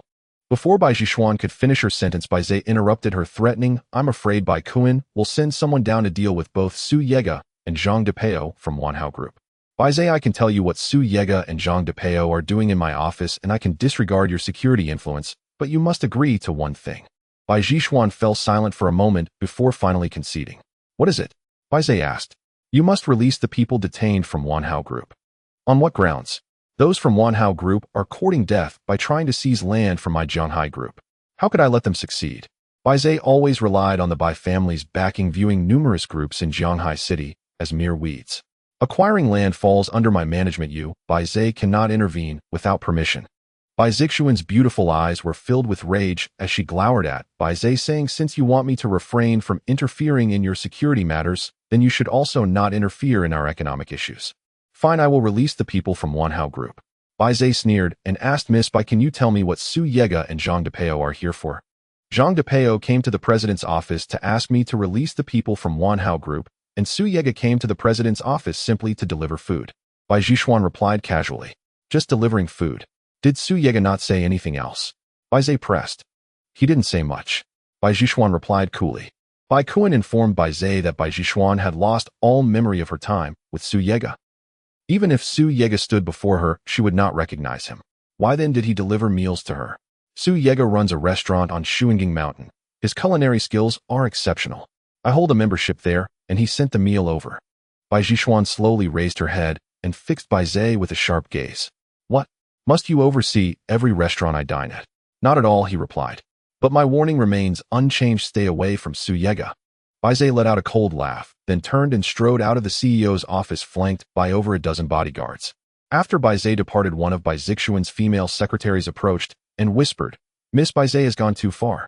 Shall we devise a way to teach him a lesson? Teach him a lesson? How? Bai Zhishuan sighed. Within Zhanghai Group, I control only the finances. Everyone else answers to Bai Zhe. I have no means to challenge him. Miss, didn't Su Yega just mention something? What did he say? Bai Zhishuan lifted her eyes toward the secretary. What was it? He said that at Qianlai Tower, he defeated the reigning champion in a single round, and added that should any trouble arise, you may call upon him for aid. The secretary glanced discreetly toward the door, then leaned in and murmured, we could ask Su Yega to deliver a lesson to Bai Zhe. No, do not concern yourself with this. I will find a way to reclaim full authority over Zhanghai Group. Bai Zhishuan closed her laptop and carried the breakfast Su Yega had delivered as she walked out of the CEO's office. Su Yega remained unaware of the internal conflict erupting within Zhanghai Group. By then he had already returned to the loving little pavilion where Meng Meng had finished her breakfast and was playing with Lin Wan. Upon seeing Su Yega, Meng Meng dashed over joyfully and stretched out her plump little arms begging to be held. Su Yega scooped her up, carried her to the piano, and gently seated her beside it. With tender affection he asked, Meng Meng, would you like to hear Daddy play the piano? Yes, Daddy. Meng Meng wants to listen. She nodded eagerly, her voice soft and sweet.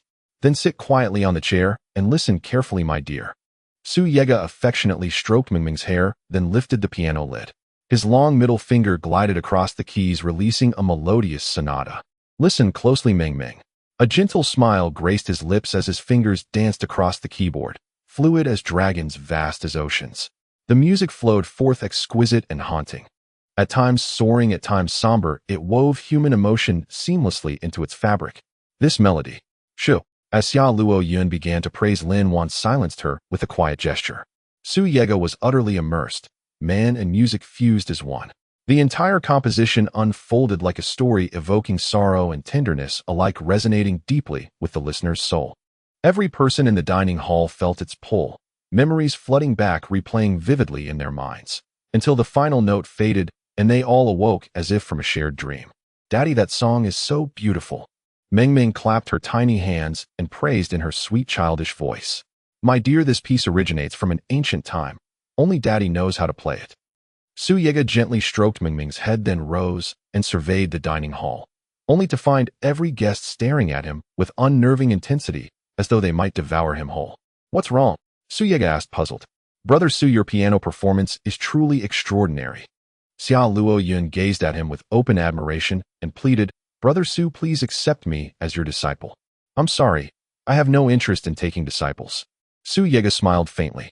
I simply wish to care for my daughter in this vast metropolis. Applause erupted, sharp, sincere, and unrestrained. Zhang Long rose from his seat in the corner and approached Su Yega. Mr. Su, your piano piece is masterful. It clearly tells a story. May I offer a suggestion? What is it? Please share. Su Yega asked, intrigued. The international piano competition is approaching. You should enter this piece. Zhang Long continued. Its narrative will stir profound resonance, not only among listeners, but even within those whose essence lives within the music itself. How do you know there is a person hidden within my composition?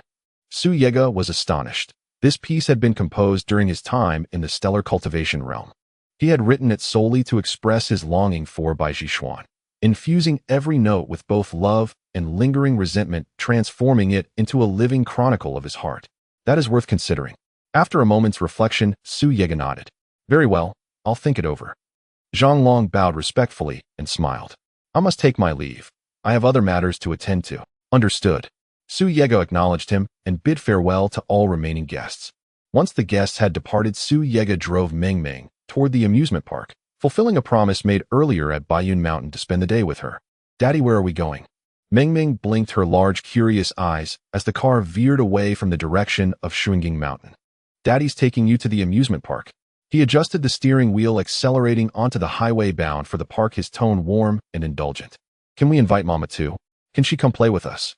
Hope shimmered in Meng Ming's eyes. Su Yega recalled Bai Jishuan's haggard appearance at Jianghai Group and shook his head, exhaling heavily. Mama cannot join us right now. Why not? Meng Ming pouted, her small face crumpling with disappointment. Su Yega comforted her gently. Mama's company faces a serious crisis. She must handle it herself. You're such a good girl, Meng Ming. You wouldn't want to add to her burden, would you? No, I'm the very best. Meng Ming shook her head vigorously, her two braids bouncing behind her. That's good. Meng Ming is the most obedient little girl. Su Yega smiled contentedly as she gazed upon her daughter's adorable face. As the car neared the amusement park, Meng Ming lifted her head and looked up at Su Yega, timidly asking, Baba, could Lin Wan's sister come too? Meng Ming wants to play with her as well. Does Meng Ming not want to play with Baba? Su Yega teased gently. Is Lin Wan's sister truly more important than Baba? And no, Meng Ming stammered, helplessly unable to form a single coherent sentence before casting a pitiful tear-brimmed glance at Su Yega. Seeing Meng Ming's crestfallen expression, Su Yega burst into laughter, tenderly stroking her soft hair and soothing her. I was only teasing. You wait right here, Baba will call Lin Wan's sister right away. With that, Su Yega pulled out his phone and dialed Lin Wan, relaying Meng Ming's wish. Within minutes, Lin Wan arrived at the amusement park's entrance in her car. My little darling, did you miss playing with sister? Lin Wan knelt beside Meng Ming and produced a lollipop from behind her back, offering it with a warm smile. Wow, a lollipop. Meng Ming eagerly accepted it and planted a joyful kiss on Lin Wan's cheek. Wait, where did this lollipop come from? Just as Lin Wan began unwrapping the lollipop's packaging, Su Yega furrowed his brow and asked, Brother Su, rest assured, this lollipop is handmade by me. Every ingredient is authentic and pure. Lin Wan chuckled wryly. Indeed, Su Yega's vigilance over Meng Ming's food, clothing, shelter, and daily life bordered on solemn devotion. Baba, may Meng Ming eat it? Meng Ming pleaded with wide, pleading eyes. Go ahead, Su Yega nodded gently. With her father's permission, Meng Ming gleefully tore open the wrapper and savored the lollipop with delight. It was small. By the time Su Yega returned from queuing for tickets, she had already finished it. All right, let's go inside. Su Yega handed Lin Wan one of the admission tickets and, taking Meng Ming's hand, led them both into the amusement park. Meng Ming, there's a dolphin show coming up. Would you like to watch? Lin Wan glanced at the performance schedule printed on their tickets, then checked her wristwatch. Let's go. Meng Ming waved her tiny hand triumphantly. By the time they reached the dolphin show arena, the crowd was already dense, nearly every seat taken. Meng Ming stared at the sea of people, her expression faltering as she turned to Su Yega. Baba, there are so many people. What if there's no seat left? Do you still want to watch the dolphin show, Meng Ming? Su Yega knelt down, gently twirling the two braids tied neatly at the nape of her neck. Yes, Meng Ming really wants to. She bobbed her head eagerly like a little chick pecking at grain. Then leave it to Baba. Su Yega smiled faintly, lowered his neck, and patted the back of it. Climb on, Meng Ming. Baba, is this okay? Meng Ming asked hesitantly. Perfectly fine. Hurry up and climb on. Su Yega grinned and turned to Lin Wan. Miss Lin, would you please lift Meng Ming onto my shoulders? Of course. Lin Wan scooped Meng Ming up and settled her securely atop Su Yega's broad shoulders. Can you see clearly now, Meng Ming? At 180 centimeters tall, Su Yega offered Meng Ming an unobstructed view of the entire stage. Yes, I can see everything. Baba is amazing. Meng Ming giggled merrily. Behind them, Lin Wan watched the tender bond between father and daughter, her heart swelling with quiet warmth. She had grown up in affluence, never wanting for food or clothing, but her parents were seldom present during her childhood. Sister Lin Wan, look, that dolphin leapt so high. Meng Ming's exclamation snapped Lin Wan from her reverie. She smiled softly at the performing dolphins in the distance, then gently pinched Meng Ming's cheek and said fondly, Meng Ming, you'll get to take photos with the dolphin later. Really? Meng Ming gasped, eyes sparkling with delight, then tugged playfully at Su Yega's hand resting on her waist. Baba, Meng Ming wants to take a photo with the dolphin. Yes. If Meng Ming wishes it, Baba will be right there beside her. His voice brimmed with unreserved paternal love. Miss Lin, how does one arrange a photo with the dolphin? Su Yega turned toward Lin Wan, curiosity flickering in his gaze. He rarely concerned himself with such amusements. Back when Bai Jixuan still stood by his side, their days were consumed by one singular purpose: earning more money to aid impoverished children. It's simple. The trainer will toss a ball into the audience. Whoever catches it earns the chance to join the dolphin on stage for a photo. As Lin Wan spoke, she pointed toward the trainer directing the show from the stage. Just that straightforward. Su Yega paused momentarily, stunned. As a cultivator, he could effortlessly seize the ball midair using his primordial qi. Exactly. That's all there is to it. Lin Wan nodded, her gaze sharpening with sudden intrigue.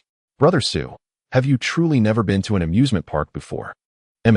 Su Yega replied with quiet brevity. Lin Wan fell silent at a loss for words. Soon after the dolphin show concluded, the ball tossing began. Most spectators were children, and upon learning they could photograph with the dolphin, they clamored excitedly for their accompanying adults to catch the ball. Those adults eager to delight their young charges rushed forward, hands outstretched, to seize the trainer's impending throw. Miss Lin, please watch Meng Meng for me. Su Yega carefully lifted Meng Meng from his shoulders and placed her gently into Lin Wan's arms. The trainer counted aloud to 3 through the microphone, then hurled the ball high and far. At its release, dozens of parents stretched upward, scrambling to snatch it from the air. Su Yega sighed inwardly, then surged his primordial qi. With a subtle gesture, his palms swept outward, drawing forth a powerful vacuum force. The airborne ball veered sharply toward him, yet just before landing in his grasp, another unseen force wrenched it violently in the opposite direction. Sensing that counterforce, Su Yega's brows tightened. Its resonance was unmistakable, identical in origin to his own primordial qi, unmistakably of the stellar cultivation realm. What is this? Su Yega frowned, surging a greater torrent of primordial energy from her palm. The rubber ball suddenly shot toward her with startling force. Su Yega reached out and caught the ball with flawless precision, then turned her gaze toward the source of the sudden suction.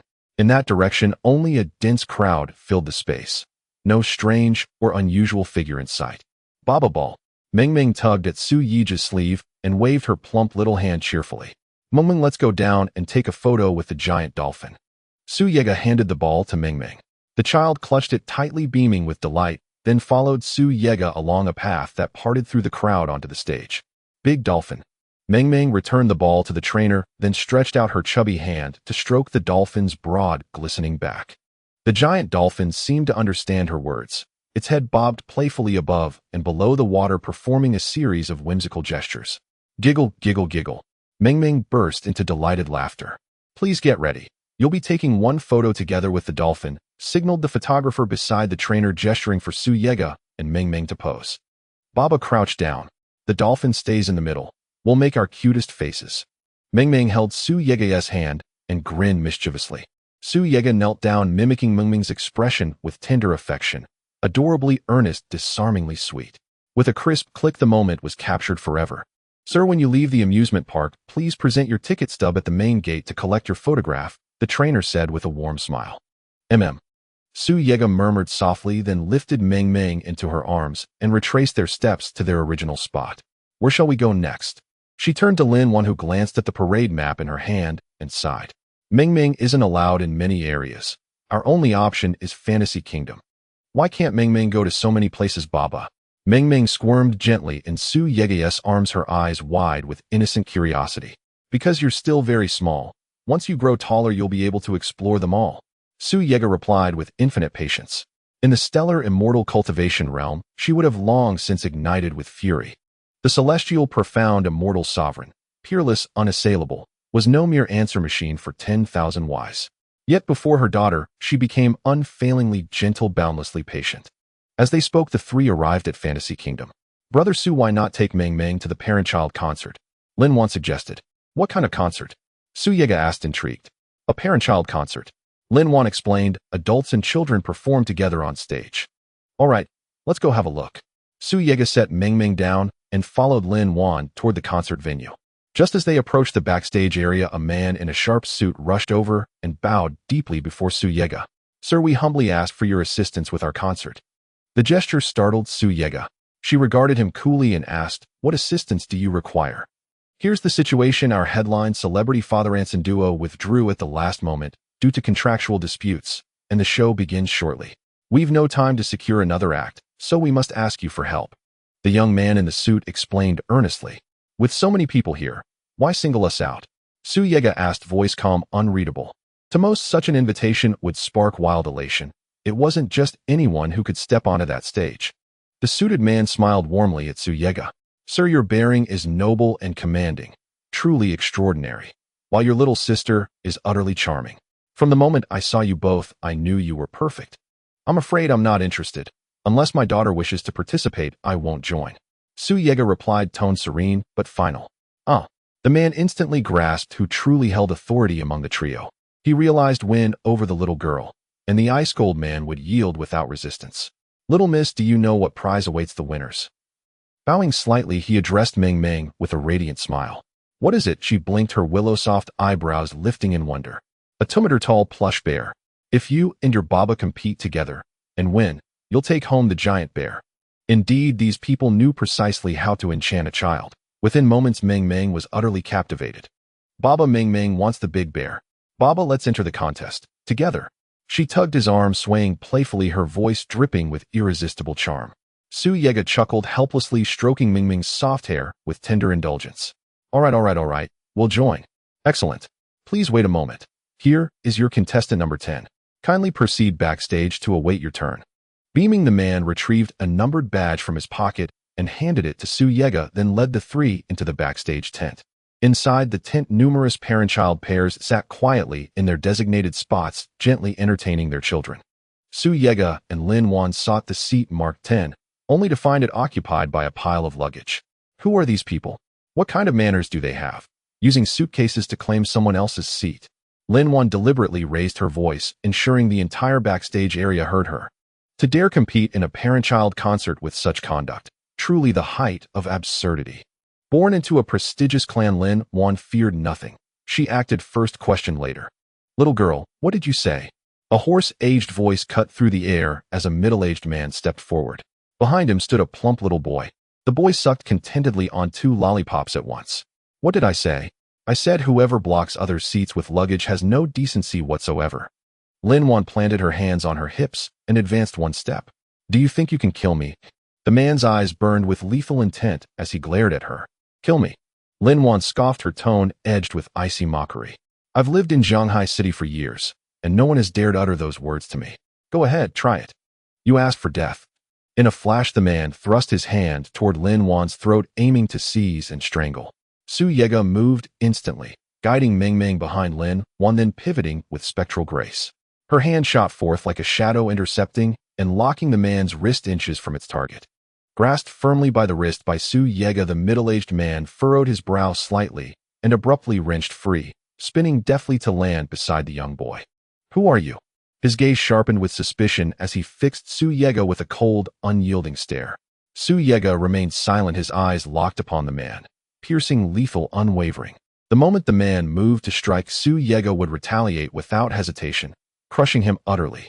Though formidable in martial prowess, his inner strength was extraordinary by ordinary standards, truly a master of the martial world. Yet even such profound inner strength, constrained by the limits of the human body, amounted only to the cultivation level of a mid-stage Xuanxu realm expert within the interstellar Xianxiao realm. Seeing Su Yega remain mute, the man loudly declared, I am of the Bai family of Jianghai City. Do you truly dare raise your hand against me? Su Yega still said nothing. Only his razor-sharp gaze held fast upon the man. What do you mean by this, brat? The man narrowed his eyes, scrutinizing Su Yega from head to toe. I'll say at once, take your suitcase and leave. Su Yega spoke calmly. And what if I refuse? The man laughed heartily, tossing the question back with mocking defiance. Su Yega's expression instantly turned glacial. He strode forward, lifted the suitcase resting on the chair, and with a single whip-like motion of his arm hurled it clear beyond the backstage tent. You're courting death, boy. Enraged, the man lunged, fist cocked and roaring towards Su Yega. Brother Su, beware. Lin Wan swiftly scooped up Meng Meng and stepped backward, clearing space for Su Yega to maneuver. Before the onrushing fist, Su Yega's face remained perfectly still, calm as an ancient, unfathomable well. He stood motionless, even as the fist drew nearer, closing relentlessly upon his throat. A faint, cruel smile curled at the man's lips. One solid blow to the throat would shatter bone at the very least, or silence a man forever. Yet just as the knuckles hovered 1 centimeter from Su Yega's throat, they froze, utterly immobile. No matter how fiercely the man strained, his fist could not advance a single millimeter further. My turn now. Su Yega offered a faint chilling smile and drove his fist into the man's abdomen with devastating force. Ugh! The man staggered backwards several paces, saved from collapse only by bracing himself against a nearby table. Otherwise, he would have crashed hard onto the ground. Still wish to continue, Su Yega asked coolly. The man sprang up, instantly surging his inner energy, snatched a wooden chair, and swung it overhead, aiming straight for Su Yega's crown. Su Yega pivoted sharply, spun behind the man, and delivered a crushing kick to his abdomen. The man flew backward supine, while the airborne chair slammed down upon his chest. Mumbling, let's sit down. Su Yega walked to their designated seats, gently patted the chair, and beckoned her over with a soft wave. Lin Wan set Meng Meng down and took her small hand, guiding her to sit. No sooner had they settled than she saw the man rise once more, gripping a broken chair leg, swinging it upward towards Su Yega's crown.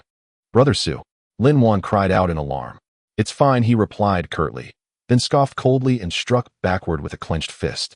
His fist landed precisely on the man's abdomen. Blood erupted from the man's mouth. He collapsed face down, gasping, helplessly unable to draw breath. Just who are you? The man wheezed after a long pause. Who I am matters little, but there is one thing you must remember. Without turning, Su Yega's voice cut through the air, icy, detached, final. Remember this, what is the Bai family truly? Brat, I warn you, though your martial skill surpasses mine, before the Bai family you are but an ant. To crush you would be effortless. The man staggered, upright, battered, and furious, glaring at Su Yega with burning eyes. Let me say it again, what is the Bai family truly? Su Yega's tone remained serene, but now he turned fully, meeting the man's gaze. His eyes shimmered with quiet, unblinking lethality. If you dare, leave your name. The man flinched, struck cold by those eyes, dark serpentine, hunting in the deep night. Listen well. Su Yega rose, slowly stepping forward, one deliberate pace after another, until he stood before the man. My name is Su Yega, a name that will make your Bai family tremble at its very echo. Though the first sentence rang loud and clear, the second he lowered to a whisper, intended solely for the man's ears. Su Yega. The man's brow furrowed. The name stirred vague recognition, yet eluded memory. Can't recall. Then go ask Bai Zai of your Bai family. He remembers exactly what that name means. Su Yega reached out and delivered a heavy, deliberate clap upon the man's shoulder. Leave now? I never wish to see you here again. Su Yega turned away, his final words laced with lethal intent, echoing like a death knell in the man's ears. Pale-faced, the man seized the boy's hand and turned to depart. Yet the child resisted stubbornly. Dad, I must compete. I won't leave. Rebellious whelp. Without another word, the man struck the boy across the cheek. The child burst into wailing sobs, dragged forcibly from the backstage area. Daddy, why did that bad man hit the chubby big brother? As Su Yega sat down, Meng Meng leaned close, eyes wide with innocent curiosity. He struck him because the chubby big brother refused to obey. Su Yega murmured, gently stroking Meng Meng's hair with tender affection. Then, if Meng Meng disobeys, will Daddy hit Meng Meng? She blinked her enormous doll-like eyes at him. Su Yega smiled and shook his head. Never. Do you think Daddy is violent? No. She stretched out her plump little arms, hugging his forearm tightly, her voice sweet and soft. Daddy isn't violent. He's gentle, so very gentle. Su Yega kissed her cheek and chuckled. Meng Meng, what will you perform on stage later? Singing or dancing? Meng Meng pouted her tiny lips. Daddy, Meng Meng can't dance. Let Daddy teach you. Su Yega smiled thoughtfully. Mumbling, all you need to do is stand on stage, sway your waist, and wave your hands. After that, leave the rest to Daddy. Really? Meng Meng wriggled in Su Yega's arms and asked. All right, then Meng Meng will dance. She nodded eagerly. Lin Wan, seated nearby, asked, Brother Su, will you be playing the piano? Su Yega's emotional resonance had reached an unprecedented intensity. Lin Wan thus assumed he must be a pianist. Yes. I'd like to perform a piece I composed with Meng Meng's mother before I left Zhanghai City. Su Yega nodded. Lin Wan asked, Brother Su, did you study music together with her? He shook his head and smiled. I never studied music formally. Meng Meng's mother did, and she was a renowned musical artist. She composed the score, I refined it. A musical artist. Lin Wan's mind raced, sifting through the names of chart-topping musicians and faded internet celebrities of recent years. Most performers focused solely on singing. Few composed their own works. Only 3 stood out, 1 man and 2 women, each both singer and composer. The man was quickly ruled out. 1 woman was over 50, the remaining 1 appeared to hail from the Bai family. Bai Jixuan was also a self-composing pianist 3 years ago. Lin Wan's voice softened as she slowly lifted her gaze to meet Su Yegu's eyes. He offered a bitter smile. Yes, that's right. Let me tell you. Bai Jixuan is Mengming's mother. I suspected as much all along. Lin Wan held his gaze steadily and whispered, Jixuan doesn't remember who you are. Has she lost her memory? Su Yegu withheld the full truth of his past from Lin Wan, offering only cautious words. I'm not certain. Suffice it to say the entanglement between me and the Bai family runs deep. If you wish to avoid calamity, it would be wise to keep some distance. Even if the Bai family wields immense power, the Lin family is no trivial force. Lin Wan's gaze remained unwavering as she declared, Brother Su, I don't know what transpired between you and the Bai family, but regardless I stand by you. Why? Su Yegu asked quietly. Because behind me stands the entire Lin family. I possess both the means and the authority to challenge the Bai family. Her gaze drifted tenderly toward Mengming. With a graceful arch of her brows she smiled and said, Brother Su, if you have no objection, I'd like to become Mengming's aunt. An aunt?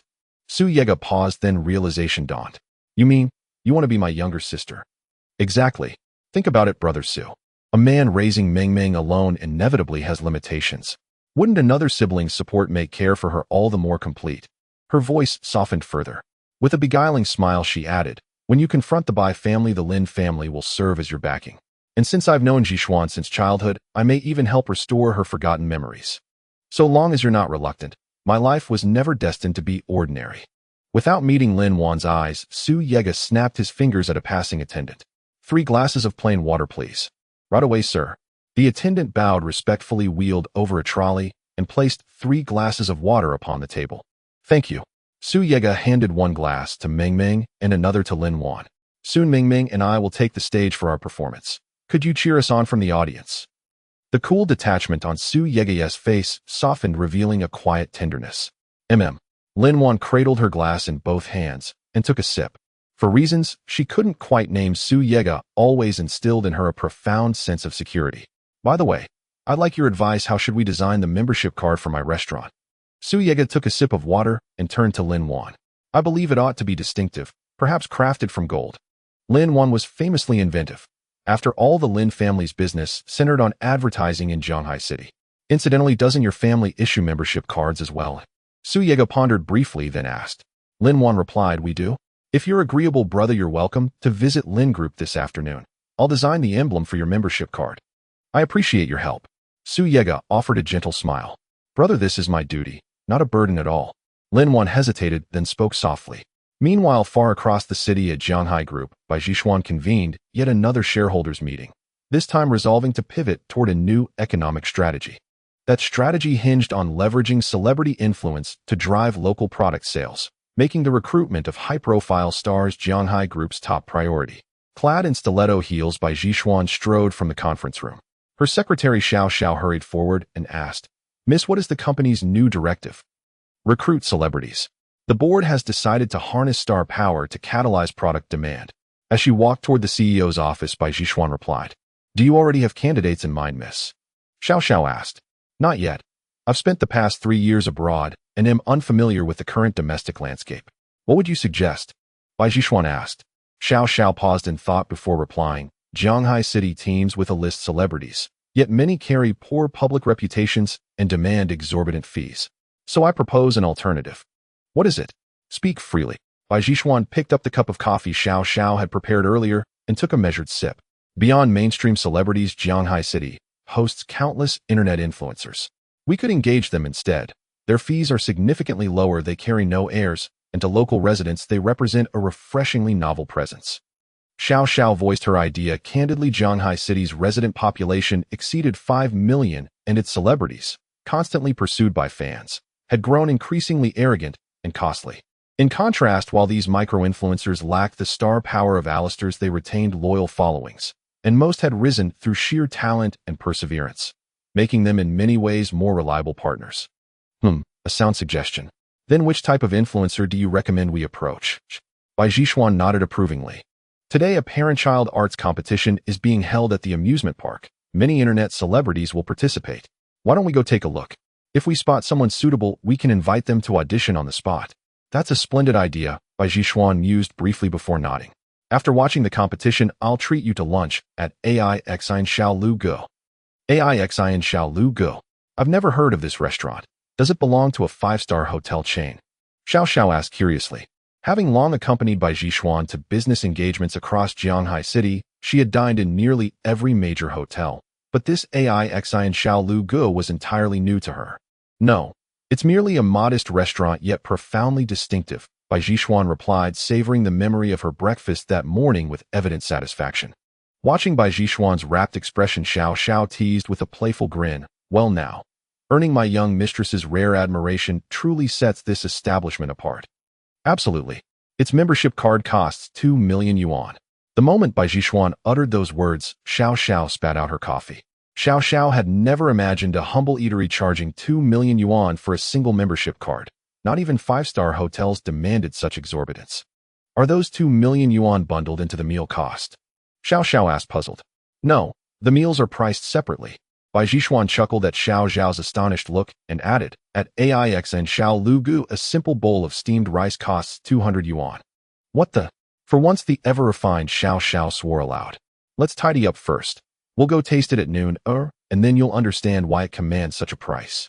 Bai Jixuan rose from her office chair and strode out. After gathering their things, the two drove off. In order to avoid attention, Bai Jixuan opted for the company's official vehicle, a BMW 5 Series. They arrived at the competition arena beneath the amusement park stage and secured seats. By then, 10 contestants had already performed. As Bai Jixuan and Xiao Xiao entered the venue, Su Yega and Meng Meng were backstage preparing. I told you to hurry. You didn't listen, and 9 performers have already gone ahead. Bai Jixuan lightly tapped Xiao Xiao's arm in mild reproach. My fault. I'm sorry, miss. Please focus on the show now. Xiao Xiao grinned, impishly pointing toward the host about to step on stage. Next, please welcome an enchanting father-daughter duo, Mr. Su Yega and his daughter Su Mengmeng. The host's announcement was met with thunderous applause. Bai Jixuan froze. Her gaze instantly lifted, riveted upon the entrance archway. Under Bai Jixuan's watchful eyes, and those of the expectant crowd, an elegant man emerged hand-in-hand with a porcelain-like little girl. Wow, what a striking man. Indeed, not only is he handsome, his daughter is already a budding beauty. Nearby spectators erupted into light-hearted banter. Xiao Xiao, seated beside Bai Jixuan, studied the girl entering the stage, then glanced sidelong at her employer, and suddenly remarked, Miss, doesn't that little girl bear an uncanny resemblance to you? Nonsense. Bai Jixuan retorted, feigning indignation. I'm not joking. It's truly astonishing how alike they are. Xiao Xiao's eyes flickered back and forth between Bai Jixuan's face and Meng Meng's. Indeed, the likeness was unmistakable. Meng Meng's delicate eyebrows, petite nose, luminous chasm-sized eyes, and slender willow-leaf lips mirrored Bai Jixuan's features almost exactly, as if carved from the same celestial mold. Don't be absurd. I certainly don't have a daughter, Bai Jixuan flushed, faintly casting Xiao Xiao a mock-stern glance. If she were mine, I'd raise her as nothing less than a princess. Xiao Xiao continued gazing at Meng Meng on stage with wistful admiration, unaware of course that Su Yega and Meng Meng had no inkling they were being discussed by Bai Jixuan and her secretary. Su Yega approached the grand piano and sat. Beside him, Meng Meng stood poised, gently lifting the hem of her little skirt, ready to sway.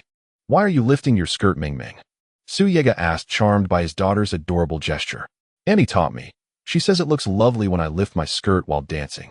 Meng Meng replied in her soft, honeyed voice. Shall we begin? With a gentle smile, Su Yega's fingers glided from bass to treble across the keys, releasing a crystalline note. His fingertips danced, melody unfurled, luminous and tender from the ivory keys. This piece had been composed years earlier, when Bai Jixuan defied her family's fierce opposition to stand by Su Yega's side, love undeterred by status or wealth. She named it Fairy Tales Hold No Sorrow, a lyrical manifesto declaring that true love transcends privilege and that authenticity alone is sacred. Miss, this composition is extraordinary. If our company were to groom this man, he'd rise to stardom in no time. Enchanted by Su Yega's piano artistry, Xiao Xiao now tugged Bai Jixuan's sleeve, bubbling with excitement. Ordinarily, such a gesture would earn Xiao Xiao a swift, playful twist of the arm, but this time Bai Jixuan did not react. Puzzled, Xiao Xiao turned, only to find Bai Jixuan gazing entranced at Su Yega on stage. She promptly tapped her arm. Miss, what's wrong? This melody. I feel as though I've heard it before, Bai Jixuan murmured half to herself. Xiao Xiao blinked in disbelief. Surely not. I've never heard it. And surely you don't actually know this man. Yes, I do. Bai Jishuan nodded softly. He owns AIXIN Xiaolu Go. And that little girl is my goddaughter. You know him, and you're Su Mingming's godmother. Xiao Xiao stared utterly dumbfounded, speechless for a long, stunned moment. Yes, Su Yega owns AIXIN Xiaolu Go. He's a gifted pianist, technically superb, but this particular composition, I feel certain I've heard it somewhere before. Though Bai Jishuan knew in truth she was hearing the piece for the very first time, yet something deep within her stirred whispering of a forgotten echo. Moreover, as the melody played, a figure lingered persistently in Bai Jishuan's mind, unshakable, indelible. Xiao Xiao, seated beside Bai Jishuan, noticed her clutching her head and frowning, and immediately asked, "Miss, are you all right?"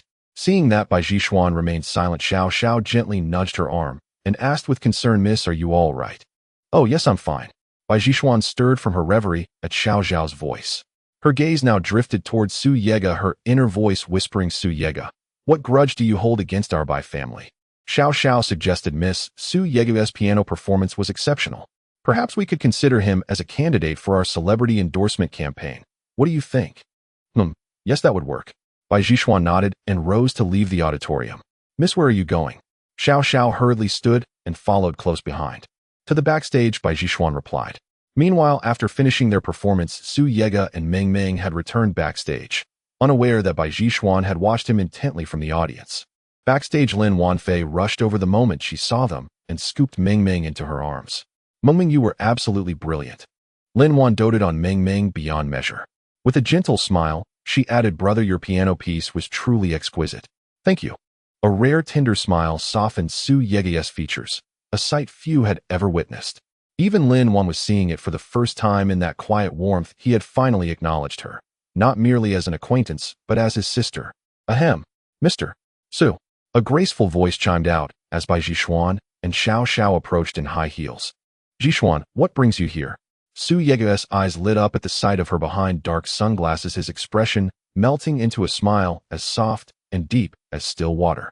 "I came to watch the parent-child competition and also to scout potential celebrities for our company's endorsement initiative.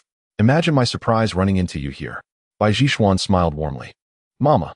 Spotting Bai Jishuan, Meng Meng wriggled in Lin Wan's arms and reached out, begging to be held. Bai Jishuan took Meng Meng from Lin Wan's arms and gently pinched her cheek, her voice brimming with affection. "Meng Meng, you were simply dazzling on stage." Meng Meng waved her tiny hand and piped in her sweet babyish voice, "Thank you, Mama. Auntie taught me this." "Auntie." Bai Jishuan lifted her gaze to Lin Wan and smiled faintly. "Lin Wan, you've accepted Mr. Su as your elder brother." "Yes, I admire elder brother Su deeply. His talents are extraordinary, and there's so much I hope to learn from him." Lin Wan spoke without hesitation. Indeed, few could resist glancing at Su Yega with quiet admiration. "By the way, Jishuan, what exactly did you mean by celebrity endorsement?"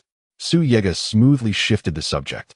"Here's the plan. Following our shareholders' meeting, the company has decided to engage prominent figures to represent our products and simultaneously elevate our presence in the music industry." Before Bai Jishuan could reply, Xiao Xiao stepped forward eagerly. "Our miss was profoundly moved by your piano performance, and we'd like to invite you to join our company as our endorsed artist." Su Yega said nothing. Instead, he pulled out a chair for Bai Jishuan, gesturing for her to sit, then spoke calmly. "This piece is titled Fairy Tales Hold No Sorrow." "Fairy Tales Hold No Sorrow? What a beautiful title." Bai Jishuan murmured softly. "It was composed 3 years ago by a pair of lovers." Su Yega offered a faint, wistful smile. 3 years ago, a young man and woman met aboard a train. He came from humble origins, she the daughter of immense wealth. They fell instantly in love and soon began living together. But her family discovered their relationship and fiercely opposed it. "Then what happened?" Bai Jishuan asked. "Later, she defied her family and moved in with him. Together, they composed melodies and penned lyrics, side by side, heart to heart." Su Yega continued, voice low and steady. "Eventually, her family sent assassins to kill him. She gave birth to his child, then was forcibly taken away." This piece was written during their brief, radiant time together. Its name remains Fairy Tales Hold No Sorrow. "What a heart-wrenching story," Xiao Xiao whispered, dabbing at her eyes, quickly regaining composure.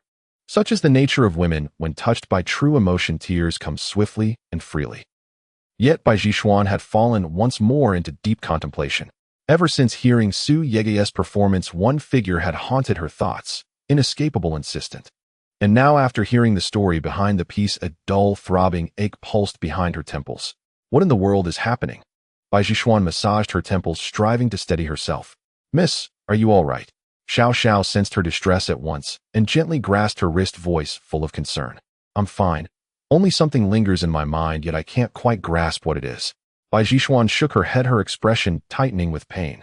There is no greater torment than standing on the threshold of memory, so close to recall, yet utterly unable to cross it. Bai Jishuan felt as though she had forgotten something vital, yet her mind remained blank, barren, unyielding. Shall I take a look? Su Yega ventured gently. You practice medicine? Bai Jishuan asked, eyebrows lifting in mild surprise. He nodded. I studied traditional Chinese medicine. May I examine your pulse? Without waiting for her answer, he extended his fingers and placed them lightly upon her delicate wrist. In truth, Su Yega possessed no skill in pulse diagnosis. His intent was far subtler, to channel his nascent qi into her body, to trace the source of her amnesia, to uncover why memories of those 3 years remained sealed away. How is it? Xiao Xiao pressed urgently. Just a moment, Su Yega murmured, and then with quiet focus let his qi surge forth, flowing steadily from his fingertips into her veins. Under the meticulous sweep of his qi, Bai Jishuan's body revealed no abnormality, except within her mind a strange coiled energy dwelled there, dormant, yet potent. That energy resonated with his own qi, familiar, almost kin, and precisely encased a portion of her cerebral cortex, as if deliberately suppressing it. Su Yega frowned slightly, wondering if this strange energy might be the very cause of Bai Jishuan's memory loss. How are you feeling? Bai Jishuan asked, watching Su Yega's contorted expression. Su Yega shook his head and replied. He refrained from forcibly channeling his own qi to dispel the anomalous energy, because he clearly sensed that it had already sealed away an entire segment of Bai Jishuan's memories. Attempting to break through without sufficient qi would trigger a catastrophic surge, instantly claiming her life. Yet what puzzled Su Yega most was this: why did Bai Jishuan harbor energy originating from the stellar cultivation realm? But why does your piano composition stir so many forgotten memories? Bai Jishuan asked, bewildered, unaware that these were not mere recollections, but fragments of experiences Su Yega himself had lived through.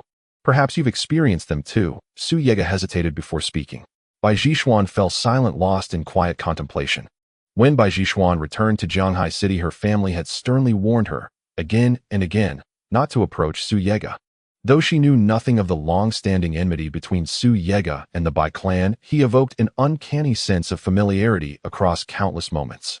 Most strikingly, this familiarity felt not imagined, but as though she herself had lived those moments.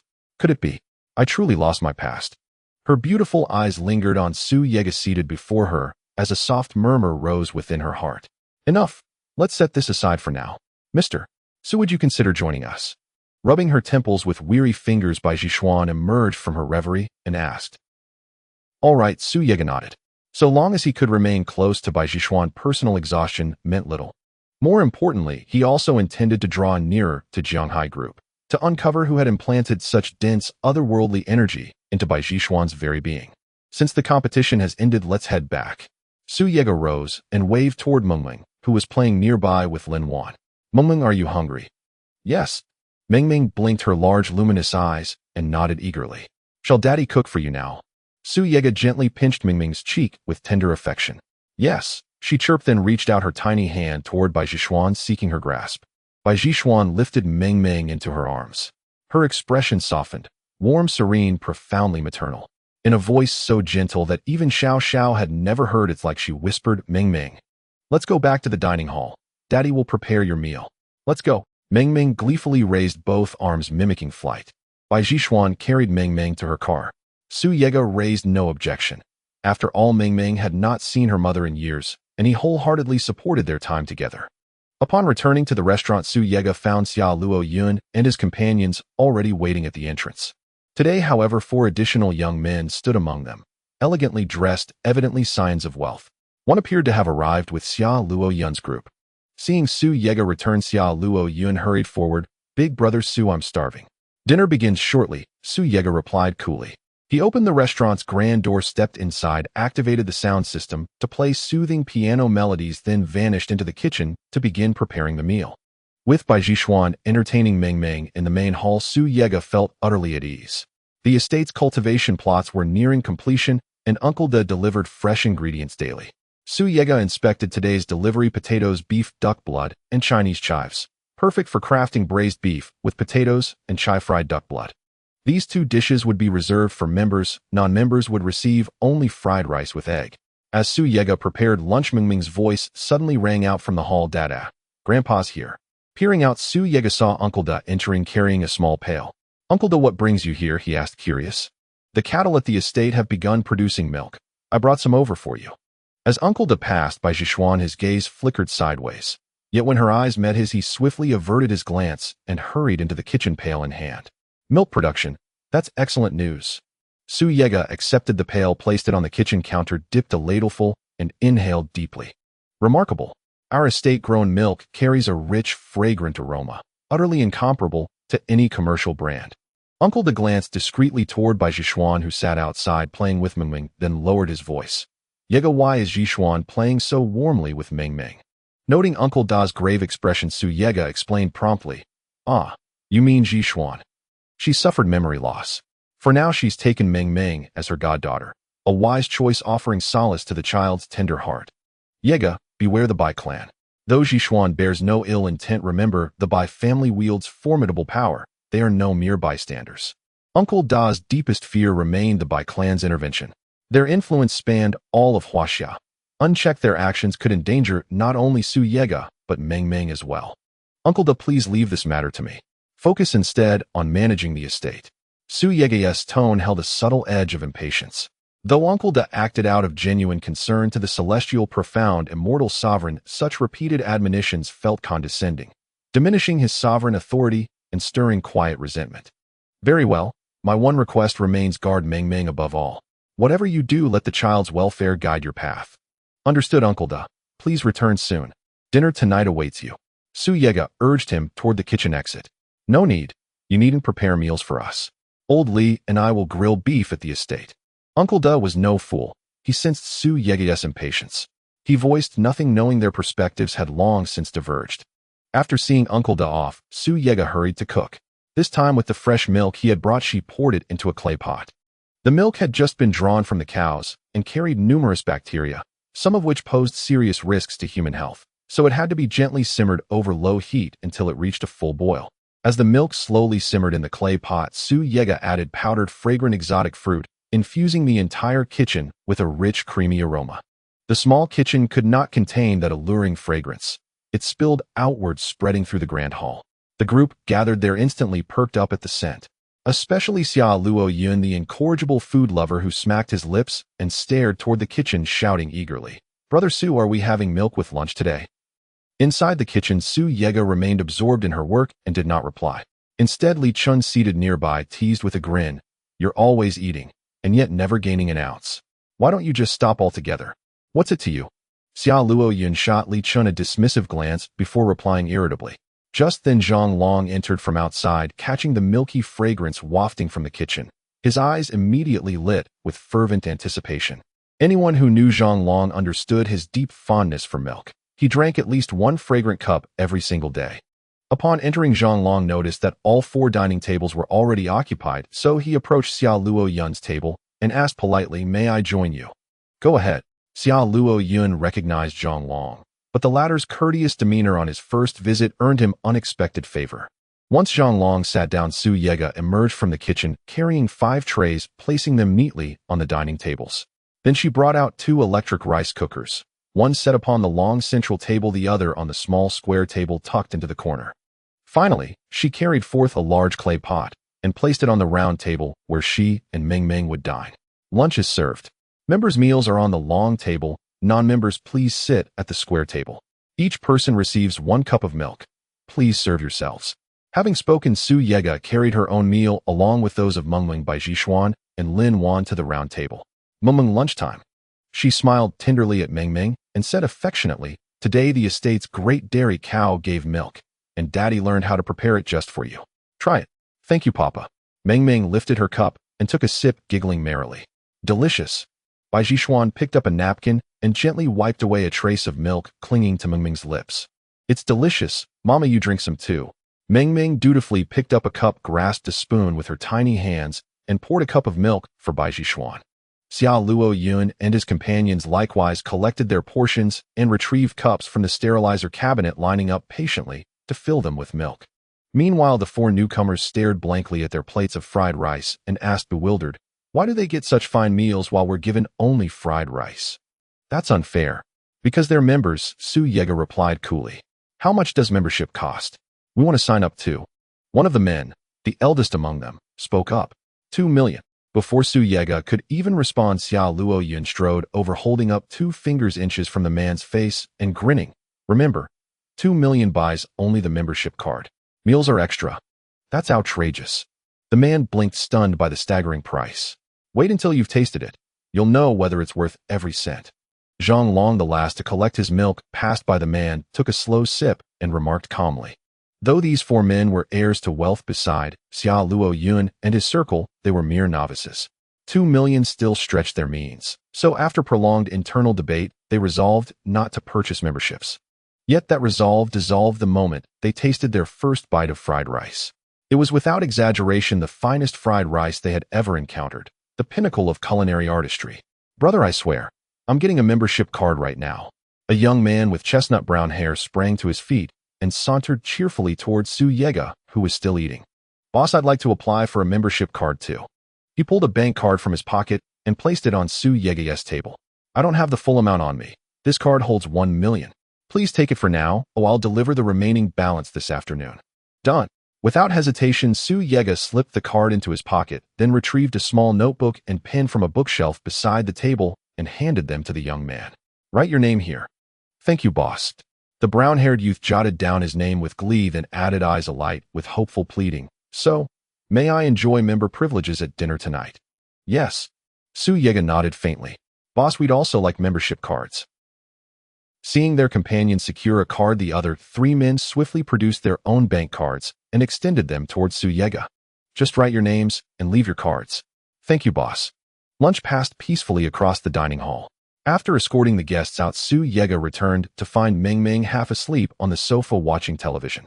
Bai Jixuan draped a warm coat over Meng Meng, then departed with Xiao Xiao. Before leaving, she reminded Su Yega, "Be at Zhanghai Group by 8 o'clock tonight to complete your registration documents." Su Yega escorted Meng Meng back to the estate, handed Uncle De a Animal Yunyuan bank card, and then accompanied Lin Wan to Lin Group. En route, Su Yega mentally tallied his current assets. 9 members had signed up, totaling 18 million yuan. To most people, that sum was astronomical, but to Su Yega it fell far short of his ambitions. His aspirations were vast. He intended to dominate not only Zhanghai City, but ultimately the entire nation of Huaxia. And power, he knew, demanded immense wealth. Upon arriving at Lin Group, Su Yega parked the car, and Lin Wan said, "Brother, go inside first. Tell the front desk you're here on my referral. Then simply state which tier of membership you wish to obtain. I'll head straight to the CEO's office." "Understood. I'll handle it myself." Su Yega nodded. After entering Lin Group, Su Yega immediately strode to the reception desk. "Welcome." The receptionist, a young man, habitually offered the standard greeting upon hearing footsteps. Yet the moment his gaze swept over Su Yega, his tone shifted. "What do you want?" he asked, raising an eyebrow with undisguised disdain. "I have business," Su Yega replied, coolly lifting her eyes to meet the young man's. He appeared barely in his early 20s, silver-dyed hair, sharply tailored suit, and an expression dripping with contempt. "Spit it out, quickly." The silver-haired man snapped impatiently. "You are not qualified to speak with me. Summon your manager." Face is granted only in mutual respect. Since the silver-haired man showed none, Su Yega owed him none in return. In the stellar cultivation realm, such insolence would have reduced him to dust in a grave long before now. "What the hell do you think you're doing? Dressed like that, and you still expect to see our manager? Get out now." At Su Yega's words, the silver-haired man roared. "Do you even know where you are? This is Lin Group, not some place for penniless beggars like you. So my attire alone disqualifies me from entering." Su Yega's expression hardened instantly, her gaze flickering with lethal intent. "Exactly, penniless beggar scram." Seeing Su Yega remain rooted, the silver-haired man stepped forward and reached out to shove her. Before his fingers could graze her, Su Yega's hand shot forth like a phantom, seizing his wrist and twisting it with subtle, devastating force. "Af!" A piercing scream tore through the air as the silver-haired man collapsed to one knee, cradling his arm and wailing in agony, drawing the attention of the entire Lin Group headquarters. Security guards rushed in at once, encircling Su Yega tightly. Moments later, they parted like a tide, making way for a middle-aged man whose bearing betrayed authority and influence. "Dad?" This brat nearly broke my wrist. You must avenge me. Spotting the man, the silver-haired youth scrambled up and rushed forward, face contorted in theatrical despair. Are you all right, son? Noting the severe swelling around his son's wrist, the man turned sharply to the guards behind him. Take him to get medicine, now. No, I want you to deal with this punk first. I won't go treat my wound until he's punished. I can't bear it. Do you wish to die, oi? The instant the silver-haired man finished speaking, Su Yega's gaze locked onto him, cold, predatory, like a beast sighting prey in the deepest night. How dare you lay hands on my son? Let's see what power you truly wield to make him seek death. The middle-aged man fumed. For decades he had reigned among Jianhai City's elite. No one had ever dared harm his only son, yet this youth had struck him down. How could he not burn with fury? Just as he raised a hand to order the guards into action, a gust of wind brushed past him, and in the blink of an eye, Su Yega vanished from where she'd stood. A strangled cry erupted behind him. Whirling around, he saw his son suspended midair, feet dangling, throat clamped in a merciless grip, face purpling with suffocation. And the hand at his son's throat belonged to Su Yega. Tell me, do I possess the power to make your son court death? She mocked, voice glacial. Let him go, murder is illegal. The man cried out, heart-wrenching with anguish. Answer me plainly, what is your position at Lin Group? Su Yega ignored his plea, asking instead, with quiet finality. I am director of the advertising design department. Reluctant at first, the man hastened to reply the moment he saw the tendons corded taut across Su Yega's gripping hand. Excellent. I've come to design membership cards. Tell me, must I wear designer robes for that? No, absolutely not. The man stammered, terrified that the next squeeze might end his son's breath forever. Then answer me this: when your son insulted me, was my response unjust? The final word left her lips, and her gaze, sharp as a blade, pierced the silver-haired youth, who trembled violently in her grip. No. Louder. Before the man could finish, Su Yega hurled the youth sideways, slamming him hard against a nearby stone pillar. No. The man shouted frantically. Remember this, never mistake a dragon for a dog. Su Yega applied measured force, enough to terrify, never enough to kill.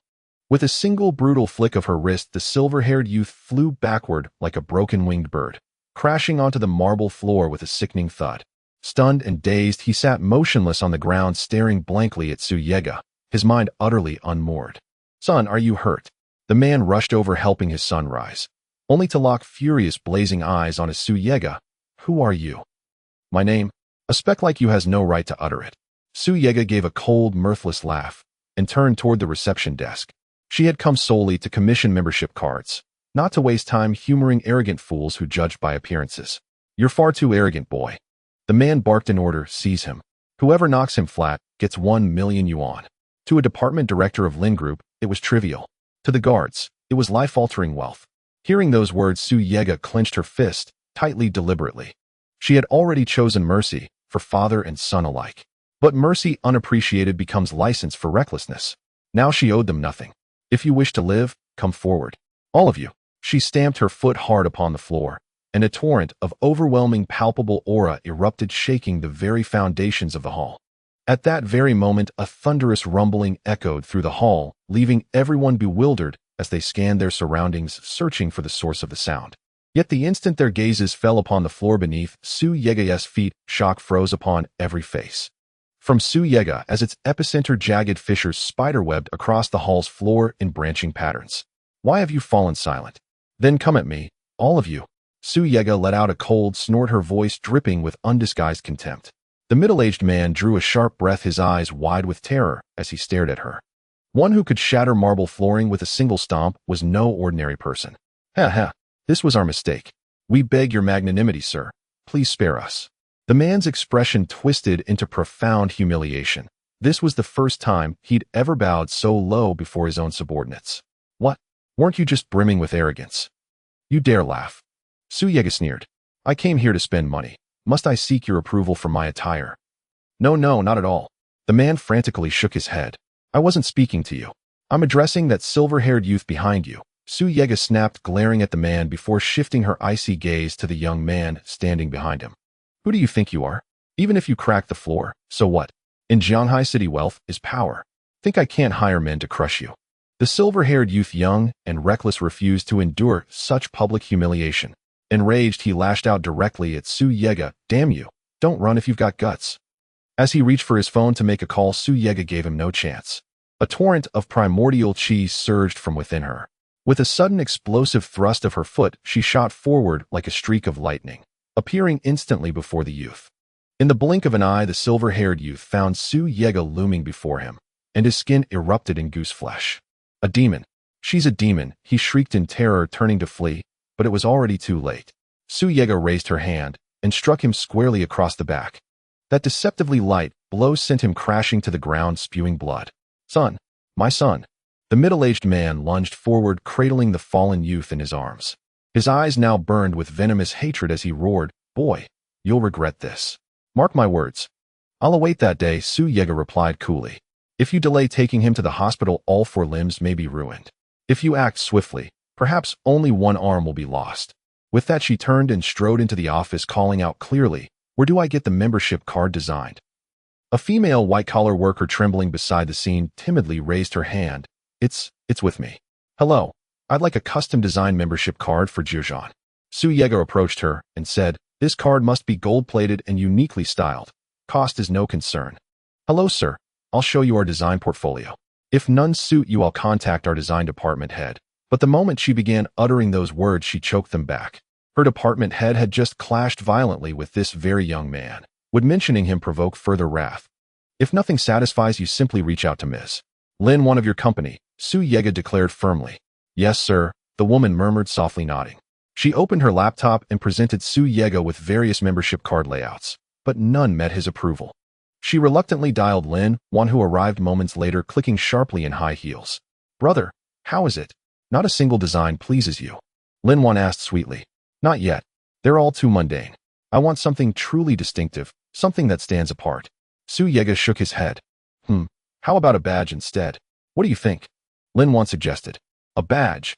Her suggestion piqued Su Yega's interest. A badge would command far more attention than a standard card. If it could serve as a membership token, it would be ideal. "Excellent idea, but I require it to be crafted entirely from gold," Su Yega said, giving Lin Wan a thumbs up. Lin Wan gestured for the assistant to fetch blank paper and a 2B pencil. "Shall I sketch the design myself?" "No, I'll handle it." Su Yega declined her offer. His mind had already crystallized a superior concept. In the stellar cultivation realm, he had been revered as the celestial profound immortal sovereign, and bore the sacred insignia of the celestial profound immortal palace. That emblem rendered as a badge would be unparalleled. Taking the paper and pencil, Su Yega sketched the emblem from memory, then refined it subtly before handing it to Lin Wan. Lin Wan studied the drawing, and astonishment bloomed across her delicate features. She never imagined the badge design he'd conjured could be so flawlessly executed. "Brother, have you studied design?" she asked, stunned. "No. This emblem represents me. It simply surfaced the moment you mentioned badges." Su Yega shook his head. In the stellar cultivation realm, this insignia had shaken the entire cultivation world, a symbol of unassailable majesty. Lin Wan confirmed once more, "So you're certain this is the badge you wish to use?" "Yes, this one, crafted in solid gold." "How much?" Su Yega asked. "Solid gold depends on the type of gold you prefer, sir," the assistant replied. Su Yega paused thoughtfully. What grade of gold is typically recommended?" "Platinum would be ideal," Lin Wan suggested. "Very well, platinum it is," Su Yega agreed with a nod. "A platinum badge scaled per your design costs 4,000 yuan each. 9 badges total 36,000 yuan. The assistant answered deferentially. "Charge it," Su Yega replied. He carried credit cards effortlessly, each holding over 1 million yuan. After finalizing the membership card matter, Lin Wan escorted Su Yega away from Lin Group.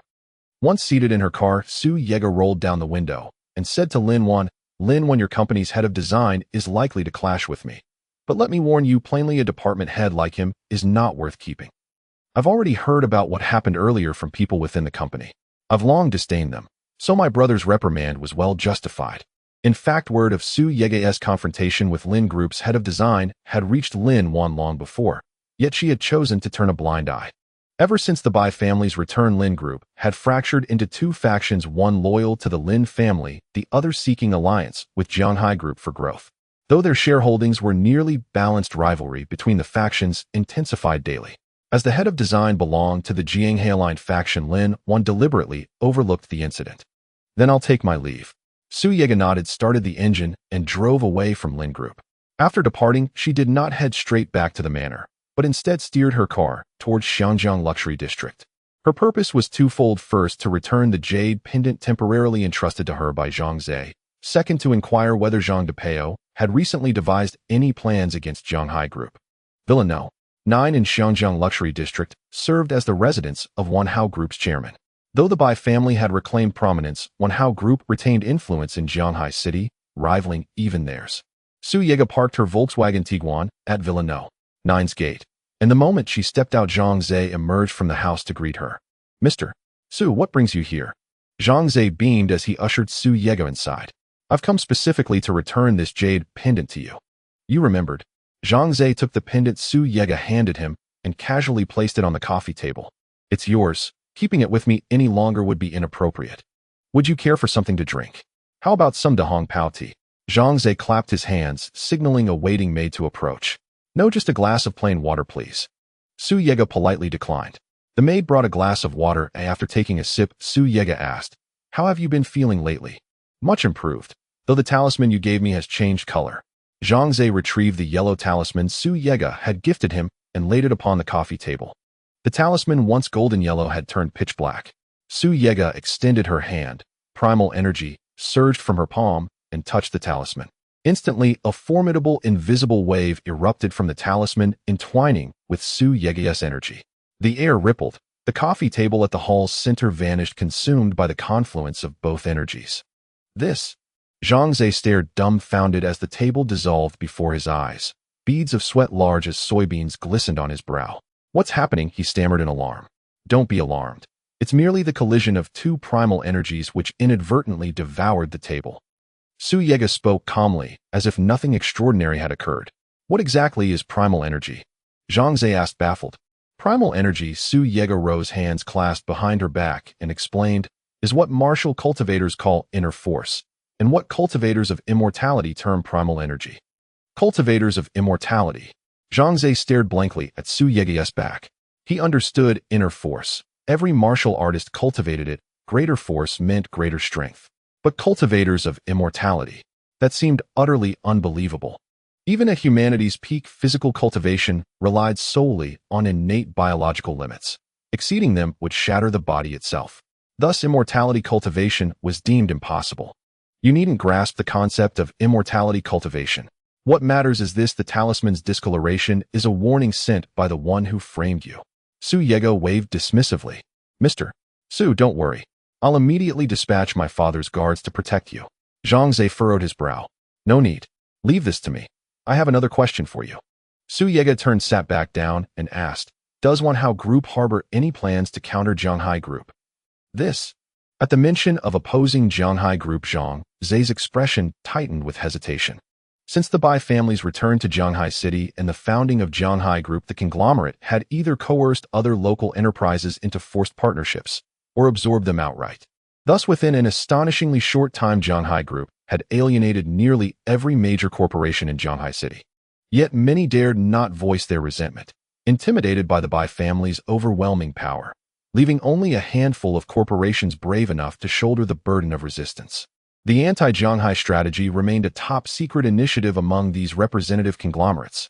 Even within Wanhao Group, only Zhang Zhe and Chairman Zhang Depeo were privy to its details.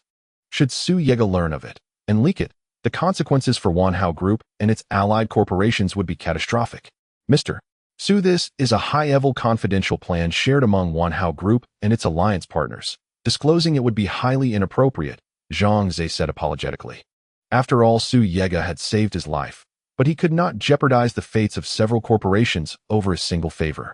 "It's fine, you needn't tell me. But there is something vital I must convey to you." Su Yega gently patted Zhang Zhe's shoulder.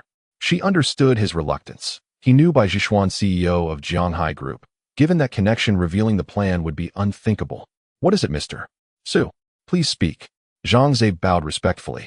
Su Yega drew a slow breath and enunciated each word. "No matter how you oppose the Bai family, Bai Zhishuan must remain untouched." Zhang Zhe's brow furrowed faintly. "I know you share a certain history with Director Bai, but may I ask why?" Su Yega rose and smiled faintly. "Because Bai Zhishuan does not truly belong to the Bai family. She is merely held captive by them." With that, Su Yega offered a respectful bow to Zhang Zhe and strode out the gate. Once beyond the Zhang residence, she started her car and headed toward the manor. All the way Bai Jishuan's image filled her thoughts. She had been reborn for Bai Jishuan alone, and no one, not even fate itself, would ever harm her. Nor would anyone harm Su Mingming, the daughter Bai Jishuan had left behind for her. The luxurious area of Xiangjiang is situated some distance from the manor. By the time Su Yegao returned to the manor, it was already past 3 in the afternoon. When Su Yegao parked the car, he noticed a Porsche 715 parked at the entrance of the manor. The customized Porsche 715 wasn't that Bai Zixuan's car. Su Yegao hurried into the manor quickly, making his way towards the small pavilion. As Su Yegao approached a piece of cultivated land not far from the small pavilion, he saw Mingming planting flowers with Bai Jishuan. At that moment, Bai Jishuan held Mingming's hand, gently wielding a small iron spade to dig a hole, then burying the seeds of the flowers. If you bury them this deep, they probably won't survive. Su Yegao walked over and said with a smile. His words made the focused Mingming look up.